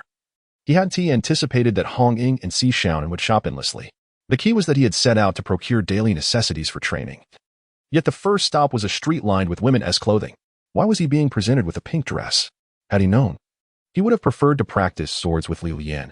At least he wouldn't have been dragged into a lingerie store. Li Lian, come over. We've gathered everything you need. Hong Ying called, pointing at a pile of yellow bed linens and matching suitcases. We got Qiye the Peppa Pig pink set. And for you, the SpongeBob SquarePants yellow one. But you can use the Peppa Pig suitcase too. They're the same size. If you like it, Qiye will definitely swap with you. Li Lian felt elated, finally receiving equal treatment. What is wrong with SpongeBob? A man remains a boy at heart. Amidst the lively chatter, they divided various daily necessities, while Chen Mai quietly smiled and made his way to the kitchen. However, he had forgotten that Hong Ying had charged his card. Li Lian knew that Lin Qiye would not be leaving Songnan City, and all these winter items would be of no use to him. Lin Qiye had begun to suspect he possessed precognitive abilities, so he wouldn't inadvertently reveal anything in such trivial matters. Plus, he wouldn't need to spend his own money or exert effort. Practicing swords with the captain was far more appealing. Ignorance was bliss. His acting skills were top-notch. Having been in Team 136 for a month, Li Lian felt enveloped in familial warmth he had never experienced before. There was the strong yet soft-hearted Hong Ying, the whimsical and gentle Si Xiaonan, the naturally cold yet curious Lin Qiye, the seemingly squinting but warm-hearted Wen Qima, not to mention Chen Mai and Wu Xiangnan. The team leaders who were like parents to Team 136, along with Lin Qiye, who was growing alongside him, and the now laid-back Lao Zhao in the Soul Society. Though he had no family of his own, they felt like family to him, even if they occasionally held grudges or were somewhat petty. They were no longer mere characters from a novel. They were living, breathing individuals who experienced joy, sorrow, and worry in this world. They had become his new ties in this realm. How wonderful. He was reluctant to leave them. He needed to grow stronger quickly so he wouldn't lose them. The new recruits' training was an excellent opportunity for improvement. He was determined to work hard. The next morning, Lin Qiye, hauling 2 large suitcases, stood in stark contrast to Li Lian, who merely carried a small backpack. Lin Qiye sighed. Where's your luggage? Li Lian mumbled through a cigarette. You know I have a place to put it. Help me carry some. What do you mean? I refuse. It wouldn't hurt to learn a bit of a foreign language. Since Li Lian had nearly turned him into a corpse and Lin Qiye had saved him, their relationship had rapidly evolved, and their banter had become a daily occurrence, much like dormitory roommates in college. Their bond had grown to the point of almost resembling a father-son relationship. "All right, you two rascals, hurry up and enter the station. Don't miss your train." Chunmai spoke, as the entire Team 136 had gathered to see them off. He couldn't help but feel anxious about sending his child off on their first journey away from home. With that, he pushed them through the train station doors. Once inside, the two settled in the waiting area, pulling out their train tickets. Lin Qiye stared blankly at his ticket. "Lian, aren't we taking the train this afternoon? You're asking me about the ticket you bought? Why did the captain and the others come to send us off so early? Isn't it normal to leave 8 hours early to catch a train? That's how parents are in the summer." Wu Xiangnan, driving, played a farewell pop song, creating a somewhat oppressive atmosphere in the car until Chunmai's phone rang. "Hello, yes, this is Chunmai." Chunmai answered the phone, his face reflecting disbelief. "This year's new recruit training is being held in Songnan? The base has been completed? We can enter the camp tomorrow? All right, understood." After hanging up, he turned to his team members, announcing, "This year's new recruit training will take place in Songnan City, right in our suburban area." Whoa! Wu Xiangnan, the driver, slammed on the brakes, causing everyone in the car to lurch forward. Si Xiaonan's head bumped against the front seat, her eyes glistening with tears. "Deputy, what are you doing?" she exclaimed, feeling embarrassed. But the most pressing issue is that Lian and Lin Qiye have already entered the train station. Lian was aware that he wouldn't be leaving today. The Night Watchers would never allow Lin Qiye to leave Songnan City, even if it meant relocating the entire new recruit training camp here. When Lin Qiye was escorted out by the members of Team 136, he was utterly speechless. This was absurd. The lockdown prevented them from entering. Wu Xiangnan, driving, nearly choked on his words. "At least the daily necessities we bought will be useful. Does Songnan even require thick quilts and down jackets?" "Shut up." Chunmai observed the heap of winter supplies and felt his heart bleed, considering that he had paid for all of it just yesterday. After a moment of silence, he spoke to Lin Qiye in a conciliatory tone. "Qiye, do you remember where we bought all this stuff yesterday? Should we check if we can return it?" Chapter 34. Keeping away from Lin Qiye, protecting privacy rights. Lin Qiye and Lian struggled along a dirt road, each dragging 2 large suitcases. As the captain advised, one must always prepare for contingencies. They were nearing the camp and couldn't reveal their capabilities. "I heard supplies are limited in the training camp. I was worried about not having cigarettes, so I emptied the captain's smoke cabinet." "You only brought cigarettes? Didn't you take anything else?" "According to your requirements, even if a rat entered the Peace Affairs Office's warehouse, it would still have to leave behind a couple of grains of rice. Even if we wandered outside for a year, I won't let you go hungry." Lian and Lin Qiye exemplified the overly cautious nature of Team 136. If Chunmai dared to have him paint the walls, he would dare to empty my smoke cabinet. If Chunmai asked Lin Qiye to return items all over Songnan City, Lin Qiye would make Lian clear out the Team 136 warehouse. Who isn't a little cautious? Old Zhao, the warehouse manager in the Soul Realm, eyed the familiar supplies and interrogated Lian. "Tell me honestly, are you planning to escape? Which is why you've emptied our team's warehouse." Lian replied, "No, I'm not. Don't spread rumors. I just needed some daily supplies, just in case." As they conversed, a camouflage-painted military jeep approached, kicking up a cloud of dust. Suddenly, it screeched to a halt beside them, and an officer leaned out of the window, scrutinizing them. One was adorned with pink luggage featuring Hello Kitty and Peppa Pig, while the other had yellow luggage depicting Pikachu and Raichu, Dragon and Phoenix. The phrase flashed through his mind, and one couldn't help but wonder if Lang Xin would shed tears of emotion upon learning the officer's evaluation of the duo. "What are you doing?" "New recruits for the training camp. Arrived so quickly? You two are local to Songnan. Show me your identification." Lian and Lin Qiye presented the documents prepared by Chunmai. After a thorough inspection, the officer returned the documents, gesturing for them to get in the vehicle. Lian and Lin Qiye placed their suitcases in the trunk and climbed into the back seat of the jeep. The officer drove them directly to the entrance of the training camp without stopping at any checkpoints, indicating prior arrangements had been made. "All right, I won't accompany you further. You can go in by yourselves." The two disembarked, dragging their 2 large suitcases to the entrance of the training camp, where a large iron gate bore the sign, 039 New Recruit Training Base. They had barely stood at the entrance for a moment when an instructor emerged, gazing at them with surprise. "New recruits? What are your names?" "Lin Qiye, Lian." Upon hearing their names, the instructor's demeanor shifted to one of enthusiasm. "Oh, so it's you too." Lin Qiye felt a bit uncomfortable with the sudden warmth. "Is there a problem?" "No problem," the instructor shook his head, then opened the large iron gate behind him. "You two are the earliest arrivals. Come in. My name is Hong Hao, and I will be your instructor." "Hello, instructor." "All right. Just follow me."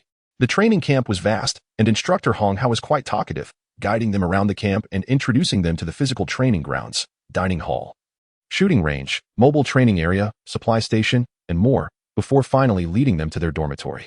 Lin Qiye noticed that throughout the tour, all the instructors looked at him and Lian with curiosity, prompting him to ask, "Why are they all staring at us?"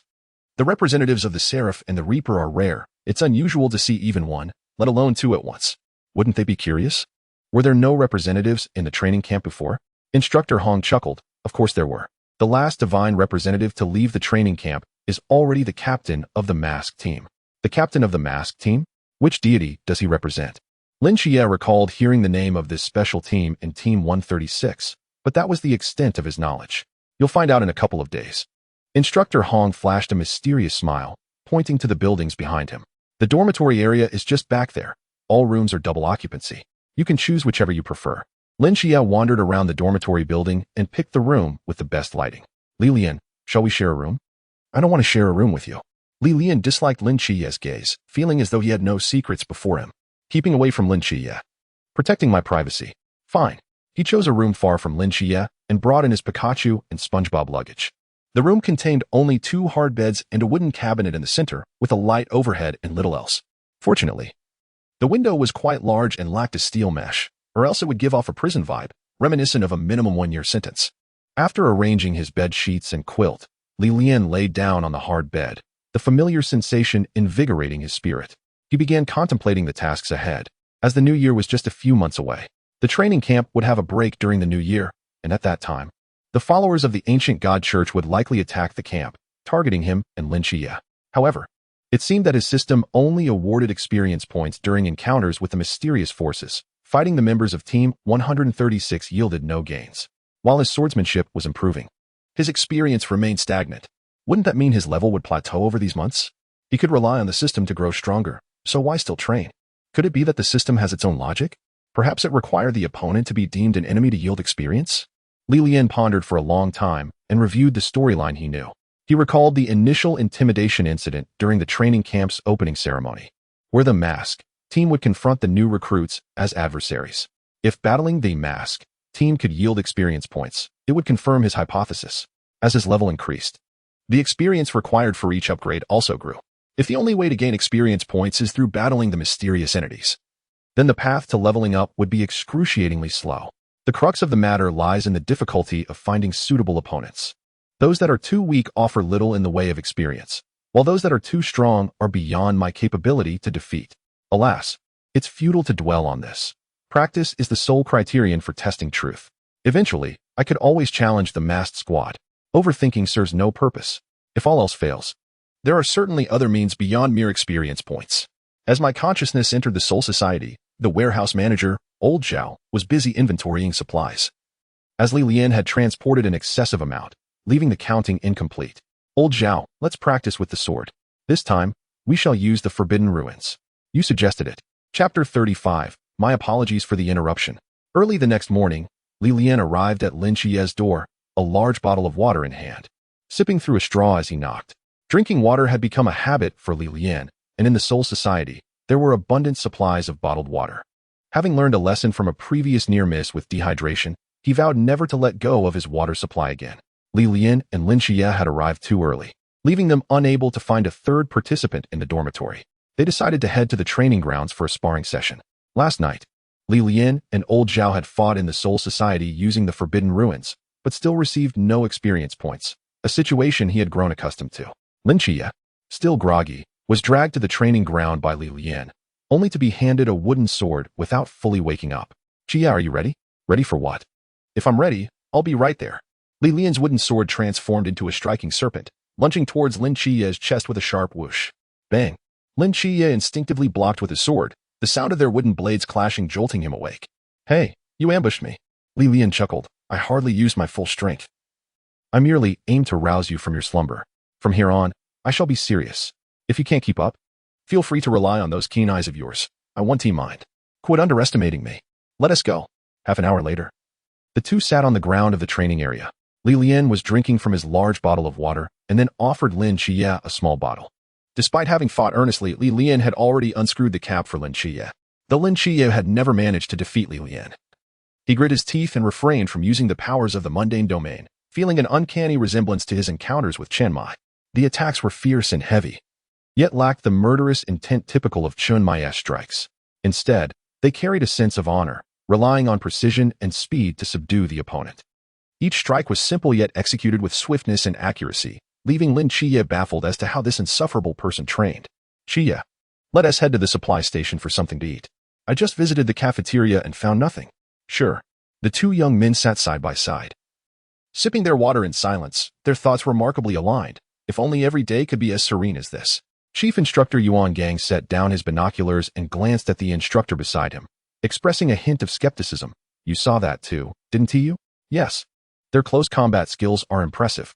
Without utilizing the Forbidden Ruins, they surpass many of our instructors. The instructor replied earnestly, especially that Agent of Death.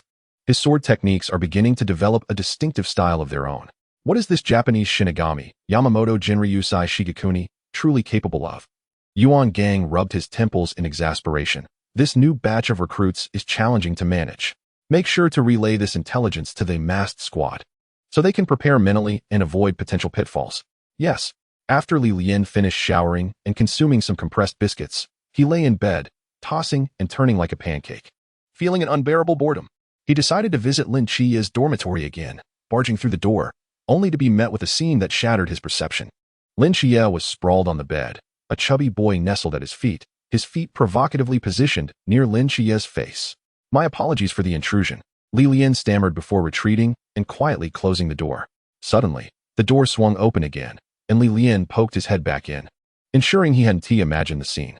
Qiye, rest assured, as good brothers, I shall respect your preferences. I promise not to speak of this outside.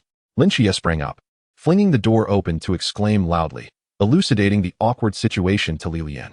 The chubby boy was merely trying to offer his bed, inadvertently causing embarrassment by extending his foot for Lin Qiye to smell. Lian, aware of the boy's identity as a reincarnated deity, reassured, Qiye, don't worry. We're good friends. I believe you completely. He raised 3 fingers to the sky, swearing earnestly without a hint of jest. Lin Qiye retorted, perhaps your unspoken word carries more credibility. Lian turned his attention to the chubby boy. So, you must be the roommate of our dear Qiye. A pleasure. Since we will train together, we are all good brothers now. Ah, you, my good sir, appear quite dashing. To commemorate our first meeting, please accept this exquisite watch as a gift. Feel free to wear it, and if it breaks, I'll get you another. He handed over a box containing a luxury watch, each priced in the tens of thousands to millions, dazzling Lian with its wealth. The chubby boy followed his usual protocol of gift-giving, believing it to be a fundamental aspect of social etiquette. This is too much. We're all good friends here. How can I accept such a gift? Lian cleared his throat, glancing at Lin Qiye's displeased expression, and pulled the chubby boy aside, whispering in his ear, you clearly come from a modest background. You haven't faced the harsh realities of society. When gifting others, focus not on what you possess, but rather on what they need. Understood? The chubby boy's eyes lit up with understanding. He had never been told he came from a common family before, significantly increasing his admiration for Lian. That makes sense. I would appreciate your guidance. Lian glanced back at Lin Qiye, noting his increasingly dark expression, yet continued. Qiye comes from a poor family and has never encountered such extravagant items. How could he dare to use them? You might as well offer something he would appreciate, like treasures that enhance his abilities, or perhaps your worn socks. Before Lian could finish, Lin Qiye appeared behind him, eyes ablaze with fury, exclaiming, you rascal. Prepare to face the consequences. Chapter 36. Every dormitory must have a leader. Once again, chaos ensued, and Lian raised his fingers in a solemn vow, promising never to mention foot-related matters again, lest he become a mere husk once more. The chubby boy watched the two bickering with envy, as his own upbringing had left him surrounded only by elders and sycophants, never having a friend with whom he could engage on equal terms. Lian wrapped an arm around the chubby boy's shoulders, declaring, from now on, you shall be my good brother, since we train together. It seems fate has brought us together, especially since you and Qiye are roommates. Really? Li Pang's eyes brightened once more. He retrieved the box containing the watch, insisting that it must be accepted. How foolish. Can friends who are with you solely for your gifts truly be considered genuine friends? Lian felt a sense of frustration akin to disappointment in someone failing to meet expectations. How could a dignified person like Tianzun become so misguided? Is it truly the corruption brought on by wealth? What else could it be? Li Tuming learned from his elders that the intricacies of human relationships form the very foundation of society. Exchanging gifts is merely a fundamental operation. One exchanges cigarettes for cigarettes, tea for tea, and sincerity for sincerity. While I understand you may not grasp the essence of friendship, those in your family's business should comprehend the principle of equivalent exchange. But wouldn't tea that lead to losses in business? Lian thought. It seems I am still too young. This is the true nature of capitalists. No wonder you capitalists hang yourselves from street lamps. It's the street lamps that suffer. Resolutely, Lian stormed out, realizing there was no point in conversing with the wealthy. The more one talks, the more sorrowful one becomes. Constantly reminded of the exploitation endured at the hands of unscrupulous employers in a past life. Upon returning to the dormitory, he discovered an additional occupant busily tidying up his bed. Hello there, handsome. It seems we shall be dormmates from now on. May I inquire your name? The person, pausing in his tasks, turned to scrutinize Lian while chewing gum, casually responding, Shinchiju. Oh, the arrogant one. Lian had not anticipated his roommate would be the haughty Shinchiju. As the narrative had indicated, he was accompanied by 3 lackeys. 2 individuals sharing a dormitory was quite fitting. I am Lian. We shall be roommates henceforth. I hope for your guidance don't assume that just because we live together, we are friends. Do I know you well enough to offer guidance? The arrogance of Shinchiju was evident, his words sharp enough to sting. Indeed, before experiencing social death, Shinchiju would consistently project a ruthless and domineering persona before others. This was merely a protective facade, one he had become accustomed to. Do you have a problem? Lian sensed an air of defiance about Shinchiju, albeit still somewhat immature, resembling a delinquent yet not yet transformed into a hardened underworld figure. Not at all. Shinchiju's forehead twitched with frustration, nearly losing composure. So, why do you speak so arrogantly? Because you do too. Not at all. Humph. Boy, are you looking down on me? Why all this talk? Let us settle it in the training grounds. Fine, let us fight. To befriend someone like Shinchiju, one of 2 approaches is viable: sincere friendship over time or a physical confrontation. Ultimately, someone must yield. Despite Shinchiju's tough exterior, he possessed a gentle heart. It was merely the prickly shell he presented that was difficult to breach. Lian aimed to shatter this shell, for how else could they become friends? Especially given they would share a dormitory? It would be absurd to remain strangers. For anyone deemed a friend by Shinchiju, he would offer unwavering loyalty. Such individuals are rare. And Lian was unwilling to let this potential brotherhood slip away. As Lian and Shinchiju exchanged fierce glares while traversing the corridor, they encountered Lin Qiye and Bai Li Pang Pang. Lian, where are you headed? Lin Qiye inquired, observing Lian's excited demeanor and glancing at the glaring Shinchiju. And who is this? My roommate, Shinchiju. We're off to the training grounds for a little fun. Someone has to take the lead in the dormitory. Lin Qiye? You intend to appoint a dorm leader with just the 2 of you? For what purpose? Are we still fighting or not? Hurry up. My time is precious. Impatient, Shinchiju wished to teach this audacious youth a lesson. Thus, Lian and Shinchiju, still locked in their glare, made their way to the training grounds. Lin Qiye and Bai Li Pang Pang exchanged glances, hastily following, fearful that Lian might stir up trouble before training even commenced. Upon arrival, Lian and Shinchiju stood about 10 meters apart, with Lin Qiye and Bai Li Pang Pang watching, alongside Shinchiju's 3 followers. Come on, Shingu. Take him down. The 3 supporters cheered for Shinchiju, leaving Lin Qiye perplexed. You 3 know Shinchiju? Have you not been introduced?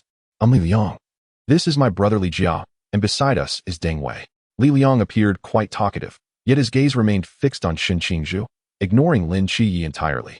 At this moment, Bai Li Pang Pang pulled Lin Qiye aside, whispering that Shinchiju is formidable. His forbidden domain is sequence 068, Chi Min. Lin Qiye was taken aback. You know this? Bai Li Pang Pang chuckled. It's trivial information. My connections are extensive, so I'm privy to details unknown to others. Curiously, Lin Qiye asked, but do you know what Li Lian's forbidden domain is? The agent of the god of death, including you, constitutes crucial intelligence. Bai Li Pang Pang noticed Lin Qiye's expression darken, abruptly halting his words. As one of the few present at the new recruit training camp, the instructors naturally kept a close watch, especially with 2 divine agents. A young master from the Bai Li family, and a high-risk forbidden domain holder in their midst. These individuals represented unstable factors, and it was unclear how they had come together. It seems those 2 are on the verge of fighting. Notify the medical team to be prepared. We can't have an incident before training even begins. Chief Instructor Yuan Gang instructed his subordinates, his brow furrowed, silently praying that these young masters would remain unscathed. The 2 combatants remained oblivious to the discussions occurring at the sidelines, maintaining their intense stare-off since arriving at the dormitory, as if this contest was a matter of who would blink first. Lian broke the silence. How do you wish to fight? That was your suggestion. Lin Qiye. Toss a stone between us. Lian continued to fix his gaze on Shinchiju while addressing Lin Qiye. Once the stone hits the ground, we begin. All right. Lin Qiye sighed, realizing neither of them was entirely sane. They were both outliers. If Lian could hear Lin Qiye's thoughts, he would undoubtedly proclaim. Just as the Scourge must have a Lich King, a dorm must have a dorm leader. Chapter 37. From this day forth, you shall be the dorm leader. Seeing neither party willing to concede, Lin Qiye had no choice but to pick up a small stone from the ground. Are you two ready? I'm about to toss the stone. Go Shin Go. Go Shin Go. Lian felt no trepidation before Shinchiju. He was confident in placing a blade at Shinchiju's throat within a mere second. Yet, he had yet to draw his weapon, not out of underestimation, but rather due to their exceptional compatibility. A traditional mage pitted against a highly agile assassin. He was, after all, the assassin. However, Lian's intention was solely to earn Shinchiju's recognition of his strength, not to dismantle the haughty persona he had cultivated. Thus, he decided to adopt a more gentle approach. Are you not going to draw your blade? Lin Qiye noticed Lian had been preparing for a while without unsheathing his weapon, prompting him to ask. Shinchiju furrowed his brow. Do you still have a concealed blade? Are you suggesting you can defeat me without exerting your full strength? Lian found himself in an awkward position. That is not what I meant. Draw your blade. Use your full power. Otherwise, you will be looking down on me. Regardless, I will win. With no choice. Lian reluctantly summoned his blade, Liurouo, along with its sheath resting upon his shoulder. First and foremost, let it be known that this knife is an integral part of my forbidden realm. Do not deny it when the time comes for you to lose. Enough with the trivialities. You there, the lad on the side, hurry and throw the stone. Lin Qiye curled his lip and casually tossed a small pebble. The moment the pebble hit the ground, Shinchiju's right hand formed a snapping gesture. With that snap, a vacuum bubble would envelop a 10-meter radius around Lian. A person can survive in a vacuum for a maximum of 16 seconds, meaning that once Lian was captured, he would perish within that brief span of time. Just as the snap was about to be executed, Lian activated his instant step, appearing directly behind Shinchiju. The blade of the flowing fire already poised at his neck. What sorcery is this? How can this lad move so swiftly? Shinchiju felt a chill run down his spine, as if he had just danced with death. Ever since Lian reached level 10. When he exerted his full power using instant step, Lin Qiye's eyes could track him, but his body could not keep up. Only at night, with a 5-fold enhancement to his physical abilities, could Lin Qiye barely match Lian's speed. Without such extraordinary dynamic vision as Lin Qiye possessed, even detecting Lian's movements would be exceedingly difficult. Shinchiju did not abandon his struggle, still preparing to unleash his forbidden realm, Chi-Men. He intended to siphon the air from around him before seizing the opportunity to escape the knife's range. I advise you not to move. Lian slightly withdrew the blade from its sheath, a wave of intense heat immediately enveloping Shinchiju. In a hushed tone, he whispered into Shinchiju's ear. It is not only your forbidden realm that can create a vacuum. My flames can do so as well. Of course. If you believe that forming an air wall will be effective against me, you may attempt it. However, I shall not hold back. This individual was not only swift but also possessed a deep understanding of his own forbidden realm while Shinchiju knew nothing of him. The blade, radiating a seething murderous intent, was undoubtedly one that had tasted blood. One could only wonder whom it had claimed. Shinchiju gritted his teeth and unwillingly murmured, I concede. Upon hearing this, Lian withdrew the blade from Shinchiju's neck and sheathed it, cheerfully patting Shinchiju on the shoulder. That's the spirit.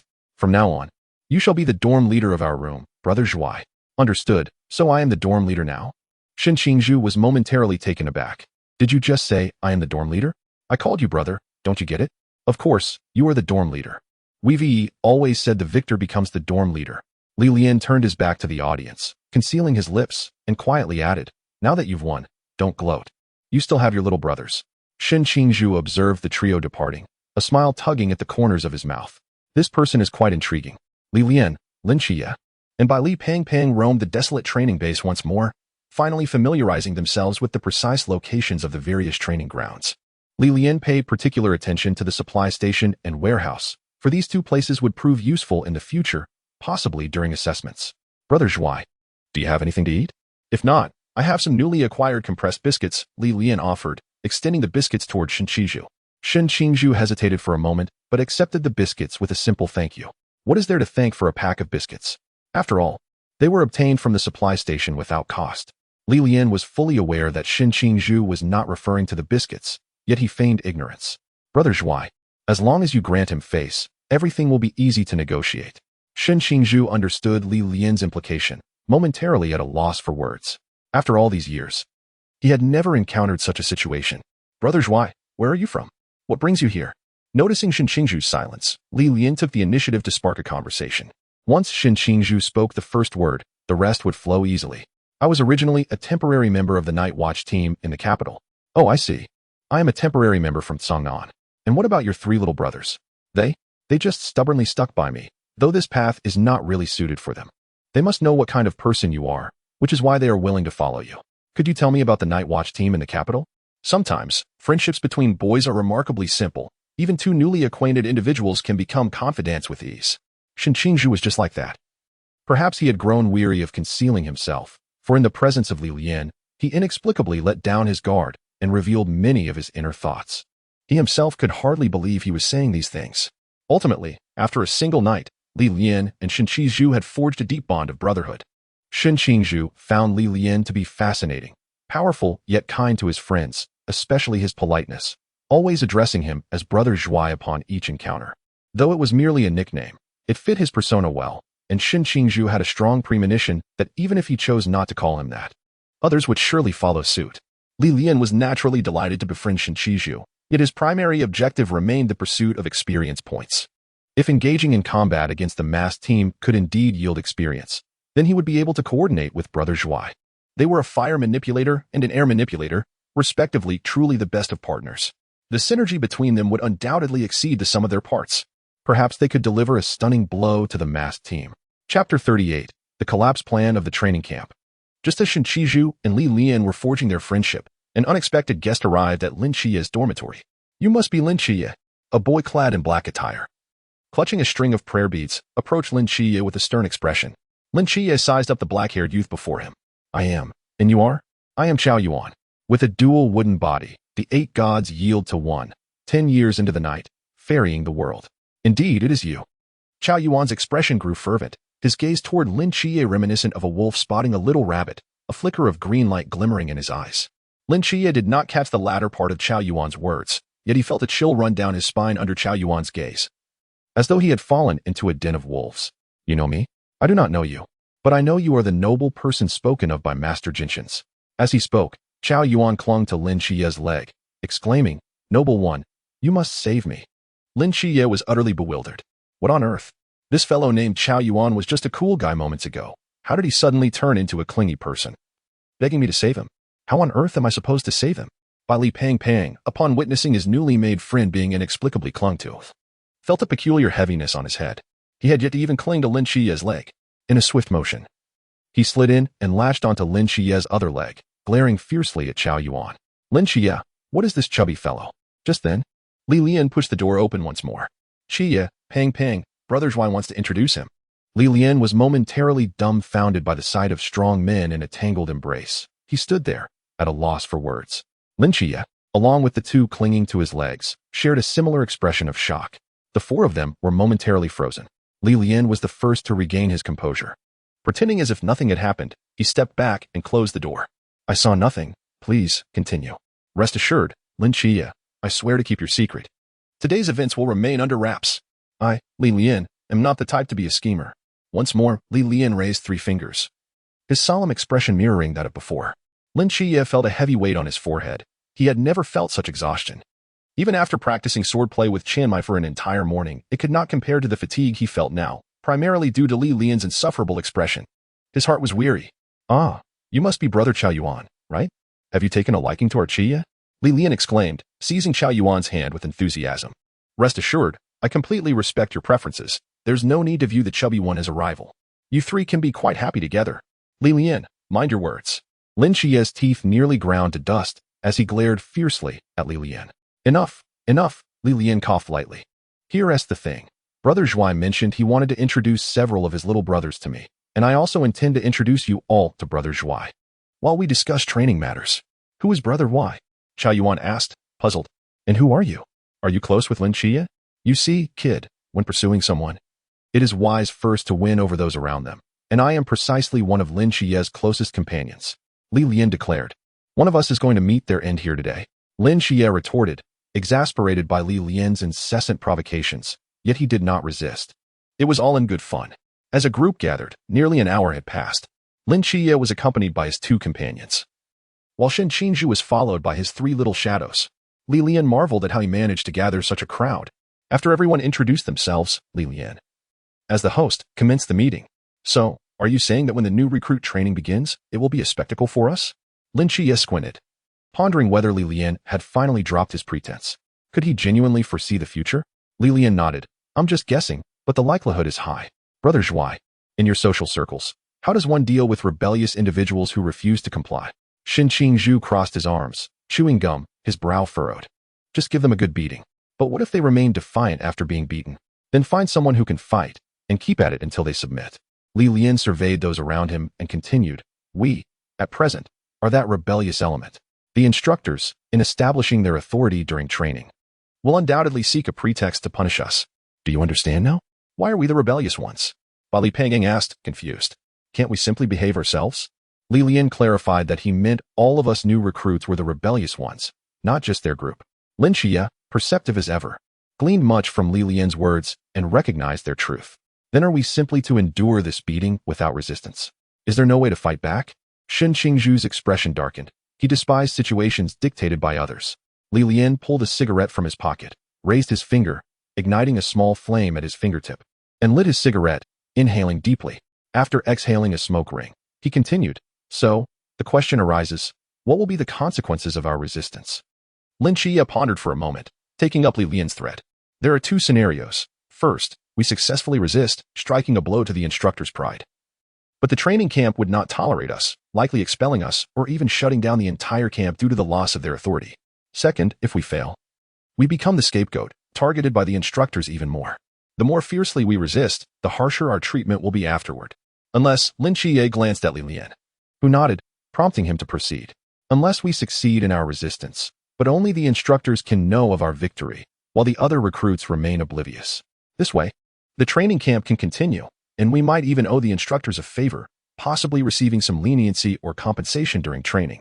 At the very least, we wouldn't be intentionally made to suffer in future training. Once Lin Qiye finished speaking, silence enveloped the room. Everyone aside from Li Lian regarded him with expressions of disbelief. What's wrong? Lin Qiye asked, digging at his ear. Did I say something incorrect? Truly absurd. Li Pangang blurted out, and once again, Lin Qiye felt a heavy weight on his forehead. Li Lian continued. Qiye's analysis was spot on. So the next question is, do we choose to resist or lie down and be good little soldiers? Another suffocating silence fell. The stillness so profound one could hear the crackling of Li Lian's cigarette.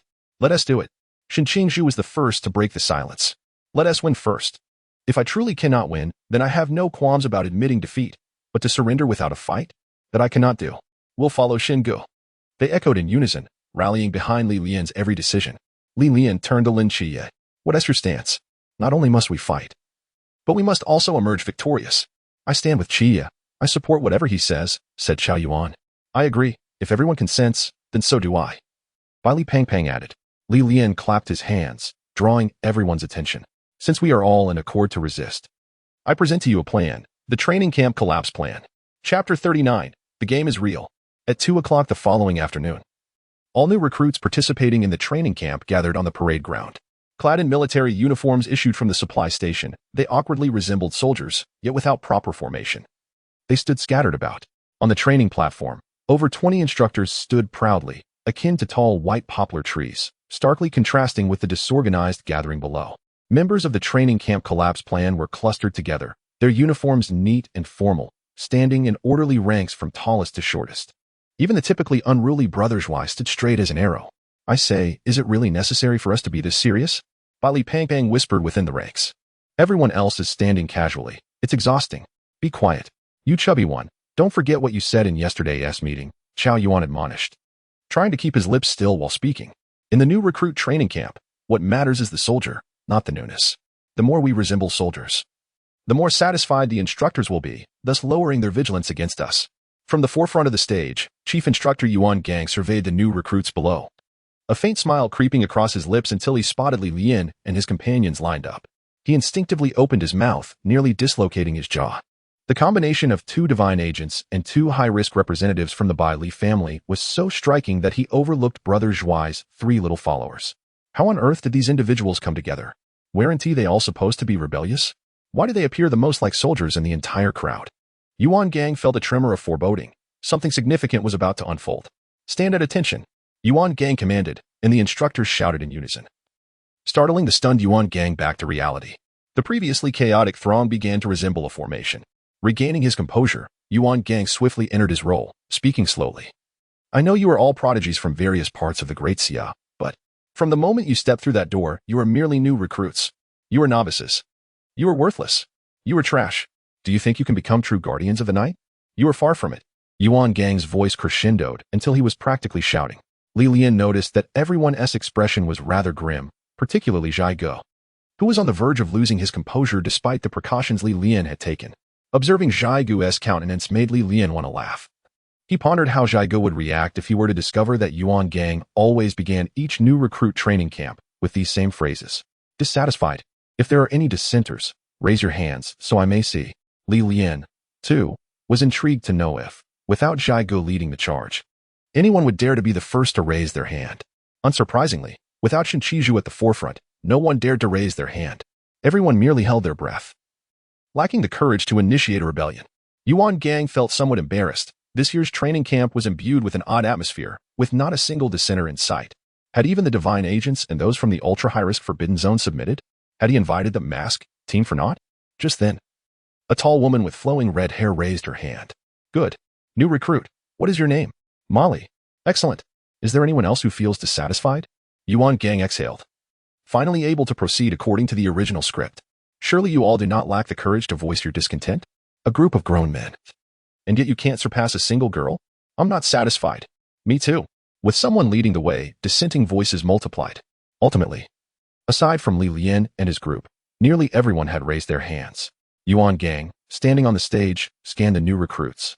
Automatically overlooking Lian and a few others who had not raised their hands, a slight smile gracing his lips. Good. It seems you possess a modicum of courage. Since so many of you are dissatisfied, I shall grant you an opportunity to recognize your own capabilities. He then retrieved a walkie-talkie and instructed, prepare for descent. Raising his gaze to the heavens, he seemed to await something. The new recruits below followed suit, looking skyward, yet saw nothing. Just as impatience began to brew, 7 small black dots appeared in the sky. The dots rapidly enlarged, and after a few seconds, it became evident that they were 7 figures clad in gray cloaks, bearing black boxes, and wearing various masks. They descended without parachutes, plummeting from the sky like golden eagles hunting, with the new recruits below resembling plump prey. Lian vaguely recalled that a member of the mask team suffered from severe acrophobia. Wasn't he this a bit reckless? Did they not fear for their lives? Would they not shout, let us get started? I'm all about realism. As the 7 figures neared the ground, the new recruits discerned their attire. It was Mask, one of the 4 special teams. Mask? Amidst the gasps of astonishment, the 7 figures were about to crash to the ground. When the man donning a balanced mask raised 2 fingers and wiggled them, suddenly, the gravity affecting the 7 vanished, and they floated gently onto the training platform. Their gray cloaks billowed in the wind, and the 7 distinct masks shimmered under the sunlight. The man wearing the king mask surveyed the new recruits below and spoke. Hello everyone, we are Mask. Before he could finish, the man with the swirling mask unexpectedly knelt before the recruits with a thud. The new recruits were taken aback. The swirling mask, the mask, team, greetings. The scene fell into a thick silence. Whether they were recruits or instructors, everyone was momentarily stunned by this act. The entrance of the mask team had been flawless, yet this conclusion was utterly baffling. In an instant, the man with the swirling mask recognized his predicament, knelt on the ground, clasped his fists, and respectfully greeted the recruits. I, the swirling mask of the mask team, wish you all an early Happy New Year. He promptly stood up, facing forward, as if nothing had transpired. The instructors on stage, including Chief Instructor Yuan Gang, struggled to maintain their composure. Was the mask team a bit too unreliable? At that moment, Lin Qiye and Wang Mian stood face to face on stage, their auras slowly radiating, capturing the attention of the recruits who glanced back and forth between them. Lian felt a pang of discrimination. Why was Wang Mian ignoring him? He soon realized that he had assigned himself the identity of a divine agent. He had never truly been one, so it mattered little. However, with the entrance of the mask team, his plan to disrupt the training camp could now be set in motion. Moreover, He intended to see if he could gain experience points from the masked team. His level had remained stagnant for far too long. Chapter 40. The plan to disrupt the training camp commences. The moment Wang Mian stood on stage, he had already noticed Lin Qiye. His seraphic aura shone brightly like fireflies in the night. Yet something felt amiss. Were there not supposed to be two divine agents? Who was the death goddess agent? Why could he sense none of their aura? As the captain of the masked team, Wang Mian was here not only to repay Yuan Gang's favor, but also to meet these two new divine agents. The higher-ups had even instructed him to engage in serious conversation with them. Lin Qiye could be set aside for now, but the unknown death god's agent, Lian, was of utmost importance. After all, it was peculiar for a death god to assign their agent a mission to eradicate evil, especially since no one had ever heard of this death god. Even a thorough search through ancient texts yielded no trace of such a being. In the eyes of the high-ranking night watchman, the only death god that matched was Izanami. If Lian were truly the agent of a death god, he could only be Izanami's agent, not the unheard-of Yamamoto Jinryusai Shigokuni that Lian claimed. Thus, the higher-ups had never fully trusted Lian, and there had been calls to confine him for close surveillance. Ultimately, the commander-in-chief decided that until Lian demonstrated any hostility towards the Great Xia, or the Night Watchman, they would accept his claims as truth, deeming it unnecessary to push a divine agent close to the Night Watchman into the arms of their enemies. The Night Watchman had to maintain some level of composure. One could hardly blame Lian before he revealed the flowing blade of fire. One could say he lacked even a forbidden zone, thus rendering him nearly invisible to the members of Team 136 and even to Wang Mian. In the presence of those who possessed forbidden zones, Lian appeared utterly ordinary. Wang Mian glanced again at Lin Qiye and, undeterred, scanned the crowd 2 more times, yet still found no trace of the second divine agent. He could only speak up, "We are the masked team." The new recruits replied, "Apologies. But the one who just knelt has diminished your prestige." Yuan Gang, his expression darkened, forced himself to say, "From now until 9 o'clock tonight, exert your utmost efforts. If you can unmask any member of the masked team, you shall win. If you succeed, it proves your superiority over them, and you may graduate immediately and leave this training camp. However, should no one accomplish this by 9 o'clock, throw away your absurd pride and arrogance." He declared, "In the future, whatever demands we make during training, you must comply. Do you understand?" Upon hearing Yuan Gang's words, the recruits erupted in a frenzy. "Huh, I knew you would whine about unfairness, claiming they are of a higher realm and other nonsense. Rest assured, during this contest, they will confine their realms to the limits of the cup and engage in a battle against your 240 members. Is that satisfactory? Come on, what is there to fear? Let us proceed with vigor." Amidst a throng of eager recruits clamoring for a brawl, Lian stood steadfast like a pine tree, motionless, yet bellowing a loud report. "Speak." Yuan Gang expressed his approval of Lian and his comrades' demeanor, which exuded military discipline. Even the young lord from the Bailey family, drenched in sweat, stood tall and straight. Is there any doubt? None. Wang Mian's attention was drawn to Lian. In years of training new soldiers, very few had exhibited such earnestness in reporting. Then, the masked team departed from the ranks and moved away. "Come on, you are too good at putting on a show. 5 against 240? Let us get this started. We can hardly wait." The recruits below were brimming with anticipation, never having faced such a lavish confrontation in their lives. A woman adorned with a rose mask raised a small hammer in her hand, which swiftly expanded into a towering structure within mere breaths. Now, it has begun. As the rose-wielding figure lifted her hammer, Lian and his group had already commenced their run. The training camp's collapse plan was underway. Lian, frustrated by Li Ping's sluggish pace, grasped him with one hand. "Hurry up, Ping. You are the most crucial part of our plan." "Got it." Li Ping pulled along, found himself struggling to match Lian's speed, even while exerting every ounce of his strength. The 8 of them arrived at the warehouse entrance, faintly hearing the clamor of combat from the training ground, vibrant with flames, lasers, and lightning, an exuberant spectacle. Lian and Li Peng lagged slightly behind. It was a pace Li had never experienced before. Lin Qiye glanced at the tightly shut warehouse door, noting it was locked. As he prepared to circle the warehouse in search of alternative entry points, Lian dragged Li Peng forward. A searing domain emerged, and a blade of fire cleaved the warehouse lock in two. Those witnessing Lian's swift strike were left dumbfounded. What manner of sorcery was this, that a mere swipe could sever the lock? "Why are you standing there? Move quickly. There are 3 more warehouses to empty." The group hastily entered the warehouse, selecting suitable weapons for themselves. Li Peng, stuffing his pockets with items, muttered, "This is unbelievable. It mirrors exactly what we discussed in our meeting." Xiao Yuan, burdened with 2 ammunition boxes, overheard by Li Ping and remarked, Lian is an astute observer, but Lin Qiye's strategies are equally impressive. Indeed. Everything is part of the plan.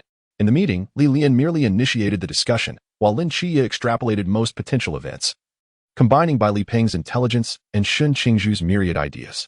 The collective brainstorming yielded the blueprint for the training camp's downfall. Lian had not anticipated the otherwise ordinary individuals he knew would devise such ingenious schemes for sabotage. Even the reticent Xiao Yuan cautiously proposed, "Let us sever the supply lines." It is safe to say that the children of the Great Xiao possess an innate understanding of warfare. While none can claim to be as brilliant as Zhuge Liang, they at least embody the cunning of Jiasu reborn. Plans of deception flowed forth one after another. Yet, they had much to accomplish. Foremost was victory, but it must not occur in full view. Ideally, the recruits would rise in rebellion, only to discover their inadequacy in combat, allowing their small factions to triumph and leave an impression on the instructors. Secondly, they aimed to leave a lasting mark on the instructors during this confrontation. To manipulate them would exact a price. Lastly, they sought to seize valuable supplies from the warehouses, supply stations, and mess halls. Anything of worth must be appropriated.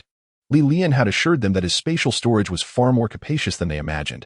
He could clear out not just a few warehouses, but even dozens if necessary. Should this operation proceed smoothly, it would yield a bountiful reward. However, there was one critical point Lian refrained from disclosing. He genuinely wished to engage in combat with the masked team. This was merely the first step of the plan. Securing substantial leverage was imperative. Chapter 41.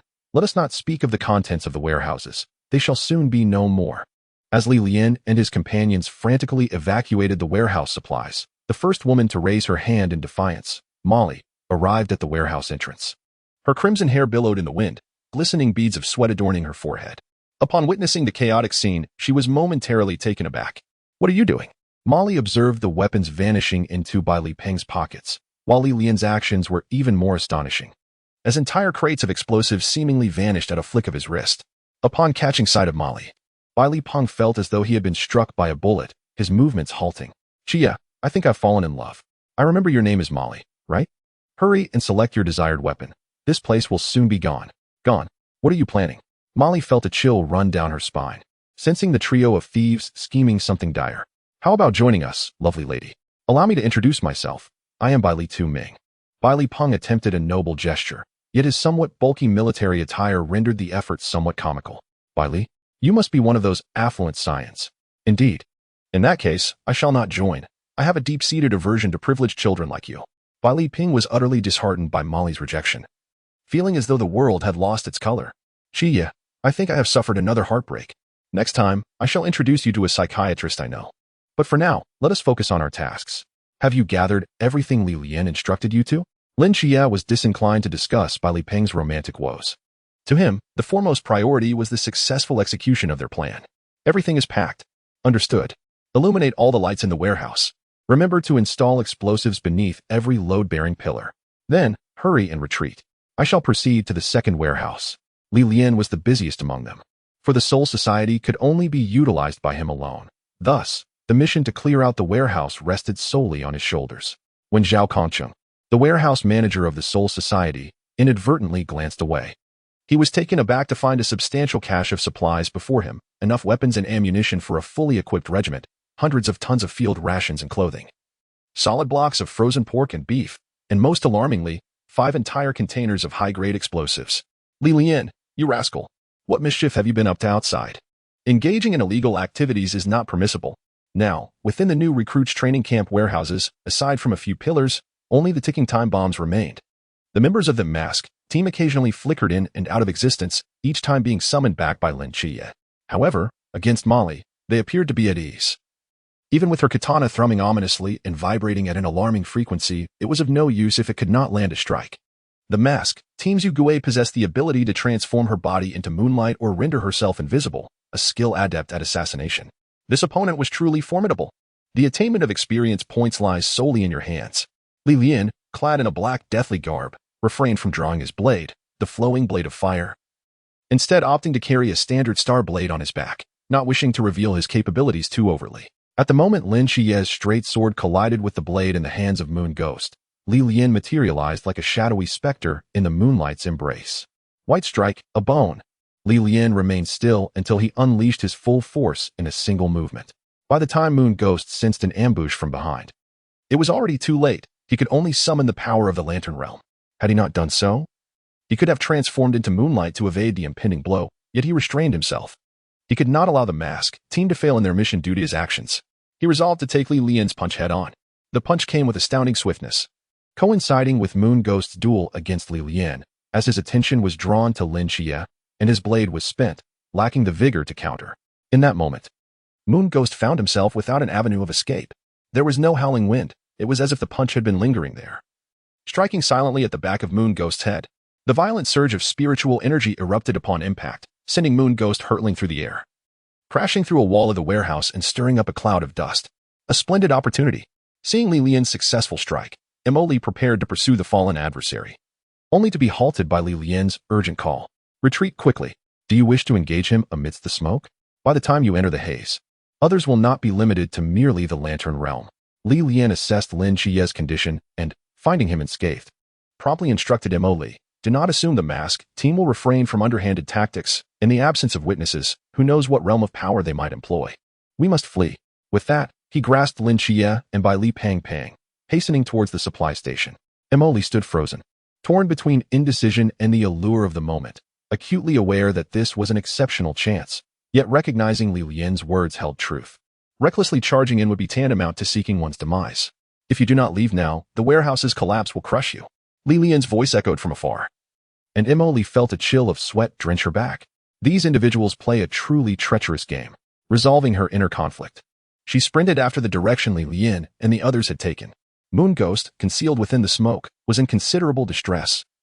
Lian's punch inflicted not merely physical harm, but also delayed spiritual damage. If he had truly absorbed that blow with the back of his head, he might have been left performing a grim demonstration of his demise. In the face of impending peril, Moon Ghost's survival instincts compelled him to wield power beyond the Lantern Realm. Despite resorting to forces deemed forbidden in this confrontation, Lian's strike left him reeling, akin to enduring a relentless 3-hour roller coaster, beset by dizziness and nausea. At that moment, he overheard Lian and Emily conversing outside the warehouse. Feeling a flicker of relief upon realizing they had not ventured into the smoke to exploit his vulnerability, yet discontent arose at their declaration of employing underhanded tactics, even if he had indeed resorted to trickery. Yet they claimed it was unacceptable. Humph. These new recruits possessed some discernment, avoiding their own demise. But what did they mean by the bomb being on the verge of detonation? As Moon Ghost rubbed the back of his head, he rose from the rubble, catching sight of a countdown ticking ominously. 3, 2, 1. Blasted. Boom. Accompanied by a thunderous roar, the 4 warehouses transformed into mushroom clouds, vanishing from existence. Yuan Gang's heart raced as he beheld the 4 mushroom clouds, questioning what had transpired at the warehouses. There was quite a bit of equipment inside. The mask team had truly gone too far. Report. An instructor beside Yuan Gang lowered his binoculars, declaring that it was not the doing of the masked team. Rather, it seemed to be the work of the Grim Reaper's agent, who had planted the explosives. And what are the items inside? There are no items left. The warehouses are obliterated, leaving only 4 craters. Chapter 42. The plan changes, prepare to act. In the wake of the explosion came a fierce shockwave. The remaining members of the mask team, having dispatched the first wave of attacking recruits, rushed to assist Moon Ghost. Midway, they were caught off guard by the shockwave, particularly the suspended scales, which were unceremoniously blown back several meters. Captain, with such a commotion, Moon Ghost can't possibly be unharmed, right? Vortex observed the 4 mushroom clouds ascending, cold sweat breaking out on his forehead.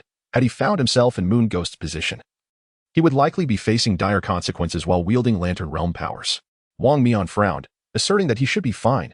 Moon Ghost's forbidden void is well suited for self-preservation. However, I surmise his condition is far from optimal. He likely employed powers beyond the Lantern Realm. Upon their arrival at the explosion site, they were greeted by the sight of what were once 4 adjacent warehouses, now reduced to 4 substantial craters. Dust swirled in the air, and flickering flames could be glimpsed amidst the haze, while the sound of coughing echoed through the smoke. Cough, cough, cough. Moon Ghost, covering his mouth and nose with his left hand while waving his right in front of him, recognized the figures of Wang Mian and his companions, exclaiming, Captain, you've arrived. Where's your mask? Wang Mian's breath caught in his throat. This was truly a disaster. The mask? Moon Ghost touched his face, understanding the situation in an instant, and dashed madly into the smoke. Just a few steps into his sprint, Wang Mian grabbed him, asking, Where do you think you're going? to find my mask. During the fight with that group, one rogue struck me from behind with a punch to the back of my head, causing my mask to fall. I hadn't the chance to retrieve it before the explosion. It should still be inside. As Moon Ghost spoke, his voice gradually diminished, his head bowing in embarrassment as he beheld the vast crater before him. With the warehouses gone, how could he possibly search for the mask? Wang Mian's expression darkened, his face as somber as a rain-soaked cloud, yet he uttered no further words, only silently rotating his palm to activate the forbidden void. A mask materialized out of thin air, enveloping Moon Ghost's face. Wang Mian's divine void, originating from the deity designated as 017, the god of time, Chronos. Captain, this power exceeds what can be wielded in the Lantern Realm, does it not? Moon Ghost touched the mask upon his face, lowering his head once more. Indeed. Moon Ghost recounted the events in detail, including Lin Qiye's ability to see through his disguise, Imo Li's high-frequency vibrating blade, and a swift, dishonorable strike from behind, from which he hadn't even caught a glimpse of the assailant's face. That despicable brat had even left behind a few open acetylene tanks, otherwise. The explosion wouldn't have been so devastating. I suspect he did the same in the other warehouses. One must admit, that kid is ruthless. He was gunning for my life. Moon Ghost's recollection of the incident left him seething. If Lian were to appear before him now, he would undoubtedly inflict several transparent punctures upon him. Something feels amiss. Why did they not pursue the one who was knocked out by a single punch? Or did that assailant not realize that your mask had been dislodged? Upon hearing this, Wang Mian detected the inconsistency, having resorted to timed explosives. It seemed illogical not to capitalize on the opportunity to strike a fallen foe. They claimed to suspect we would resort to trickery. Pursuing us into the smoke would be tantamount to seeking our own demise. Moon Ghost's voice dwindled further, for not only had he resorted to trickery, but Wang Mian had also utilized powers beyond the Lantern Realm. It appears they are acutely aware that we cannot afford to lose. How intriguing. It seems that dishonorable individual is indeed the second divine agent. Is that so? I understand now. Moon Ghost. Yes. You must refrain from participating in the forthcoming confrontation. They have afforded us a measure of leniency, and we must not act ungratefully. However, Captain, we only have 5 members. If I withdraw, execute the command. Yes. While scavenging for supplies at the supply station, Lian suddenly heard the system's prompt. Ding. Experience points increased by 400. Why is the experience being added at this moment? Lian collected the last pack of cigarettes into the Soul Realm, leaving behind ample explosives and setting a countdown. Stepping outside, he shielded his eyes and gazed towards the direction of the warehouse explosion. Lian remarked, I can't see anything. Who knows what has happened? After a moment of contemplation, he deduced that the experience points were awarded only now because Wei Gui had just chosen to withdraw from the confrontation due to his previous actions. This implied that when the opponent regarded him as a genuine adversary, being defeated or conceding would yield experience points. Thus, it became evident that everything he had done was indeed correct. He had successfully captured the attention of the mask team, prompting them to take him seriously. This meant that in the future, he could also extract experience points from the followers of the ancient god church. What a monumental stroke of luck. Since he could gain experience points from the mask team, he must seize the opportunity to extract as much as possible. His hopes of breaking through lay with the mask team. A glance at the experience bar confirmed he was close to leveling up, with 5 members in the mask team. He had already dealt with 1, leaving 4 more. If he could handle 2 more, he would likely reach level 11. Lian had never perceived this confrontation as so promising. He initially intended to merely showcase his husky's abilities to dismantle a home and perhaps earn some profit. Unexpectedly, his objective had changed, and he needed to find Lin Qiye and Zhai Ge quickly. The plan had shifted, and action was required. He swiftly activated his instant step, transforming into a shadow and heading straight for the new recruits' dormitory where Lin Qiye and Zhai Ge were located. Upon arriving at the dormitory, he found Xinqingzhu had already distributed the weapons procured from the warehouse. All the new recruits who had not been eliminated in the training were gathered here. They had initially intended to seek weapons from the warehouse, but en route, they had only witnessed the rising mushroom cloud.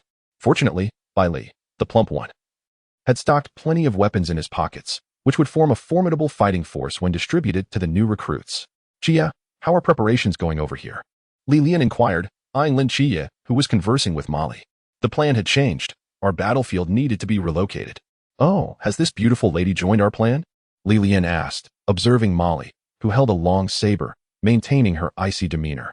Yet, Lin Qiye conversed with him without avoiding her. Indeed. Allow me to introduce myself. I am Molly, designated as number 076 in the Forbidden Ruins, Myriad Frequencies. capable of controlling the vibrational frequencies of all objects that come into direct or indirect contact with me within the Forbidden Ruins. Molly preemptively introduced herself before Lin Qiye could speak. I am joining your plan. Henceforth, the strongest individuals among this batch of recruits will be executing this plan. Lian, welcome aboard. Lian extended his right hand to Molly, who hesitated briefly before reciprocating the gesture. Now, their team had become the strongest formation among the new recruits.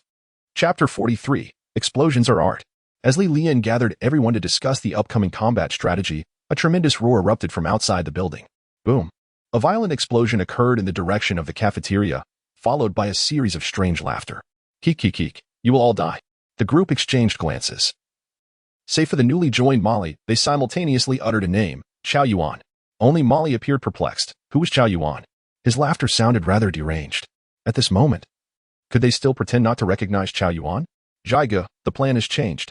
We must go rescue Chao Yuan. He cannot control his forbidden ruins, and neglecting him could lead to a catastrophe.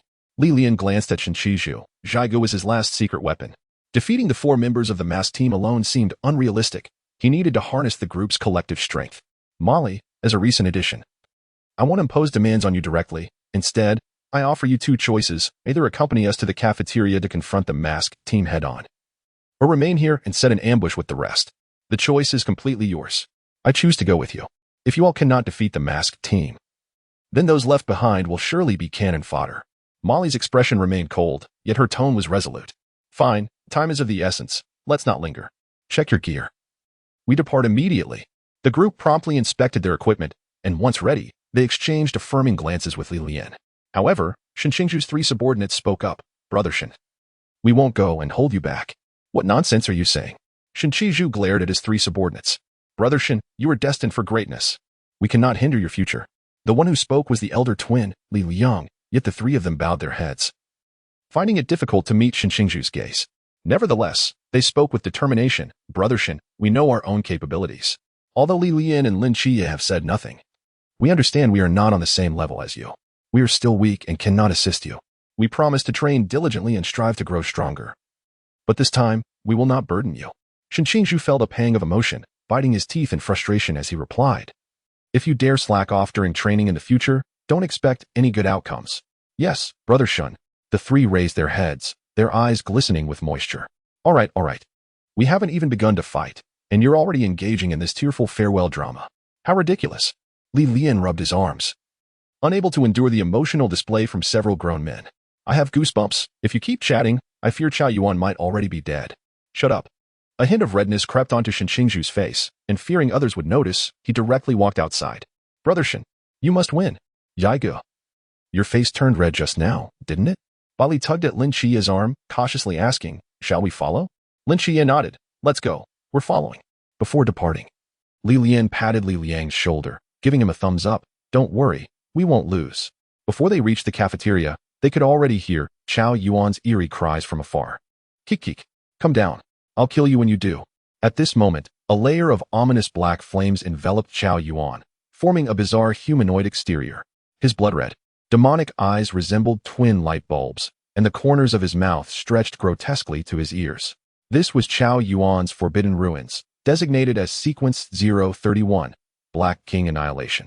Reputed to be the strongest Forbidden Ruins beneath the Divine Ruins, Chao Yuan was engaged in combat with a member of the masked team who donned a scale mask. Keeping their distance while manipulating stones and debris from the ground to attack Chao Yuan from afar. However, such attacks were utterly ineffective against Chao Yuan, who, due to the distance, could not reach the figure hovering above. Thus, the battle had devolved into a somewhat absurd stalemate. Captain, should we not assist?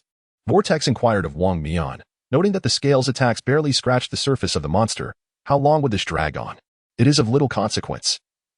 The remaining recruits are currently lying in wait for us over by the dormitory building. Let us first address this immediate predicament.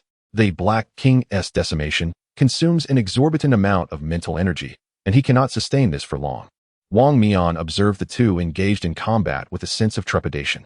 Chao Yuan in his berserk state possessed an overwhelming offensive capability, and no member of the false mask team, relying solely on their limited abilities, could confront him directly.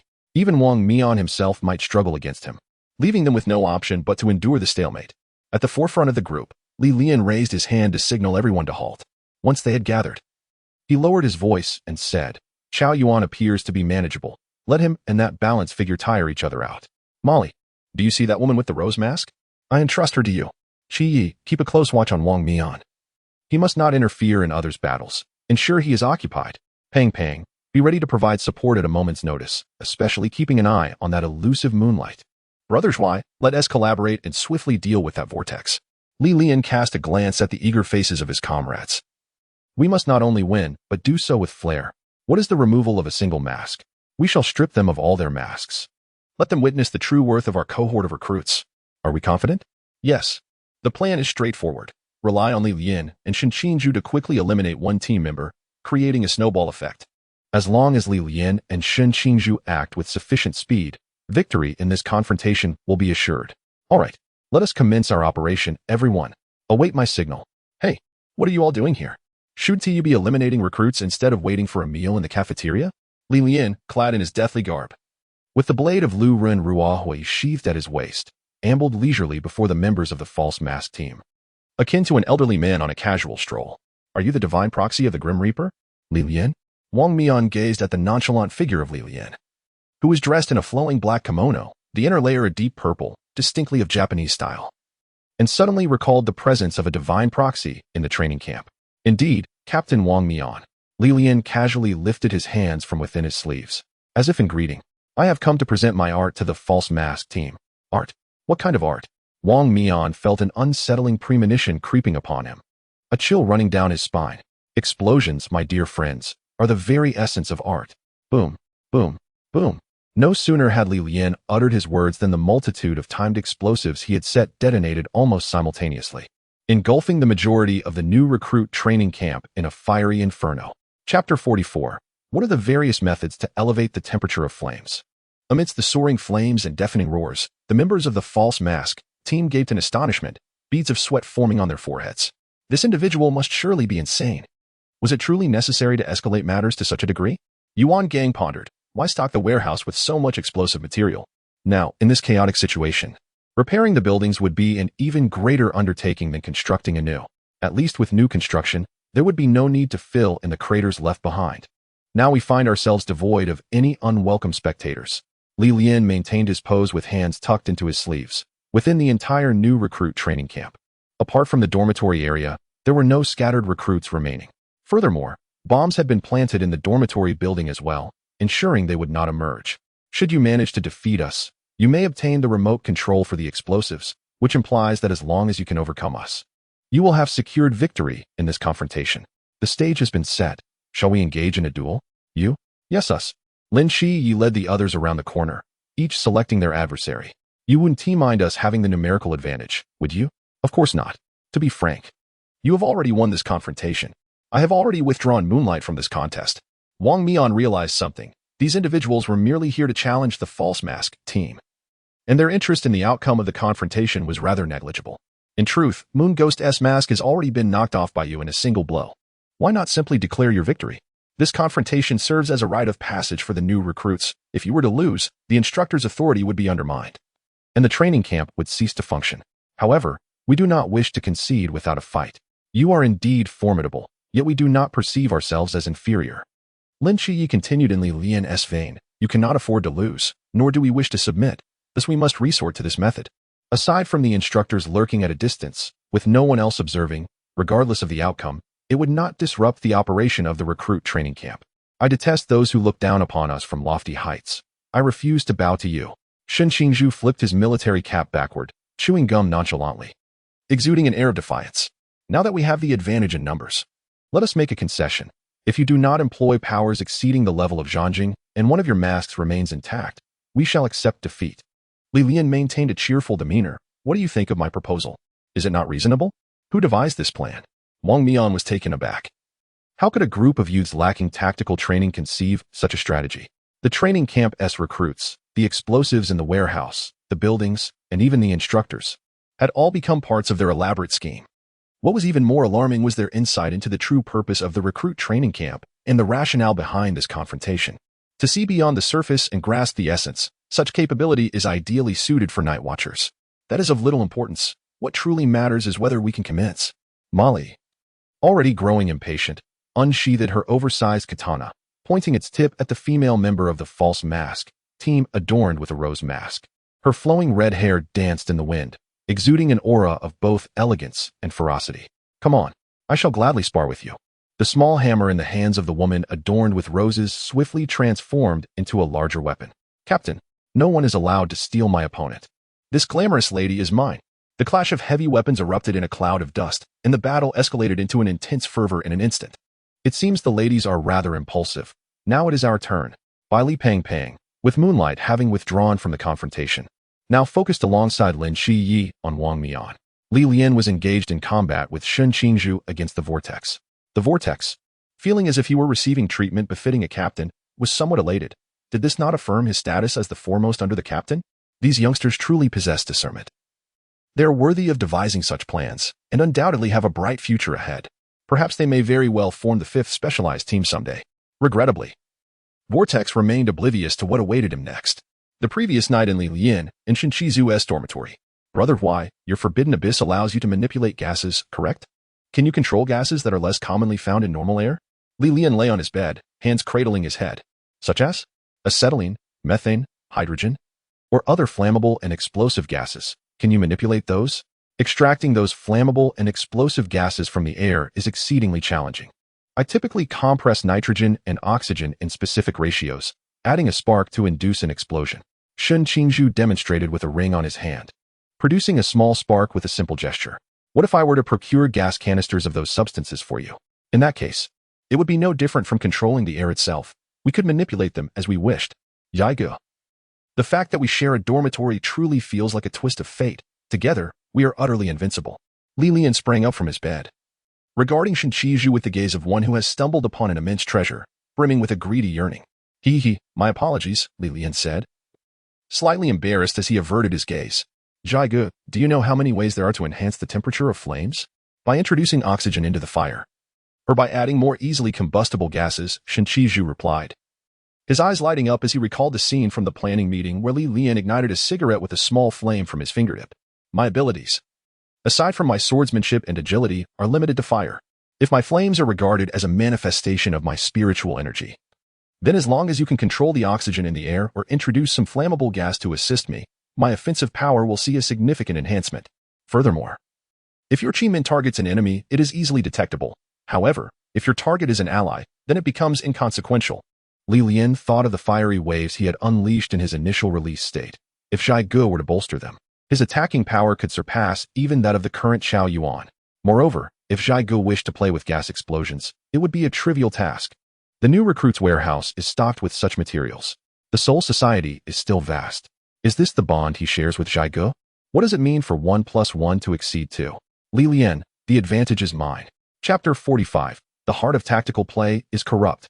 Lin Qiye and Bai Li Pang regarded Wang Mian before them, neither opting to initiate an attack, instead continuously assessing one another. Wang Mian, do you remember me?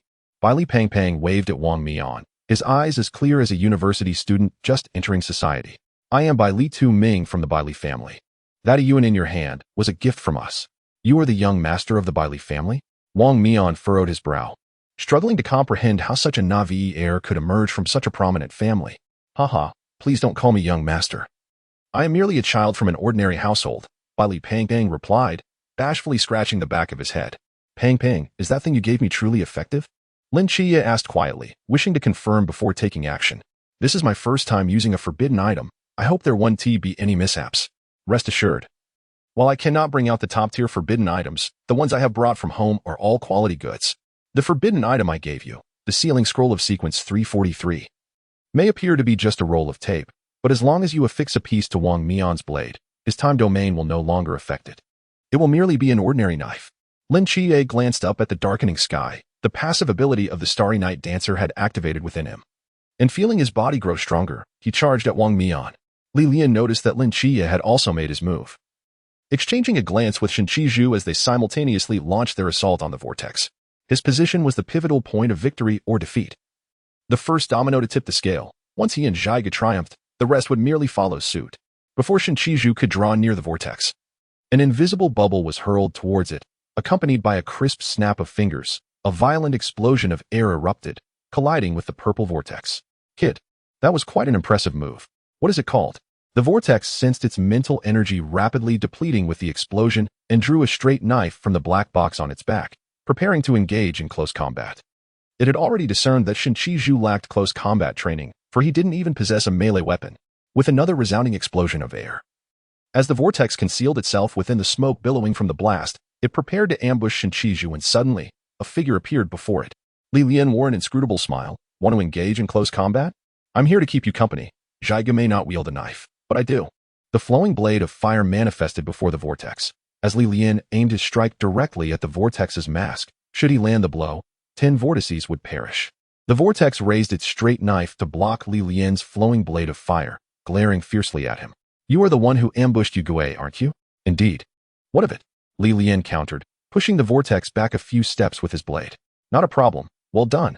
A smile crept across the vortex's face hidden beneath its mask. Yugue, always ambushing others while claiming to be an assassin lurking in the shadows, had finally received his comeuppance when someone struck him from behind.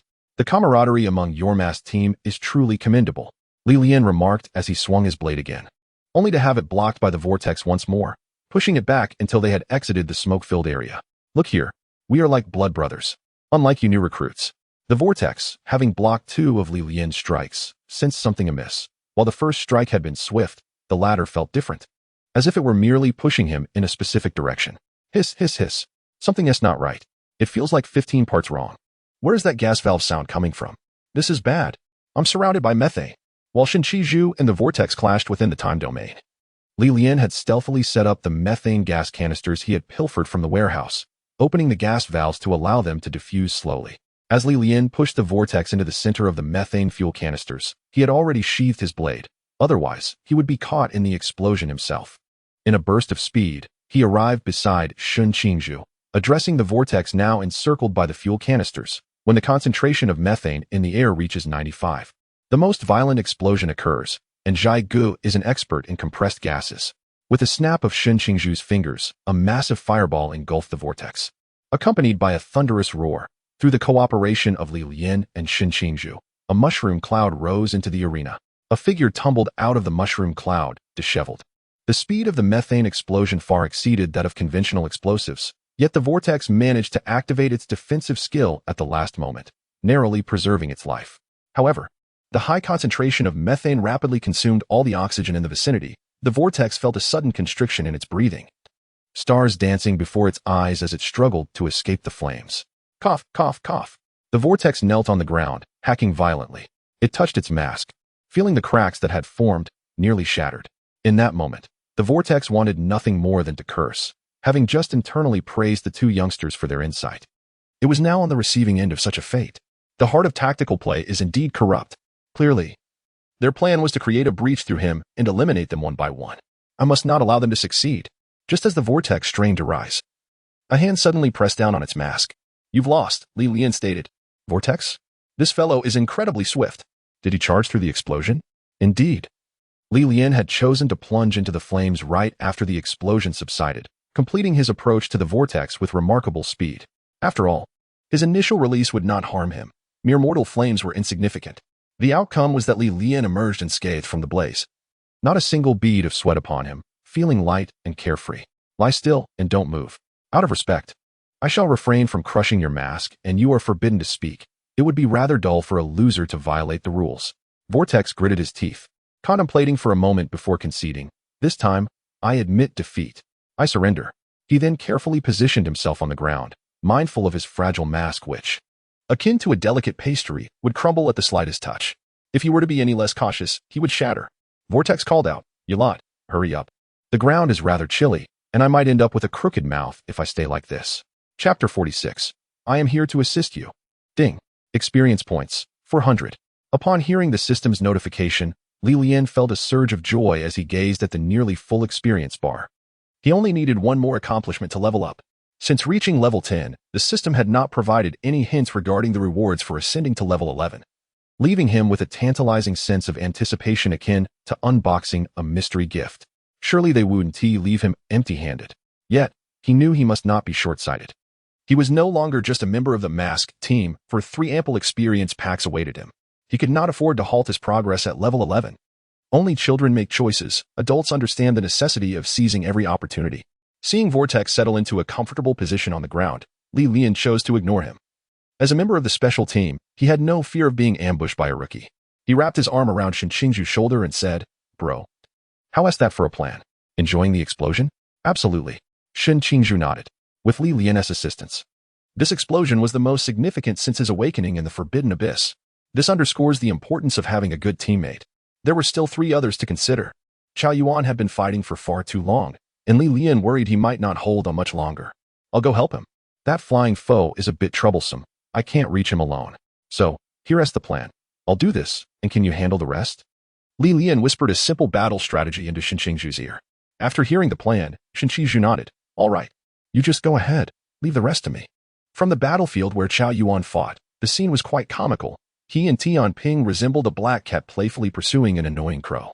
Chao Yuan was the black cat, leaping high yet perpetually unable to reach the crow, only to land back down and roar in frustration. However, whenever he considered switching targets, Tian Ping, the crow, would come closer and drop stones on his head. The cycle continued, a source of endless amusement. Lian, Xingju. Perhaps we should let them continue their game. They seem quite entertained. Are you not tired? Tian Ping floated in midair, addressing the flame-ensconced Chao Yuan. Yelling and screaming while fighting. "Doesn't your throat hurt?" Roar. Cough, cough. Roar. Chao Yuan's sanity had returned significantly. The black flames enveloping him were no longer as intense as at the start. After a bout of coughing, he hoarsely replied, "It is indeed tiring. How about you come down and let me take a swing? Just one swing to end it. I'm not insane. If I let you strike me, I'd be done for." Tian Ping retorted, "No way. Let us just endure this and see who gives in first." Tian Ping nonchalantly spread his arms, indicating he could float there all day long. "Ah, my temper." Chao Yuan felt the surge of black flames once more, preparing for another attack. Roar. Cough, cough, cough. Enough. I cannot take it anymore. I'm done fighting. With that, he extinguished the black flames, returning to his original form, clutching a string of prayer beads. Appearing as one who has sworn off battle. Now that's more like it. A little rest would be nice. Tian Ping lazily descended. Just as he neared the ground, he seemed to sense something and ascended once more. Chao Yuan said he has done. I never said I was. Lian's figure suddenly appeared at the point where Tian Ping had intended to land, initially hoping to conclude the battle with a single step. However, Tian Ping's keen perception surprised him, revealing his presence. Thus, Lian executed his first instantaneous movement towards the ascending Tian Ping, with a powerful push off the ground. He created a large crater beneath him, instantly appearing approximately 30 meters above the ground, but Tian Ping had already soared over 40 meters. A mere 10-meter gap felt insurmountable. Lian quickly empathized with Chao Yuan's earlier frustration. It was utterly exasperating. Speed was of no use, and it seemed he lacked flight skills, just like Tian Ping. Sweat dripped from Tian Ping as he felt the pressure of Lian's speed, yet he continued to ascend to around 50 meters. Observing Lian's descent, he chuckled. Heh, having someone else play with me is just as good. I can continue this indefinitely. Is that so? I wouldn't be too sure. A smile graced Lian's lips. Bro, I'm here to assist you. With a sharp snap of Xingju's fingers, Lian's feet seemed to land upon an invisible platform. Not only did he halt his descent, but he also utilized this newfound foothold to execute the instantaneous movement again.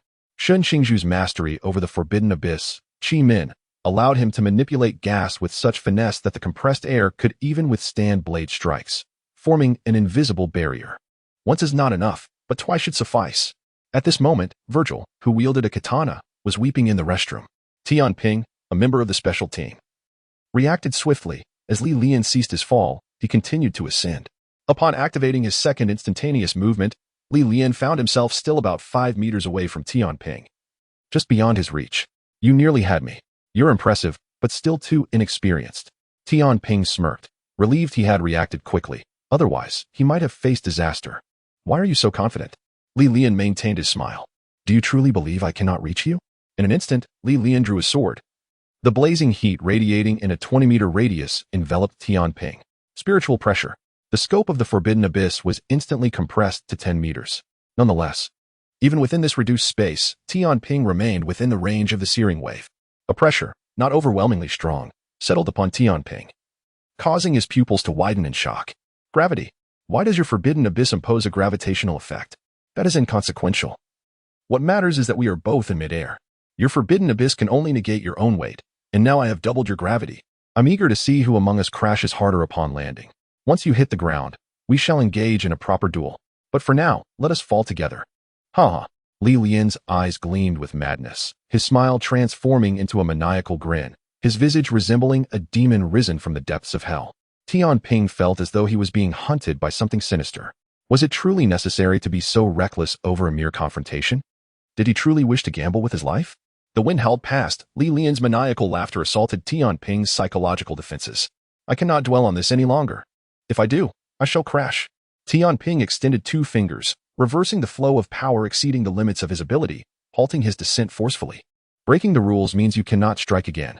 Lian stood undisturbed on the ground, offering Tianping a sunny smile, a stark contrast to his earlier madness. After retrieving a cigarette from his pocket and taking a deep drag, Lian exclaimed, 0. Another one down. Chapter 47, a comprehensive enhancement gift package. Ding. Experience points, 400. Ding. Level 1. Accompanied by the system's notification sound, Lian felt a warm current surging through his body, enhancing his physical strength once more. The total amount of spiritual energy surged dramatically, akin to the transformation from a small bowl to a small pond, increasing several-fold and leaving him invigorated. It was more pleasurable than a massage. Lian sensed a significant enhancement in his fire control abilities as well. Previously, he could only function as a lighter or a dryer, but now he could at least operate like a gas stove. Furthermore, he no longer needed to draw his blade to utilize his domain. He could directly release spiritual pressure to subdue his adversaries. If he were to activate his initial release now, its duration would undoubtedly exceed a minute, and the aftereffects would be considerably milder. As for his skills, there was no cause for concern, as their power was directly linked to his total spiritual energy, resulting in an all-encompassing enhancement. It was no wonder that leveling up to level 11 did not offer additional rewards. This comprehensive improvement package was equivalent to acquiring a new skill. Upon reaching level 12, he unlocked the skill Destruction Path 31, Crimson Fire Cannon. However, considering the benefits of the all-attribute enhancement package, he decided not to hold it against him. Shen Qingzhu observed Lian, who stood motionless with his eyes closed, and assumed he had sustained an injury from a fall. She hurried over to check on him. Lian, are you hurt? Why are you standing there without moving? Lian exhaled a breath of stale air, opened his eyes, and a flicker of firelight danced within them, akin to 2 little bulbs. I'm fine. That air wall's timing was impeccable. Lian remarked, your acting skills are quite commendable. If you hadn't informed me of the battle plan in advance, I would have thought you truly intended to perish alongside that balance. Your laughter was rather unsettling. Shen Qingzhu still couldn't comprehend why Lian concocted such a chaotic strategy. Lian scratched the back of his head and chuckled. I learned that laugh from Qiao Yuan. How do I sound? Am I doing it right? There was no other way. He had no means to reach him. If he couldn't fly, I wouldn't have resorted to such a troublesome tactic. Qiao Yuan interjected, Amaba. Isn't that a bit disrespectful? So, you two are employing this strategy to instill fear? The balance descended slowly from the sky, silently appearing behind Lian and Shen Qingzhu. Nice acting, you little rascal. Are you so certain that I would not resist using power beyond the threshold? Lian casually replied, just a guess. Your forbidden ruin can manipulate gravity. So I surmise that since you acquired it, you haven't enjoyed the freedom of uncontrolled free fall, have you? It's like a swimming expert who finds themselves unable to surface, panicking in a situation of utter chaos. Moreover, I am deliberately trying to frighten you, and you lack sufficient time to think. Your instincts will guide your decisions. The balance was silent for a moment, and Lian continued, regardless of whether you utilize power beyond the threshold, once I capture you, the outcome is already determined. If you refrain from using your prescribed strength, you will undoubtedly crash to the ground, even if you withstand that impact. Lian gestured toward the vortex lying on the ground. Your companion over there is waiting to watch the show. From now on, you are not permitted to participate. The vortex simply said, watching the show. The balance said nothing further and quietly moved to stand beside the vortex, its battle now concluded. Lian glanced at Qiao Yuan, whose complexion had turned pale. Are you holding up? Perhaps you should rest over there? Qiao Yuan croaked. I must assist Lin Qiye. I can still fight. You can fight. Sure, but your face is as white as a sheet. What do you mean by fighting? Shen Qingzhu had unknowingly begun to join in the banter. All right, go check on Qiye. If he and the chubby one cannot fend off Wang Mian, then you may join in. Lian acquiesced to Qiao Yuan's request, recognizing that he was merely holding them back. Perhaps it would be better without him. Zhuige, let us head to Molly. That hammer-wielding female dinosaur is a tough opponent. All right. Molly, possessing the Forbidden Ruin, universal frequency movement, caused ripples to erupt wherever her blade struck. Even the most resilient concrete crumbled beneath her might. Her opponent, Rose, approached with overwhelming force, wielding her hammer with equal tenacity, the fierce clashes creating showers of sparks. The ground was pocked with craters, dust swirling in the air. As the two formidable women remained undeterred amidst the chaos, committed to a life-or-death struggle, a passionate clash of wills. Lian, I feel like we are extraneous here. They seem to be doing just fine. Zhuaigu, you can't make snarky comments. It undermines your character. Save those remarks for me in the future. Lian was at a loss, wondering which fool had influenced Shinshiju. Why was she abandoning her role as Zhuaigu to become a jester? Enough talk. Let us charge in together and swiftly take down that violent woman wearing the rose mask, Lian declared, and with a sudden burst of movement, he appeared behind Rose, shouting, "Beautiful lady, behold my blade." The unexpected shout startled both Rose and Molly, causing them to instinctively pause their actions and turn to face Lian. Did I ambush you? I haven't even drawn my sword.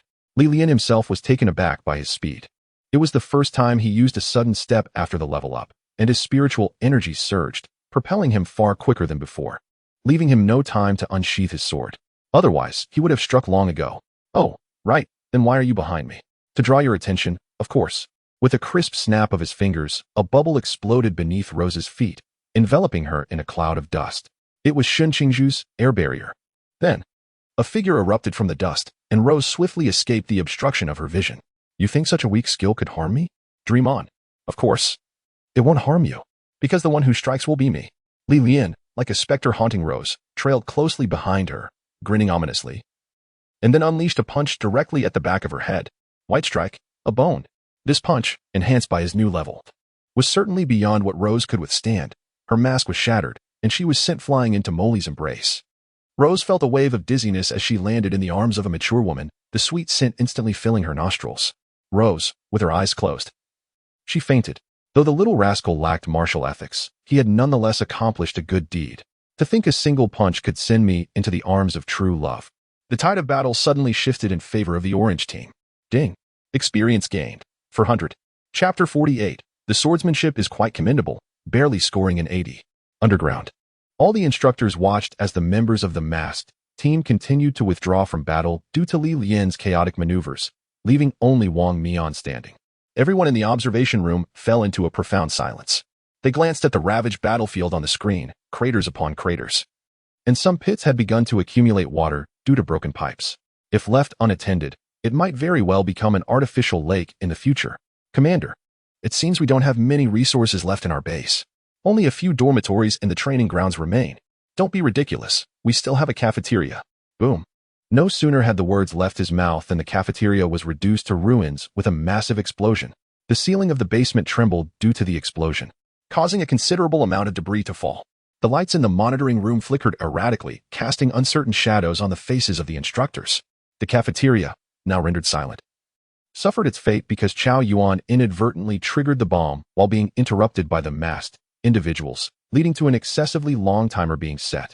In such circumstances, engaging directly was the only option, and setting a timer was a stroke of luck. How amusing it is to witness the emergence of so many talents during a new recruit training session. Chief Instructor Yuan Gang reclined in his chair, laughing heartily. He was quite pleased with the performance of Lian and his peers, even though Lian's plans were somewhat outrageous, evoking the chaotic image of a mischievous husky. He still found satisfaction in the frontline prowess of Chao Yuan and Molly, Lin Qiye's observational skills and close combat abilities, and the various coordinated maneuvers executed by Lian and Shinshingju. Even by Li Tuming, the wealthy scion, showcased commendable execution, shedding any airs of superiority. Particularly impressive were Lian and Lin Qiye, who, under limited information, deduced nearly all the truths, exhibiting wisdom and cunning beyond their years. They effectively utilized their strengths to devise targeted strategies against the members of the masked team. Perhaps in a few years, our great Xia will boast its own 5th Special Squad. Chief, are you suggesting that these individuals possess the potential to form the 5th Special Squad? Do you hold such a high regard for them? The influx of mysteries within Great Xia has escalated, and our existing 4 special squads are beginning to struggle. After the demise of the Blue Rain team, the 5th squad has remained vacant due to a lack of candidates. Yet in these young individuals, I see hope. Yuan Gang's smile deepened. Do you recall the file submitted by Team 130 SIXS leader, Chen Mai? A close combat expert. Yet he described Lian as a genius with the blade. But have you ever seen Lian wield a knife? The only knife he has was merely drawn to use the void of time, and his genius with the blade was never showcased. One instructor raised his hand. I have seen it. In the initial confrontation, he severed the lock of the warehouse door in one swift stroke, but he has not used it since. That rascal is still hiding his true capabilities. He must not have encountered an opponent worthy of drawing his blade. Yuan Gang focused intently on the monitor, observing Wang Mian engaging Lin Qiye, hoping this adversary would satisfy his expectations and truly demonstrate what it means to be a blade genius. Lian picked up the mask knocked off Rose and tossed it to Molly, who held Rose. Hey, you over there. Stop groping around. Get off Molly right now. I know the strength of my punch. Are you greedy for advantages? Just a little is enough. There will be plenty of opportunities in the future. However, you cannot continue fighting now. I still need to meet your captain. With that, he turned and strode towards the final battleground of the confrontation. Shinchiju and Molly hurried to follow, while Rose, momentarily stunned, glanced around and spotted the onlookers, Vortex and Balance, particularly Vortex, who was sprawled on the ground watching intently. Vortex said, "Ouch." Rose angrily marched over to Vortex and stomped on his backside. "Be gentle. I'm trying to keep my mask intact until the captain restores it." Rose sighed. "Forget it. Let him be. He's just an unreliable person, not worth my anger." Lian, Shinchiju, and Molly arrived at the last battlefield, where Lin Qiye, with golden eyes, clashed with Wang Mian, whose weapon, the Yuan, constantly collided with Lin Qiye's straight blade. Each time Wang Mian activated the void of time to accelerate, Lin Qiye found himself on the defensive, retreating to block. Yet, once Wang Mian's acceleration faded, he was immediately pressed back by Lin Qiye's counterattack.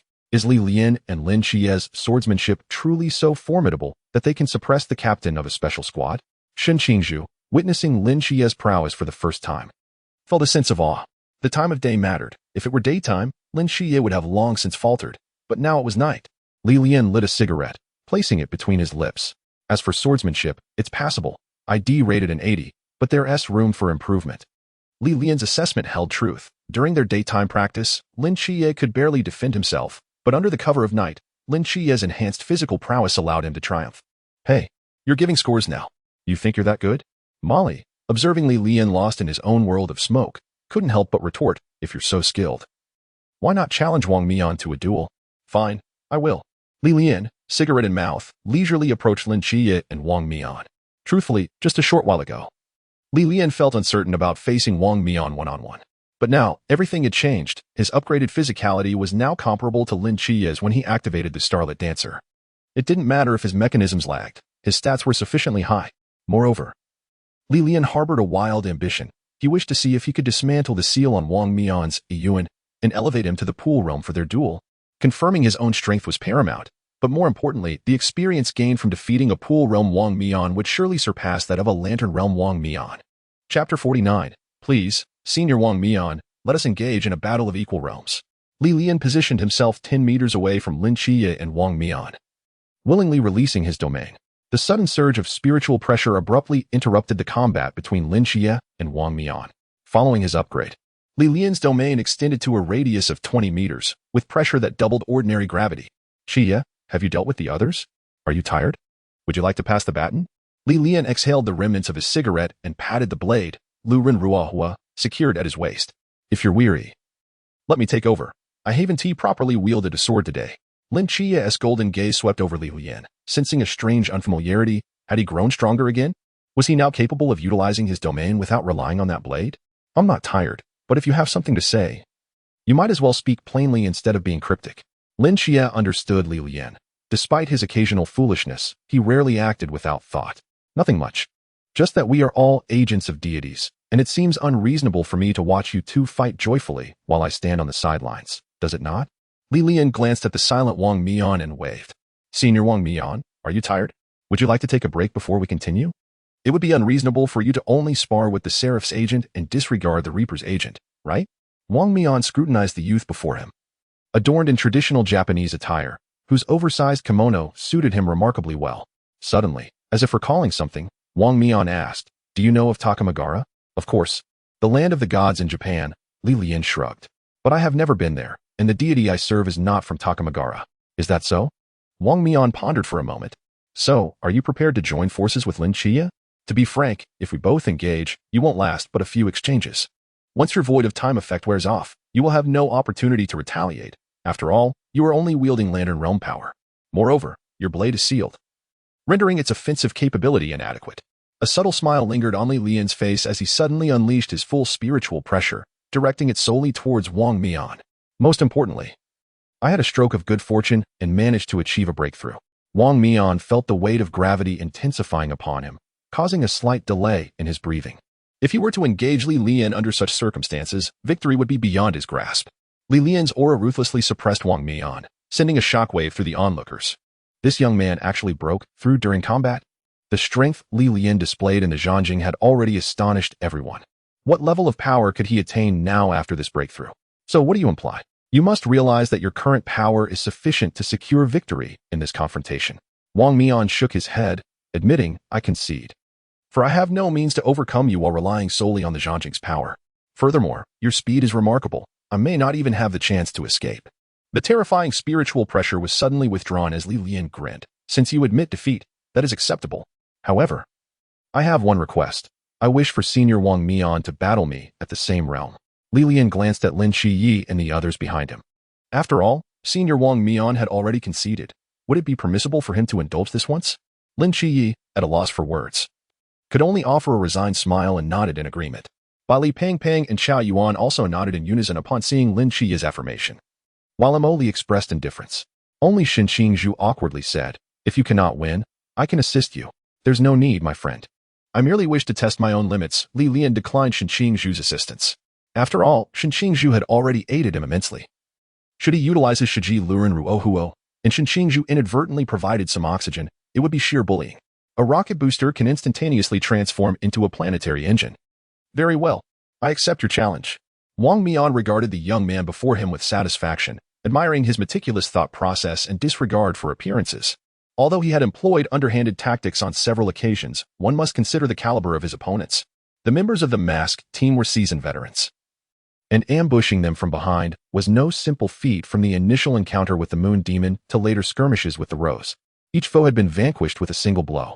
Though Wang Mian had been engaged with Lin Qiye, his attention had predominantly been on this Shinigami agent, who had yet to reveal his swordsmanship prowess despite receiving commendation from Chinmai.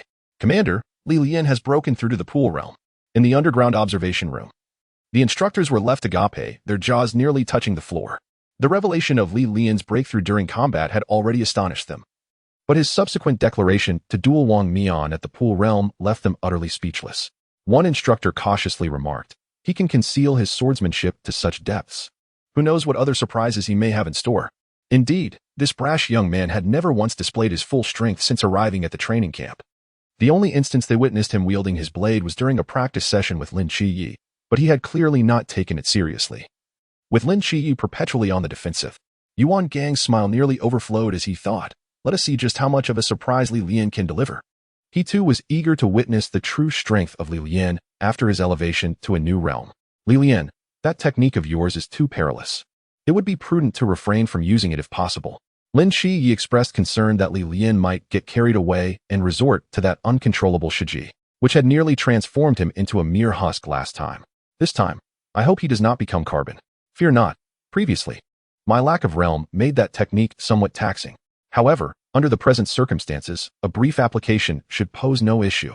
Aware of Lin Qiye's worries, Li Lian produced a large bottle of water from the Soul Society and began to drink heartily. Indeed, the time forbidden domain was somewhat difficult to navigate without using Shiji. He had no confidence in overcoming it. Yet, as a precaution, replenishing his hydration was never a bad idea. Furthermore, Li Lian was eager to test his own limits. Even if he could win without resorting to Shiji, he still wished to employ it at least once. After all, demonstrating sufficient strength would facilitate his endeavors to procure resources from the instructors later on. Chapter 50. A replica of swordsmanship need not be powerful, yet it must be impressive. Are you ready, Senior Wang Mian?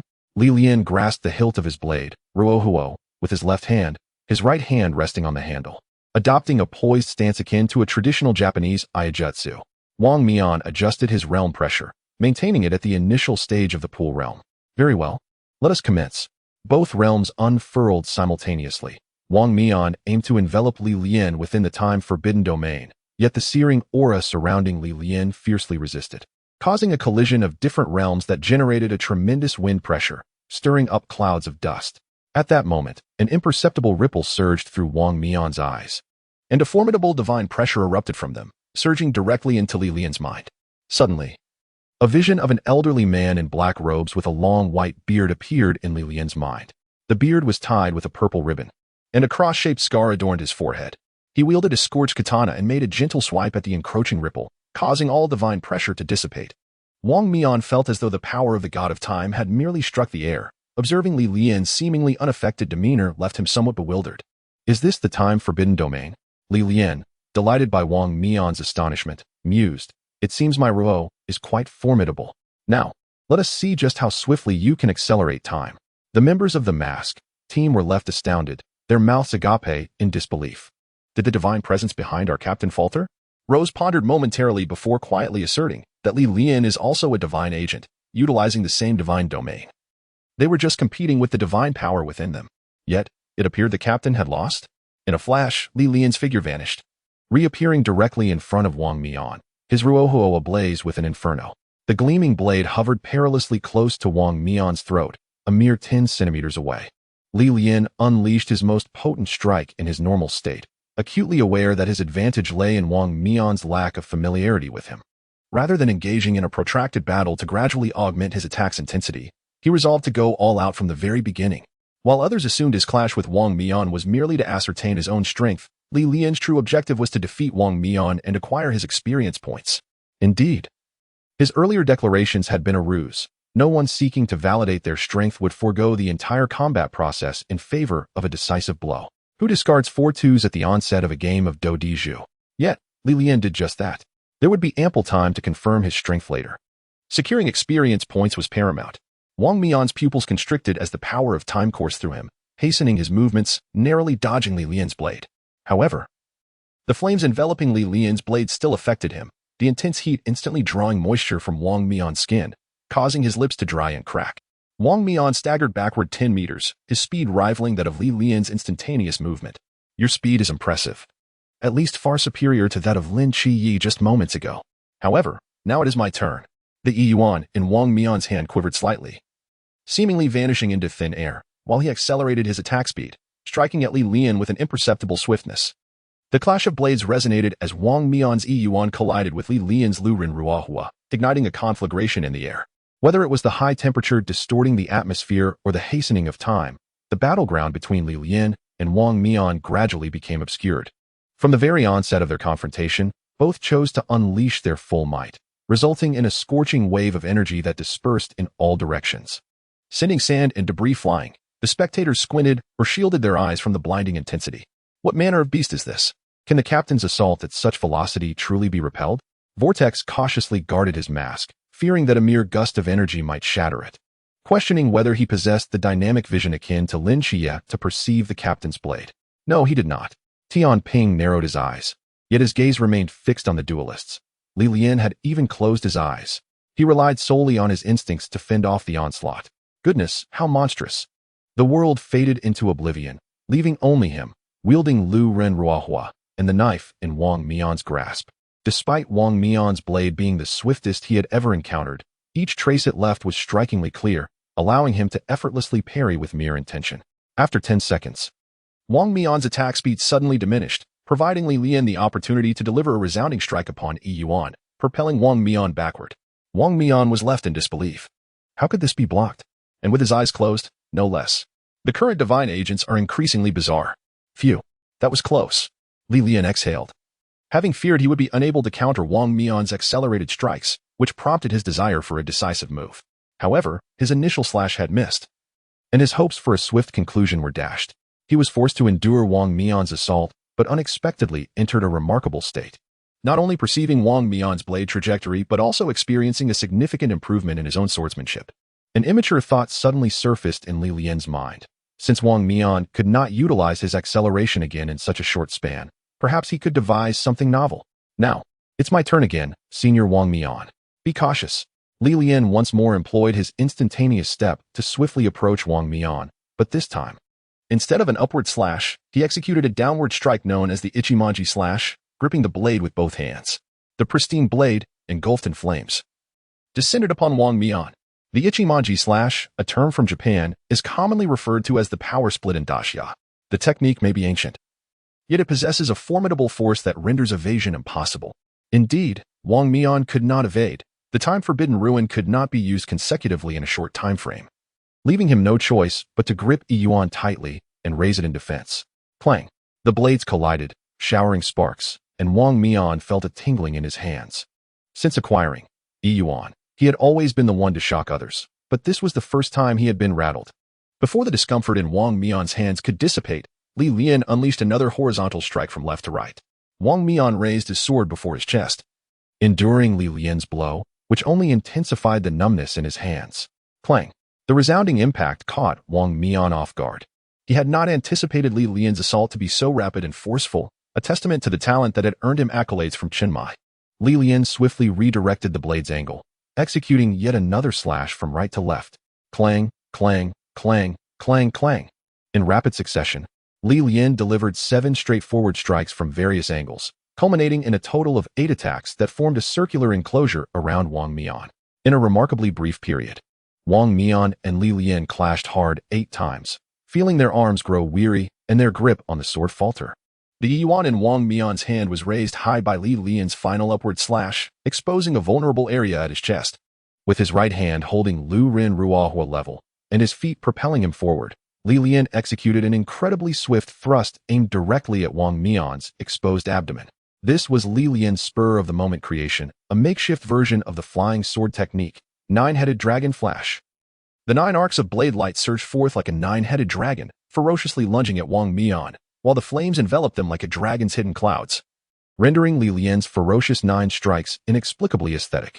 Regardless of the power behind these 9 assaults, the elegance of the technique was undeniable. Unlike Wang Mian's imperceptible strikes produced through time acceleration, these 9 blows were purely for display. Although not lacking in speed, each strike left a lingering afterimage in the air. Indeed, these afterimages were intentionally crafted by Lian. With the use of a great sword, how could he not seize the opportunity to appear magnificent? Great sword hero, a swift cut leading to a dragon's ascent, effortlessly carried away. Being stylish was the ultimate goal. The lethal thrust surged towards Wang Mian's chest, leaving him no avenue of escape. Boom. As Lian witnessed Wang Mian parry his final strike, he had no time to ponder. He channeled all his spiritual energy into Lu Rin Ruahua, unleashing a torrent of raging flames that engulfed Wang Mian entirely, forming a colossal fireball. The instructors in the observation chamber below were left speechless. Chief, is it possible that Lian has been hiding too much? One instructor exclaimed in disbelief. Such flamboyant swordplay could not have been taught by Chenmai. Yuan Gang gritted his teeth, seething. This brat has genuinely begun to carve his own path. At the very least, this technique is undoubtedly his own creation, employing rapid slashes from multiple directions to destabilize the opponent's balance and weapon positioning, particularly the final thrust. Deviated from the preceding 8 clashes, swiftly attacking the unguarded areas exposed by the opponent, these moves mirrored Lian's very essence. First establishing a fixed stereotype before exploiting it to ensnare his adversaries. Truly worthy of the title of swordsmanship genius bestowed by Chenmai. Since the moment Lian initiated his instant step and strike, Lin Qiye had activated his golden eyes, eager to witness the extent of Lian's prowess in the realm of Qi when Wang Mian unleashed his time acceleration against Lian. Lin Qiye's eyes struggled to keep pace. Had it been himself, even with sight, his body would have been unable to react in time to avoid the strike. Yet, Lian had boldly closed his eyes to withstand the attack, and later, capitalizing on Wang Mian's time-forbidden ruin cooldown to counterattack, had astonished Lin Qiye. After all, he had never witnessed Lian employ such a technique. If it weren't for Lian's clandestine practice, one could only surmise that this move had just been conceived. An original sword technique. Recalling his own training sessions with the captain, where he often ended up bruised and battered by the wooden sword, in contrast, Lian emerged unscathed after each training bout with the captain. In terms of swordsmanship, Lian genuinely had a claim to fame. Wang Mian burst forth from the flames. His chest garment scorched away, and a portion of his mask charred. However, a vague surge of power coursed through him, restoring him to his former self, save for a slight fatigue in his spirit. Hey, is this cheating? Lian, seeing that despite his relentless efforts, Wang Mian still appeared unchanged. Without even a speck of ash upon him, nearly choked on his breath. Thank you for the compliment. Time-forbidden ruin truly is an absurd ability. Winning this battle is proving to be quite challenging. How does one proceed? Was it necessary to engage in a war of attrition with Wang Mian? As Lian pondered strategies with his clever mind, Wang Mian's heart was not as calm as he outwardly appeared. Lian's counterfeit nine-headed dragon slash had truly opened his eyes. He had never witnessed anyone wield a blade in such a manner. The usual approach had been a direct clash, yet this individual had suddenly lunged with a piercing strike. Who could withstand that? It was akin to nearly finishing an apple, only to discover, with the last bite, that half a worm lay within. Utterly revolting. Furthermore, the final eruption of flame energy, even after harnessing the power of time to heal his wounds, left his mental fortitude feeling as if it were perpetually scorched, an indescribable discomfort. After contemplating for a moment and reviewing his system skills interface, Lian realized that none of his abilities seemed effective against the temporal forbidden realm. Why dwell on it? Rather than targeting the realm of time, he would directly confront Wang Mian. If it came down to a battle of attrition, then so be it. He would engage. But first, a sip of water before the fray. Caution begets longevity. Without hesitation, Lian produced a bottle of mineral water and began to drink with fervor. Wang Mian could only stare in disbelief. Had the battle not just begun? Hadn't he already drunk water moments ago? Was he thirsty again? Once Lian finished the water and belched satisfyingly, he discarded the empty bottle and pointed the flowing blade like fire towards Wang Mian. Now I shall be serious. Beware. All things shall return to ashes. Flowing blade like fire. However, unlike the previous instance where Lian had incinerated his opponent, this time the initiation did not summon flames to encircle him. Instead, he exerted great effort to control the fire, compressing it around the blade. In this state, Lian lost the protective barrier of flames, but the duration for which he could maintain his initiation was significantly extended. At the very least, he wouldn't face a complete depletion of moisture. Even so, the initiation still exacted a tremendous toll on his spiritual and mental energy, and time was not on his side. With a horizontal slash, crimson flames surged towards Wang Mian like a tidal wave, but halfway through, they collided with an equally exaggerated blade aura. The flames and the blade aura met in the air, resulting in a stalemate before vanishing. Wang Mian's Yuan simultaneously dispelled its seal. He had just utilized this forbidden artifact to unleash the blade aura. The gazes of Lian and Wang Mian collided in the air, and in an instant, they made identical choices. Lian swiftly wielded the flowing blade like fire, unleashing fiery blade energy that relentlessly attacked Wang Mian. Wang Mian, in turn, accelerated his Yuan, using the temporal forbidden realm, constructing a net of blade auras before him. The flames and blade auras clashed repeatedly, resulting in tremendous explosions that sent the onlookers retreating until they were 50 meters away, where the impact finally lessened. 7 Knights? I now understand why you said Lian's techniques are perilous. When Wang Mian wielded Yuan in the temporal realm, it was akin to attacks at the river realm level. Yet, Lian could face such a formidable opponent head-on, truly impressive. Speaking of which, what was that blade in his hand? How could it be a forbidden artifact I do not recognize? Li Pang gazed at Lian's flowing blade like fire with astonishment, unable to comprehend why such a powerful artifact was unknown to him.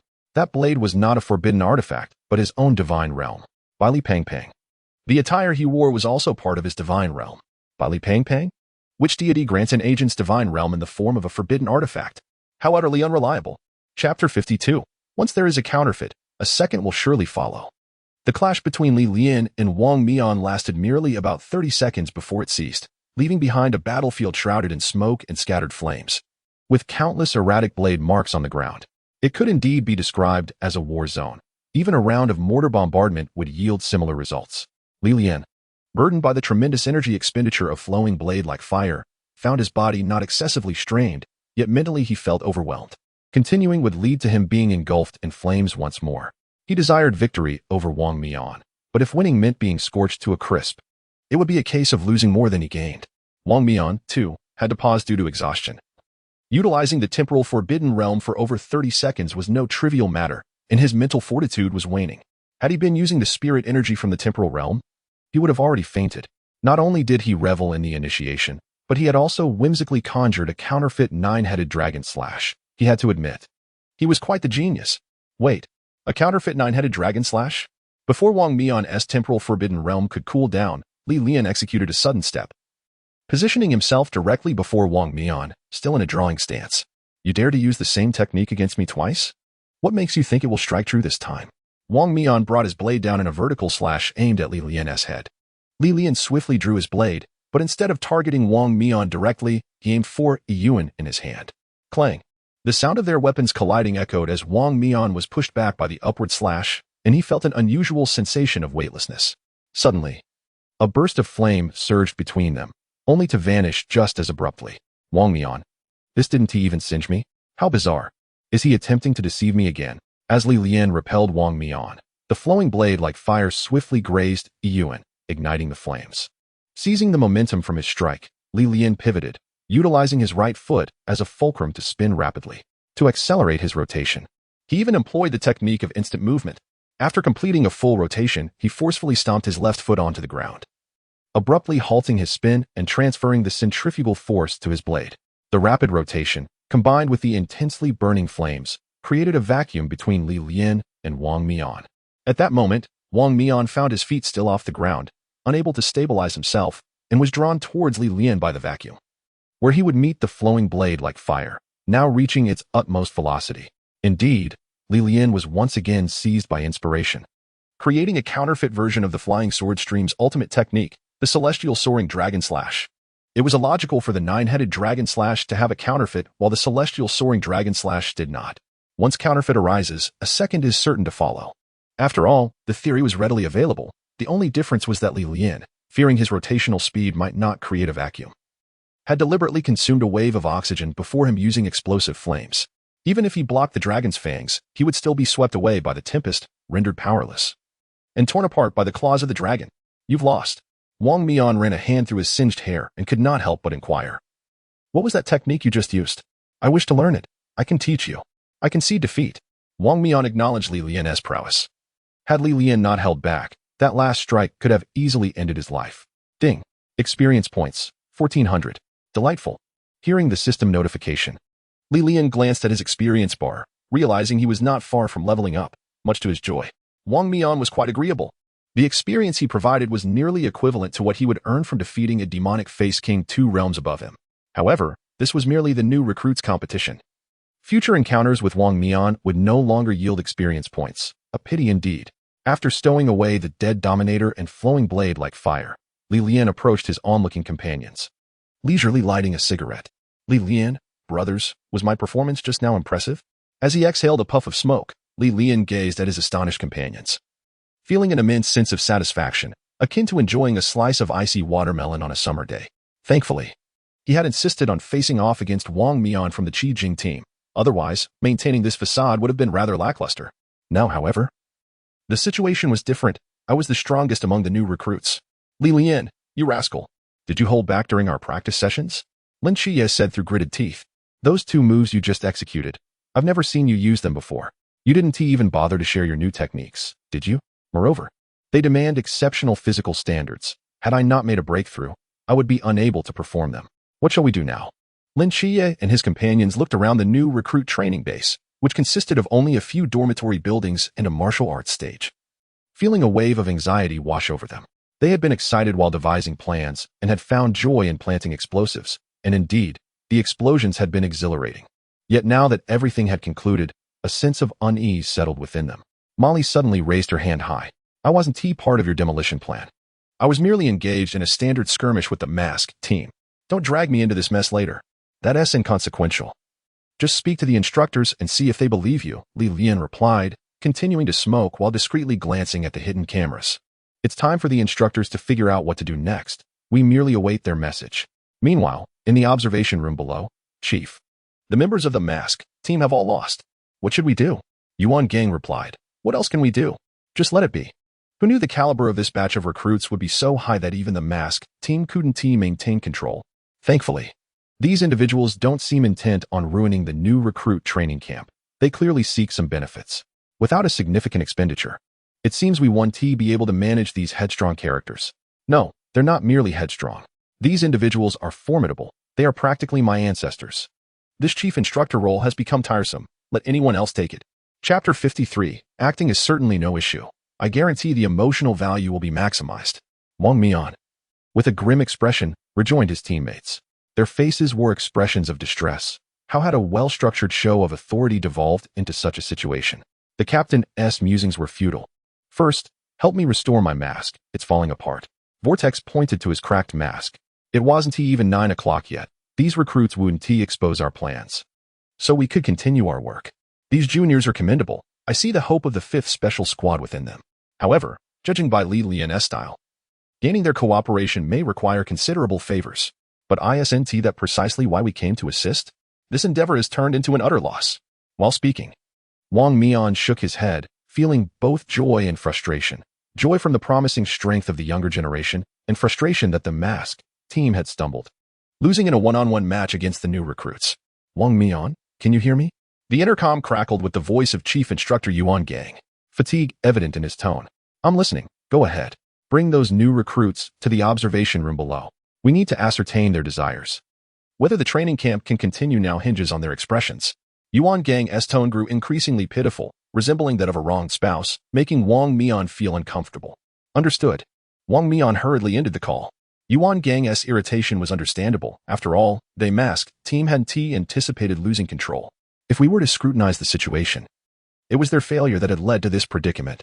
Under the guidance of the masked team, Lian and his companions arrived at the observation room below, encountering the new recruit chief instructor, Yuan Gang.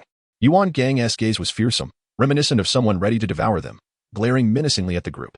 Lin Qiye and the others felt slightly embarrassed. Their actions had indeed crossed a line. Even the typically arrogant Shinchiju displayed a hint of evasion in her eyes. However, as the mastermind behind the training camp's collapse, the demolition expert, the dismantling prodigy, and the record holder for defeating the masked team, Lian exhibited no such awareness. Standing before the no-smoking sign with hands on his hips and a cigarette dangling from his lips, he glared at Yuan Gang through his nostrils. So, what is the offer? Let us negotiate. The arrogance radiating from Lian was palpable. His audacity was warranted at this moment. Displaying boldness was the easiest way to secure benefits. The barefoot have no fear of the shod. Observing Lin Qiye and the other's submissive demeanor irked him. Now that the deed was done, what was there to feel guilty about? No one should expect to escape this predicament. Should anyone dare to back down now? I would expose who proposed the ideas during the meeting. Do you think I could figure everything out on my own? Who would believe that? Now they still wore expressions of guilt, whose actions had not led to this. Watching Lian's brazen demeanor, Yuan Gang's expression shifted from fierce to resigned. The new recruit training camp must proceed. As long as you don't claim victory, I can promise to fulfill one of your wishes. 5. I want 5 wishes. Yuan Gang's forehead pulsed with veins, struggling to contain his anger, striving to maintain a calm tone. On what grounds do you demand 5 wishes? Lian appeared unfazed by Yuan Gang's expression, counting off on his fingers, Yugue, Vortex, Tianping, Rose, and Wang Mian. 5 in total. Is it unreasonable for me to ask for 5 wishes? Lian's expression was earnest, akin to a schoolboy calculating how many candies remained in his pocket. Is it really necessary to keep bringing up the past? 2. No more than that. Anything more serves as a reward for defeating Wang Mian, acknowledging your prowess. 6. I have seized all the supplies in the entire base, including those from the supply station. Now, there isn't even a grain of rice left in the base.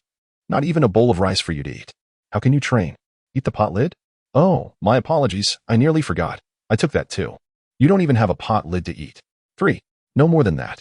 7. I still have bombs buried in the dormitory. I could blow the new recruits sky high.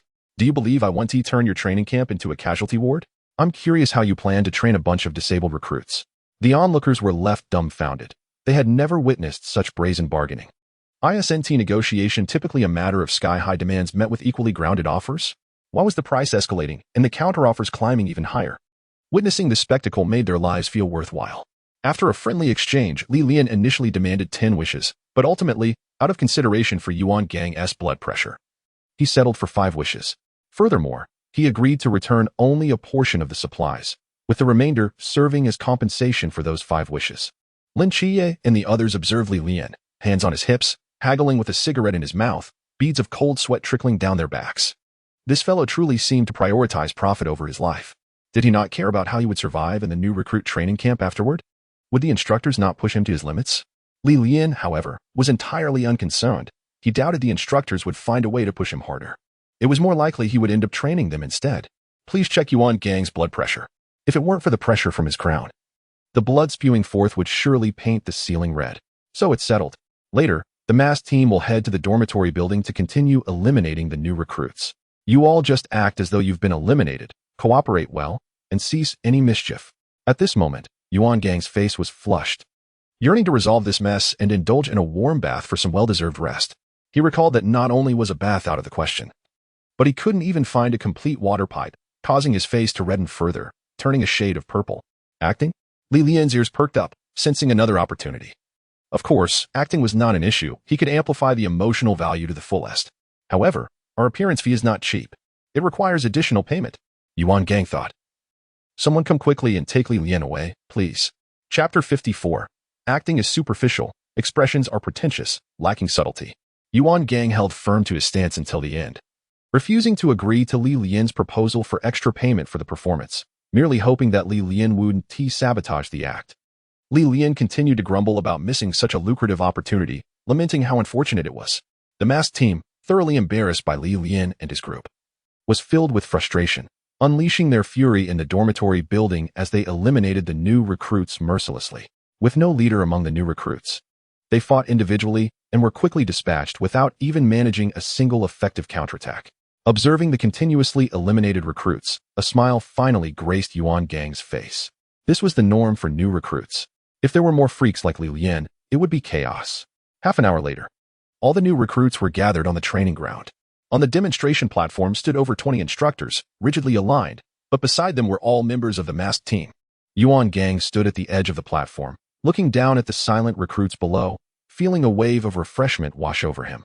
However, a glance at Li Lian's group caused his facial muscles to twitch involuntarily. Initially, they had acted like soldiers at the start of the confrontation, but now they resembled a bunch of ruffians, dropping the facade entirely. Shinchiju wore her cap backward, chewing gum. Bali Fatty was engaged in an animated conversation with Lin Qiye. Despite Lin Qiye's attempts to stand still, Bali Fatty persistently pulled at him to converse. His efforts yielding no results, Chao Yuan sat cross-legged on the ground, manipulating prayer beads, muttering something that resembled a chant, while Li Lian squatted on the ground, having found a stick to draw Peppa Pig in the dirt. Only the recently joined Molly maintained a semblance of normalcy, standing out as a striking figure, though the teasing glint in her eyes did not escape the notice of the instructors on the platform. Out of sight, out of mind. As long as these individuals did not cause trouble, Yuan Gang felt disappointment creeping in. Regaining his composure, Yuan Gang continued addressing the recruits below. His voice deep and magnetic, 240 of you against 5. You haven't even touched the hem of the masked team's garments. What right do you have to feel disgruntled? You are the wastrels I spoke of. Your actions will only bring harm to your teammates. Li Lian, observing Yuan Gang's scolding demeanor, felt inexplicably irked, as though he too had been reprimanded. Determined to share this displeasure with others, he resolved that he would not be the only one feeling this way. Thus, Li Lian stood up, seized Lin Qiye's hand, and, under Lin Qiye's horrified gaze, proclaimed in a mocking tone, "Oh dear, Qiye, we are truly the worst. As divine agents, we haven't even grazed the masked team's garments. We are doomed." At Li Lian's words, the faces of the masked team members turned crimson, their bodies trembling slightly. Fortunately, their masks concealed their expressions, or else it would have been difficult to explain. It was utterly embarrassing. Yuan Gang, at that moment, wished he could leap from the platform and find a deep hole to bury himself, regretting that he had inadvertently included Li Lian in his scorn. How could he not control his own tongue? Lin Qiye's eyes were the most fatigued today, having strained them to the limit during his one-on-one with Wang Mian, and then trying to signal the oblivious by Li Fatty to quiet down, and now he was desperately attempting to communicate with Li Lian. Stop it. Continuing this way will lead to major trouble. Li Lian, didn't you say you wouldn't perform without extra payment? Why are you acting now? Li Fatty whispered to Li Lian, not quite grasping the nuance in Li Lian's words. This is a bonus. What do you think? My acting skills are quite commendable. Aren't they? Li Lian relished by Li Fatty's appreciation for the arts, knowing he understood the performance he was putting on for the instructors. Superficial acting, pretentious expressions. Slightly exaggerated. Li Fatty offered his critique, stating, I've seen quite a few award-winning actors, and their skills surpass yours by far. Those are merely the perceptions of worldly folks. Surely you can recognize true talent? Yuan Gang could no longer contain himself, interrupting Li Lian's antics, thinking it was best to finish his speech and disperse. Upon hearing Yuan Gang's words, Li Lian ceased his mischief. He could play around, but he wouldn't push the honest ones too far. The new recruit training camp had to continue. Since you have lost, devote yourselves wholeheartedly to training. This training session will last a year, divided into 2 parts. The first part constitutes pure physical training. For 6 months, we will employ a forbidden item to suppress the forbidden ruins within you, reducing you to mere ordinary beings. We will utilize various methods to torment you, pushing you to the brink of collapse. You will experience despair and agony, even contemplating suicide. However, here, you won't even be able to achieve that. As for the second part, we shall discuss it after you successfully endure the first 6 months. Yuan Gang scanned the recruits below once more. His military cap obscured his eyes, preventing the recruits from discerning his expression. He then turned and left, leaving behind a light remark. Enjoy your last moments of tranquility. Tomorrow marks the advent of your nightmare, rookies. The remaining instructors followed Yuan Gang, while the members of the masked team adopted a demeanor of expertise. Vanishing into the vast night, Bali Fatty, patting his belly, lamented, I somewhat regret coming here. Who knew we'd have to engage in physical training? However, as if recalling something, he began to smile. Losing weight could be beneficial. Perhaps if I become handsome, Molly might take a liking to me. I detest rich playboys. You should give up. Bali Fatty did not realize that Molly had overheard his words, causing him to choke on his own response. Molly shot the group a disdainful glance, then turned, her red hair dancing in the wind as she left behind a beautiful silhouette. Wow, I've been heartbroken again. Bali Fatty exclaimed, despairing over the fact that his earnest feelings had culminated in such an outcome. Why must fate be so cruel to me? At that moment, Lian threw an arm around Bali Fatty's shoulder, saying, Fatty, do you want to learn how to woo girls? Absolutely. I dream of it. Please teach me, master. Sure, but it will cost you. Bali Fatty. 3 Lian. Chapter 55. Am I done for? Lian still did not teach Bali Fatty how to attract girls, not out of reluctance to earn Fatty's money, but because Lian was a lifelong singleton. He had no idea how to attract girls. A person who had never even held a girl's hand was, in fact, more innocent than Lin Qiye. Lian's principles remain intact. At the very least, he will not deceive others in such matters. Otherwise, reminiscent of the dramas he watched in his previous life. Forcing Li Pang into a romantic escapade might lead to considerable chaos. Just contemplating the melodramatic theme of I am the heir of a family. Falling for a woman who does not love me feels utterly kitsch. Today's antics have indeed gone a bit overboard. After midnight, it will be tomorrow. The chief instructor's parting words cannot be dismissed lightly. I suspect the instructors may pull a prank on us in the dead of night. It would be quite embarrassing to be caught off guard in our military uniforms. The instructors are decent folks, surely they wouldn't be so twisted, right? Li Pang sniffed, still reeling from the shock of being rejected by Molly. Though he did not weep, his nose felt congested. Indeed, among us, the instructor harbors the deepest disdain for you. If pranks are to be played, you shall be the first target. At this moment, Chao Yuan stood in solidarity with Li Pang, momentarily setting aside the rivalry for Lin Qiye's favor, united against Lian. After Lian spoke, he departed with Shinqingzhu, followed hastily by Shinqingzhu's 3 subordinates, leaving behind Lin Qiye, Li Pang, and Chao Yuan. What do you think? Qiye? I trust Lian. Lin Qiye had been contemplating Lian's actions, particularly following their confrontation with the masked team. He had long suspected that Lian possessed foreknowledge of future events, or that his forbidden realm endowed him with a sixth sense. Thus, he resolved to trust Lian once more. After all, since their acquaintance, Lian had never caused him harm. Chao Yuan and Li Pang exchanged glances, simultaneously affirming, then I believe you. Upon realizing they had echoed each other, they shot each other fierce glares and chorused again. Stop mimicking my words. Chao Yuan and Li Pang retorted in unison, indeed. Upon returning to the dormitory, Lian and Shinqingzhu did not change out of their military attire, merely tidying themselves before collapsing onto their respective beds. Zhuge, aren't you changing clothes? Lian remarked, surprised that Shinqingzhu had opted to keep his uniform on. Didn't you always despise wearing it? First, ever since our victory. I have full faith in your words. The facts speak for themselves. Your deductions are remarkably accurate. Since you mentioned the instructors might prank us at midnight, it could very well transpire. Second, if the instructors target someone, you are undoubtedly their prime choice. As your roommate, my risk is substantial as well. Hence, I ponder whether I should vacate this dormitory. I have no desire to become a hapless victim in a senseless scheme. Shinqingzhu lay on his bed, staring blankly at the ceiling, still reeling from the day's events. Trust me, it's the right choice. Lian chuckled, then closed his eyes. Zhuge, let us sleep quickly. Every minute counts. At least before midnight, the instructors won TCOM, allowing us 2 more hours of sound sleep. Suddenly, the blaring sound of an alarm jolted Lian upright, his senses heightened, as if anticipating an ambush. Finding no adversaries, he noticed Shinqingzhu sitting up in the adjacent bed, his right hand poised to snap his fingers. The two exchanged knowing glances, instantly aware of the situation, and hurriedly donned their shoes as they sprinted towards the training ground. An emergency assembly at 3 o'clock in the morning. The instructors aimed not just to prank Lian. They intended to impart the first lesson to all the new recruits. As Lian opened the door and stepped into the corridor, he found Lin Qiye had also emerged, wordlessly racing towards the training area. Lian and Lin Qiye were the first to arrive. one bolstered by the night dancer's enhanced physique, the other adept in speed. Lian refrained from using his instantaneous movement, otherwise he would arrive at the training ground while others were still struggling to dress. The next group to reach the training ground comprised Shin Qingzhu, Qiao Yuan, and by Li Pangpang, who had bypassed the dressing ritual and dashed from their beds. Their swift assembly surprised the instructors, yet considering their antics from the previous day, such promptness was hardly unexpected. Subsequently, other recruits trickled in from the dormitory, some still fumbling with their clothing as they ran, hastily securing their belts. The instructors watched the recruits with disapproval, their expressions dark and silent. Once a particular instructor completed the head count, confirming the presence of all recruits, his demeanor softened slightly. From the moment the whistle sounded until everyone gathered, do you know how long it took? Yesterday, you were all so defiant, yet here you are. Do you find this amusing? Do you dare to call yourselves soldiers?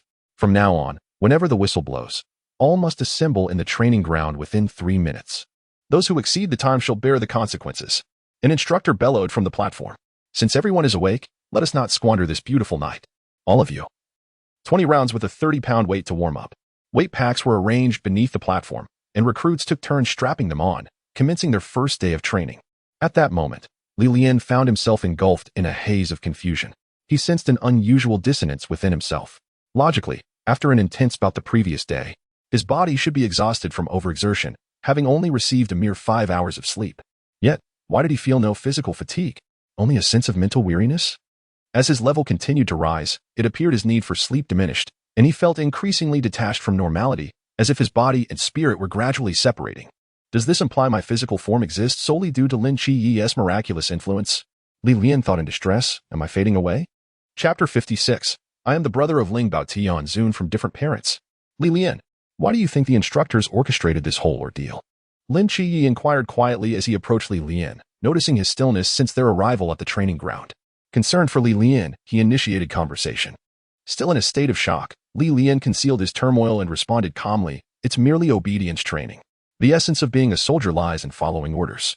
The instructors aim to start with small matters to gradually mold us new recruits. So what should we do now?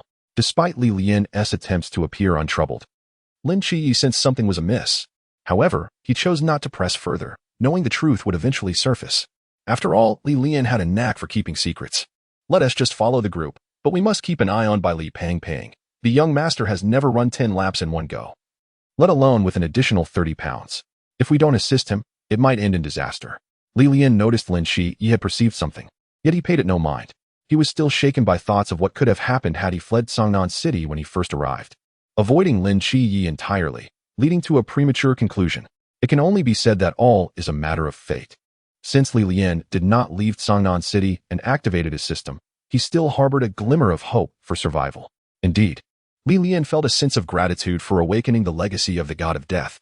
After all, the loss of one's physical form does not equate to the obliteration of one's soul.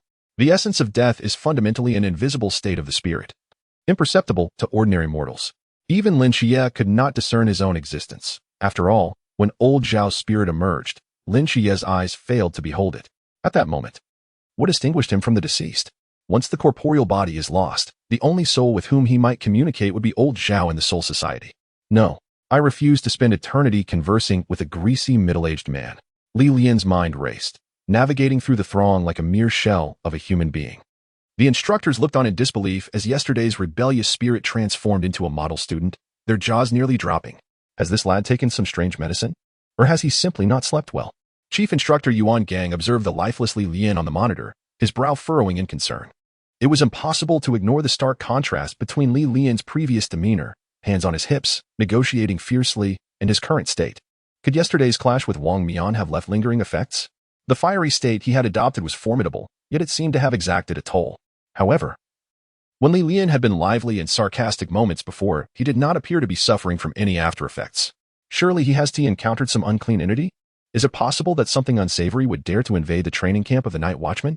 Lin Qiye, accompanied by the rotund Bai Li, with Qiao Yuan and Shin Qingzhu alongside them, looked at the distracted Lian, perplexed. Shin Qingzhu shook his head. Lian had seemed normal before sleep, yet now he seemed burdened with unspoken worries.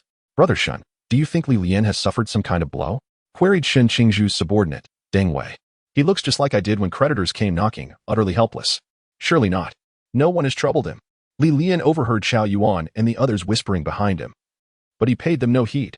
He faced far graver issues at hand. Until he devised a solution, he was disinclined to concern himself with trivialities. System, Death God. Forbidden Ruins, Corporeality, Death God. How did Rukia become classmates with Ichigo Kurosaki? How could a powerless Death God possess a body in the human realm? Was it not Urahara Kisuke who crafted her a mod soul? A mod soul? Yes. This body exists due to Lin Qiye's miracle. It is merely a mod soul. As long as he can find a mod soul before his body fades away, he should be fine. However, a standard mod soul would not suffice. For one cannot grow stronger within it, and prolonged use would lead to a depletion of spiritual energy, rendering the mod soul increasingly difficult to control. It seems that only this corporeal form, a miracle crafted by Lin Qiye, is truly suitable as a vessel for his spirit. After much contemplation, he identified 3 feasible options. First, during the new year, he could approach Qingyu and request the creation of a body tailored to his circumstances. However, Qingyu's powers were limited, and the resulting body might not be robust. Second, he could entrust the creation of a body entirely to Lin Qiye, waiting for the plot to progress to a certain point before seeking assistance from the heavenly realm. As evidenced by the case of Neza, bodies produced by the heavens are sure to be of exceptional quality, perhaps even enabling him to transform into a formidable being. Third, he could disregard everything else and focus on acquiring experience points, relentlessly leveling up in the hope that the system would grant him the most suitable mod soul. Yet, he could not foresee what rewards the system might bestow. What if? No, what ifs did not exist. Lian resolved to explore all 3 avenues. When the New Year holiday arrived at the training camp, he must seek out Qingyu, even if it meant revealing his knowledge of the future in pursuit of a body. Leveling up was also of paramount importance. Although he was uncertain whether the system would provide rewards related to mod souls, every level gained would offer a glimmer of hope. As for soliciting Lin Qiye's aid from the celestial beings for a body, if he had not resolved this issue by the time the mortal realm faded away, he would discuss it with Lin Qiye then. Some matters were best not revealed too early. With a solution in mind, Lian regained his vigor. It was futile to remain lost in confusion, and he would be better served by embracing the present. Turning around, he spotted Bai Li, panting heavily under the strain of his burdens.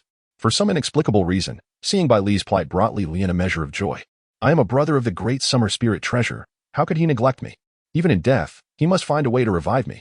Bai Li, is this where you falter? In an instant, Lian teleported beside Bai Li, his speed astonishing those around him. Discipline leads to a better self. Day 1 of training. Rise early and savor a cup of black coffee. Oh, I have none at hand now, but I shall provide one shortly. Fasted cardio go? Bai Li exclaimed, am I now a mere toy? Chapter 57. What is it like to have a friend who loves to cook? Lian, are you not feeling any restraint? Can you still utilize the Forbidden Ruins? Lin Qiye was equally startled by Lian's speed. Restraint? I feel nothing of the sort. Oh. The instructors mentioned using a forbidden object to suppress the new recruits' access to the Forbidden Ruins, allowing them to focus entirely on physical training. Most recruits, upon losing access to the Forbidden Ruins, struggled to run with 30 pounds of weight. Lian sensed the flow of energy within him, both the Blade of Flames and the Death Banishment, and confirmed that he was not experiencing any so-called suppression. However, he could not voice this openly lest others perceive him as an anomaly. Thus, he decided to shift the focus. Qiye, you should still be able to utilize some of the Forbidden Ruins, right? Lin Qiye did not conceal that he could still access a portion of the Forbidden Ruins, albeit with diminished effectiveness due to suppression. That must be an issue with the Divine Ruins. The higher the realm, the less suppression one experiences. Lian wore a smug smile. For someone like me, who possesses both the Divine Ruins and holds a higher realm than you, it is only natural that I would experience minimal suppression. Quite reasonable. The others were left speechless. We were just worried about him. And this fellow is as fine as can be. The recruits varied in physical prowess. Those with better endurance finished in half an hour, while the less fit Bai Li, with Lian's assistance, barely completed 10 laps within an hour. Master, I feel as though I might perish from running. Allow me a moment to rest. Ever since Lian jokingly remarked about teaching Bai Li how to woo women, Bai Li had taken to addressing him as master, although Lian firmly rejected this title. For true masters maintain a learner's heart. However, if Bai Li insisted on such respect, what could he do? Good brother, I assure you, I am not leading you astray. Such training lacks intensity. Your physical condition ranks among the lowest even among ordinary folk. If you do not train diligently, the instructors will surely wear you down over the next 6 months. Lian spoke earnestly, genuinely hoping Bai Li would improve his fitness. Otherwise, even in romantic pursuits, he would suffer greatly. Adults understand that a man's core strength and lower body are paramount. Those who train know this well. Lian reached down and lifted the exhausted Bai Li, helping him to stretch and relax his muscles, advising him seriously. I suggest you ask the chief instructor for something that can aid in your recovery, making physical training a bit easier. In truth, our family possesses a forbidden item that rapidly restores stamina. However, the effects of all exercise are nullified post-recovery. If there were a more effortless method to enhance physical fitness, would I have allowed myself to become so rotund? Bai Li, resembling an overcooked noodle, lay languidly, and had it not been for Lian's support, he would have collapsed again. The instructor, upon witnessing Bai Li, who was trailing at the back, complete 10 laps of weighted running with Lian's assistance, nodded in satisfaction. He glanced at the still gloomy sky and addressed all the recruits. New recruits, this is no jest. Lin Qiye and the others managed to complete 10 laps without issue, particularly Lin Qiye, who was able to harness a portion of the forbidden items, merely warming up. Observing Bai Li, who was already snoring, Lian and Lin Qiye exchanged glances and shook their heads in amusement. Beat, beat, beat. Bai Li, who had been deeply asleep, inexplicably leaped from his bed, leaving Lian and Lin Qiye astonished. This hefty fellow possessed some surprising attributes. At the very least, his bounce was impressive. Bai Li, now striding along with remarkable vigor, astounded many. They could not fathom why the same individual who had struggled through 10 laps of weighted running now exuded such energy. Lian mused, Bai Li is quite the enigma. During the meeting, he claimed to possess a mere handful of forbidden items, but lacked any forbidden domain. Lian and Lin Qiye whispered among themselves, contemplating the peculiarities of Bai Li. Either he was concealing his true capabilities, or his forbidden domain was on the verge of awakening. Upon arriving at the training ground, apart from a few recruits whose lack of physical prowess caused them to stumble and be carried away on stretchers, the remaining recruits assembled at the training ground within 3 minutes. The leading instructor noted the swift gathering and smiled slightly. Well done. Most of you arrived within 3 minutes. You may now head to the dining hall. You have only 20 minutes. After 20 minutes, whether you are full or not, you are to vacate the dining hall and assemble here. Is that understood? Understood. Speak up if you didn't hear me. Understood. Good. Dismissed. Lian found the night watch instructor somewhat impressive. Yesterday, he had reduced the dining hall to nothing but a pit, yet within a few hours, a brand new dining hall had emerged. From a distance, even the warehouse appeared to be restored. The pit over there seemed far larger. One could only wonder if there were supplies within. Perhaps another opportunity for a zero-cost acquisition would arise. Truly, there are remarkable individuals among the night watch. As the instructor called for dismissal, all recruits hurried towards the dining hall, especially Bai Li, who dashed forward with fervent enthusiasm. However, upon arriving at the dining hall, they were met with confusion. Before them lay only a large basin of steamed buns and another of raw meat. What does this mean? Are we to consume meat without any preparation? Indeed, the current chefs must be making a fortune. Who knows if it's too late to apply for a position now? Lian, unfazed by the recruits' murmurs, took the lead, grabbing a bun and a piece of raw meat, then seated himself at the table. Once settled, he noticed Lin Qiye and Shinshiju standing still, their eyes filled with bewilderment. Go on, take your portions. Do you think I fear raw meat? Have you forgotten what I do? Upon hearing Lian's words, the others snapped to attention and promptly collected their food, sitting beside him. Lian then began to extract items from the soul realm: frying pans, large iron pots, spatulas, bottled water, portable fuel stoves, various seasonings, and fresh vegetables, filling the table to near capacity. Hey, who said cooking isn't allowed in the dining hall? Today, your culinary enthusiast, Brotherly, will demonstrate his skills, ensuring you experience the delight of having a friend who loves to cook. I guarantee you'll savor every bite. Chapter 58.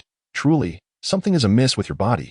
Sir, is Lian's behavior not somewhat inappropriate? On the second floor of the dining hall, an instructor observed Lian transforming the dining hall into a kitchen. At a loss for words, only daring to inquire about Yuan Gang's opinion. Yuan Gang had grown accustomed to Lian's various antics. Today, he felt fortunate that the dining hall had not been blown up yet again, which would have been a considerable affront. When expectations for a person or situation are drastically diminished, one gradually becomes accustomed to it. It is akin to a domesticated husky that, instead of wreaking havoc, merely prepares its own dog food in the kitchen. Would one truly be angry with the husky? Let it be. Acceptance is key. However, if Lian continued this way, the effectiveness of the recruit training camp would undoubtedly diminish. A well-intentioned meal had been transformed into a hot pot feast. Could this possibly end well? Yuan Gang sighed deeply and resolved to speak with Lian after the meal, as he had 5 requests yet to voice. This lad, he hardly resembles an 18-year-old. He is more akin to a cunning fox.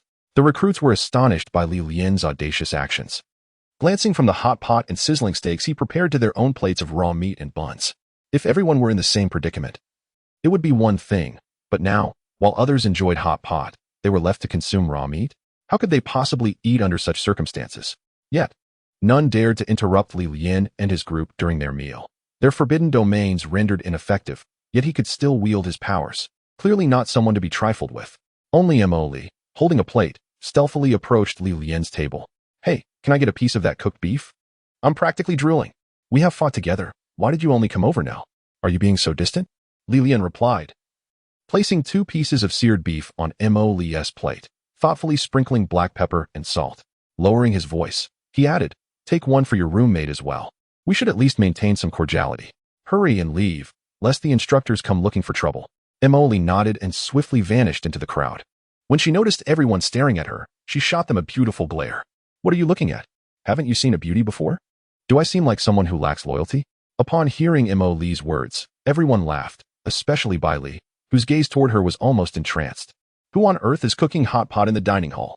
An old man emerged from the kitchen, initially reluctant to leave. But the aroma wafting from Li Lian's hot pot was simply irresistible. At that moment, 7 individuals clad in gray cloaks entered the dining hall. Even without masks, their identities were unmistakable. The infamous masked squad from the previous day's skirmish. Old Sun, why were you so irate just now? Wang Mian, upon entering and noticing Old Sun's fury, hurriedly approached to restrain him, whispering a few words in his ear. You mean to say you lost to those brats yesterday? They were the ones who caused the mess in the dining hall? Old Sun found it hard to believe. He had never anticipated that the masked squad could falter during the recruits' confrontation. Keep your voice down. Wang Mian blushed, quickly silencing Old Sunday. We merely wish to sample your cuisine. Otherwise, we wouldn't have come all this way. Very well, I shall prepare a few dishes for you. Find yourselves a place to sit. Oh, is that not Senior Wang Mian? Would you gentlemen care to join us for a bite? We wouldn't mind sharing a few chopsticks. Li Lian observed that Wang Mian and his team sat far from them, as if avoiding a plague, and deliberately called out to him. Li Lian, come here with Lin Qiye. I need to speak with both of you. Li Lian and Lin Qiye set aside their chopsticks and joined the masked squad at their table. Speak your mind, Lin Qiye urged. Li Lian, seemingly unfazed, was preoccupied with a toothpick he had found. Wang Mian chose to ignore Li Lian's audacious demeanor. Do you wish to understand the relationship between deities and their agents? Indeed.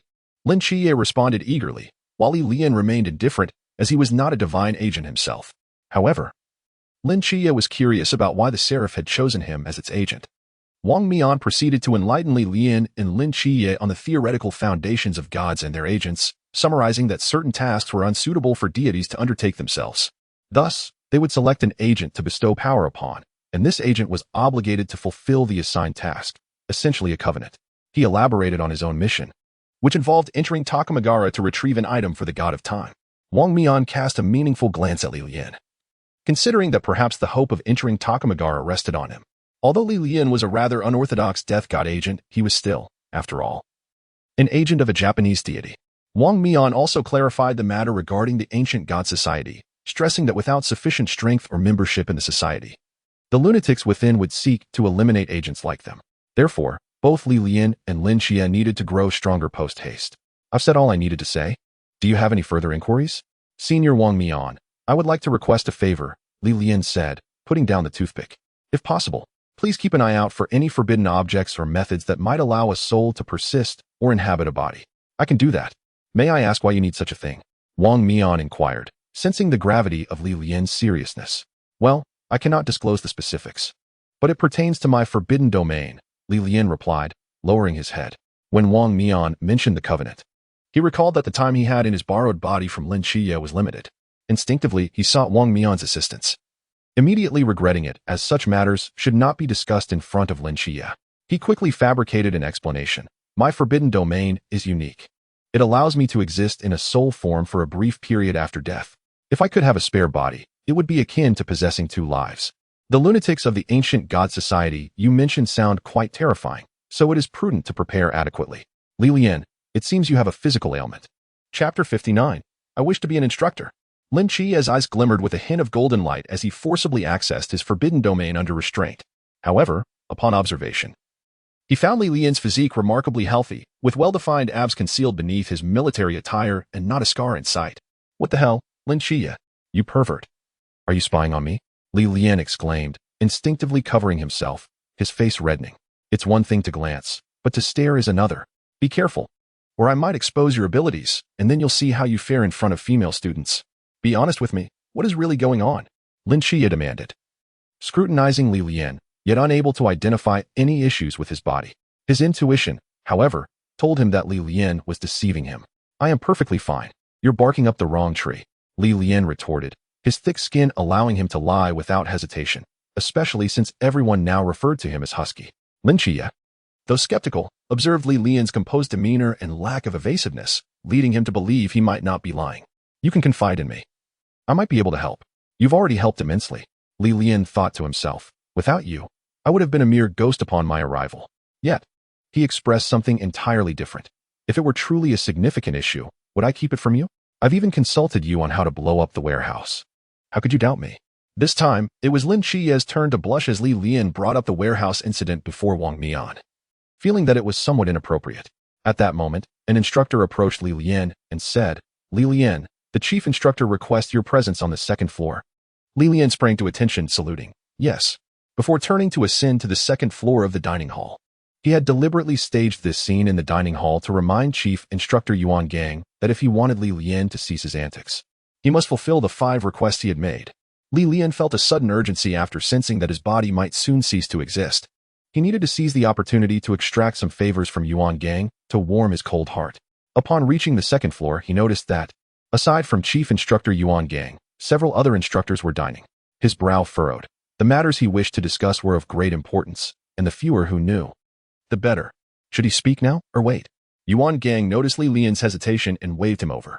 Once Lian stood before him, Yuan Gang said, speak plainly. You are an adult now, so stop fidgeting. I will not go back on my word, so hurry up. There are too many people here. It's not appropriate to discuss, Lian replied, rubbing his hands together sheepishly, resembling a small-time merchant. Could we find a quieter place? Very well. Yuan Gang waved his hand, and everyone promptly vacated the area. Now can we speak? Indeed. Lian nodded, cutting to the chase. First, I would like you to provide me with as many captured mysteries as possible for combat. What? Lian's initial request left Yuan Gang bewildered. And just as he was about to respond, Lian interrupted, wait, don't speak yet. Let me finish. It's cumbersome to explain each point. Seeing Yuan Gang silent, Lian continued with his demands. Second, I wish to speak with the commander of the Night Watch. Third, assist me in finding methods that allow a soul to persist or inhabit a body. Fourth, provide some support for my friends in their cultivation, no matter the form. And fifth, I wish to become an instructor. Lian's comprehensive list of requests left Yuan Gang astounded, as they were utterly outrageous. Yuan Gang remained silent, extending his right hand in a gesture of invitation, signaling that he wanted to hear Lian's explanations. Faced with Yuan Gang's expectant expression, Lian reluctantly began explaining each point. For the second request, it's best not to inquire further. It stems from my admiration for the commander, and I simply wish to converse with him. As for the third, you surely heard my earlier discussion with Wang Mian, so I want to repeat it. Fourth, we are all good brothers. I must consider their well-being. Lastly, with my abilities, am I not qualified to teach a close combat class? Yuan Gang fell into contemplation after hearing Lian's words. Lian did not rush him. After all, these 5 matters were not simple issues. The first matter can be agreed upon, though the mysterious ranks may not be particularly high, nor numerous. After all, high-level mysteries are seldom encountered and difficult to capture. The second matter can also be settled, as I will allow you to communicate following my consultation with the Commander-in-Chief. The third matter is likewise assured. I shall exert my utmost efforts to assist you in discovering methods or forbidden items that facilitate the retention of the soul. The fourth matter is the simplest, posing no issues at all. However, the crux lies in the fifth matter. You, a mere rookie, aspire to become an instructor? What are you thinking? Lian refrained from further elaboration, merely summoning the blade, flowing blade of fire, and slapping it on the table, staring fixedly at Yuan Gang. What is this? Are you threatening me with a knife? Do I seem the type who would cower in fear? Lian shook his head and felt compelled to explain. The forbidden items you employ to suppress the forbidden ruins are utterly ineffective against me, and my cultivation has reached the pool realm. I am aware that you intend to utilize these forbidden items to restrain mental power and upon lifting the suppression, to significantly boost the rookie's mental strength for the purpose of enhancing their capabilities. However, this method bears no efficacy for me. Forcing me to engage in physical training with the rookies is merely a waste of my time. I would much prefer to serve as a close combat instructor. And I assure you, I will share my knowledge without reservation. In truth, Lian's genuine intention in becoming an instructor was to engage the rookies in daily combat drills. Given that battling the masked squad yields experience points, it stands to reason that I should extract every advantage possible from this group of rookies. If there are opponents to face, I will confront them. If there are none, I shall create them. If these rookies dare not view me as an adversary, I will relentlessly pummel them until they wish to eliminate me. My fate lies in my own hands, not dictated by the heavens. Damn it. Chapter 60. I am your newly appointed close combat instructor. As for the instructor position, do not harbor any illusions. I have already found a dedicated close combat instructor. However, I may consider appointing you as an assistant. No, instructor, give it some thought. What is there to ponder? Besides wielding a knife, what else can you do? Your records indicate that during your first time shooting, you missed the target at a mere 10-meter distance. Lin Qiye is rather unkind. Does such a trivial matter warrant a report in your files? Is it not embarrassing to have taught a pupil who missed the target at 10 meters? I am not teaching marksmanship. Can I not teach the art of the blade? Lian remained obstinate, primarily because the title of instructor held significant weight. The role of assistant seemed rather lackluster. Close combat classes encompass more than just knife techniques. Some individuals may be better suited to other types of weaponry. And the training's purpose is to assist rookies in discovering the weapons that best fit them, thereby effectively enhancing their combat prowess, is it not? To my knowledge, you do not possess proficiency in other close combat weapons, correct? Appointing you as an instructor would be detrimental to the students. Lian, is there a possibility that if I someday become proficient with other weapons, you would then allow me to be an instructor? Lian continued to struggle. For old Xiao in the Soul Realm was reputed as a master of close combat. If necessary, you could always learn a few more skills from him. Do not entertain such thoughts. Be content with the role of assistant. I shall solely be responsible for the practical combat portion, shall I not? Boom. A tremendous explosion echoed nearby, followed by a somewhat familiar, eerie laughter. Hee. Observing the soaring black pillar of fire, both Lian and Yuan Gang exchanged astonished glances. What on earth? Who released Qiao Yuan? Qiao Yuan, a mere novice at the Lamp Realm, should be manageable by your instructor team, right? Lian suddenly relaxed, retrieving a cigarette from his pocket and lighting it up. Qiao Yuan, true to the bond of brotherhood, has provided a pillow for the weary. Now my leverage has increased. Manageable, indeed. The entire rookie training camp is under the suppression of forbidden items, leaving all instructors without access to the forbidden ruins. Cold sweat broke out on Yuan Gang's forehead. The instructors are mere mortals now, and facing an uncontrollable Qiao Yuan wielding the forbidden ruins poses a significant risk. Suddenly, Yuan Gang recalled that there was still one individual in the training camp who remained unrestrained, and that person was presently standing before him, smoking. Lian, you must swiftly address this situation. Should anything go awry, it would not be a trivial matter. And what of the instructor position? Once this is resolved, we can discuss it. I shall not go. Lian turned his body away, presenting only a dismissive silhouette to Yuan Gang. After a brief internal struggle, Yuan Gang made a decision and took a step back. Resolve the Qiao Yuan situation, and you shall be the responsible instructor for practical combat. You may rest assured. I possess 9 methods to handle him. 9. Lian declared before activating his Shuanpa, vanishing from Yuan Gang's sight with a swish. Yuan Gang gazed at the spot where Lian had disappeared, unable to suppress a sigh. Appointing Lian as an instructor, one cannot discern whether it is a blessing or a curse. On the training ground, Qiao Yuan brandished a wooden sword, enveloped in swirling black malevolence, cackling maniacally as he pursued an instructor. The instructor, armed with a straight blade, continuously blocked the strikes from Qiao Yuan's wooden sword, yet could not withstand the onslaught of the black flames. It appeared they were on the verge of collapse. Instructor, be careful not to strike me.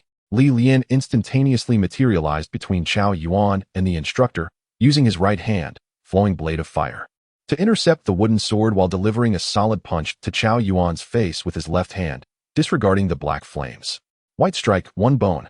The already irrational Qiao Yuan was sent hurtling backward, his head plummeting toward the ground, resulting in a rather intimate encounter with the earth, only coming to a halt after sliding several meters. The saved instructor, bewildered, stared at Lian, for Lian was clad in rookie attire, unmistakably a novice. How could he wield the forbidden ruins? Hello, esteemed instructor. I am the rookie Lian of this cohort, soon to become your swordsmanship instructor. Please hold any inquiries. I must first subdue that disobedient fellow.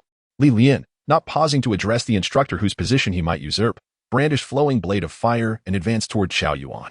As he walked, he called out to the bystander, Bai Li Pang Pang, saying, Pang Pang, lend me your sealing scroll. Oh, while Li Pangpang swiftly rummaged through his pocket, producing a roll of tape to toss to Li Lian. After receiving the sealing scroll, Li Lian tucked it into his pocket and waved it at the wooden sword in Chao Yuan's grasp. The wooden sword was instantly incinerated, followed by another punch to the back of Chao Yuan's head. At this, Chao Yuan lay motionless on the ground, with only the black malevolence around him continuing to churn. Tearing off a piece of tape, Li Lian affixed it to Chao Yuan's nape. Soon, the black malevolence surrounding Chao Yuan completely dissipated. Phew, all settled. Everyone, come over. It's resolved. The rookies, realizing that Chao Yuan had indeed calmed down, cautiously approached. Li Lian's actions had been so swift that it felt as though they had merely blinked, and it was all over. Upon closer inspection, Chao Yuan lay on the ground, unconscious, with a large lump on the back of his head that seemed to be smoldering. Ahem, I have good news to share. Li Lian, with his left hand behind his back and his right fist before his mouth, deliberately coughed twice. From now on, I shall be your close combat instructor. Wait. The instructor who had just been chased by Chao Yuan approached Li Lian, interrupting him. You are the close combat instructor? Then what is my role? Li Lian raised both hands in a gesture of respect. Esteemed instructor, may I inquire your name? Han Li. While Instructor Han was grateful to Li Lian for saving him, the notion of a rookie aspiring to become an instructor was quite perplexing. At this moment, Yuan Gang hurried over from the cafeteria and urgently called out to Instructor Han, who was about to speak. You are not aware of the situation. I understand your eagerness. But please hold on for a moment and allow me to explain. Yuan Gang adjusted his slightly wrinkled clothes from running and addressed all the new recruits. Just now, Li Lian approached me in the cafeteria requesting a position. He expressed his desire to be your close combat instructor, responsible for the practical training in our combat classes. I told him that I would agree as long as all of you consented. Therefore, I am now seeking your opinions. Do you agree? The recruits exchanged glances, unsure of the chief instructor's intentions. Was he trying to isolate Li Lian? For a moment, they were at a loss for words, creating an awkward atmosphere. Have you all gone mute? Yuan Gang's impatience grew. Yesterday, you all stood against the masked squad, and today you have turned into cowards? I will ask you again, do you accept Li Lian as your close combat instructor? Absolutely not. Li Lian, observing the agitated recruits, suddenly recalled the events of the previous day with Wang Mian. Indeed, fortunes shift like the tides. Yuan Gang's little schemes had long been seen through by Li Lian. It was clear he did not want Li Lian to become an instructor and was even inciting the innocent recruits against him. However, it was fine if the recruits refused. He would make them comply through force. Yuan Gang's little tricks would turn into an endless pit for medical expenses. Let us see who outlasts whom. Chapter 61. Who else? Lin Qiye and Shen Qizhu watched in disbelief as the recruits' faces turned red with indignation. Had they truly forgotten the pain of their recent defeat? Just yesterday, they had been thoroughly beaten by the masked squad, and today they willingly stepped into the ring with Li Lian, who had dealt them that defeat. Were the youth of today so bold? Since witnessing the battle between Li Lian and Wang Mian, Lin Qiye and the others had come to understand just how formidable Li Lian's close combat skills were. If Li Lian were to teach them the art of wielding a knife, they would find it somewhat uncomfortable psychologically, yet it would not be unacceptable. However, these recruits had never seen the terrifying seriousness of Li Lian. Was the chief instructor still not satisfied with the previous lesson from the masked squad? Or was he attempting to isolate this thorn in his side? Or perhaps there were other motives at play. The chief instructor was indeed a cunning strategist, leaving them perplexed. Ha ha ha. If you don't comply, that's perfectly fine. I fear not your dissent. Li Lian let out a strange laugh as he stepped onto the training platform, brandishing a wooden sword that he planted firmly into the ground. Step up if you dare. Whoever can defeat me will become the new close combat instructor. I'll do it. As soon as he finished speaking, a recruit stepped onto the platform, brandishing a wooden sword and facing Li Lian. You are far too arrogant. Mark my words. The one who defeats you will be stop. I have no interest in knowing the names of novices. Come at me. Before the recruit could finish, Li Lian interrupted, twirling his wooden sword with a flourish. Prepare yourself. Boom. The recruit charged at Li Lian with his sword raised, only to be met with a swift thrust from Li Lian's wooden sword, striking him in the abdomen with a dull thud. Ugh. The recruit doubled over, clutching his stomach, sweat pouring down his face, unable to utter a word, only able to point a trembling finger at Li Lian. If looks could kill, Li Lian would have perished 100 times over. You can't even manage a proper charge. You have a long way to go. Someone, take him away. Next. The recruit's lack of skill had made it so Li Lian didn't even need to warm up, merely gesturing for the injured recruit to be taken away. By the time the medical team managed to carry the incapacitated recruit off, the second recruit had already taken his place opposite Li Lian. Let's continue. Boom. Boom. Decent speed. But your strength is lacking, and you can't even hold your sword steady. How do you expect to strike anyone? Take him away. Next. Boom. You have enough strength. But your agility is abysmal. I was already behind you before you even turned around. Take him away. Next. Boom. Lian continued to spar with the recruits on the platform, never resorting to any special abilities, yet effortlessly dispatching one after another with a single strike. Very few managed to last more than 2 exchanges with him. After knocking down each opponent, he did not forget to critique them, his tone lacking warmth, yet offering valuable insights into their shortcomings. Most importantly, Lian was merciless. None who faced him could remain standing after being struck by his wooden sword. He targeted the most painful areas. If he deemed the injuries not severe enough, he would land an additional blow to the head, leaving the recruits who suffered from his follow-up strikes with swelling lumps and unconsciousness. The force was just right, not too severe to cause lasting harm, yet enough to leave them dazed. The medical team was nearly overwhelmed, struggling to keep pace with the number of recruits needing assistance, and the infirmary was quickly filled to capacity. They began treating injuries directly on the training field, equipped with medical supplies. As the injuries were merely superficial, just a bit of antiseptic would suffice. The proximity of the medical team made it easier for them to transport the injured. As for the lack of beds on the training field, the ground was not unfit for resting. Lin Qiye and the others watched in stunned silence, realizing that Lian had truly lost his mind. He had offended every new recruit on the very first day of training. Defeating opponents was one thing, but Lian had the audacity to deliver follow-up strikes, ensuring no one could leave the platform unscathed. What should we do? Lian appears to have gone berserk. I fear he won't spare us either. While Li Pangpang clutched Lin Qiye's hand, nearly on the verge of tears, not out of cowardice, but from sheer terror at Lian's ferocity. How should I put it? Lian and I were both trained by the same captain, who has always treated me this way. I am quite accustomed to it, Lin Qiye shrugged, indicating that he was no stranger to being on the receiving end of such treatment. After all, Lian was also a product of their captain's training. Your captain taught you both in this twisted manner, producing 2 aberrant individuals? Shinqingju's face paled at Lin Qiye's words. He had never systematically learned how to wield a knife, and from the looks of it, when his turn came, Lian would not hold back, perhaps even giving him special treatment. Just moments ago, Molly's roommate had gone up, only to be struck with a decisive blow that left her with a large bump on her forehead. Seeing her friend take a hit, Molly also stepped onto the platform. That brute Lian. He had delivered a blow to Molly's forehead, leaving her looking as if she sprouted horns. When it was his turn, he feared he might end up looking like a snail.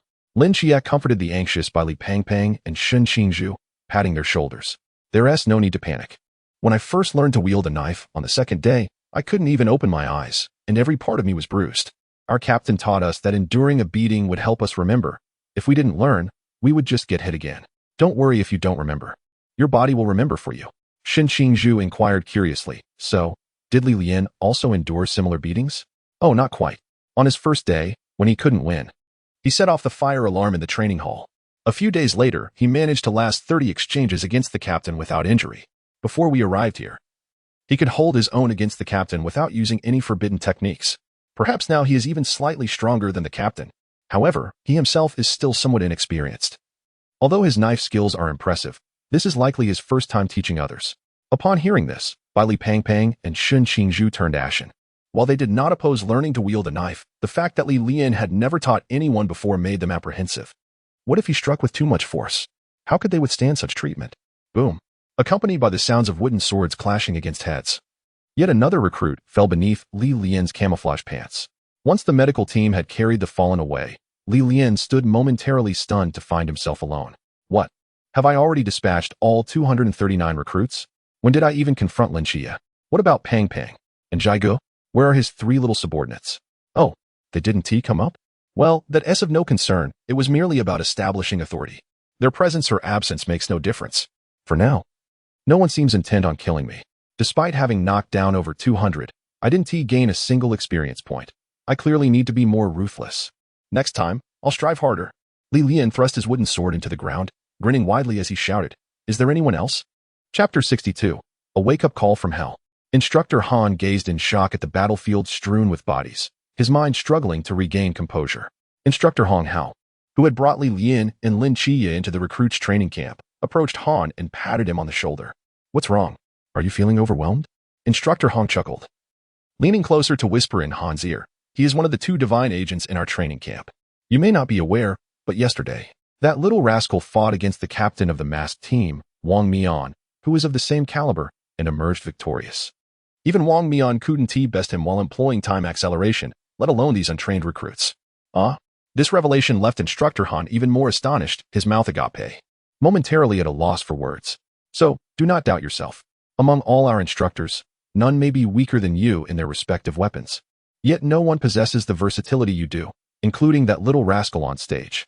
And as you just heard, the chief instructor stated that Lian is solely responsible for the practical combat aspect. The detailed instruction is still up to you. Instructor Han gave Han's shoulder another reassuring pat.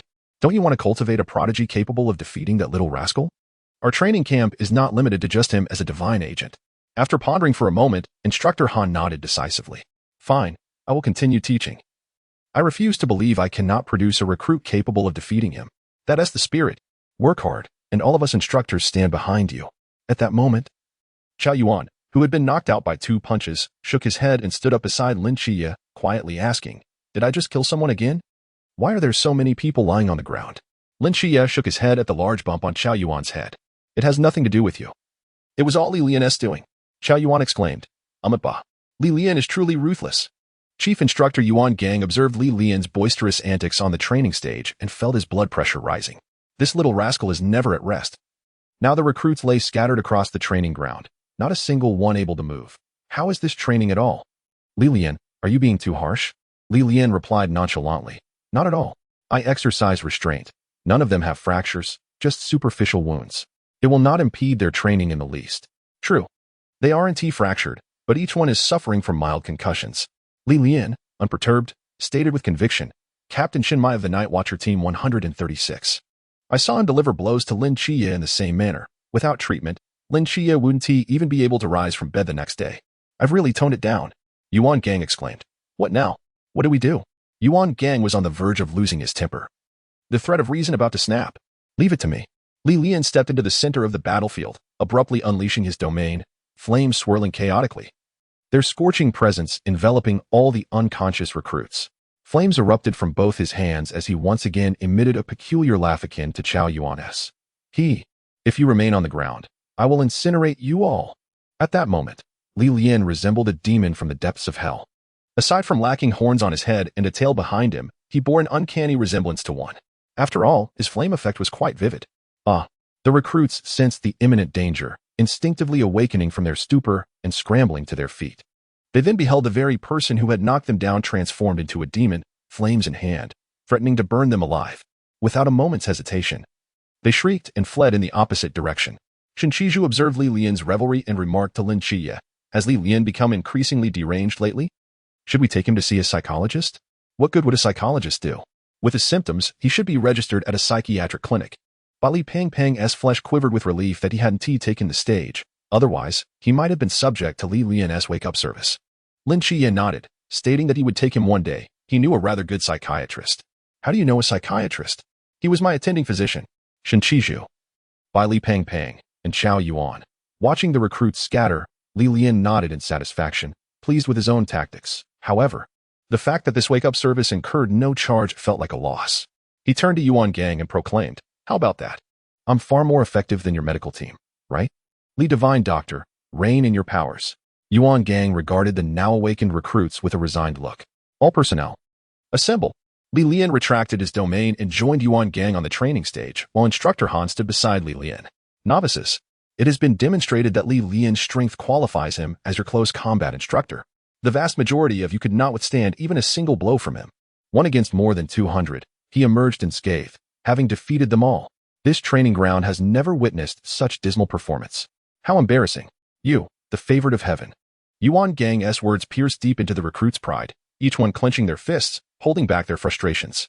However, it is understandable. You have not undergone systematic training and are unaware of the correct fighting techniques. Some of you don't even know how to wield a knife. But I admire your courage. Yesterday, you stood your ground against the masked team, and today, you bravely faced Lian.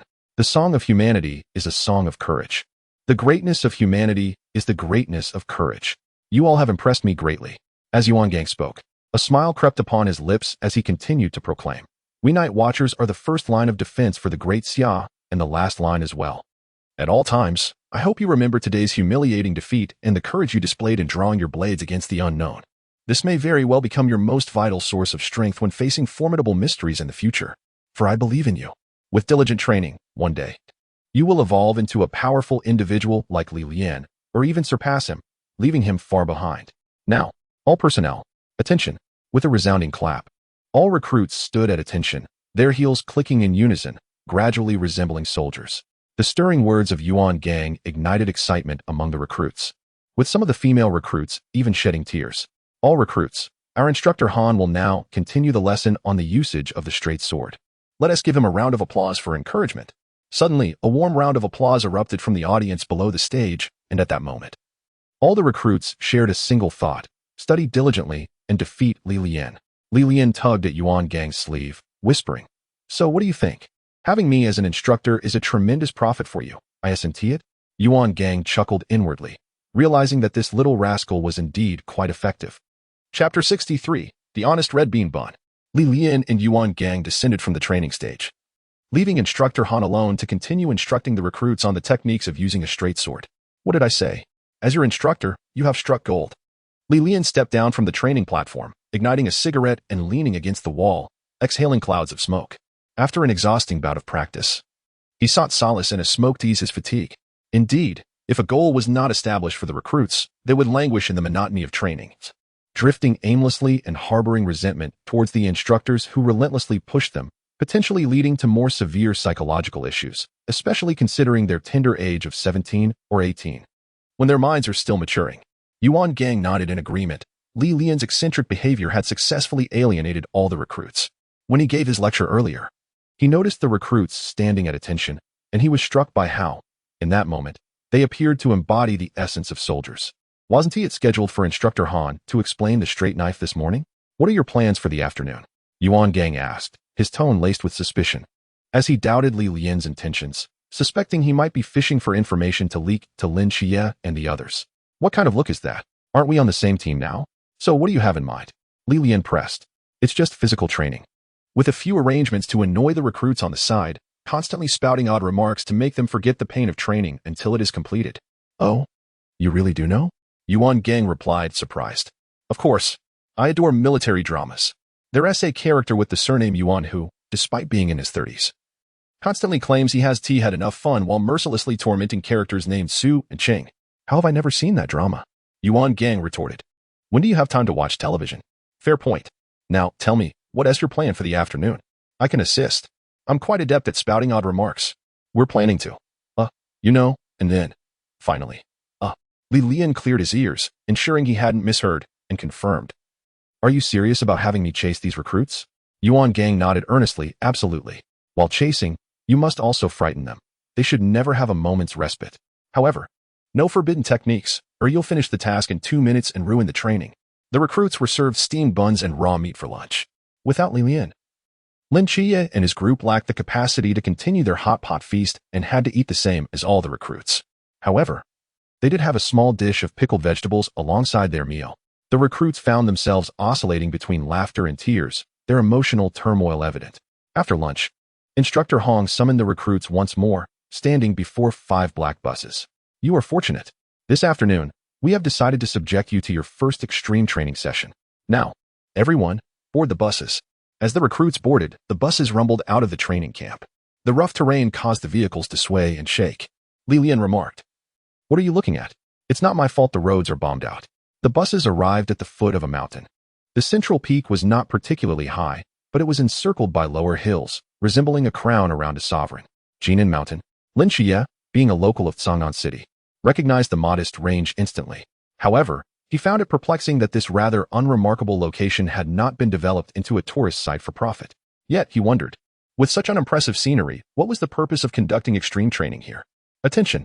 Stand at attention! Instructor Hong addressed the oblivious recruits, akin to shepherding a flock of innocent lambs.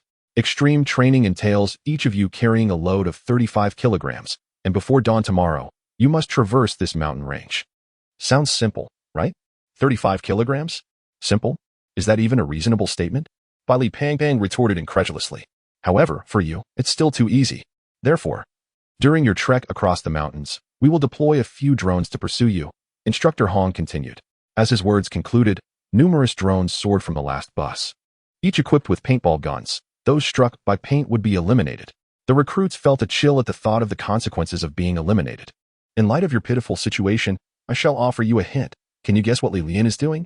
Upon hearing Lian's name, the recruits felt dizzy, their heads already beginning to throb. Remember these 3 crucial rules. First, you may exchange your loads. You can carry someone else's or pass yours to another, but you cannot abandon it on the ground. Second, do not attack the drones or obstruct the paint they spray.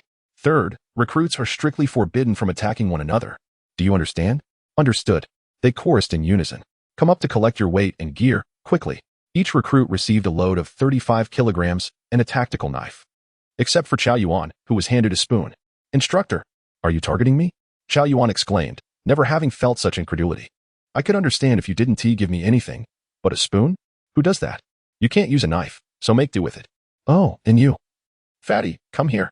Instructor Hong disregarded Chao Yuan's protests and called by Li Pangang over. Your storage space is called free space, correct? Hand it over.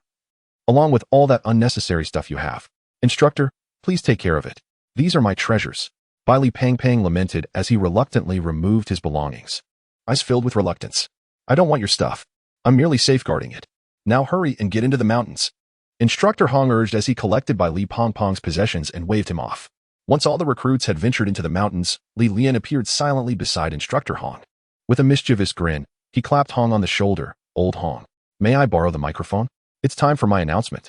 Understood. The chief instructor has instructed it. But don't go too far. Rest assured, I handle things expertly. Lian seized the microphone and began addressing the recruits in the mountains. Hello, can you hear me? Is that Lian? The recruits murmured. Greetings, recruits. I am Lian, and I bear good news. Every recruit who gets eliminated will receive a handmade honest red bean bun from me. Honest red bean bun? What on earth is that? A recruit inquired. Excellent question. As the name suggests, the honest red bean bun compels one to speak the truth upon consumption. Whatever you are asked, you must answer truthfully, including your favorite person and any peculiar quirks you may have. Honest red bean bun? More like a social death sentence. The recruits mused. And there's another piece of good news. I will personally come in to catch you. Those I capture will receive special treatment, so run for your lives. Mwaha. Chapter 64. The Honest Red Bean Bun. Terrifying indeed. Lin Qiye and Chao Yuan hurried through the woods, burdened by their loads, while Bai Li Pang struggled under the additional weight of his own body. After all, he was already carrying much more than the two of them combined. Slow down. You too. I can't keep up. Bai Li Pang gasped, having only taken a few steps after the intense weighted run earlier that morning, having just finished lunch. They were now faced with the uphill challenge of weighted cross-country running. He had never exerted himself like this in his life. You should make haste at this hour. Lian was once your ally, but now he stands as your adversary. Should he capture you, your fate will be dire. Lin Qiye felt a headache as he recalled Lian's vile character. When Lian mentioned special treatment upon capture, one could only assume it was indeed something sinister. Surely, the so-called honest red bean bun was nothing more than a ruse. Such a thing that compels truth-telling upon consumption is sheer folly. Despite my ample physique, I have never encountered such an outlandish pastry. Before Bai Li could finish his thoughts, the ominous hum of a drone filled the air. A hapless soul, the last to arrive, was struck by the drone's paint projectile, falling unconscious without resistance. Instantly, two instructors appeared in the woods, hauling the unfortunate individual away with sinister grins that sent a chill down the spines of the new recruits. Surely, he wouldn't be sent to Lian to be fed those deceitful buns, would he? Hello? Can you hear me? Lian's voice boomed from the speakers, now imbued with a cheerful tone. I have just captured a poor soul and fed him an honest red bean bun. However, this is my first attempt at crafting such a bun, and I am uncertain of its effects. Let us find out together. Lin Qiye pondered. Could it be that Lian is testing poison? You're awake? What is your name? Zhang Wei. Quite a fitting name for a misfortunate soul. I suggest you consider studying law. You might make a decent lawyer. What is the most foolish thing you did as a child? Once, my sister was feeling unwell, and my mother took a small plastic bottle with her into the restroom. After a while, they emerged, and I found the bottle still containing some yellow residue. Mistaking it for a snack, I tasted it and found it sweet, though it had a rather peculiar odor. I ended up consuming the entire contents. And then, the sound of Zhang Wei struggling echoed from the speakers, as if he was desperately trying to restrain himself from speaking, but to no avail. His voice, laced with despair, resonated. Then one day, I became constipated, and my mother took me back to the restroom with the same plastic bottle. Laughter erupted among the new recruits, but after a few seconds, it faded into silence. For Zhang Wei's present predicament could very well foreshadow their own futures. The new recruits scattered in panic, dissolving into the woods. Why aren't you running? If you don't, you'll face social death. The honest red bean bun is truly terrifying. Shin Qingzhu and his 3 companions approached Lin Qiye, stating, "We need to split up. Molly and her roommate are also operating as a duo. If we stay together, we become an easier target for the pursuing drones. It's better to move separately." Lin Qiye nodded in agreement. "Let us proceed swiftly. Lian's unpredictability poses a significant threat. We must avoid capture at all costs." Everyone else concurred, except for Shin Qingzhu, who curiously inquired, "Is Lian truly capable of producing these honest red bean buns? Is this a manifestation of his abilities?" Lin Qiye shook his head, well aware of the effects of Lian's abilities. "I suspect he is merely playing a game, and no one can truly fathom his intentions. However, the new recruits he has targeted will undoubtedly harbor a deep-seated resentment towards him. Now that you mention it, I too find it peculiar. Why would Lian want all the new recruits to despise him? No time for contemplation. We must flee this mountain range if we wish to survive." At that moment, Lian, taken aback by Zhang Wei's explosive revelation, was equally surprised. Is this how it unfolds in the original novel? Have I stumbled upon a pirated version? Yet Instructor Hong showed no mercy towards Zhang Wei, relentlessly posing increasingly mortifying questions. Under the influence of the truth ring, Zhang Wei had no means of resistance. His complexion growing increasingly pallid, wishing for nothing more than to disappear. The truth ring compelled its wearer to speak only the truth. Lian had no intention of crafting any honest red bean buns. It was merely a ploy to incite animosity among the new recruits. The reason for this animosity was simple: experience points. If the recruits did not harbor a desire to eliminate Lian, his daily beatings would yield no benefit, as the system would not grant him experience points. Cultivating good relations is challenging, but inciting hatred is not particularly difficult. Lian stretched his limbs, preparing to embark on his next endeavor. The drones were far too sluggish, having taken 5 minutes to capture just one Zhang Wei. "What are you planning to do?" Instructor Hong asked, surprised to see Lian warming up after letting Zhang Wei's social demise unfold. "I'm going to capture a couple more unfortunate souls. This one is already ruined. I want all the new recruits to understand that being caught by me is far worse than being apprehended by a drone." Lian summoned his weapon, the flowing blade of fire, and from a nearby tree, he severed a branch the thickness of a bowl, trimming away the unnecessary twigs. Armed with this makeshift weapon, he ventured into the woods. Lian was genuinely frightening. Wouldn't he actually kill the recruits, would he? Who could say? In any case, the chief instructor had stated that they could let Lian have his fun. He was quite resourceful. Upon entering the woods, Lian quickly discerned the remnants of the recruits' passage, noting their complete lack of evasive awareness. He arbitrarily chose a direction to pursue, and it was not long before he spotted a group of 4. Among them was a familiar face, none other than the arrogant Shin Qingzhu. What a twist of fate. Chapter 65. It's about time. Lian mused. He considered that, since Shin Qingzhu was from his dormitory, it might be inappropriate to eliminate him so early. After all, the first extreme training session was of great significance. After exhausting themselves, the recruits would be treated to a restorative medicinal bath, which significantly enhances physical strength, especially after intense exertion. He couldn't ruin Shin Qingzhu's opportunity just for the sake of mischief. What to do? Time was the issue. He could simply run them until they fainted. What difference did it make whether they passed out in a minute or an hour? He could easily transition their aerobic exercise into anaerobic, cranking up the intensity. With this thought in mind, he shouted to the 4 ahead, "Shin Qingzhu, hurry and run. If you don't, you'll be in serious trouble. Do you see the stick in my hand? Do you think I intend to use it to strike or stab?" Lian waved the branch, rough and unrefined, and the 4 recruits swallowed hard in unison. His appearance was decidedly unfriendly, especially given his prior history of reckless behavior. That stick was far thicker than the wooden knife from earlier. A blow to the head would surely be unbearable. Lian even threatened to stab them. Where would he stab? Men have no vulnerable spots worth targeting. The 4 instinctively clenched their glutes, silently vowing to protect themselves while out in the world. With no time to ponder, Shin Qingzhu and his companions bolted into the woods, desperate to escape the pursuing Lian. Lian gazed at the rapidly accelerating Shin Qingzhu and his 3 companions, letting out a sinister chuckle. Hee. Just run, bro.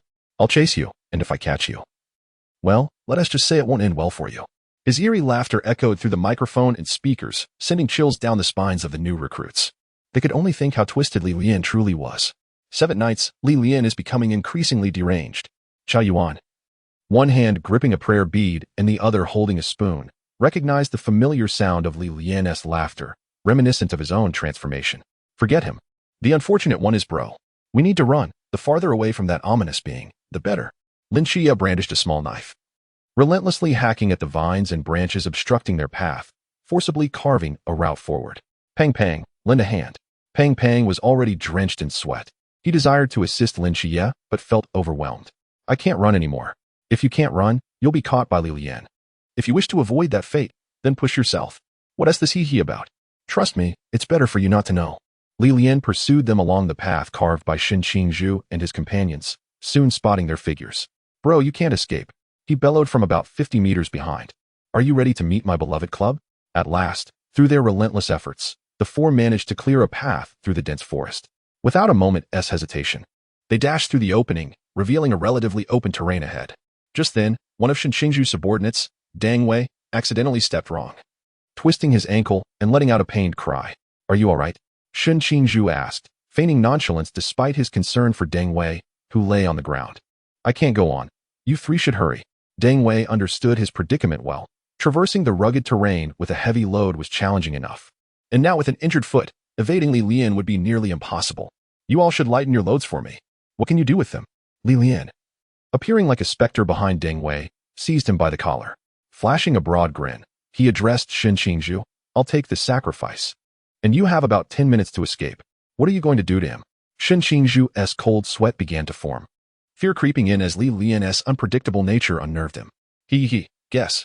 With a swift motion, Lian knocked Dang Wei unconscious, hefting him and his 35 kilograms of gear onto his shoulder. The three of them ceased to worry about Dang Wei's condition. Their own survival was paramount. They sprinted away from Lian, leaving him behind with Dang Wei. Once Shin Qingzhu and his companions vanished from view, Lian delivered a punch that revived Dang Wei. Before he could speak, Lian clamped his hand over Dang Wei's mouth and activated his microphone. Thus, the new recruits were treated to the following chilling transmission. A fresh sacrifice. I shall offer you to the Demon King of the Spiked Club. Wah. Stop struggling. You cannot escape. The sound abruptly cut off, leaving an unsettling silence filled with dread. Lian, observing the unconscious Dang Wei, praised his own theatrical performance.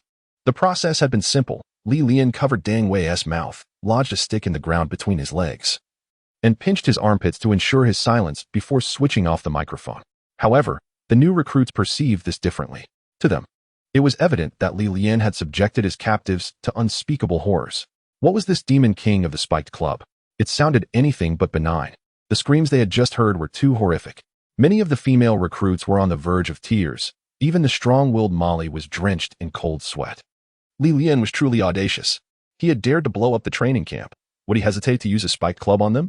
Who would believe such a tale? The fleeing Shin Qingzhu and his companions felt the greatest impact, as only they had witnessed the true nature of Lian's weapon. Yet, despair washed over them when Lian's voice echoed from the speakers once more. Time is almost up. Though exhausting the recruits was no easy task, there were always others to pursue. Armed with the tracking device provided by Instructor Hong, Lian continued to appear behind the new recruits, his sinister laughter accompanied by the sound of the stick striking trees. Each time the recruits heard his ghastly laughter, their speed surged, propelled by fear. Yuan Gang grinned widely at the effectiveness of Lian's intimidation tactics. This was far more terrifying than any drone. The goal of the training was not to eliminate the recruits, but to exhaust them and foster breakthroughs. At this rate, a significant portion of the recruits might be eliminated before nightfall. Returning to the starting point, Lian casually dropped an unconscious recruit, having exerted himself for hours, and lit a cigarette with satisfaction. Under Lian's intimidation, more recruits collapsed, prompting instructors to methodically carry them off the mountain and arrange them neatly on the ground. This scene felt eerily familiar. Had he not witnessed it earlier in the day? Oh, right, it was all his doing. After finishing his cigarette, Lian set off once more in pursuit of Shin Qingzhu. This time, he would not play games. If he caught him, it would be truly disastrous. Alone, Shin Qingzhu pressed on through the woods, his twin companions, Lian and Lin Qiye, having long since succumbed, struck by paint from a drone, publicly professing their admiration for Shin Qingzhu, declaring their unwavering devotion. While the confessors were unbothered, Shin Qingzhu found himself mortified. Fortunately, before their elimination, each had lightened Shin Qingzhu's burden by 10 kilograms, making his remaining load of 15 kilograms far more manageable. Lian, using the tracking device, took a shortcut, positioning himself directly in Shin Qingzhu's path. The entire mountain had been shrouded in a haze, obscuring the recruit's sense of direction, transforming the landscape into a vast labyrinth. Shin Qingzhu wandered aimlessly, circling back to where he started, while Lian perched on a tree branch, his stick resting on his shoulder, awaiting the unfortunate Shinchingju. As Shinchingju walked, he came to a halt, too fearful to lift his head. His peripheral vision had caught sight of something unsightly, a figure lurking on the branch ahead. He realized he was aware of all that was happening. What should he do? Although he had shed 20 kilograms of weight, navigating through rugged terrain was still a challenge, and his stamina was nearly depleted. He likely couldn't outrun Lian, who bore no weight at all. How could he possibly escape? Either choose to be directly taken down by Lian and sacrifice oneself to the formidable Wolf Fang Club, or what? Choose nothing. There is no option. With a swift turn, Shinchingju fled in the direction he came from. As long as he runs, there is a chance to escape. Standing still is tantamount to being offered as a sacrifice. Even if struck by a drone, he would accept it. Lian rested his hand on a nearby structure, watching in astonishment as Shinchingju sprinted away at an impressive speed. After all this time, how could he still run so fast? It seems his stamina is not yet exhausted. I must continue the chase, striving to catch up with him until he is utterly bewildered. Ha ha ha. Shinchingju, you truly run swiftly. Today, let me see if you can escape my clutches. Lian leapt down from the tree, hoisting a hefty stick over his shoulder, grinning maniacally as he pursued Shinchingju. Shinchingju, panting heavily, suddenly heard Lian's voice, sending a chill down his spine, even making him feel a cold draft. Aren't we all from the same dormitory? Why this ruthless pursuit? He turned to see Lian grinning widely, revealing a set of ghastly white teeth, rapidly closing in on him. Panic surged within him, and in a moment of distraction, he stumbled over the roots of a tree. Shinchingju tumbled like a rolling gourd through the underbrush, finally colliding with a tree before coming to a halt. Gasping for breath, Shinchingju found himself unable to speak, his exhaustion and pain overwhelming his senses. With his lungs ablaze as each breath felt like it was tearing him apart, Lian slowed his pace, inching closer to Shinchingju. Each of his steps, although light, resonated heavily in Shinchingju's ears, as if each footfall were pressing upon his very heart. No escape now, he thought, chuckling to himself. Lian halted 3 meters away from Shinchingju and activated his microphone. All the new recruits who had yet to be eliminated heard Lian's eerie laughter. Shinchingju, you are my roommate, and I trust you understand my intentions. I just became an instructor today. As the saying goes, one must be ruthless to stand firm. Without a fierce heart, one cannot gain a foothold. A new officer must ignite 3 fires. A wise man acts decisively. Only with a fierce countenance can one reveal a compassionate heart. You understand, don't you? Surely you wouldn't oppose my endeavors? Lian grasped at Shinchingju, the proverbial sheep, attempting to draw him into compliance, first affirming their relationship and then appealing to his emotions and logic. A person as clever as Shinchingju should surely comprehend the underlying meaning of his words. He must cooperate. However, Shinchingju's focus was solely on that rough wooden stick, sweat cascading down his forehead, uncertain if it was from fatigue or fear. As Lian approached, Shinchingju summoned his last reserves of strength and shouted, "Don't come any closer." Upon realizing that Lian did not halt his advance, he fainted with a gasp. Whether it was from exhaustion or terror remained unclear. Lian, observing the unconscious Shinchingju, silently commended him. "Good brother, I knew you would understand me. You truly are Shinchingju. Even in fainting, you maintain a certain elegance." He continued to cackle into the microphone. "Ahaha. I shall approach. What will you do about it? Let me see," and promptly switched off his microphone. Lin Qiye and Chao Yuan, who had been progressing through the mountains, found their trio reduced to just the 2 of them after Bailey, unable to continue, fainted. Suddenly, they heard a voice from the speaker. "Qiye, do you think the instructors would allow us to surrender? Stop watching those gambling films. Do you really think you can surrender and lose just half? What should we do then? Hand me a knife. I'll fight him. You can't defeat him. Damn it." Chapter 67. Lin Qiye's desire to challenge limits. After shutting off his microphone, Lian approached Shinchingju, patting his shoulder and saying, "Shinchingju, splendid act. You can wake up now and continue running." What the he really fainted? I thought Shinchingju was merely putting on a show, but it turns out he is genuinely unconscious. Seems I miscalculated, but I cannot fault him, as his psychological endurance is rather weak. How many recruits remain uneliminated? Lian noticed Instructor Shin was checking the roster, marking off names to confirm the count. Only Lin Qiye and Chao Yuan were left. Surely the tracking device indicated their locations. However, Lin Qiye seemed to disregard the restrictions, not circling in place. It felt as though they were on the verge of traversing the mountain range. Are your divine agents truly this formidable? Traverse the mountains? This cannot be. Lian gasped in disbelief. Isn't it still daylight? How can Lin Qiye discern the direction? During the day, he could not communicate with the mountain creatures. It's your fault. In previous years, new recruits never endured such a grueling trial. They typically held out for at least 5 hours before succumbing to exhaustion. This is because you intimidate them. Lin Qiye and Xiao Yuan are perfect examples. They seem particularly fearful of you. Instructor Hong wore a mischievous grin as he gazed at Li Lian, sending shivers down his spine. You are slandering me. Everyone, look. This person is slandering me. Li Lian ignored Instructor Hong, lighting a cigarette and hefting his wooden stick as he pursued Lin Qiye and Xiao Yuan. Observing the tracking device, he realized the two were still on the move, and trouble was brewing. Nightfall approached. Without Lin Qiye's keen eyesight or the bizarre passive abilities of the Starry Night Dancer, Li Lian knew he would struggle to catch up with him even with the tracking device, particularly without utilizing the Forbidden Grounds. No matter, I shall eliminate Xiao Yuan first. Following the makeshift path created by Lin Qiye and Xiao Yuan, Li Lian quickly spotted their traces. However, the darkness deepened, rendering their figures barely discernible from a distance. Qiye. Xiao Yuan. I am coming for you. Can you still run? Noticing Li Lian wielding a hefty stick and waving from afar, they recognized him as the dreaded Wolf Fang Club's overlord. Run. Split up. Lin Qiye immediately urged Xiao Yuan. If we don't separate, one of us will surely be the sacrifice. I'll be the sacrifice. Qiye, I apologize. I didn't realize you were so inclined. Let's remain friends. But let's keep a safe distance.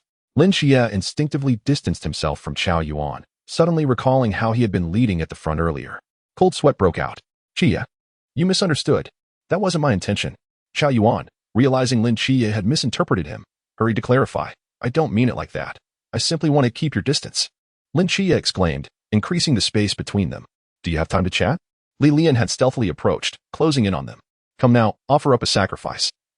The Wolf Fang Club's overlord is ravenous. Qiye, you go ahead. I'll hold him off. Xiao Yuan brandished a spoon, arms outstretched, standing defiantly in front of Lin Qiye. His expression brave, yet his trembling legs and clenched muscles betrayed his fear. Will you stay or run? Li Lian disregarded Xiao Yuan entirely. To him, Xiao Yuan was merely an obstacle. What mattered was Lin Qiye's decision. He was the one capable of escaping. If possible, I wish to explore the limits of my capabilities. We are both divine agents. It seems illogical that you serve as an instructor while I cannot even complete the training tasks assigned to a rookie. Lin Qiye gazed earnestly into Li Lian's eyes and declared, You understand my intent. Of course, I comprehend your meaning. Moreover, I am aware that your physical strength multiplies several times at night. However, we are still constrained by the restrictions of this mountain. Can you endure?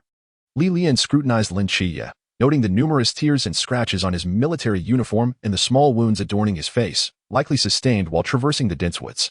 Overall, he appeared somewhat disheveled. If my good brother wishes to test his limits, then I have no reason to deter him. After all, Li Lian's primary intention is to instill fear and provoke animosity, and in that regard, he has already accomplished his mission. No problem. I can manage, Lin Qiye nodded, indicating his readiness. Then the drone will arrive shortly, leaving you alone. Proceed with caution, Li Lian remarked, swiftly rendering Xiao Yuan unconscious with a swift chop to the neck. You shouldn't keep hitting his head. He is not very bright to begin with. What if he becomes even more foolish? What do you mean? If you keep talking, I might just knock you out and take you with me. Li Lian hoisted Xiao Yuan over his shoulder, grinning. I'll join you soon. Hurry up. I've accepted the offering. Hee. Lin Qiye remained silent, swiftly disappearing into the woods as darkness began to envelop the surroundings. Hello, Chief Instructor. Are you there? Can you hear me? Received. Please proceed. With Xiao Yuan now unconscious, Lin Qiye was the sole occupant of the mountain. What should be done now? If he manages to escape this mountain range, it would indeed be an impressive feat, remember, to ensure his safety. Do I need a rookie like you to remind me? Don't I know to arrange for a medical team to follow? Hey, Xiao Yuan, why are you so bold in your speech? Have you forgotten who I am? Humph. Who are you calling Xiao Yuan? If you wish to continue as an instructor, you must heed my words. Tough it out. After analyzing the situation throughout the afternoon, Yuan Gang discerned that Li Lian seemed particularly fixated on both being an instructor and inciting others' disdain. Perhaps this could be leveraged to control Li Lian? Summoning his courage, he adopted the authoritative demeanor of the chief instructor, hoping to rein in this rebellious spirit. Li Lian found it hard to believe what he heard through the earpiece. Could there truly be someone so audacious? Hadn't he just blown up the training camp yesterday and toppled all the rookies that morning? Oh, so this is how we're playing it, is it? You don't think I can handle you just because I'm in the mountains, right? Can't a husky tear down a house in the mountains? Chapter 68, A Fire on the Mountain. The director falls for me. What now? Should he simply wait for Lin Qiye? Leave a portion of the medical team and instructors behind and wait for Lin Qiye to be eliminated by the drone. The first extreme training session is not easily successful. Your predecessor, Wang Mian, couldn't accomplish it. Yuan Gang organized the subsequent actions and addressed Li Lian. You are both divine agents. It stands to reason that if Wang Mian could not succeed, Lin Qiye should not be able to either. Then do you think I can make it? One must admit, Lian knew how to engage in conversation, leaving Yuan Gang momentarily speechless with his retort. What is so impressive about your potential success? Wang Mian only had the light realm and completed his training without the restrictions of the Forbidden Ruins, far superior to you. You little brat. Oh, shall we place a wager then? What shall we bet on? Let's wager on whether Lin Qiye can successfully traverse this mountain range while you pursue him with drones, excluding my participation. Can he succeed? Lian felt confident. After all, it was now dark, and the Starry Night Dancer skill had activated. Wang Mian's temporal restrictions paled in comparison to Lin Qiye's extraordinary passive abilities, which even Lin Qiye himself could not deactivate. I'm in, Lian declared. Tonight, with no moonlight, under such visibility conditions, no one can escape this jungle. I don't believe Lin Qiye can traverse this mountain range. What are the stakes? If you win, I will grant you one request. If you lose, you must help me with a rather personal matter. Yuan Gang, do you really expect me to assist with something so intimate? I don't mean it literally. Can't you think healthier? Lian countered. Even if you were eager to help, I suspect you'd use sandpaper. Have some self-awareness. Should I cause trouble in the future, you'll handle the aftermath. Lian proposed this wager to ensure he had someone to blame if things went awry, as he felt he might not perform adequately. Given the potential for complaints due to excessive torment of the trainees, losing his instructor status would be a significant loss. All the experience points he had meticulously amassed would go to waste. All right. Yuan Gang pondered for a moment before nodding in agreement to Lian's wager. With that, Lian vanished in an instant, leaving no time for Yuan Gang to reconsider. The audacity of this brat, presenting himself for me to handle. He is still too young. Deploy all drones to pursue him and amplify the effect of the town ruin steel. Even if we cannot completely suppress Lin Qiye's divine realm, we must ensure he faces difficulties. At this moment, Lin Qiye was nearing the end of his journey through the mountains, a cigarette dangling from his lips as he examined the positioning device. Scratching his head in confusion, something felt off. Why had Lin Qiye suddenly slowed down? Was he evading the drones or lacking stamina? If it was evasion, it meant every drone was pursuing him, which was to be expected since he was the only one in the mountain. However, if it was fatigue, then someone must have played a trick. Lian was well aware of the strength of the Starry Night Dancer passive effect, having experienced it firsthand. After all, during their training in Team 136, they often sparred, and Lin Qiye consistently triumphed over Lian at night due to his stamina. How could he struggle to scale this mountain now? Who would believe such a tale? Lian exhaled the smoke from his mouth, extinguishing the cigarette with his foot. If he needed to employ underhanded tactics for a wager, then he would settle old scores as well. Lian devised a meticulous plan, summoning the flowing blade of fire and striking down every tree within a 30-meter radius. He stacked the fallen trees into a large bonfire and ignited them. With such a massive blaze, Lin Qiye could not possibly overlook it. Having completed the first step, it was time for the second. At this moment, Lin Qiye was sprinting through the darkness, undeterred by the dense branches that could have inflicted injury. However, his stamina was running low. He could feel the suppression of his divine realm intensifying. The effect of the Starry Night Dancer had diminished significantly, although his vision remained unchanged. The restorative effect on his stamina had decreased. Furthermore, the drones seemed to know his location, appearing periodically behind him. Were it not for his ability to communicate with nocturnal creatures and evade the drones, he would have been eliminated long ago. Was this the end? Was this truly his limit? Just as despair began to creep in, a distant flame flickered at the foot of the mountain. That flame resembled a lighthouse guiding ships, offering Lin Qiye boundless hope. The sight was all too familiar. Most importantly, only Lian would dare to start a fire on the mountain. Having confirmed the direction, Lin Qiye inexplicably felt a surge of strength in his body. Gritting his teeth, he bore the burden and moved toward the flickering flames. Lian, observing the positioning device, noted that Lin Qiye had begun to move again, which eased his mind considerably. However, with the direction problem resolved, the issue of the drones now required attention. Lian discovered that not only were the drones pursuing Lin Qiye from behind, but a multitude of them also blocked his path ahead. This forced Lin Qiye to venture further away to circumvent the obstructive drones. I shall dismantle every last one of those drones, he thought. No, on second thought. They were quite valuable, and it would be a pity to destroy them. I can't let you suffer a loss of hundreds of thousands. Report, sir. The drones have detected a fire at the exit. Who could be responsible? Who else but that little rascal Lian? Who else would dare set fire in the forest? Yuan Gang's face turned beet red. Lian, now finding mere vandalism insufficient for his satisfaction, resolved to set the mountain ablaze, fully prepared to face the consequences. A true outlaw. Just as he was about to connect with Lian's intercom, he heard the instructor's voice from behind. Report, sir. The drones we deployed to intercept Lin Qiye are losing communication one by one. Lian, you little rascal. I will have my revenge. Chapter 69. Experience points 10. This is paradise. Do not be angry. After all, you were the one who resorted to underhanded tactics first. You didn't think I would notice, did you? There are 78 drones in total. Consider this a transaction. I want cash. What? The Night Watchman's public property? Not yours personally? A flat rate of 1,000 cash only. What? Is that too cheap? Does this seem fake to you? I merely seek a little pocket money. What ill intentions could I possibly have? Deal. Lian was not genuinely attempting to extort Yuan Gang. He was purely motivated to assist Lin Qiye. After all, who would go through such trouble for a mere 1,000? It wasn't even enough to meet the threshold for filing a case. Returning to the fire he had ignited, Lian seated himself on a tree stump, watching the blaze, hoping he would not truly set Jinnan Mountain ablaze. He awaited Lin Qiye's appearance. At this pace, he should be arriving soon. Indeed, half an hour later, Lin Qiye appeared before Lian, looking quite disheveled. His cap was nowhere to be found. His military uniform was tattered, and his hand trembled around a tactical knife. Yet, Lin Qiye's eyes shone brightly, illuminated by the firelight. Resembling the North Star in the night sky. Lian, I knew it was you. Where have the drones that were blocking me gone?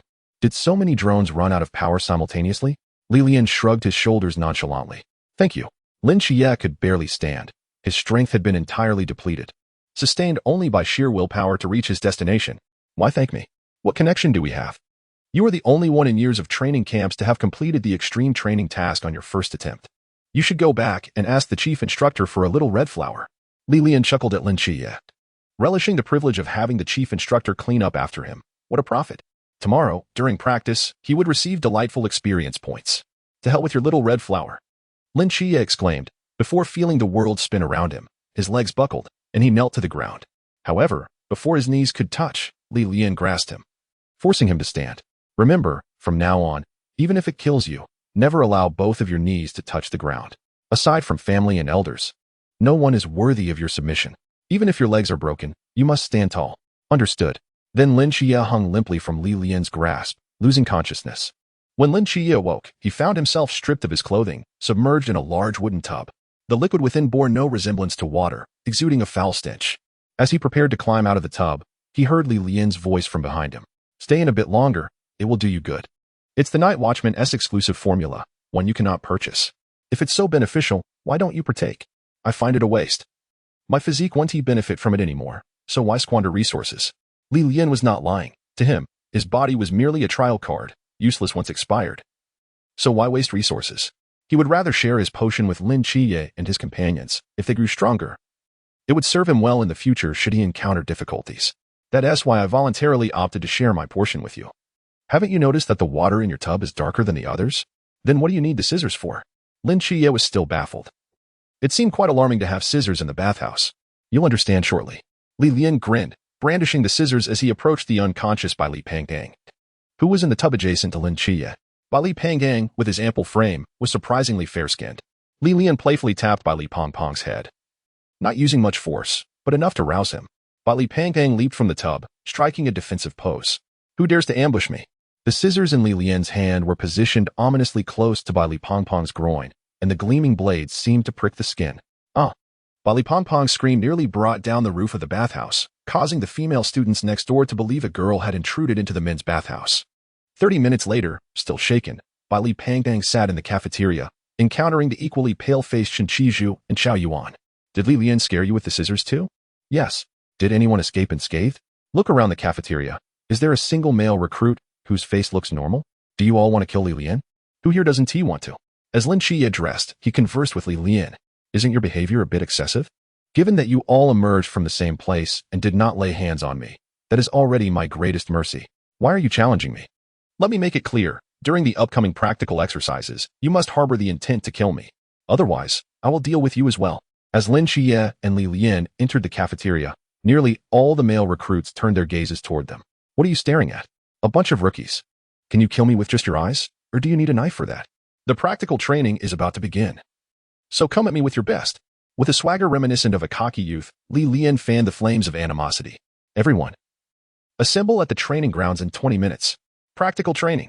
And with that, Li Lian departed, leaving Lin Qiye with a bittersweet smile. When the recruits gathered at the training grounds, Li Lian stood atop the platform wielding a starlight blade. Same as always, one by one. Today, you won TB using wooden swords. I'm giving you a chance to kill me. Use the real deal. One male recruit gritted his teeth and dashed onto the platform, seizing a blade from the weapon rack and lunging at Li Lian. Wait, don't I know you? Zhang Wei, is that you? To hell with you, Li Lian. Die. Bang. Zhang Wei, having once consumed a laxative in his youth, dramatically fell to the ground.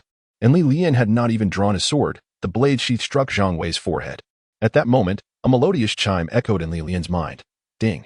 Experience points 10. Li Lian gazed at the recruits below, all gritting their teeth, their sole intent to slay him. Li Lian couldn't help but exclaim, this is truly paradise. Chapter 70, The Sudden Appearance of the Goddess of Night. Ding. Experience points 5.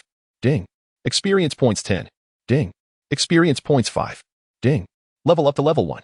Unlocked skill Path-Breaking Technique 31. Crimson Fire Cannon. Consuming spiritual energy, it can launch a fireball. Through incantation, the skill's power can be enhanced. Incantation, O Sovereign. Mask of flesh and blood, myriad forms, Sir High, crowned with the name of humanity. Scorching heat and chaos, raging southward across the sea, stride forth. Level increased to level 13. Unlocking skill, Path-Breaking Technique 32. Yellow Fire Flash. What a thrill. After much toil, Li Lian finally reaped rewards from the new recruits. From the start, he had been fervently beating up people in the training ground. During extreme physical training, he resorted to more underhanded tactics. And it wasn't until he brandished scissors in the bathhouse that the new recruits finally gazed at him with a hint of murderous intent. If only I had taken out the scissors sooner. As for experience points, those who gave 5 were less resentful towards Li Lian, while those who contributed 10 harbored greater malice. Although the experience points given were minimal, the sheer number of recruits compensated for it.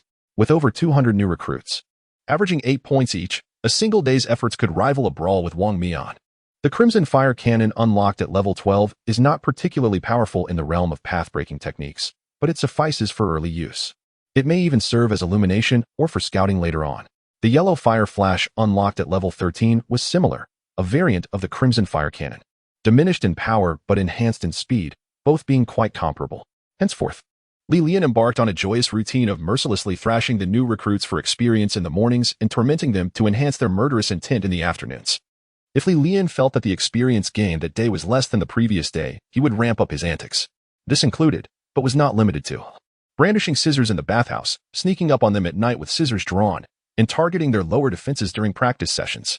The male recruits were truly suffering. The key was that Li Lian did not spare the female recruits either. Numerous girls had experienced drastic haircuts during practice, transforming from long hair to short, and from short to buzz cuts. As a result, Chief Instructor Yuan Gang received over 200 complaints about Li Lian daily, with nearly every recruit lodging a complaint each day. Yet, Yuan Gang was powerless. He had to clean up after Li Lian. Moreover, while Li Lian did indeed torment these recruits, he held nothing back during actual combat training. The recruits' close combat skills improved rapidly, evolving from not knowing how to wield a knife to being able to withstand 3 moves from Li Lian. One could only say that the power of hatred is boundless. Ding. Level up to level 13. Unlocked skill, Path-Breaking Technique 32. Yellow Fire Flash. In a mere 3 days, Li Lian had elevated his level to 14. One could only say that experience is indeed sweet. Level increased to level 15. Unlocked a new Zanpakuto. The return technique unlocked at level 14 is a powerful skill. But compared to other Kido skills in the realm of Soul Reapers, it is indeed formidable. I wonder if it could help treat the patients in the mental hospital? Suddenly, Li Lian sensed an aura of divine authority descending upon the new recruit training camp. It was not the familiar radiance of Lin Qiye's seraph, but rather a profound, powerful yet gentle presence akin to the night itself. The goddess of night, Nyx? Did Lin Qiye bring her out? Li Lian felt an invisible force seizing control of his body, as if his thoughts had been momentarily halted. A flash of darkness enveloped him, and he found himself atop the dormitory building, where a man and a woman were gazing at him. The woman was exquisite, clad in a black gauzy gown, as if draped in the very essence of night. Who else could it be but the goddess of night, Nyx? Lin Qiye gaped, equally perplexed as to why Nyx had suddenly brought Li Lian here. Hypnos? My child, why have you become so weak? Who is Hypnos? Me? Upon arriving at the rooftop, the restraints on Li Lian vanished, yet he could not comprehend Nyx's words. Do you truly wish to avoid seeing your mother? Nyx covered her mouth, tears welling in her eyes, her sorrowful demeanor tugging at one's heartstrings. Li Lian, at a loss, turned to Lin Qiye for help. Lin Qiye first shot Li Lian a glance, then grasped Nix's hand, giving Li Lian another look, urging him to come over quickly. Oh no. It suddenly dawned on Li Lian that Nix's progress in mental health treatment had just surpassed 50 upon her first emergence from the mental hospital. She mistook him for her son, the god of sleep, Hypnos. After all, it was about entertaining the elderly, and as a mere weakling, he could do nothing before a true deity. However, playing the obedient child was certainly within his capabilities. Otherwise, it would be too unjust if the goddess of night went mad and struck him. With a swift dash, he leaped into Nix's embrace. Li Lian, mother's scent is truly delightful. Seeing Li Lian so adeptly playing along with the act, Lin Qiye felt a wave of relief wash over him. Good boy. Good boy. Nix held Li Lian, stroking his hair, and continued, your situation is rather dire. You must never leave your brother's divine realm. And your soul has also encountered issues. Did you hypnotize yourself? Mother, I am in great distress. Cradled in Nix's embrace, Li Lian experienced a warmth of maternal love unlike anything he had ever known. Reflecting on his inexplicable transmigration and the realization that his body was merely a trial card, his emotions surged and he forgot that he was merely trying to amuse Nix. He only remembered that he was a child who had been away from home for far too long, longing to weep in Nix's arms. Good child. It has been ages since I last saw you cry. Clearly, you have endured much hardship. Tell your mother who has bullied you, and she will avenge you. Nix held the weeping Li Lian, feeling her heart shatter, tears streaming down her cheeks. Her gentle, wise son had fallen to such a state. He must have suffered immensely outside. Lin Qiye stood by, dumbfounded, watching the heart-wrenching scene unfold. Dude, how on earth did you manage this? You're far too immersed in your role. Chapter 71. Nix's request, the greatness of maternal love. Mother, please let go of my brother. It's not good for you to keep crying like this. Mother, please don't cry. I'm fine. Li Lian wriggled free from Nix's embrace, grasping her other hand. Now, I am the one bullying others. No one is bullying me. Li Lian wiped the tears from his face, reverting to his usual cheerful demeanor. That's good, that's good. Just as Nix was about to say something, Yuan Gang appeared at the stairwell, bearing the star blade. Deputy Captain of the Great Xia Night Watch Team 006, Yuan Gang. May I inquire your esteemed name? Yuan Gang's spiritual power surged forth, his right hand firmly gripping the hilt of his sword, not daring to show any signs of relaxation in the presence of an unknown deity. Nix. A gentle yet commanding aura began to emanate from Nix, contrasting Yuan Gang's ferocious spiritual energy, effectively suppressing it. Her gaze was akin to that of a giant observing an ant. Ah, so it is the goddess of night. May I ask why you have appeared here? Do you not see that I am speaking with my child? Why must you interrupt our family reunion? Nix's aura surged violently, causing beads of sweat to pour down Yuan Gang's forehead. Chief Instructor, it's fine. You may leave. Lin Qiye signaled Yuan Gang to leave hastily. For now, Nix could not be controlled at all. Any further provocation might truly drive him to madness. Li Lian also gave Yuan Gang a reassuring glance and then grasped Nix's hand. Mother, you frightened me. Is that so? Mother was wrong. Do not be afraid, my child. Yuan Gang remained silent, noticing the pressure on him had lessened significantly. He quietly observed Li Lian and Lin Qiye, each holding one of Nix's hands, appearing completely unperturbed by the oppressive aura, and he let out a sigh of relief. You two carry on. I'll take my leave. Lin Qiye was a good child, and Li Lian was quite astute. With those two present, there should be no issues, right? Once Yuan Gang's figure vanished, Nix turned to the very obedient-looking Li Lian and said, Me? Help the night goddess sleep? That's not my specialty. I'm not truly the god of sleep. Mother, my divine power is diminished, so I may not be able to assist you much, but I will give it a try. Perhaps it might indeed work for Nix. One must try every possible remedy. A pale green glow emanated from Li Lian's hands, and as he expended his spiritual energy, the healing power flowed through his arms into Nix's body. However, Nix was like a bottomless pit, no matter how much Li Lian channeled. It seemed to have no effect on her. To expedite his own recovery, Li Lian even donned the attire resembling the deadly Dominator. Yet, it was futile. Li Lian's spiritual energy was entirely depleted, his legs felt weak, and Nix still showed no sign of response. Seeing Li Lian wobbling slightly, a pained expression crossed Nix's face. That is enough, Hypnos. I did not expect you to be so weakened, yet you are willing to expend all your strength to aid your mother. Truly, you are a good child. Nix embraced Li Lian once more, a surge of pure divine power flowing from her hands into his body. Mother is very grateful for your assistance. Surely tonight, I can sleep soundly. Mother will come to see you again. As Nix's pure divine power coursed through him, Li Lian's fatigue vanished instantly, warmth enveloping his body. Ding. Level 1, current level 15, obtained item, Zanpakuto. Li Lian felt a surge of joy. He had not anticipated such a delightful surprise. Nyx released Li Lian, her figure gradually fading into the night. Li Lian and Lin Qiye exchanged glances, momentarily at a loss for words. You go ahead. We need to coordinate our story for the commandant later. Li Lian couldn't help but chuckle at Lin Qiye's uncertain expression. Lin Qiye nodded, pondering for a moment before responding. All right, let us say it like this. I will vouch for you. So, the one who appeared in the Great Xia was looking for you as a proxy? You can simultaneously represent two deities? Correct. Why were you there as well? The night goddess took her time and did not choose me. Then why did she refer to you as children? Perhaps it was due to the divine power we possessed that led her to misunderstand. Yuan Gang remarked. Why does that sound so implausible? Since both of you assert this, I shall report it as such. Yuan Gang chose to abandon further contemplation. Facing the pressure of a deity left him still reeling. How to manage this dual representative was a matter for the higher-ups to decide. So, you have been a dual deity representative all along? Is that ability to grow stronger at night also bestowed upon you by your mother? Yes, but why do you call her mother? And why do you call her mother? After Li Lian's question, Lin Qiye found himself at a loss for words. They stood there, basking in the cool breeze, both silent. In truth, Lin Qiye was more curious about Li Lian. When had he learned the glowing technique? Why did Nyx say she could sleep well today? Why did Nyx's healing progress rise by 1 after Li Lian assisted her? Why couldn't Li Lian leave his divine realm? These questions piqued his curiosity, but he refrained from asking. I know you can meet with mother often. Remember to treat her well. After uttering this, Li Lian departed, his silhouette appearing forlorn, akin to a solitary goose.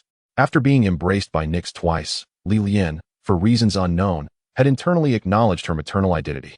When held, he felt a sense of security, even willing to remove the mask of pretense. He understood he was not the god of sleep, hypnos, and that Nyx's mental affliction would eventually be remedied.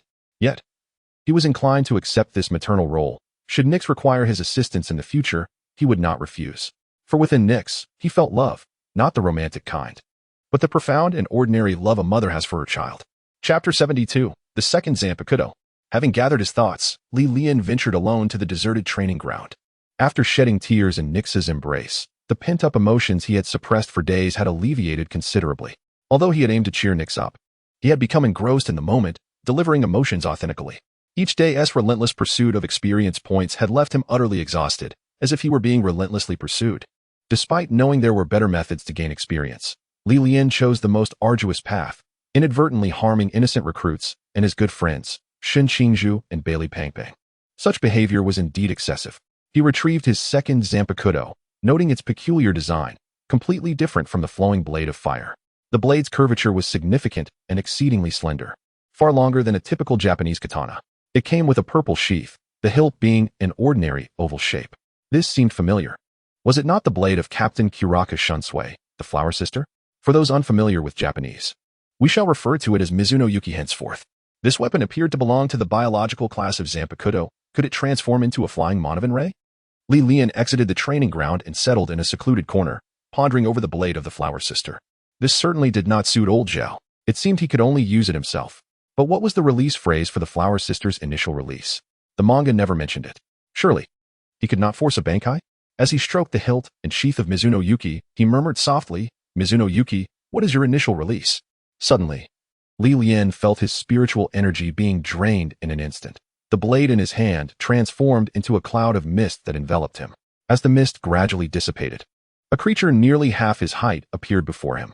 This being had 3 eyes, black and white fur, for sharp claws, and a mouth filled with terrifying fangs. It was panting heavily, its scarlet tongue lolling out as it faced Li Lian. Why did you turn into a husky?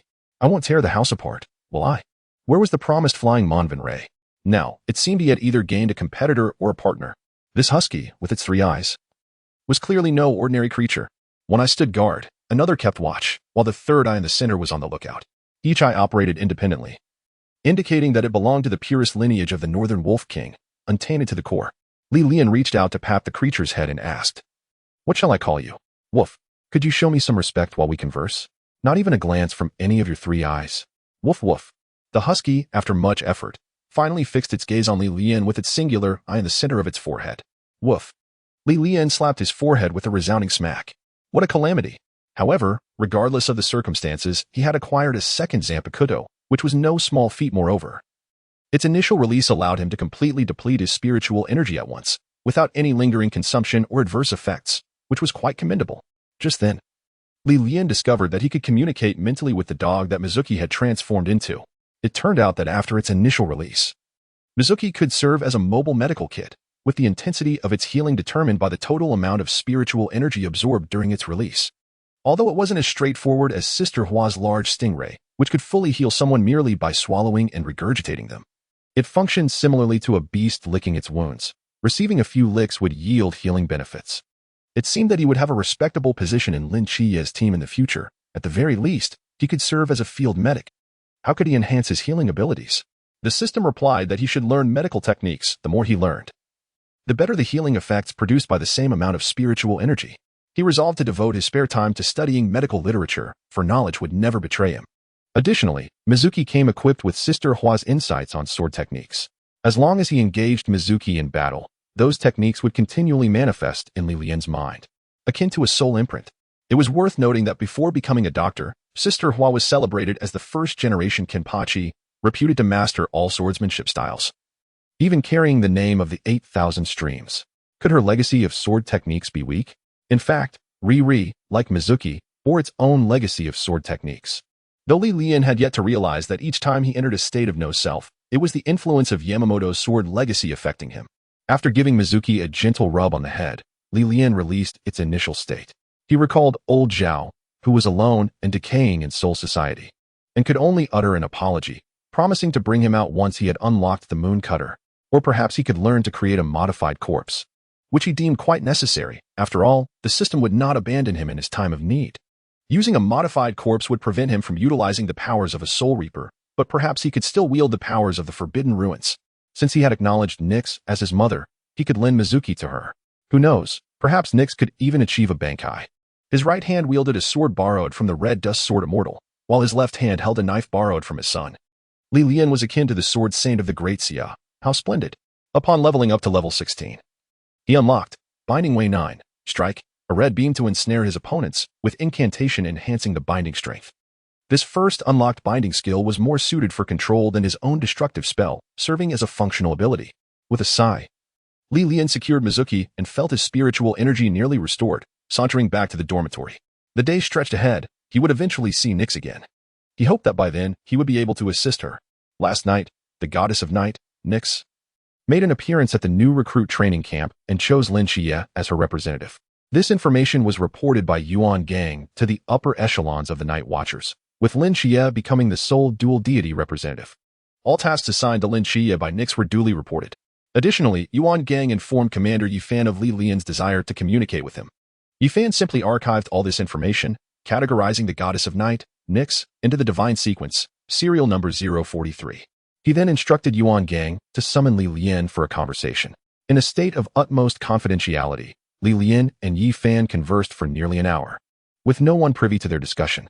Following this communication, aside from participating in regular combat training, Lian refrained from engaging with the new recruits.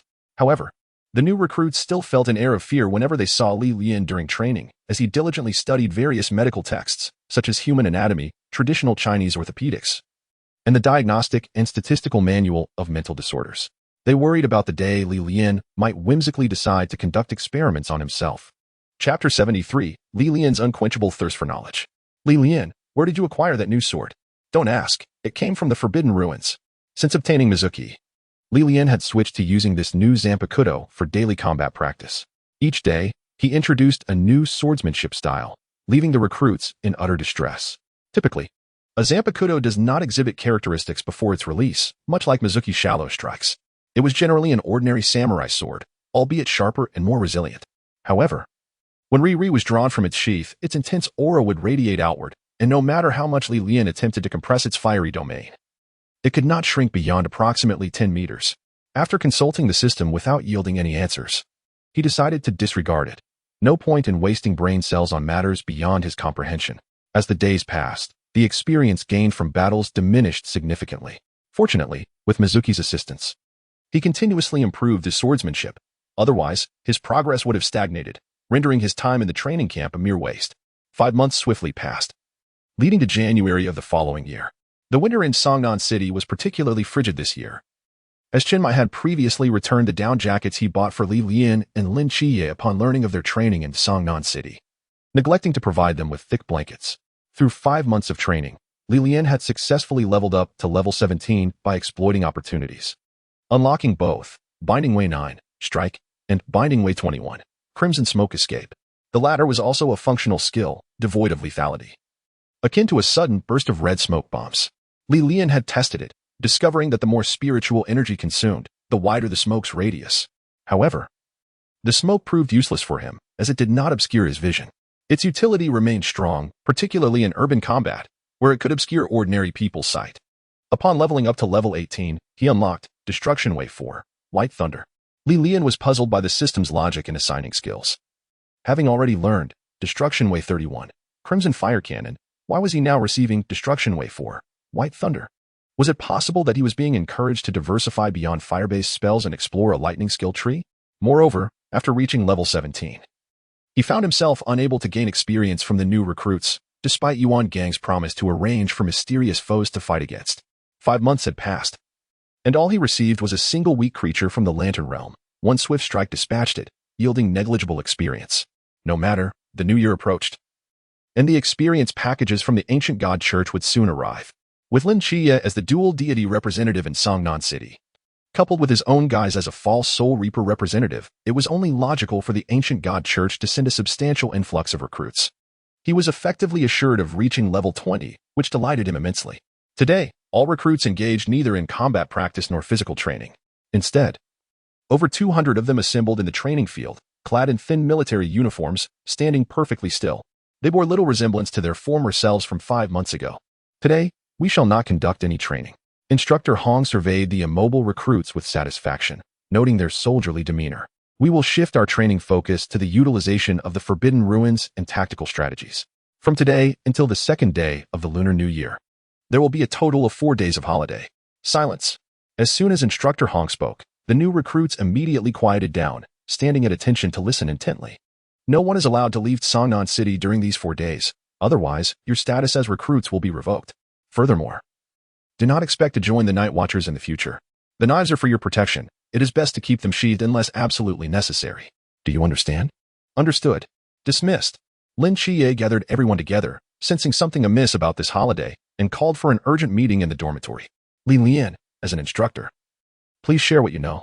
Lin Qiye snatched the book on typhoid fever from Lian's hands, glaring at him, eager to discern the truth from his eyes.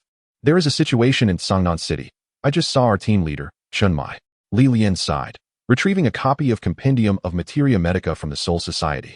And as he skimmed through it, he continued, it seems they are coming for the 3 unfortunate souls, and you must know who they are, right? You, me, and Bai Li Pang Pang? Lin Qiye's mind raced, quickly piecing together the implications. The ancient cult was targeting him and Lian, and as for Bai Li Pang Pang, he himself had claimed he had never gone 5 months without being assassinated. So, the instructors want us to disperse? To avoid collateral damage? I think so too. With over 200 recruits thrown into Songnam City, locating the targets won't be easy. Once they make their move, Team 136 and the instructors will naturally handle the trouble. Lian remained engrossed in his book, oblivious to the world around him. Everyone hurriedly packed their belongings and gathered at the training ground, where several buses awaited the recruits. Each recruit received a black box containing the star blade upon boarding. Lin Qiye, Lian, Chao Yuan, and Bai Li Pangpang sat together on the same bus, holding their black boxes obediently. Shen Shizhu, however, was delayed searching for his 3 younger brothers and had to board the bus behind. As the bus departed from the recruit training camp, Lin Qiye felt the pressure upon him suddenly dissipate. His mental energy surged, flowing through him, more pleasurable than a soak in hot springs. Qiye, I think I've broken through, exclaimed Chao Yuan, joy evident in his voice. Who wouldn't be elated at a breakthrough in their cultivation?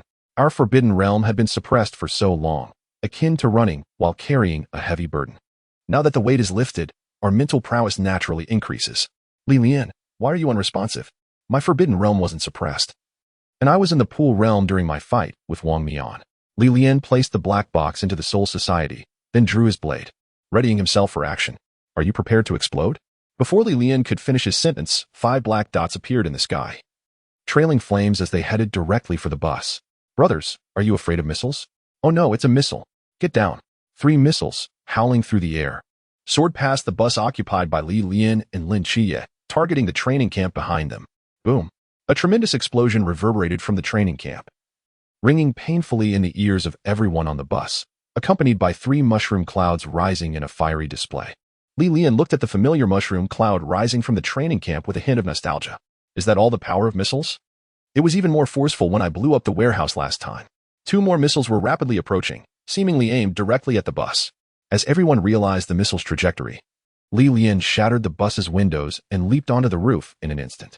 Noting that the first 3 missiles were not targeting them, he stood atop the bus, watching the mushroom clouds rise, but the 2 missiles now bore down on them.